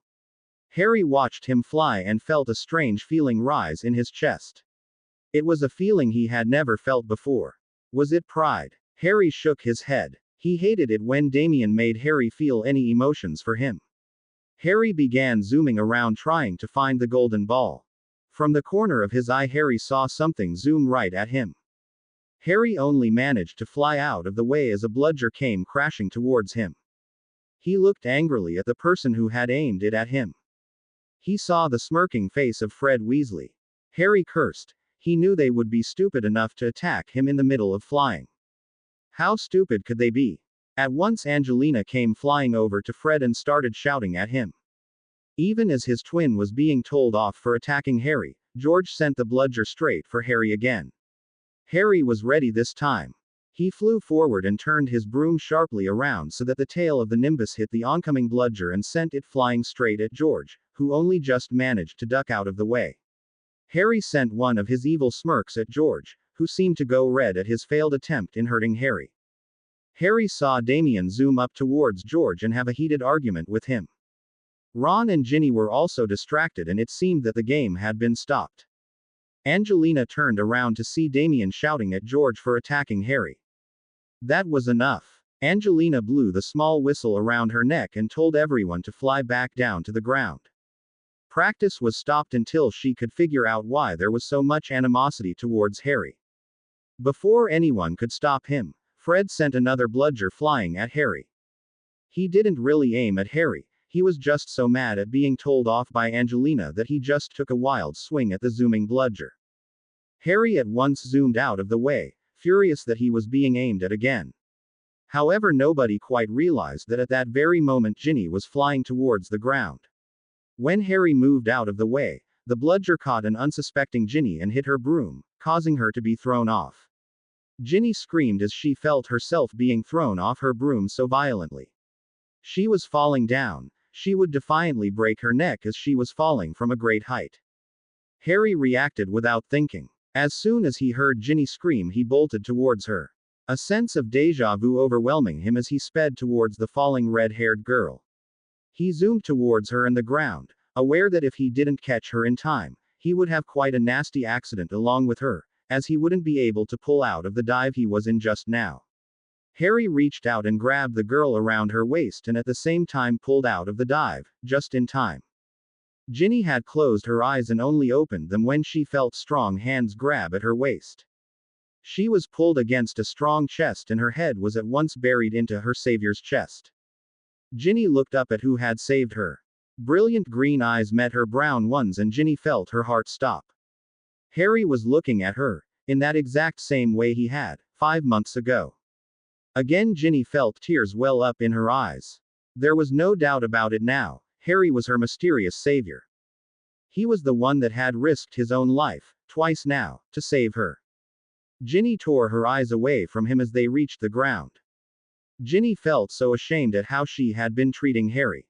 Harry dismounted from the broom and gently placed Ginny on the ground where she sat, shaking. Harry heard the other 5 players landing as well and running towards them. Harry stepped away as the 3 Weasley boys swept their sister into their arms and were almost in tears. They kept on saying how sorry they were. Angelina and Damien were also trying to comfort the shaken girl. James was there instantly and at once started telling Fred off for being careless. Ginny backed away from all the comforting arms and looked for Harry. That was when they all realized that Harry had left. Damien and James looked around amazed that Harry has slipped past them. The 3 Weasley boys were looking very ashamed indeed. The one person they had tormented had ended up saving their sister. "Where is Harry?" James asked, looking at Damien. "I don't know. He just disappeared." Damien looked over at the changing rooms hoping to catch a glimpse of his brother. "I'll go look for him," Angelina said as she hurried over to the changing rooms. It was him. Ginny stammered in a voice that was almost a whisper. "Who?" Ron asked while trying to rub her shoulders. Ginny was trembling from head to foot. "Him, Ron, it was Harry. He saved me." Ginny couldn't get her teeth to stop chattering. "I know, Gin, we all saw him. He just bolted for you. I've never seen anyone fly that fast," Ron said, looking a little awestruck. James tried to pull Damien away and let the 4 brothers and sister have some time together. They were all sitting on the damp ground, but James figured that he would give them a minute or 2 to get over the shock, before instructing them to get up to the castle. "No, Ron, I'm not talking about today. It was Harry. The boy who saved me from the roof, in Hogsmeade, it was him, Ron. It was Harry." Ginny was in hysterics now. The 3 Weasley boys looked at each other in shock. It wasn't possible. James and Damien shared a look of disbelief as well. Ginny was probably just in shock. "Gin, you probably just had a sense of déjà vu. I mean, you were in the same kind of situation, so it's natural to think that both people saving you were the same. It's okay, Ginny." Damien tried to comfort her. Ginny stood up all of a sudden. Fury etched on her face. "I'm telling you, It was him. I told you I would recognize him. I thought it was him when I first met him, but after realizing who he was, I thought it wasn't possible. But just now, the way he looked at me and the way he grabbed me. I have no doubt. It was him. Harry was the one who saved me. James decided it was time they all went up to the castle. This wasn't the kind of talk that should happen outside. He prompted everyone to get up to the castle where they could continue to discuss this. Once the four Weasley children, Damien and James, were seated comfortably in James's living quarters, James asked Ginny to explain. After listening to her version of the events, James had decided that it was a possibility that Harry had saved her, 5 months ago in Hogsmeade. Are you sure that the boy was wearing a silver mask? James asked Ginny. Ginny nodded her head. Then it probably was Harry for certain, since he always wore a silver mask when he was outside. James informed the 5 teens sitting before him. Why? Asked George. Well, I guess it was because you know who didn't want anyone to see Harry and recognize him, especially as my son. James replied, and the 5 teens could detect a note of hurt in his voice. That's awful. Harry had to wear a mask every time he went out. That's just cruel, Ron said. Damien looked at his friend curiously. Damien knew how much resentment Ron felt towards Harry. Damien realized that Ron was probably feeling guilty for hating Harry, since now it was apparent that Ron's sister owed her life to Harry. I know, but that's in the past now. It is very interesting that Harry saved you, Ginny, but now that I think about it, it does make sense. James replied. How does any of this make sense? Fred asked, looking confusedly at James. Well, Harry did save Madame Pomfrey's children from Death Eaters, so I guess it shouldn't be that hard to believe that he saved Ginny as well. The 5 teens at once started firing questions at James about what happened and how Harry had saved Madame Pomfrey's children. James laughed at the looks on their faces and replied that the specific details weren't important. What was important was finding Harry. James decided that he was going to have a word with Dumbledore about this. Things were looking better and better for Harry's freedom. Ginny found Hermione in the common room, surrounded by her usual 10 books, all opened and scattered around her. Ginny ran over to her and quickly told her about what had happened with Harry and herself at Quidditch practice. To say Hermione was shocked was an understatement. Her usual bushy brown hair seemed to stand on end as she listened to Ginny. At first she didn't believe her, but after listening to Damien and Ron repeat the incident with the school nurse's children, Hermione finally, grudgingly gave in. She didn't look happy about the savior being Harry though. No one could blame her. The 3 teens went down to have some dinner. As they entered the hall, they spotted the messy-haired teen right away. Ginny made her way over to him, all the while trying to get heart to stop beating so fast. She sat across from him. Harry didn't look at her. Ginny took a deep breath and looked straight at him. Harry. Harry looked at her, with an emotionless expression. Why didn't you say anything? Ginny almost whispered, unable to keep her voice free from emotion. Harry smirked at her and let his spoon drop onto his plate. Miss Weasley, according to you I couldn't possibly be someone you would know, so why should I have bothered correcting you? What possible difference would that have made to you? Difference. It would have made all the difference in the world. Merlin, Harry, you saved my life. I wanted to thank you. Ginny couldn't believe Harry thought it was pointless to point out this fact. Harry looked speechless for a moment before regaining his composure. Well, I don't need any thanks, especially from you, he said harshly. You can pretend all you like, Harry, but I can see that you are affected. You risked your life in order to save me. You can't expect me to believe that you would take that lightly. Ginny smiled at Harry's angry-looking face. Don't get any silly ideas, Weasley. Just because I saved you doesn't mean I won't enjoy destroying you later. Harry smiled at the look of shock on the red-haired girl's face. She seemed to struggle for words in response to Harry's threat. You can threaten me all you like, Harry, but you don't save someone twice, just so that you can destroy them. It makes no sense. Who said that making sense was important to me? Harry smirked back at her. Ginny decided that talking to the raven-haired boy, when he was in this type of mood, was pointless. She got up and walked away from him without saying another word. Ginny was replaced by Ron and Damien. Harry took a deep breath.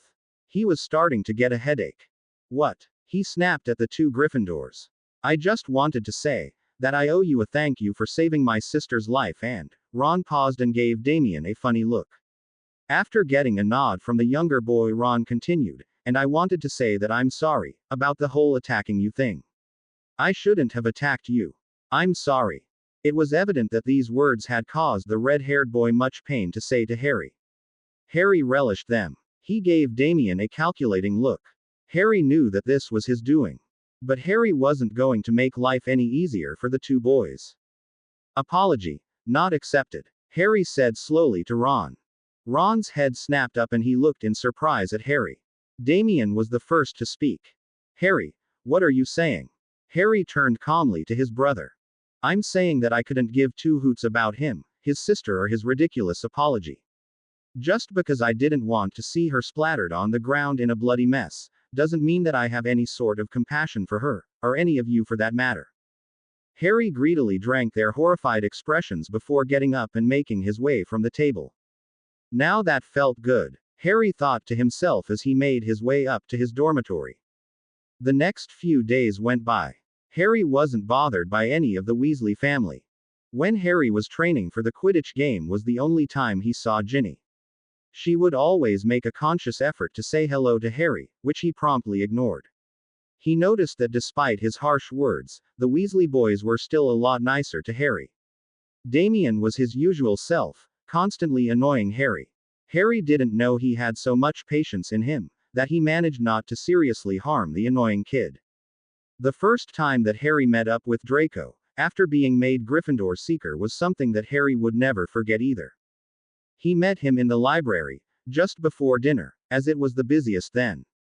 Harry always said that if you didn't want to be overheard, then go somewhere where there are lots of people.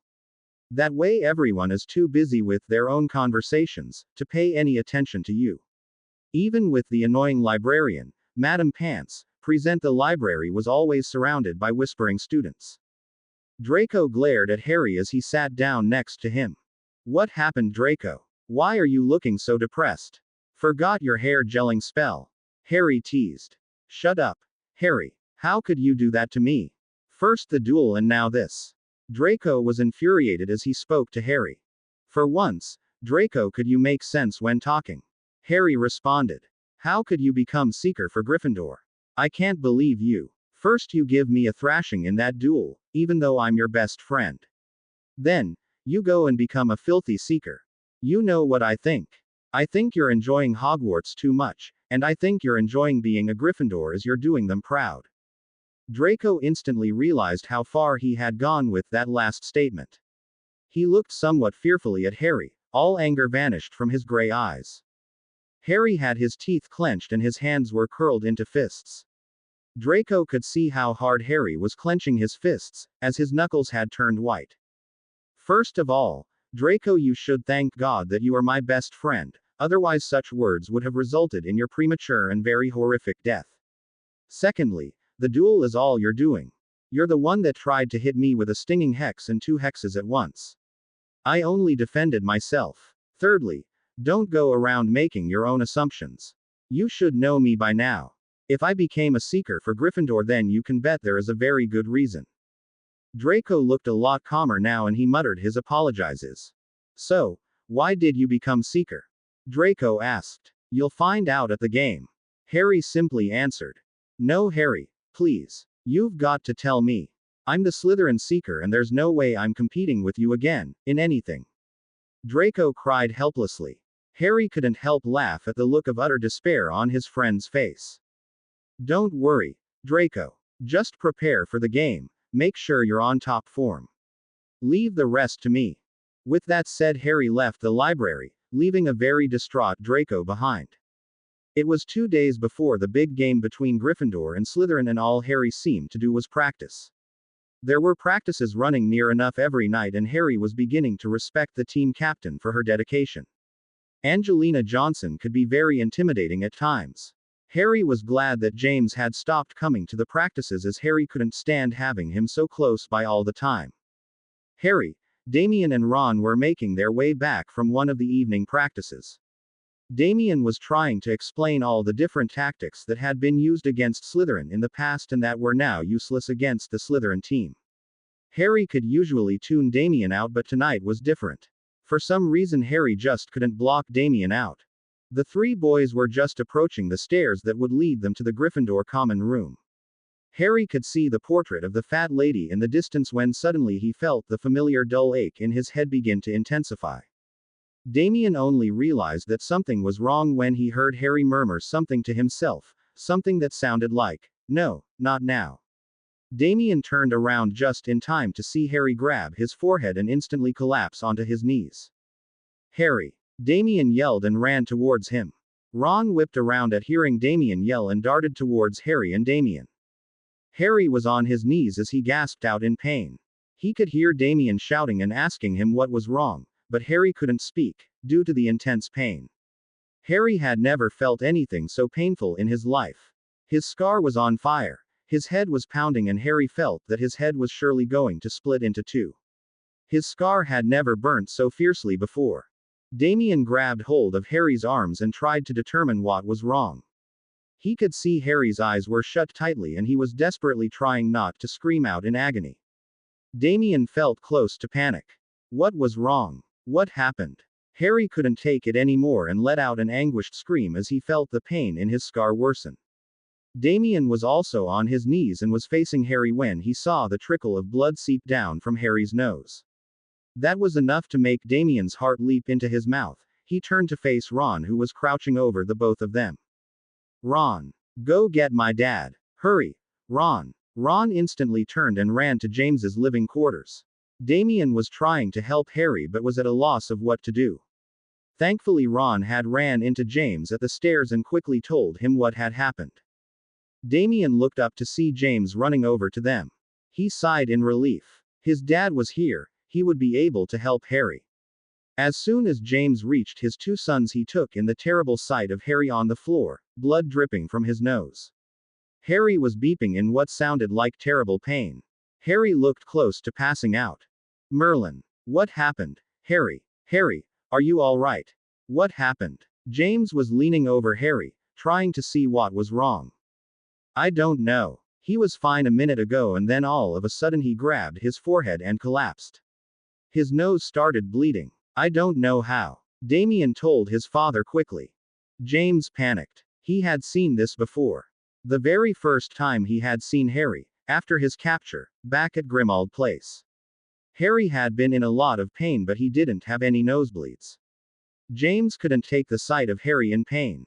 He quickly gathered his eldest son in his arms and bolted to the infirmary. James would probably not have been able to lift him so easily, but the sight of his son bleeding and in agonizing pain had caused a rush of adrenaline in James. James burst through the doors of the infirmary, with Damien and Ron close behind. "Poppy! Poppy, help!" James yelled. At once the school nurse came bustling out of her office. "Mr. Potter, what's the— oh no. Harry, what happened?" Poppy quickly rushed over and helped James put Harry onto the nearest bed. Harry had now passed out from the pain and lay motionless on the hospital bed. "It's his scar, Poppy," James told her while she ran her wand over the unconscious boy. "It's never done that before," Poppy murmured to herself, referring to the nosebleed, but James heard her. "What do you mean by before? Do you mean that time at the headquarters?" James had a feeling that Poppy had referred to a time other than that occasion. Poppy averted her gaze and started to pull small vials from her bag, no doubt for Harry. "Poppy," James said, waiting for an answer.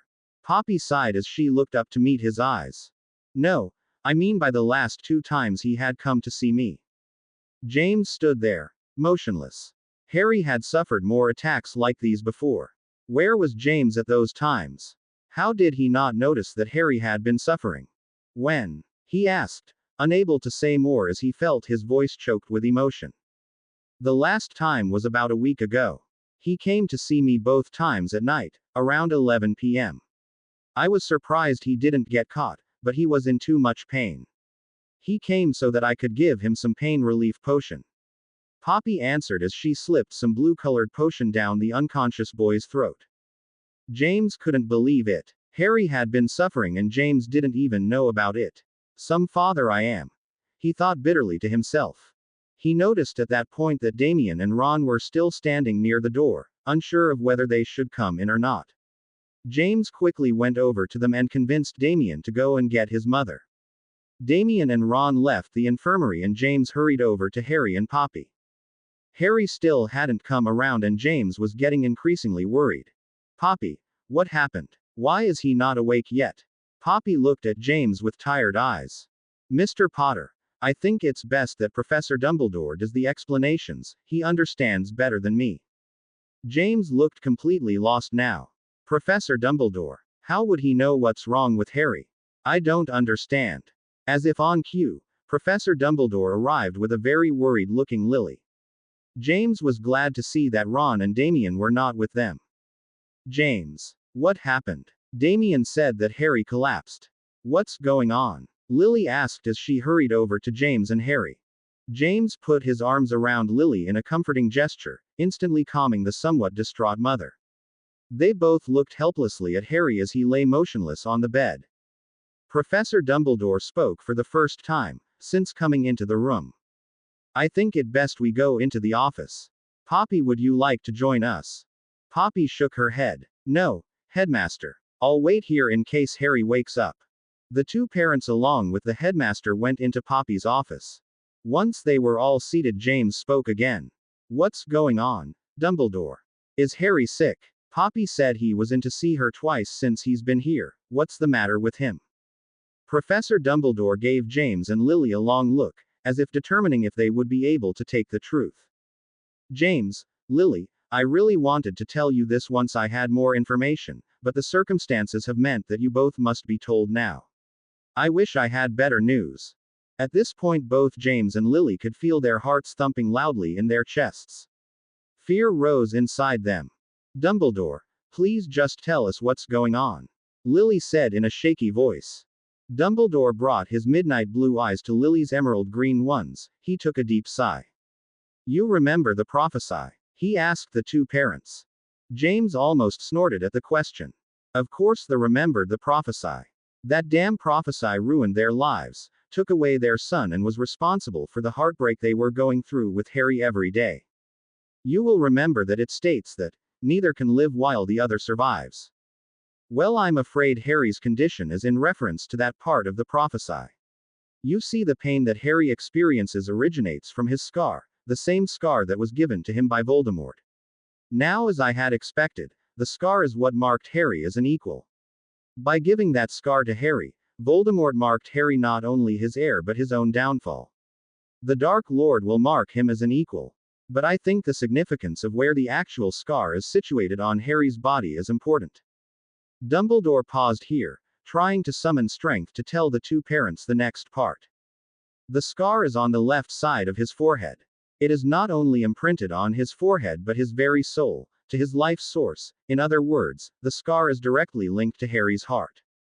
Dumbledore paused again to let James and Lily fully digest what he had said. Now, the pain that Harry experiences is when Voldemort feels particularly happy or angry. At least that is what Harry has told Poppy. Harry also said that the pain was at its strongest when he was physically near Voldemort. If Harry was far away from Voldemort, then it didn't matter how angry Voldemort got, it didn't affect Harry. However, as the prophecy dictates, Harry and Voldemort cannot coexist at the one time, so it is my assumption that the pain is intensifying in Harry. Harry is being weakened, as he is not of age yet. Voldemort is the more dominant one, so it is Harry who is suffering. However painful these attacks have been in the past, I don't think Harry has ever lost consciousness before, so I think that it is correct to assume that these attacks are becoming stronger and more painful. So what does this mean? How can we fix this? James asked, while he felt the dread building in the pit of his stomach, as he saw at the grave look Dumbledore gave him. There is nothing we can do. I'm sorry, James, Lily. There is no way to reverse the spell that Voldemort cast. Like I said, the scar is not only on Harry's body, it is imprinted on his mind and soul. The scar has a connection to his heart. It is irreversible. James exploded at his. What do you mean? It's irreversible. Nothing is irreversible when it comes to magic. Can't you give him a potion, or isn't there a spell you can do? James knew even as he was shouting that it was hopeless. If there was a cure, Dumbledore would have found it. Lily was sitting quietly, Tears of angst were slowly making their way down her cheeks. I am truly sorry, James. Dumbledore said, giving James a sympathetic look. So what can we do? Lily asked quietly. The only thing that would release Harry from this torment would be the demise of Voldemort. Dumbledore explained. James and Lily sat in shocked silence. If Harry doesn't kill you know who then what will happen to him? Lily asked, fearing the answer. I am afraid that if Harry doesn't fulfill the prophecy, then the pain he feels will only grow. If the pain continues to grow and intensify like it has been doing, then very soon Harry's heart and body will not be able to take the strain. I'm afraid that if Harry doesn't kill Voldemort, the agony caused by the scar will probably kill Harry. Dumbledore finished sadly. James stood up, unable to stay seated anymore. He took to pacing in front of the headmaster, running his fingers through his messy locks, trying desperately to keep the tears at bay. How could this be happening? Do you think that you know who is aware of this? He asked all of a sudden. For some reason James wanted to know. I don't believe that he is. He doesn't know that this pain will probably kill Harry in due time. From what Harry had told Poppy, Voldemort tries hard not to get upset when Harry is around. The reason Harry has been suffering here at Hogwarts is because Voldemort doesn't realize that the pain has intensified so much, that Harry no longer has to be physically near Voldemort for him to suffer. James nodded his head once at Dumbledore. It was a strange concept, to think that the most evil wizard of all time was actually caring to keep his temper in check for Harry. He's still killing him though, James's mind screamed at him. Before he could say anything to the headmaster he heard Harry's voice from the next room. At once the three adults rushed to the hospital wing. Harry was attempting to get out of bed while a protesting Poppy was trying to convince him to stay in bed. For God's sake, Poppy, I told you I'm fine. I'm not staying the night. I'm fine, let me go. Harry was saying as he tried to pry Poppy's fingers from his arm. Harry, you collapsed. You have blood all over you. Let me check you to see if there is any other damage done. James and Lily felt fresh tears sting their eyes. There was of course damage done, and there was more on its way if Harry didn't change his mind about Voldemort. Harry stopped for a second. As soon as Poppy let of his arm to check him, Harry leapt out of bed. Harry, get back right now, Poppy exclaimed. I'm fine, Merlin, you're worse than Bella. Harry said without thinking. At once Poppy's face turned white and she fought to control herself. Sorry, muttered Harry, but you are though, both of you treat me like I'm made of glass, it's insulting. Poppy didn't say anything and instead turned away to grab some vials, and that's when she noticed the three adults standing in the doorway. Harry looked around as well and instantly he changed his expression to a scowl. James was about to go towards him when he heard a faint whisper. Don't say anything to him about what we were discussing. We have to be careful. I'll talk to him when the time is right, okay? Dumbledore's voice rang in his ears and James gave a small nod before going towards his son. James suppressed the overwhelming desire to hug Harry. He looked at the teen's bloodshot eyes and the dried blood on the front of his robes and felt his heart break.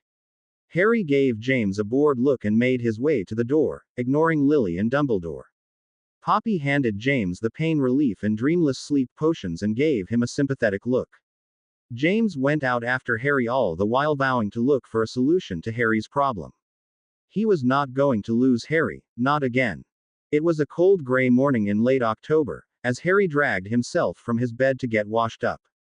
Today was the big day, the match between Gryffindor and Slytherin. Harry washed up and came back to his room to get changed. Neville was getting dressed and as usual tried to make small talk with him. Harry still ignored him and focused on getting dressed. Good luck for the game today, Harry. Neville said before leaving the room. Harry tried not to get annoyed. He didn't need luck. He knew exactly what he was going to do. Harry was surprised when Damien came running at him, showing off his new Nimbus 3000 broom. Harry, look what Dad got me. Isn't it cool? Now both of us have got a Nimbus. Wow Harry, we're definitely going to win now. Harry had tried to give Damien his Nimbus 3000 back, but Damien wouldn't take it back, insisting that Harry needed a faster broom. James had obviously felt that Damien deserved a new broom and so bought him one. Harry tried not to point out how spoilt Damien was while he watched Damien fuss over his new broom. Slowly the two boys made their way to the Quidditch pitch. The crowd at the Quidditch pitch was bigger than Harry had ever seen before. Where did all these people come from? He thought to himself as he left the changing room with the rest of the Gryffindor Quidditch team. Harry felt his heart race at the sight of so many students and professors. Harry came and stood near the other Gryffindor players. He watched as Angelina moved forward to the center of the field where a bulky-looking Slytherin was approaching her. Harry surveyed the Slytherin players. All of them were boys and most of them were very bulky-looking, like their team captain. Draco was easily the smallest and youngest in the team. Harry kept a straight face as his eyes locked with Draco's. The Slytherin boy was trying to keep his face in a fixed sneer, but it faltered slightly as his gaze met Harry's. Harry looked away and focused on what he was going to do. As the whistle was blown by Madame Hooch, there was an instant roar of cheers as the 14 players zoomed into the air. The first two players to reach the air were Harry and Damien. Damien looked over at Harry and gave him a wink as he whizzed over to Ginny to get the quaffle from her. Harry was soon joined by Draco. They looked at each other for an instant before speeding away in different directions. Harry watched as the quaffle was viciously snatched from Ginny by a Slytherin. Harry watched with pleasure as Slytherin scored, not even 1 minute into the game. The crowd of silver and green, below Harry, gave a tremendous cheer. Harry saw Damien bolt across to catch the quaffle and proceeded to his end of the field to score. Harry was amazed at the speed Damien was flying at. Within seconds Damien had dodged 2 Slytherins and a bludger, to deliver a fantastic goal. Harry could just make out the voice of Lee Jordan, a 7th-year Gryffindor, who was the commentator for the match. Lee announced the score, 10-10. The swarm of students wearing their red and gold colors gave a thundering applause to the 13-year-old. Harry felt the warm feeling of pride travel from the pit of his stomach to his chest, as he watched the 13-year-old outwit boys, 4 years older than him. Harry gave himself another mental shake. Why am I feeling proud of Damien? Harry thought to himself. Harry decided it was time for the first blow to Gryffindor. He surveyed the players below him and targeted Angelina. She was the fastest player. She had to be first. Without warning, Harry took off in the opposite direction as Angelina. As he had expected, Draco was following him instantly. Harry swerved to the right and Draco followed him. Harry hoped Draco had taken Harry's words to heart. Harry had told him the night before to play the game as they normally would, which meant that the Slytherin beaters had to aim at the Gryffindor seeker. Other than Draco, no one else in Slytherin knew of Harry's true identity, so all Draco had to do was keep out of the way and let his teammates play dirty with Harry. Harry took a sharp turn as he heard Lee telling the crowd that Harry must have seen the snitch as he was bolting across the field. Harry smiled to himself. He was now speeding towards an unsuspecting Angelina. From the corner of his eye, Harry saw Crabbe send a crashing bludger towards him. Perfect, thought Harry. He increased his speed and at the last moment, before the bludger caught the tail of Harry's broom, Harry went into a deep dive. It happened exactly as Harry has planned. The bludger went crashing into Angelina, causing the girl to barely manage to stay on her broom. She cried out in pain as her arm took most of the impact of the bludger attack. The Gryffindor team was instantly at her side, including Harry. Angelina told everyone she was fine, and to get back to the game. During this attack, Slytherin had managed to score another goal. The score was now 20-10 to Slytherin. As the game progressed, Gryffindor managed to keep near to Slytherin's score. After 1 hour, the score had reached 60-50 to Slytherin. Angelina had slowed down immensely. Draco had taken Harry's example and had managed to get Ginny injured in much the same way as Angelina, by Fred's bludger. That meant that Gryffindor was 2 chasers down. Damien was the only chaser that hadn't had an accident. Harry had motioned to Draco not to harm Damien as he didn't see the need for all of Gryffindor's chasers to be hurt. Since the beaters were meant to target the other team's players, there was not much that Madame Hooch could do about the attacks on Gryffindor's chasers. But she kept a close eye on the Slytherin team since they were known to play dirty. Harry hadn't even looked for the golden snitch and Draco was too busy following Harry to pay much attention. The score was getting better for Slytherin, 80-60. A very harassed Angelina flew up to Harry. Harry, Get the snitch and end this disaster before it gets any worse. She told him in a pained voice. Harry nodded his head as he surveyed the grounds. Yes, let's end it now. He smirked to himself. Just then Harry saw it, the tiny golden ball, fluttering near one of the goal posts. Harry took off at an amazing speed. Draco was only moments behind him. At this point everyone had their eyes set on the two house seekers as they all spotted the flying snitch. Harry sped towards the fleeing ball. Draco came next to Harry. Both boys were flying at breakneck speed, trying to get to the snitch in time. The golden snitch seemed to realize that it was going to be ripped in two, as it was flying away from the oncoming seekers, at an amazing speed of its own. Harry and Draco swerved to the right, never letting the golden ball out of their sight. Both boys were now going into a deep dive, in attempt to grab the snitch. Draco and Harry both reached out. Harry's fingers were inches away from grasping the golden ball. His fingers felt the fluttering of the tiny wings. That was when Harry made his decision. He looked over to Draco and met his worried gray eyes.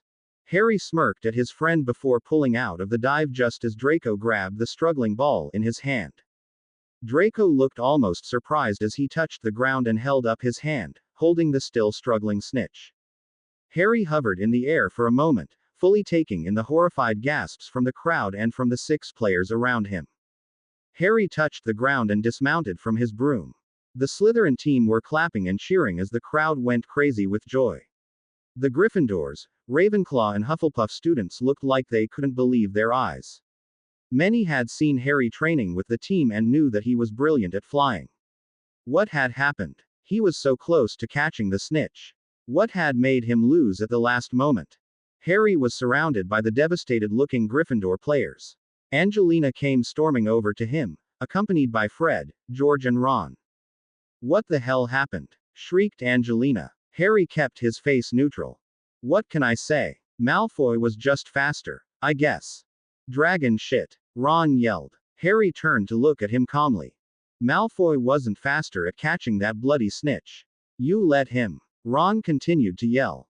Ron. Angelina scolded, looking livid with such an allegation. Come off it, Angie. You can't tell me you didn't see it. He pulled out of the dive just as Malfoy grabbed the snitch. Harry let the Slytherins win. Ron said. Angelina looked shocked. She turned to Harry, as if to get confirmation as to what Ron was saying was true or not. Harry remained quiet, enjoying the angst he had created for these Gryffindors. It makes sense. Fred joined in. Not you too, Fred. Angelina turned to him. Come on, Angie. Don't you think it's a little odd that the only chaser not to get attacked during the game was his brother? George continued. At this though, Harry's eyes flashed dangerously at the twins, but he remained quiet. It was then that Harry noticed that Damien was not standing with the rest of them. Harry looked behind him and saw Damien and Ginny both standing at the other end of the field. Ginny was looking close to tears as she watched the Slytherins rejoice their victory. She was holding her shoulder awkwardly and seemed to be in pain. But it was Damien's expression that caused Harry's heart to skip a beat. Damien wasn't looking at the rejoicing Slytherins, he was looking straight at Harry with a betrayed look on his young face. He was clutching his broom in one hand and was staring, unblinkingly, over at Harry's direction. Harry watched with a sinking heart as Damien tore his eyes away from him and walked away from the Quidditch grounds. Harry cursed under his breath. He hadn't fully thought about Damien's reaction. It didn't seem important then, so why was Harry feeling upset at Damien's reaction now? The atmosphere in the Gryffindor common room was such that you would have thought that they hadn't lost a Quidditch match but a war. In a way, that wasn't far from the truth. Since the beginning, Slytherin and Gryffindor never got on with one another. Their house rivalry was the cause of much trouble around Hogwarts. With the very first match against Slytherin lost, it was like losing a war with Slytherin. What was more, they lost 230 to 60 points. That would mean that Gryffindor would be out of the running for the Quidditch Cup this year as they were in the last place. The miserable Gryffindors sat lost in depressed thoughts. How were they going to face the Slytherins now? Harry couldn't believe the depressing mood around him. He had thought that the Gryffindors would mope around, but this was just unbelievable. The students were actually mourning the loss. Some idiots even had tears in their eyes. Harry wished he could enjoy their misery, but he couldn't. All because of one snotty-nosed, spoiled brat named Damien. Harry couldn't find him anywhere. He didn't really know what he was going to say to him. Harry wasn't even sure why he wanted to speak to him, but he knew that he needed to exchange some words to the young Potter. Unlike the Weasley boys, all the other Gryffindors thought that Harry had played genuinely well and that this time Draco Malfoy had all the luck. Harry was silently ridiculing their stupidity. He had purposely sabotaged their chance at winning the cup and he had done it right in front of them, yet they still couldn't see the truth. Slowly the common room emptied and soon there was only Harry left, sitting next to the roaring fire. The portrait door opened and Harry looked up to see a very upset-looking Damien stumble through, into the common room. Damien didn't notice Harry at first, but as he neared the stairs leading to the boys' dormitory, he looked over to see the sitting form of Harry. Damien stopped walking and stared at Harry. Harry watched as many emotions flickered over the teen's face. Harry had never seen anyone so upset. Merlin, it's only a game, what are they all going to be like once they lose the war with father? Thought Harry to himself. He stood up and walked towards Damien. Damien, Harry was cut off by Damien's outstretched hand. Harry looked at Damien as he gestured to Harry to stop talking. Harry wasn't even sure why he obeyed the younger boy. Maybe it was the look of absolute anger and hurt that was on the teen's face, it caught him off guard. Don't, Harry, just don't. Damien said, in a strange, strained voice. Harry just watched, completely taken aback by this unusual behavior by Damien. The 13-year-old gave Harry another hurtful glare and then turned around to leave the room. Damien, listen, Harry started again but was once again cut off by Damien. No, I don't want to listen to anything you've got to say. Damien screamed at him. Harry was more shocked at the tears glistening in Damien's eyes more than his raised voice. Harry didn't understand why Damien was making this such a big deal. Merlin, Damien, why are you so upset? It was only a game, asked Harry. At this Damien lost whatever little control he had over his temper. I don't give a hoot about the bloody game. I don't care that we lost. Then why are you angry? Harry shouted back at the teen. Because you betrayed me. You had a choice today, Harry. You could have helped your friend or you could have stuck with your brother, and you went against me. That's what I'm upset about. Harry stood, motionless, listening to Damien. He understood now why Damien was getting so angry. He saw what Harry did today as a betrayal of trust, which it was to an extent. You know what, Harry? Ever since I found out that I had a big brother, all I wanted was to be close to him, like Ron was to his brothers. But I knew that with everything you'd gone through, you'd be quite hard to talk to. That it was going to take time for you to open up. That's why I took all the crap you gave me. That's why I made excuses for you, to convince others as well as myself that you weren't all bad. Harry stood still, unable to speak as Damien poured out all his feelings. The first time I met you, you treated me like shit. But I disregarded it, thinking that you probably were in shock about finding out you had a brother. The first day you arrived at Hogwarts, you insulted my best friends. Friends that are like family to me. You called Hermione such a foul name and you attacked Ron because he stood up for her. I still disregarded that, convinced my friends not to report the abuse, because I was still naive enough to make excuses for you. You didn't have a wand, you were only defending yourself, you don't know any better than to call Hermione that name. Harry was about to snap back at Damien but the teen was not finished talking yet.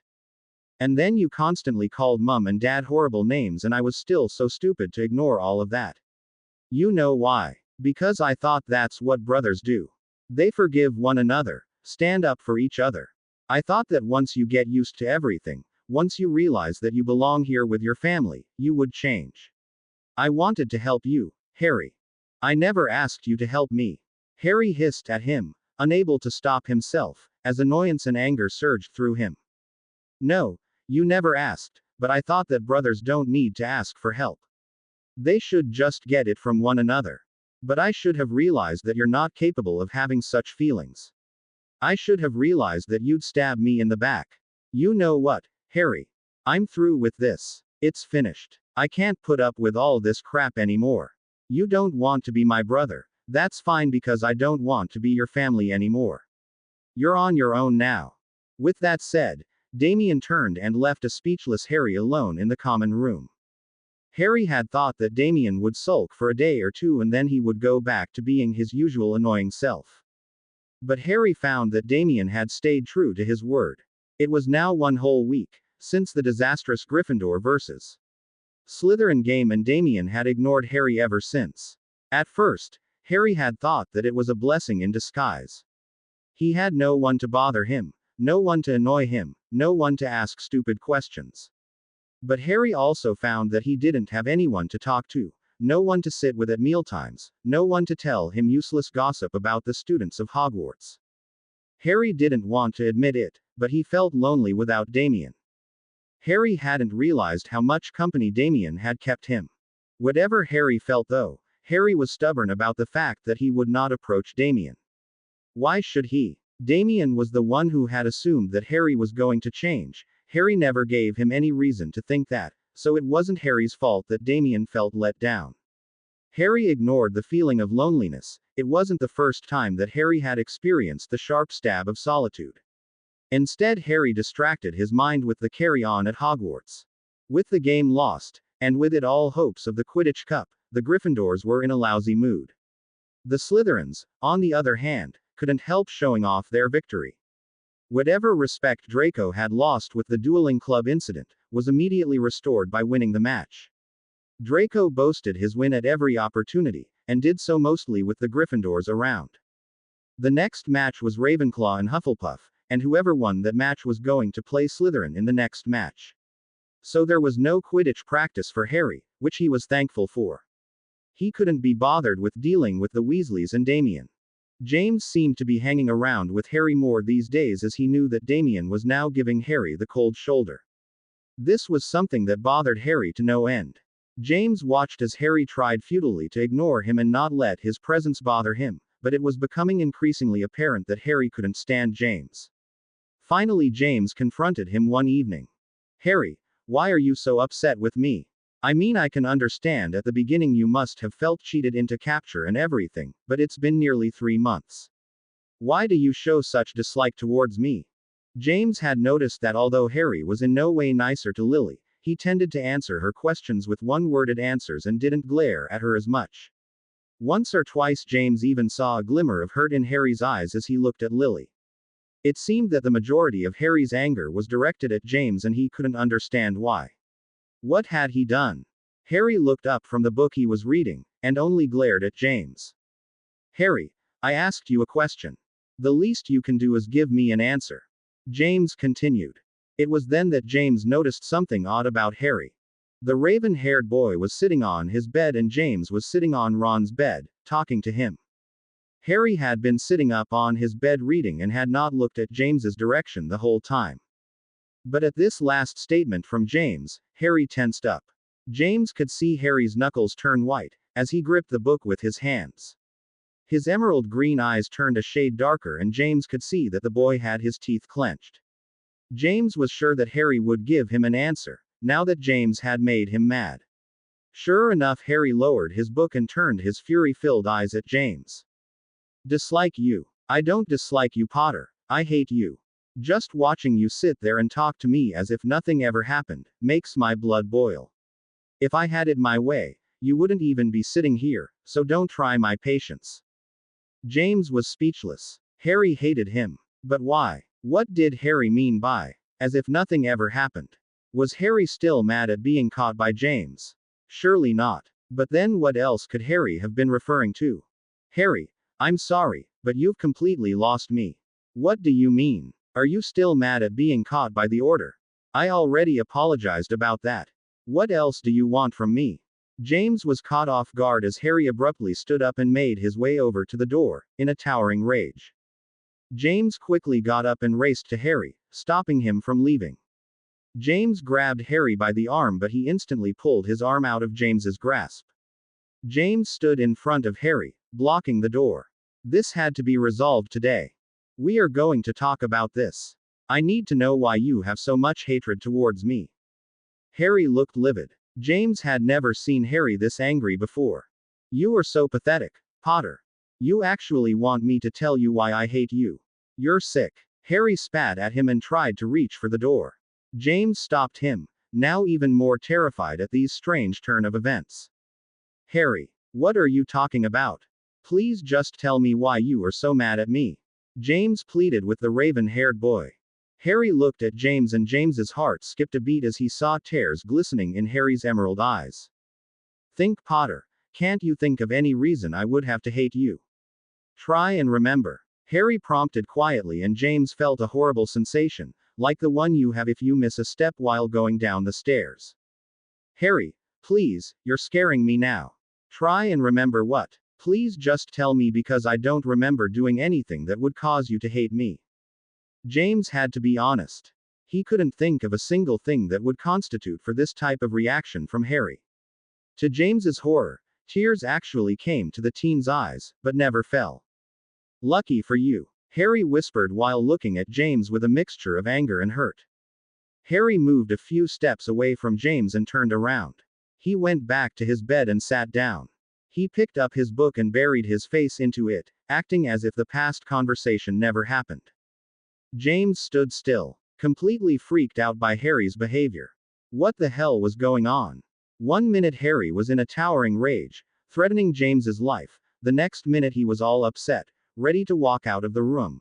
Another minute later Harry was in tears and wanted some kind of confession from him, and now he was sitting on his bed, reading, like nothing ever happened. James took a cautious step towards the teen. Harry, do you want to explain what all that was about? James asked quietly as he sat on the bed, facing Harry. Harry, however, didn't look at James and answered in a very controlled voice. Explain what? According to you, nothing ever happened, so there is no need to explain anything. James tried asking Harry what he was talking about for the next hour, but he didn't get anything from the teen. After finally admitting defeat, James slowly made his way from Harry's room, still trying to figure out what had happened. As James left the room, Harry put down his book and lay down on his bed.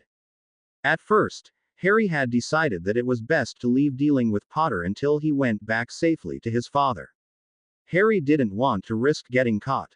As much as Harry hated Potter, Harry didn't want to get caught and never be able to go back to Lord Voldemort. But after today, Harry had come to a decision. He would deal with Potter before he went back home. James Potter was going to pay, and it was Harry who was going to make him. Bella stood facing the direction of Hogwarts. She had the letter that Draco had sent, only moments ago, clutched in her bony hand. She was staring at the huge castle that was Hogwarts, wondering what Harry was doing and how he was. She hated being this near to Hogwarts and not being able to get to Harry. Soon, she thought to herself. Soon we will get our chance. I'm not going to wait for those damn wards to be weakened. Harry will be coming home very soon. The middle of November came, and with it came the first Hogsmeade visit. Damien was still not on speaking terms with Harry. Ginny had tried to talk him out of being angry with Harry, but Damien had not paid her any heed. One thing had cheered up the Gryffindors, and that was the match between Slytherins and Ravenclaw. The Slytherins had lost the match by a terrible score, 230-20. The Ravenclaw team had played very well and blocked all but 2 goals of Slytherin. This meant that Gryffindor had come back into the running. The next match was between Hufflepuff and Gryffindor, and if Gryffindor could get a high enough score, then they might win the cup after all. She explained that with the way things were just now, Gryffindor had to get at least 70 points more than Hufflepuff before catching the snitch. That was only 7 goals ahead. If they did, then that would put Gryffindor into second place. Since Hufflepuff only got 20 points against their match with Ravenclaw, Angelina was confident that they would be able to win this match against them. Gryffindor were currently sitting in third place since Hufflepuff was at the bottom. Next was Slytherin in second place, and Ravenclaw was in first place by winning 2 matches. If Gryffindor won the match with Hufflepuff, they would beat Slytherin in the number of points. Assuming that Slytherin didn't beat Hufflepuff by too many points in the next game, Gryffindor could have a chance at winning the cup. The last game would be between Gryffindor and Ravenclaw. If Gryffindor played that game well, then they could very well win the Quidditch Cup for the first time in years. Angelina kept encouraging Harry, saying that he was the best seeker she had seen and that she knew that Harry wouldn't let them down. Harry had to keep himself from strangling her. She was so annoying. Harry kept to himself at the training sessions and was glad that Seekers didn't have much interaction with other players, since the only ones that would speak to him were the two girl players. After a particularly awful practice, Harry met Professor McGonagall in the hallway. Harry had to admit that she was the only woman that Harry didn't want to get angry. Professor McGonagall looked down disapprovingly at Harry and silently handed him an envelope. Harry took it and curiosity got the better of him. He opened it quickly to see what was in it. Inside the thick yellow envelope was a permission form to go to Hogsmeade that weekend. Harry stared back up at the head of Gryffindor House. Harry couldn't help the rage he felt at her. What was she playing at? Is this a joke? He asked as he held up the form. Professor McGonagall looked sternly at Harry before she spoke to him. I don't have such habits that I would joke with a student, Mr. Potter. What you have there is a permission slip. Have it filled out and signed by either of your parent if you wish to come to Hogsmeade this weekend. With that said, the Transfiguration professor turned and marched away, leaving a very confused Harry standing in the hallway. Harry met James at the top of the stairs, leading to the common room. Harry stormed over to him and thrust the form into James's hand. James looked a little taken aback. He examined the wrinkled piece of paper and stared at Harry. What's this? James asked a little confusedly. I thought you could explain that to me. Harry snapped back. James looked at the form again and could just make out the words, Hogsmeade, and permission. It's a permission slip to attend Hogsmeade this weekend. James responded. Harry gave James an exasperated look. Yes, that much I had figured out myself. What I want to know is why I have been given this form. James looked at Harry again. Well, don't you want to go to Hogsmeade? James asked uncertainly. It was Harry's turn to look taken aback. He stared at James before speaking. You would actually let me go? Harry asked. With certain rules and conditions in place, yes I would. James replied with a small smile on his face. Harry was completely lost for words. They were actually going to let Harry go to Hogsmeade. But why? Were they not afraid of him escaping? Harry decided that this opportunity was not to be missed. Harry looked at James, suspiciously. What kind of rules and conditions? Harry asked, knowing that there must be some sort of catch in all this. James looked uncomfortable but answered Harry. Well, it's actually another or who gets to decide the conditions, but as long as you don't give anyone any trouble, I'm sure everything will be fine. Harry looked curiously at James. Who's the or? Harry asked, already dreading the answer. Alistair Moody, answered James, not looking directly at Harry. If Harry wasn't desperate to escape his prison, which was Hogwarts, Harry would never have let Moody come anywhere near him. However, going to Hogsmeade was going to be Harry's chance to escape. He knew that many Death Eaters were stationed in Hogsmeade, and if Harry could get to them, then Harry would be going back home. James explained that Dumbledore had given permission for Harry to attend Hogsmeade, but the Ministry had somehow been informed and they had insisted that with regards to security, Harry was to have an Auror, other than a family member, to accompany him. That was why James and Sirius both couldn't take Harry to Hogsmeade. Moody had volunteered himself and the Ministry had approved of him. What conditions were going to be set against Harry were not known to anyone other than Moody himself, and he was not going to disclose that information until the day of the Hogsmeade visit. Harry found that he was eagerly waiting for the weekend to come. He couldn't believe that after 3 months of capture, he was finally going home. When that morning came, Harry was called to the headmaster's office. Harry was led to it by a very angry-looking James. The only one regret that Harry had about going home so soon was that he didn't get a chance to get back at James. Harry brushed that thought away. Once he was back with his father, Harry would exact his revenge. Harry walked into the headmaster's office to find Moody and Sirius waiting with the headmaster. Harry tried to keep his face neutral, but a small scowl made its way across Harry's face nonetheless. He deeply hated all the men in this room. Welcome, Harry. I trust you slept well. Dumbledore tried to greet the raven-haired boy. Harry just glared at him and stood beside the fireplace, not wanting to be near anyone. Moody was glaring at Harry and was grinding his teeth at Harry's rudeness. It was obvious to Moody that being here, at Hogwarts, for 2 months now, had made no difference to the boy in any way. Dumbledore continued talking. Now then, about this Hogsmeade visit. I trust you understand the concerns everyone has about you going along with the rest of your classmates. Nevertheless, I want you to experience the wonder of Hogsmeade, as it is something that everyone should enjoy, especially with your fellow classmates. Or Moody will be with you at all times, Harry. He won't be walking with you, as that would attract too much attention, but he will be trailing you, do you understand? Dumbledore asked as his twinkling blue eyes locked with emerald green ones. Harry looked at Dumbledore. They were actually going to let Harry wander around Hogsmeade, with only Moody trailing him.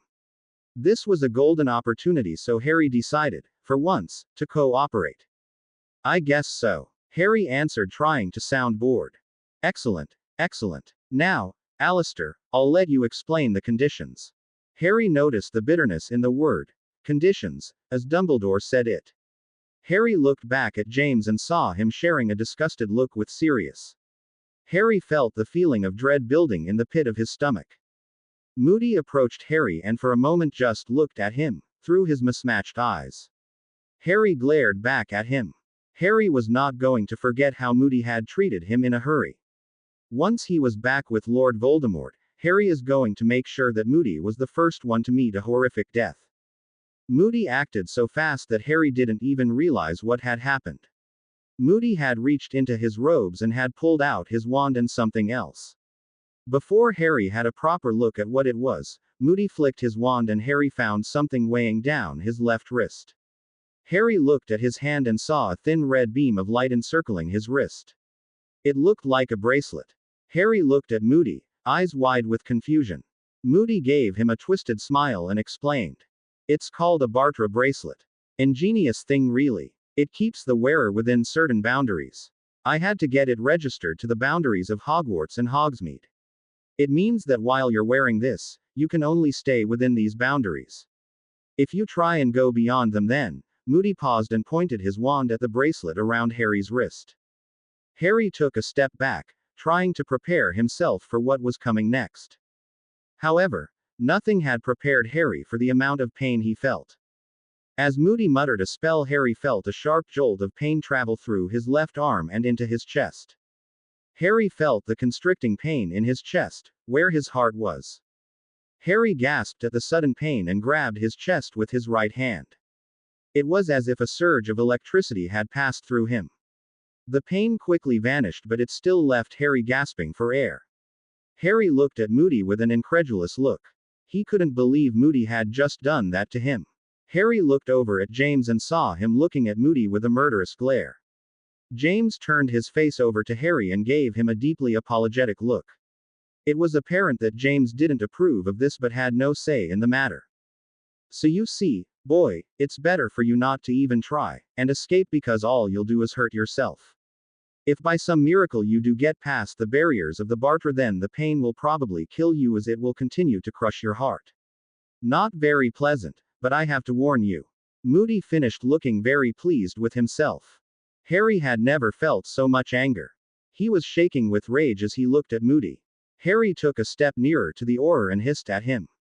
If you think that I'm actually going to let you put this foul thing on me, then you're greatly mistaken. If this ridiculous thing is your condition for going to Hogsmeade, then I don't want to go. Take this off me. Harry had never felt so humiliated. This Bartra was keeping him restrained. Harry felt like an animal, being forced to remain within a certain boundary. He was not going to stand for it.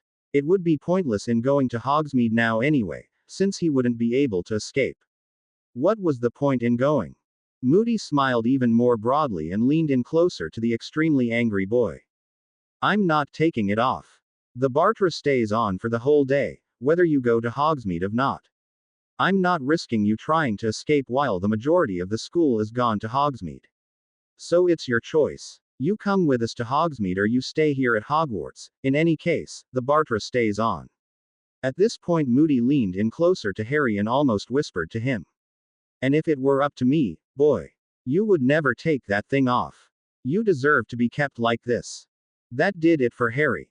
He had been trying to stop himself from hurting Moody, but that last statement made Harry lose all efforts in restraining himself. Harry lashed out and slammed his hand into Moody's deformed nose. Harry heard the satisfying crunch of the bones snapping. He punched Moody again, this time in the gut, and Moody kneeled over, gasping for breath. Harry grabbed Moody from the front of his robes and was about to deliver another fantastic blow to his twisted and scarred face when another jolt of pain traveled through Harry's arm to his heart again, making Harry let go of Moody and clutch at his chest. Harry struggled to breathe as he clutched at his heart. When the pain reduced, Harry saw Moody pointing his wand at him. Moody had attacked him again. Harry straightened himself up and saw the worried faces of James, Sirius, and Dumbledore. "You try that again, and I won't be releasing you from that Bartra ever again," barked Moody, while he tried to wipe away the blood that was dripping from his broken nose. Harry didn't say anything, and instead raced out of the office. He felt sick. He rushed to the boys' bathroom and was just in time, as he threw up whatever little food was in his stomach. Harry wiped the sweat of his forehead and sat on the floor, trying to steady his thumping heart. He ached all over from that stupid curse. He eyed the Bartra bracelet and tried to get it off his wrist. However, Harry had only managed to make the pain rush back at him as soon as he touched it. It seemed that the Bartra could only be removed by the person that had placed it on. Harry cursed. He was stuck now. He had to wear this stupid thing for the whole day even if he didn't go to Hogsmeade. Harry decided that if he was going to be forced into wearing this thing, then he may as well go to Hogsmeade. If nothing else, he might be able to send a message to his father. James was livid. He had only been informed of the Bartra bracelet a few minutes before he was sent to collect Harry. James and Sirius and even Dumbledore had strongly disagreed to Harry wearing the bracelet, but Moody had authority from the Ministry and there really wasn't much time to do anything about that. James and Sirius had argued that it was insulting and degrading for any person to wear that thing, unless there was a very, very good reason for it. James had argued that for Harry, it was not something that was necessary. James knew that Harry was going to fight against the decision, and James didn't blame him for lashing out at Moody. Apparently, no one in the office objected to Harry hurting Moody, since nobody had moved to help him. James couldn't help feel that he was betraying Harry. The way Harry had looked at James when Moody had explained about the Bartra was heartbreaking. Harry didn't trust James. James knew that, but whatever small amount of feeling that Harry had about James, maybe protecting him, was now gone. James felt that all this just for a few hours in Hogsmeade wasn't worth it, but he had been told the same thing by Moody, that Harry had to wear the Bartra whether he went to Hogsmeade or not. Hogsmeade was a village that nobody could dislike. It had something for everyone. Joke shops, sweet shops, Quidditch supplies, bookstores, whatever you could imagine. Harry walked down the busy street and took in his surroundings. He had only been in Hogsmeade twice before, and both times didn't permit much time for shopping. He had flown over the village many times and had always wondered what it would be like to just calmly walk down the streets, enjoying window shopping or perhaps going into the famous Three Broomsticks for some drinks. However, for Harry, today was not the day to be experiencing these simple joys. He was aware of the eyes that were glued to him, and he could see Moody from the corner of his eye. The Bartra bracelet was weighing down on his hand, even though it looked like a faint wisp of red light. Harry hated wearing it and couldn't wait until the blasted day was over, so that he could get rid of it.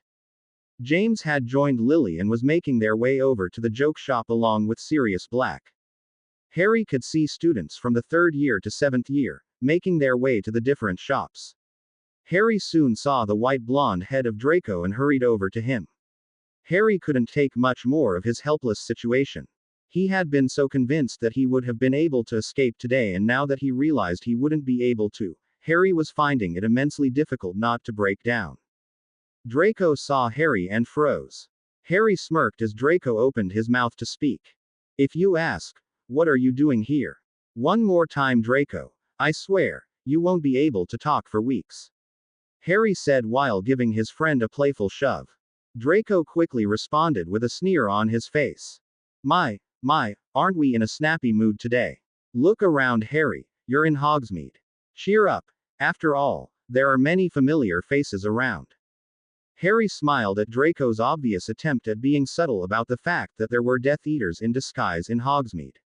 Harry quickly started walking with Draco, while Crabbe and Goyle trailed behind, wearing stupid expressions on their faces. "Well, I got to say, Harry, I didn't think that fool headmaster would have let you come to Hogsmeade so easily. I mean, have they forgotten who you really are? Or are they convinced that you have been tamed? Harry smiled sadly at Draco. If only. He muttered, more to himself than to Draco. Harry pulled up the sleeve to his hoodie and showed Draco the Bartra bracelet. He explained quietly what it was and what it would do to Harry if he were to try and escape from Hogsmeade. The little color that Draco Malfoy had drained, and then a red tinge appeared on his pointed face.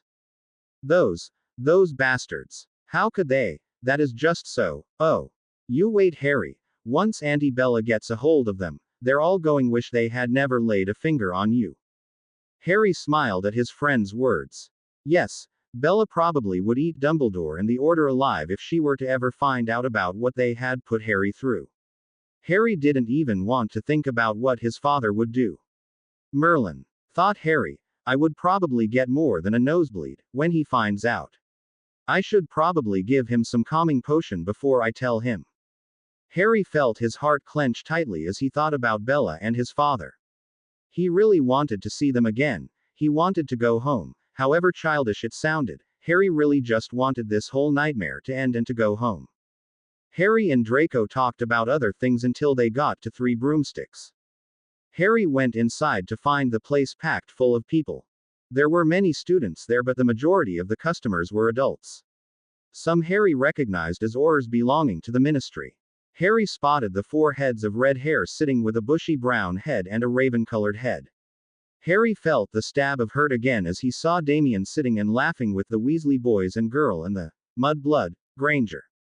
Harry didn't know why it bothered him so much that Damien wasn't talking to him. Harry didn't need Damien, he was just a nuisance. Harry turned away and walked with Draco and the 2 goons to a table on the other side of the pub. Harry sat down and the 2 goons hurried away to get some drinks.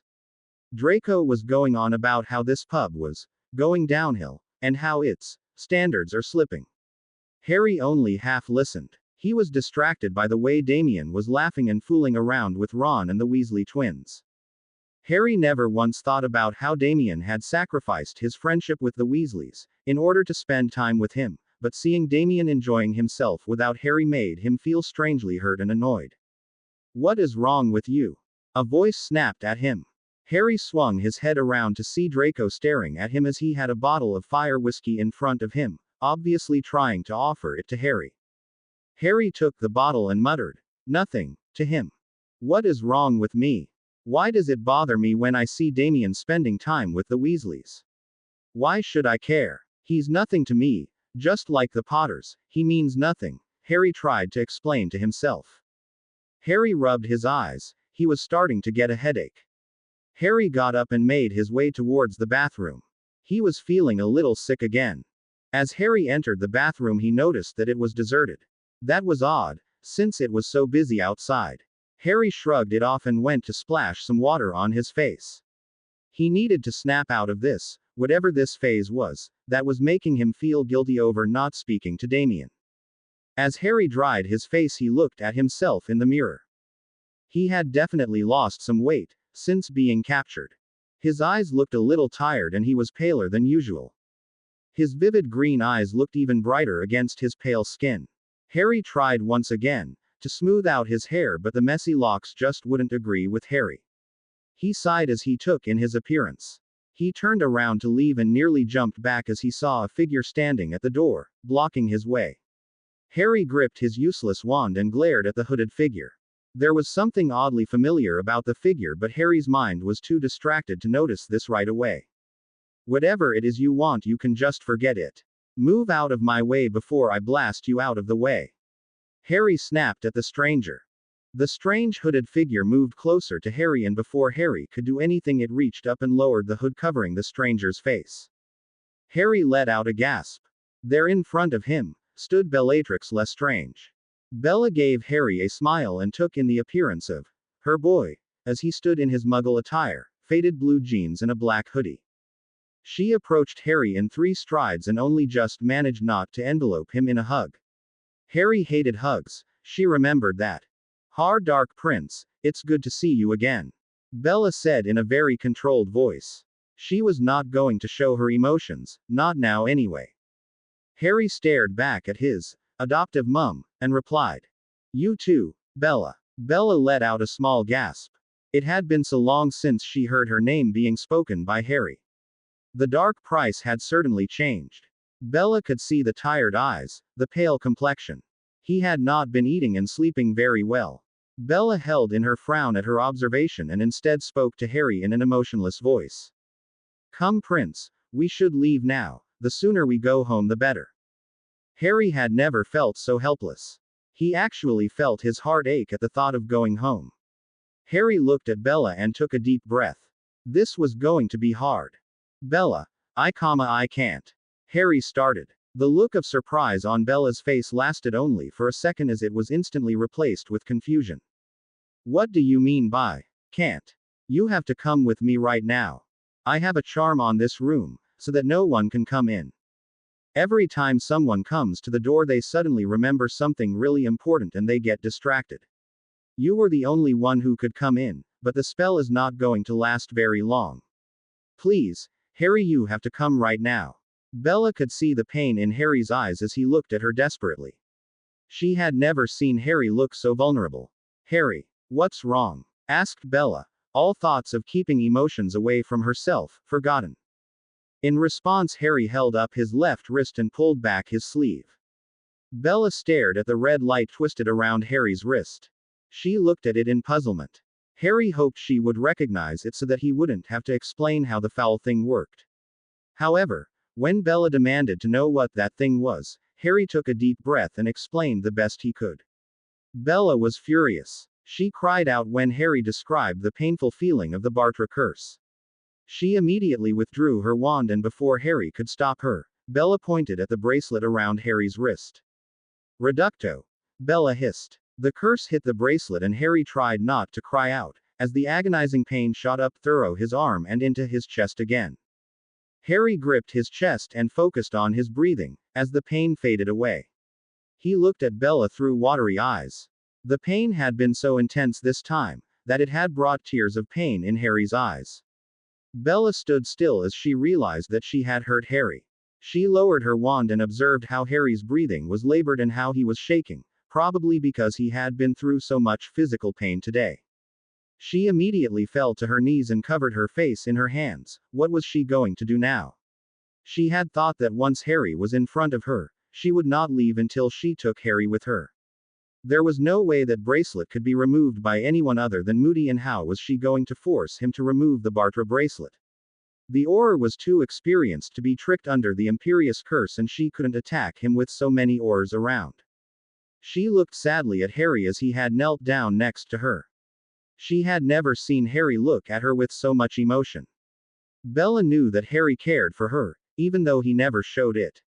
Harry tried to comfort her. "It's okay, Bella. I'm only going to be wearing this thing for today. Once it's removed, I'll be fine. And anyway, the wards can't be far from being worked out. The day the wards come down is the day I'll return home.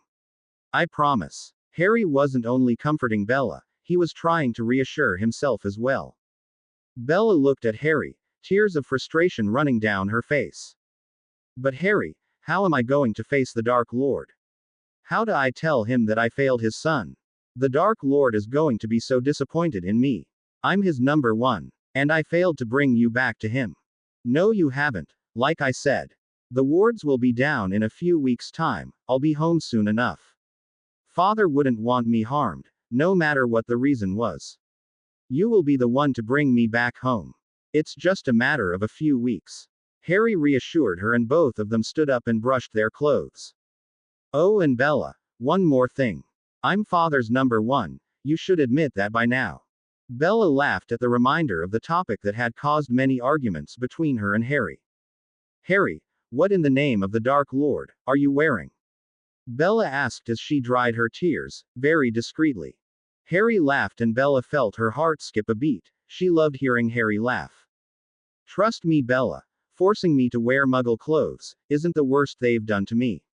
At the look of anger on Bella's face again, Harry quickly added, "Not that they can do any real damage, they wouldn't know what to do, the bumbling idiots." Bella was about to say something when she suddenly stood stock still. She looked at her wand that was still in her hand. It was glowing green and yellow. The alarm had gone off. The spell on the bathroom had now expired. Bella quickly put up her hood and looked at Harry. Harry started washing his hands as the door opened and a few Hogwarts students walked in. They looked like fourth-year students. Bella also pretended to wash her hands. The four boys went into the cubicles and Harry quickly whispered to Bella. "Tell father that I will be home soon, and Bella, tell him that I have a little situation to take care of before I come back." Bella looked at Harry and was confused for a moment, before realization came at her.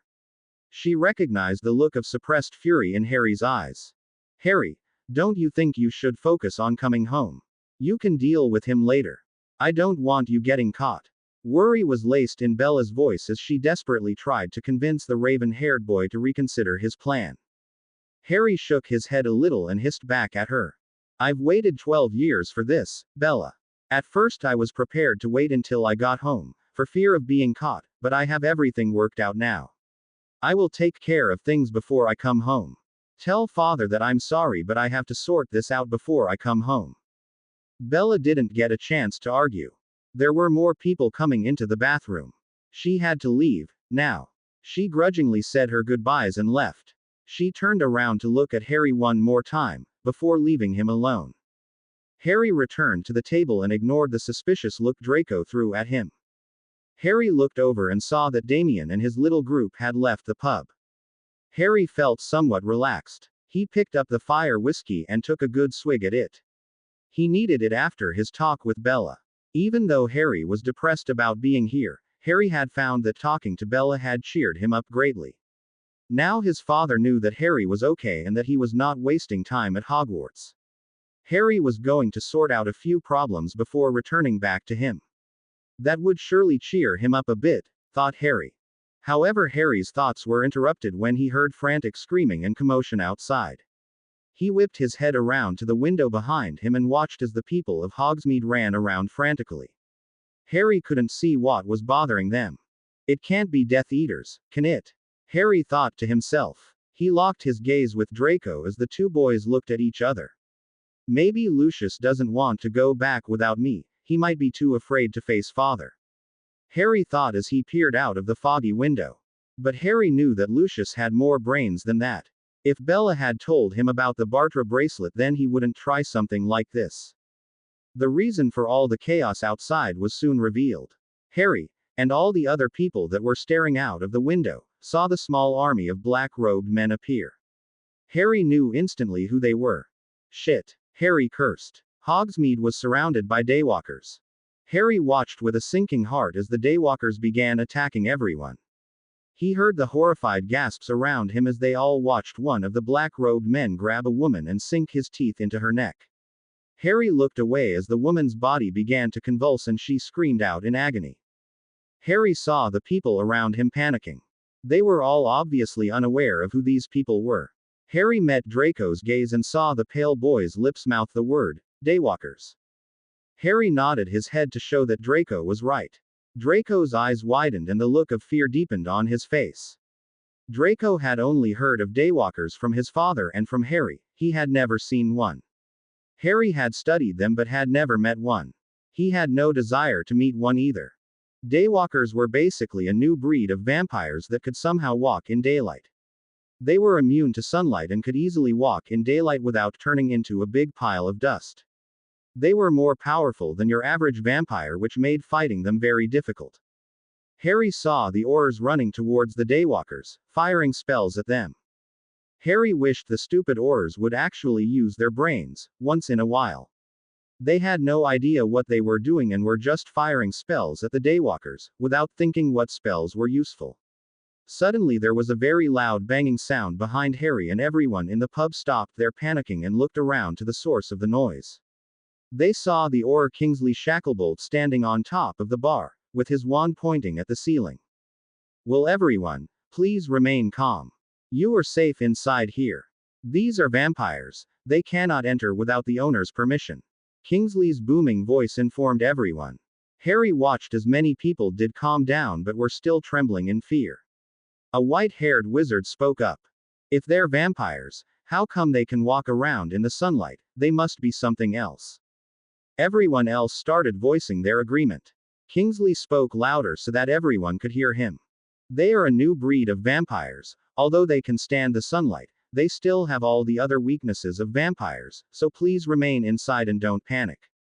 Harry knew that Kingsley was right, but the Daywalkers weren't stupid. If they couldn't come inside to you, they would draw you out to them. Sure enough, there was a loud crashing noise as the door to the three broomsticks was thrown open and a figure stood, menacingly at the door. His black robes were billowing behind him and he gave a twisted smile at the horrified occupants of the pub. His fangs glistened threateningly and Harry found himself looking away from him. What's the matter, Rosmerta? Not going to invite me in for a little drink? He teased while everyone in the pub shuddered and looked back at Madame Rosmerta, who stood shaking with fear.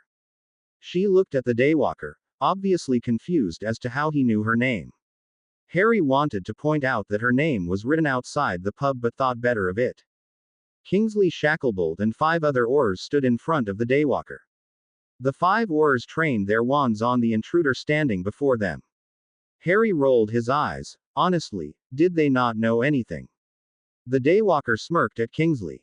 Put that useless thing away, foolish man. Your magic can't harm us. Harry watched as the Daywalker reached into his robes and pulled out a small triangular object. He held it up so that the Aurors could get a good look at it. My magic, however, can, said the Daywalker, before throwing the triangular device into the pub. Harry had about 2 seconds notice. He recognized the device just before it made contact with the wall. Get down! Harry yelled and simultaneously pulled Draco down with one hand while flipping over the table to shield himself and Draco, with his other hand. The triangular device slammed against the wall and at Harry's shout, everyone threw themselves to the ground. As soon as the device hit the wall it exploded. An unbelievable blast shook the pub and a huge eruption of fire came from the small device. Everyone covered their heads and Harry and Draco saw the flames lick over the edge of the table that was shielding them. Harry heard many pain-filled screams and he knew that not everyone had been protected from the fire. Thick black smoke filled the pub and Harry could hardly see Draco, even though the blonde-headed Slytherin was right next to him. Harry heard many Aurors trying to put out the fire and help the victims. Harry knew that the fire was a magical one, since firstly, a normal Muggle fire wouldn't be able to do such damage. Secondly, the device that he saw hitting the wall was one that Harry had himself used on many occasions. Harry tried not to think about the last place he had used it. He focused on getting out alive. Harry blindly grabbed the body next to him. He could tell it was Draco. He pulled Draco nearer to himself and shouted out the instructions to him. Harry and Draco got to their feet, but were still crouching low to keep safe from the flames that were licking the ceiling of the pub. Harry led Draco out of the now destroyed pub. Harry was ready to defend himself against the Daywalker but found that the entire entrance was surrounded by Aurors. Most of the occupants of the pub had made their way outside. Harry saw 2 Aurors carrying out a man who was badly burned.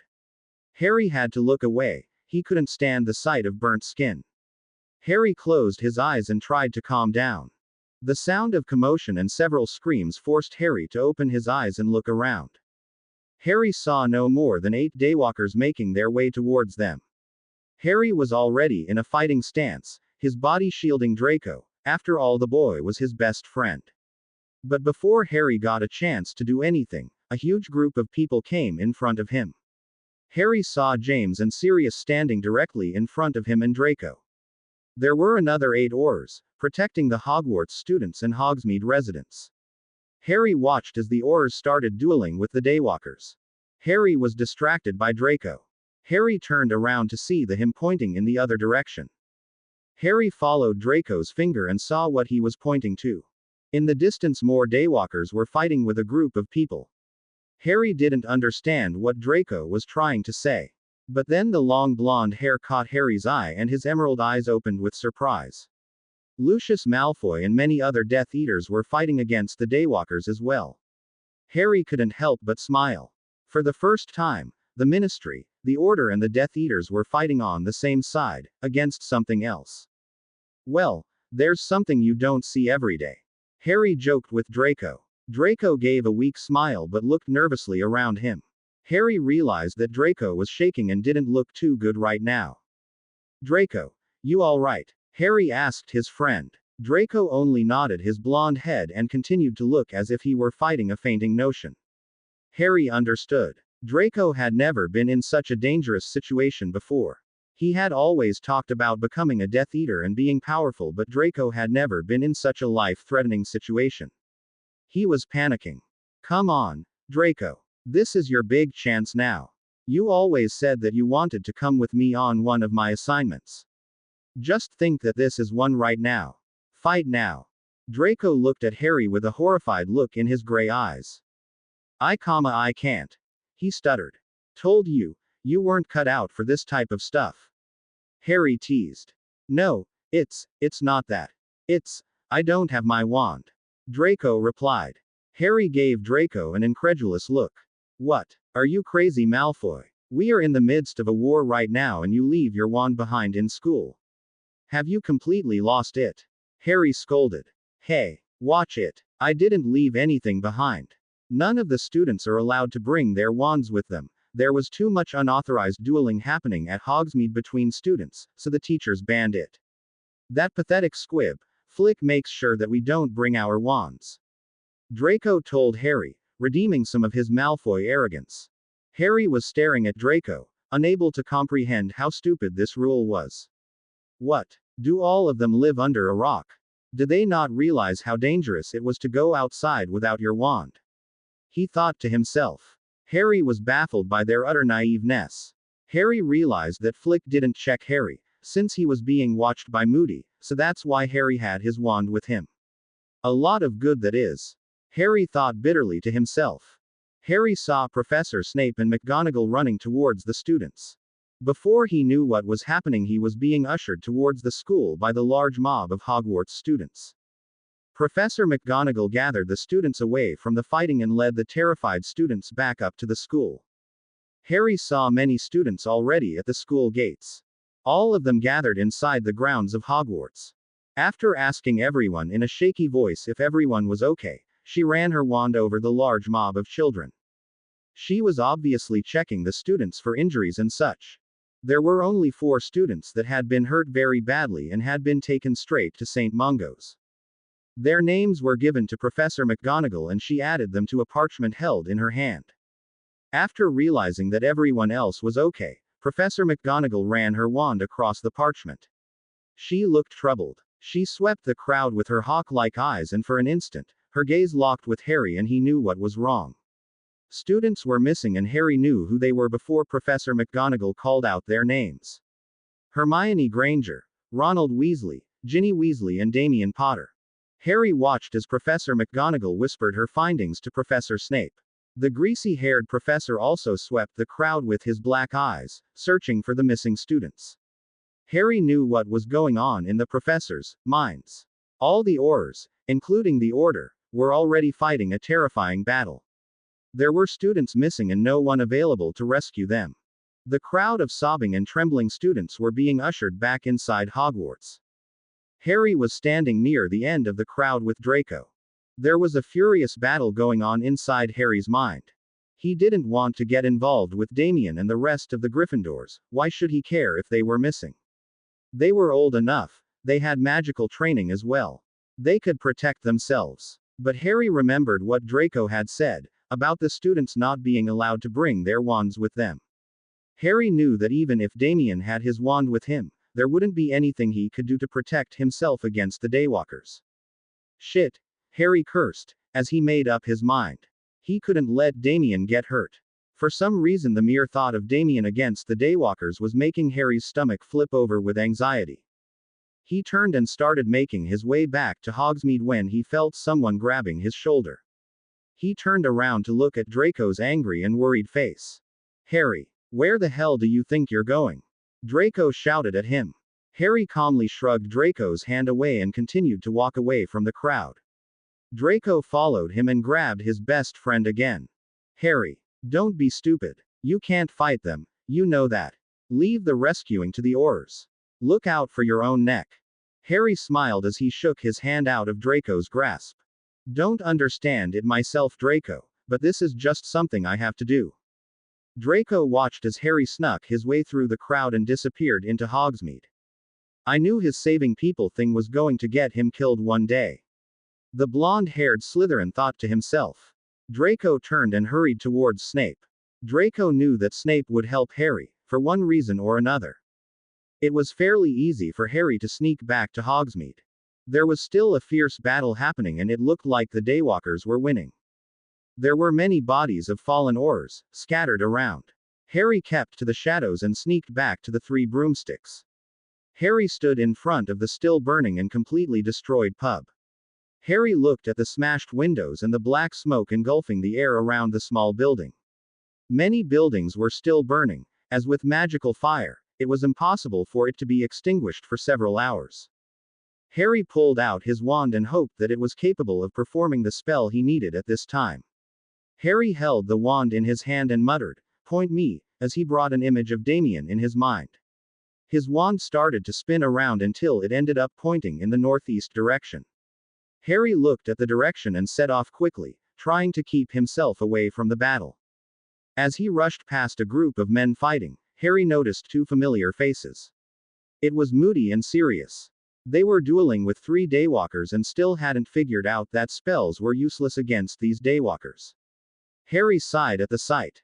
Honestly, they don't have a clue about how to even fight half-breeds and they think they stand a chance at fighting against Father. Harry rushed past them and continued, ducking and diving, to save himself from the spells being deflected around him. Harry saw the building that his wand was pointing at. "You've got to be kidding me," Harry muttered as he stood facing the broken-down building. Harry was standing in front of the Shrieking Shack. Hermione knew that #Harry coming here with Ron and Damien was a bad idea. So what if the Shrieking Shack was rumored to be haunted? Who really cares? There were plenty of ghosts and ghouls around in Hogwarts if the boys wanted to see any. Why did they have to come here? But since Hermione and Ginny didn't want to wander around by themselves, they had been talked into coming along with the two boys. Also, Damien said that according to his Marauder's map, there was a passageway from the shack leading straight to Hogwarts grounds, so if anything happened, they would be able to run to Hogwarts, in a matter of minutes. Fred and George had gone their separate ways as soon as they had left the three broomsticks. No one knew where the four of them were, and that thought unsettled Hermione. "Can we go back now?" she whined as the four of them went deeper into the shack. "Hermione, if you say that one more time, I'm going to throw you out," Ron told her, but only jokingly. Hermione scowled at him and continued to walk deeper inside the broken and unsteady building. A noise behind her made Hermione spin around. "What was that?" she whispered. "What?" Ginny asked. "You didn't hear that?" Hermione asked the others. When all three shook their heads at her, she decided that maybe she was letting her imagination get to her. She followed quietly, but was straining her ears to pick up any noise at all. "Is it still bleeding?" Damien asked Ron as he examined his hand, for the 6th time that day. "Yeah, I can't believe that jar bit me," Ron complained. "Well, Ron, when something says do not touch, you really shouldn't dip your entire hand in it," Ginny reprimanded him. "Shut up, it's not even that sore, and it only bled a little bit," Ron shouted back, but his ears had turned a little pink. That was another reason Hermione had tried to get everyone to go back, since Ron's little accident in the joke shop was causing his hand to bleed. But the Gryffindor had decided to show that he was brave and he wasn't going to need medical attention for a little cut. This time there was definitely a loud banging noise and the 4 teens stopped in their tracks.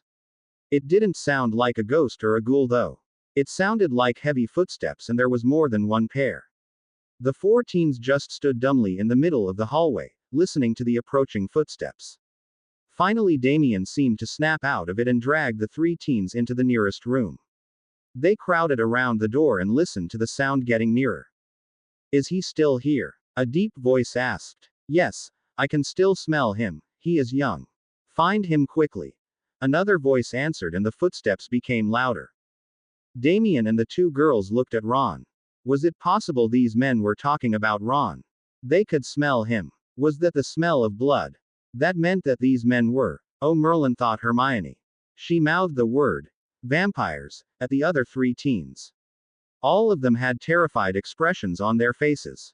Damien slowly crept away from the door and pulled out the map. They needed to get out of here, fast. He pulled open the map and whispered the password to activate the map. I solemnly swear that I am up to no good. At once the parchment began to form lines, but before Damien got a chance to examine the map, the door flew open and the four teens were facing four very fear-provoking men dressed in black robes and smiling in a very sickening way at them, their fangs glistening at them. Harry crept into in the old house. Why would Damien decide to come here of all places? Harry thought to himself. He mentally made a note to give Damien a good thrashing. Maybe then he would use his brain once in a while. Harry hurried along the house, still following his wand. The shack was very old and very big. Harry had heard all the rumors regarding it, but Harry couldn't be bothered with the fact that it may be haunted. When Harry got angry, he was more terrifying than most things. Harry made his way up the stairs and crept along the dark passageways. He hoped he wasn't too late. If Damien was killed, Harry didn't know what he would do. Who are you? Asked a very foolish Ron. He was obviously thinking that there was no way they could be vampires as it was the middle of the day. The red-haired boy was in a situation where he felt he was the only one responsible for those around him. He was the eldest and Hermione was a girl, who was very capable of defending herself, but only when there was a wand in her hand. Ron knew that he was the one responsible for bringing the three teens here. He wanted to go to the shack since all his brothers had boasted that they had all been to the Shrieking Shack at some point, during their stay at Hogwarts. Ron had convinced the other three teens to join him and now they were in the middle of an abandoned building, surrounded by vicious-looking men, with no one to hear them scream. The man standing at the front of the others looked at Ron. His piercing blue eyes traveled to Ron's bleeding hand and he ran his horrible tongue lightly over his lips. The sight caused a shudder to run down Ron's back. He is the one. The man said, completely ignoring Ron's question. He is the one we have been following, and look, he has got many others to accompany him too. How thoughtful. At this the four men started laughing and the sound terrified the teens. Damien was rooted to the spot in fear. He couldn't tear his eyes away from the face of the vampire. The map held in his hand was long forgotten. What do you mean? Ron asked again. I mean that the smell of your blood has brought us here to you, and you were thoughtful enough to have brought more, young, refreshing blood waiting for us. At Ron's horrified look the vampire continued talking and moved gracefully into the room. Yes, that's right. I am a vampire. We had come to Hogsmeade today in search for young blood as it is so much more satisfying than the adult blood we have to survive on. Especially young wizard or witch blood. But we were not able to get any, since those cowards rushed all our tasty treats back to that joke of a school you have. But then I sensed your blood when we were close to this building and I knew that I had to get to you. Now, after so long, we will get what is rightfully ours. You worthless humans are here only for our consumption. The vampire had now entered the room and the three behind him had completely blocked the door. Damien shared a look with Ginny as the extremely pale girl locked her brown eyes with Damien. Ginny pointed discreetly to the ruined and almost collapsed wall behind her and Damien understood in an instant. It was just in time as well, as at that moment the vampire made a sudden leap at Ron. Ron, who was miraculously ready, jumped out of the way and at that moment Damien grabbed him as Ginny grabbed Hermione and the four teens flung themselves at the weakened wall.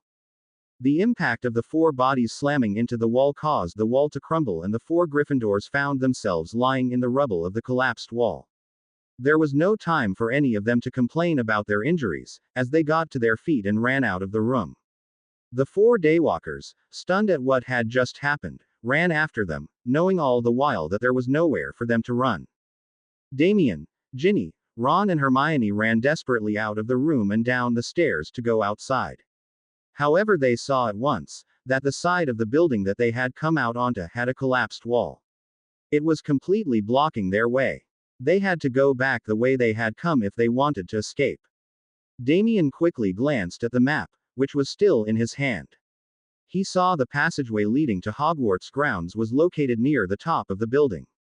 Damien quickly showed Ron and Hermione the map and they took off towards it with all the speed they could manage. If Damien had looked closely at the map, he would have seen the small dot labeled Harry Potter coming steadily towards them. The four teens managed to get to the third floor where there was a portrait of a large tree with billowing branches and green leaves flying everywhere. This was the portrait that they had to open to reveal the passageway to get back to Hogwarts. The problem was that Damien didn't know what the password was to open the portrait. He had never thought about that. As the four breathless teens stood in front of the portrait, they looked at each other in horror. What the hell do they do now? They heard the four sets of footsteps coming towards them. Open up. Open now. Open this instant. Ron, shut up. Have you ever seen anything that has an open up password? Ginny screamed at him. Well, that's the point, isn't it? Maybe no one had thought about keeping the password open up, so it's worth a try. Damien didn't have the energy or the patience to scream Ron at this point. Just then the four Daywalkers turned the corner and almost lazily made their way towards the four Gryffindors. The teens had no choice. They couldn't run downstairs as the way was now blocked by the approaching vampires, and they couldn't open the portrait, so they only had one choice: to run towards the roof. Even as they all took off at an amazing speed, the four teens knew they were being foolish. Once they got to the roof, there would be nowhere left to escape to. But as their young minds had never had to deal with such a situation before, they didn't know how else to handle this situation. Even though Hermione and Ginny had once before made the same mistake, they couldn't think clearly enough not to repeat the same mistake again. As the door slammed open to the roof, the four teens stumbled through and ran to the edge of the roof. They looked down and realized that they were at least 4 stories high. Maybe we should just jump. I mean, it's not that much of a fall, Ron said as he peered over the edge. Oh, of course, that's what we should do. We won't kill ourselves, probably just break our necks. Or better still, we break our legs and wait for the vampires to come and drink us dry. Hermione snapped at him. Ron looked on the verge of arguing with her when Damien finally stepped in. Guys, really? At a time like this, all you can think about is fighting. The two 16-year-old teens looked at each and flushed with embarrassment. What now? Ron asked. Now you die, came a reply from behind them. The four teens reluctantly turned around to look at the four Daywalkers standing in front of them. The four teens knew that this was the end. They had no wands and nowhere left to run. They moved away to the other side of the roof so that they were as far away as possible from the Daywalkers. Bring the youngest one first, we will all enjoy him the most, said the leader of the four.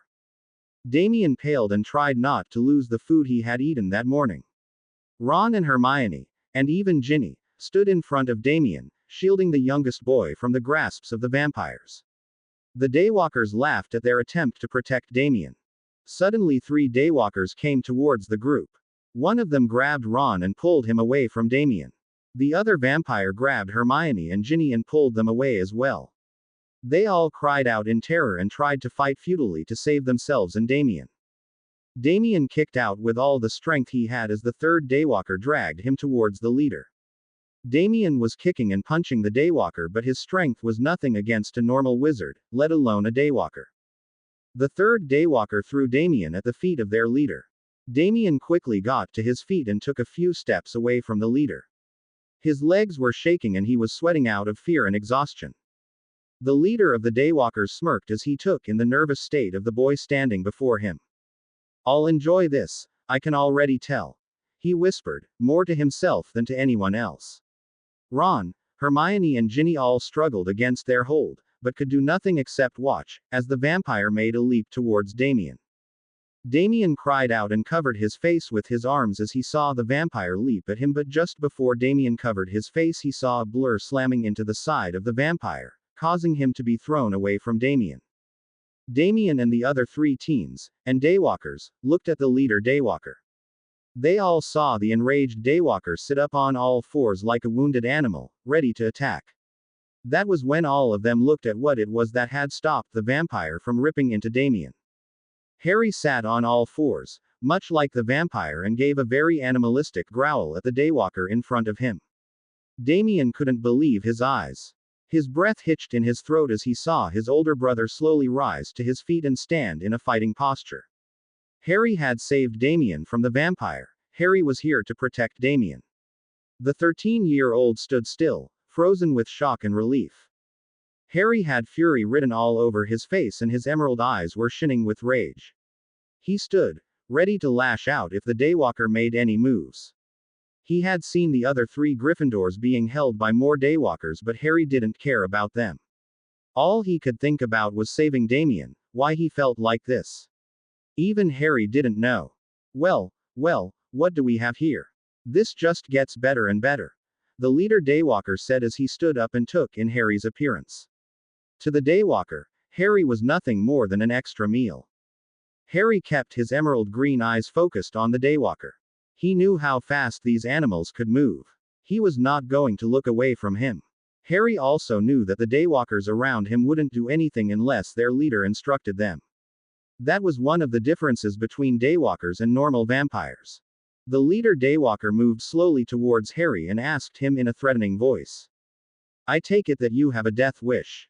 That is why you want me to kill you first, before the boy, right? Harry laughed back, causing Damien and the other Gryffindors to look at him as if we're crazy. What part of that was funny? Thought Damien. The only ones here with a death wish are the 4 of you.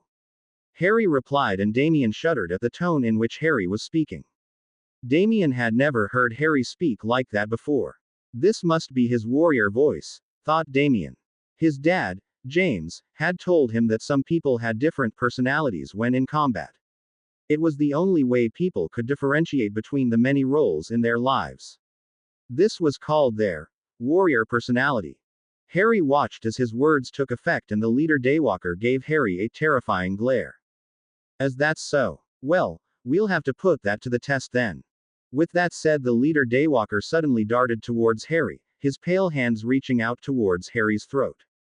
Harry was ready for this, and in one fluid motion Harry stepped out of the way and slammed his fist into the Daywalker's gut, causing the Daywalker to double over in agony. Although vampires are termed as the living dead, they can still feel pain. A physical attack won't cause them much damage, but it will make them feel pain, so it slows them down in combat. At the sight of their leader in agony, the 3 Daywalkers let the teens go and made their way towards Harry. Ron, Hermione and Ginny quickly ran over to Damien and pulled him away from the middle of the roof. The 4 teens huddled together near the edge of the roof. The leader Daywalker shouted out to his followers. No, stay away. He is mine. He stood to his full height and beckoned Harry to come forward. The other 3 Daywalkers stood still but were watching Harry closely. Harry only smirked and beckoned towards the leader Daywalker. You want me, you come and get me, Harry told the enraged Daywalker. The leader Daywalker suddenly lunged himself at Harry and tried to punch him in the stomach. Harry caught the Daywalker's hand and pulled it away from him before punching the Daywalker in the face. Harry pushed the Daywalker's hand away and rammed his head into the Daywalker's face before slamming his foot in the Daywalker's stomach. Damien and Ron were watching the fight with odd expressions while the 2 girls looked terrified. Suddenly the leader Daywalker gave the signal and all 4 Daywalkers attacked Harry at once. Harry was ready. With amazing speed and accuracy Harry fought back. He grabbed the fist that came towards his face with one hand and leaned his weight against it. As he threw a kick at another approaching Daywalker, he then pulled at his hand so that the first Daywalker was pulled inadvertently in front of Harry just as the third Daywalker threw a punch at him. The Daywalker was hit in the face and he instantly collapsed onto the ground. Harry then ducked as the third Daywalker tried to hit Harry instead of one of his own men, and Harry used his foot to trip up the third Daywalker before slamming his foot against the fallen Daywalker's stomach. Harry got to his feet and dodged another fist before slamming his hand against the fourth Daywalker's nose. Ron and Damien were close to cheering out loud as they watched Harry bring 4 powerful Daywalkers to the ground. Shouldn't we help him? Asked Ginny in a small voice. I don't think he needs any help, Ron replied while watching Harry deliver another fantastic kick. But even as they watched, they could see the vampires back on their feet again and attacking Harry. However good a fighter Harry was, he wouldn't be able to keep this up for much longer. Damien pulled out the map and tried to figure out what to do. They could run through Hogsmeade, but that would take them ages to get back to Hogwarts, and there was the possibility that they could run into more vampires. Damien knew that their best chance was to try and figure out a way to open the passageway on the 3rd floor. Just as Damien put the map away, into his jean pocket, he caught Harry's eye. What the hell are you doing? Get out of here, Harry yelled at the four teens. However, Damien and the others couldn't pull themselves away from the fight that was happening in front of him. Harry had now had enough. He had been longing for a good duel, and beating these daywalkers was more than satisfying. He decided that it was time to end this fight and go back to Hogwarts. Harry rolled out of the way as a daywalker made another unsuccessful attempt at attacking him. Harry stood up and pulled out of his wand. The four daywalkers eyed the wand and laughed at him. You foolish boy, your magic cannot harm us, we are more powerful than that. One of the daywalkers told him with pride. Damien watched with a heavy heart. He knew, as did the other three Gryffindors, that Harry's wand was not capable of doing much at all. What was Harry thinking? Harry, however, smiled back at the daywalkers and replied. You call yourself powerful. You are nothing more than filthy half-breeds that have been experimented with. You can't match the power of a wizard, no matter how many times you evolve. Before the daywalkers could attack, Harry ran his hand over the wand, and the black wooden, useless wand transformed into a long, gleaming silver sword. To be continued. I hope you enjoyed this story. Also remember to subscribe and like this video. See you in the next video.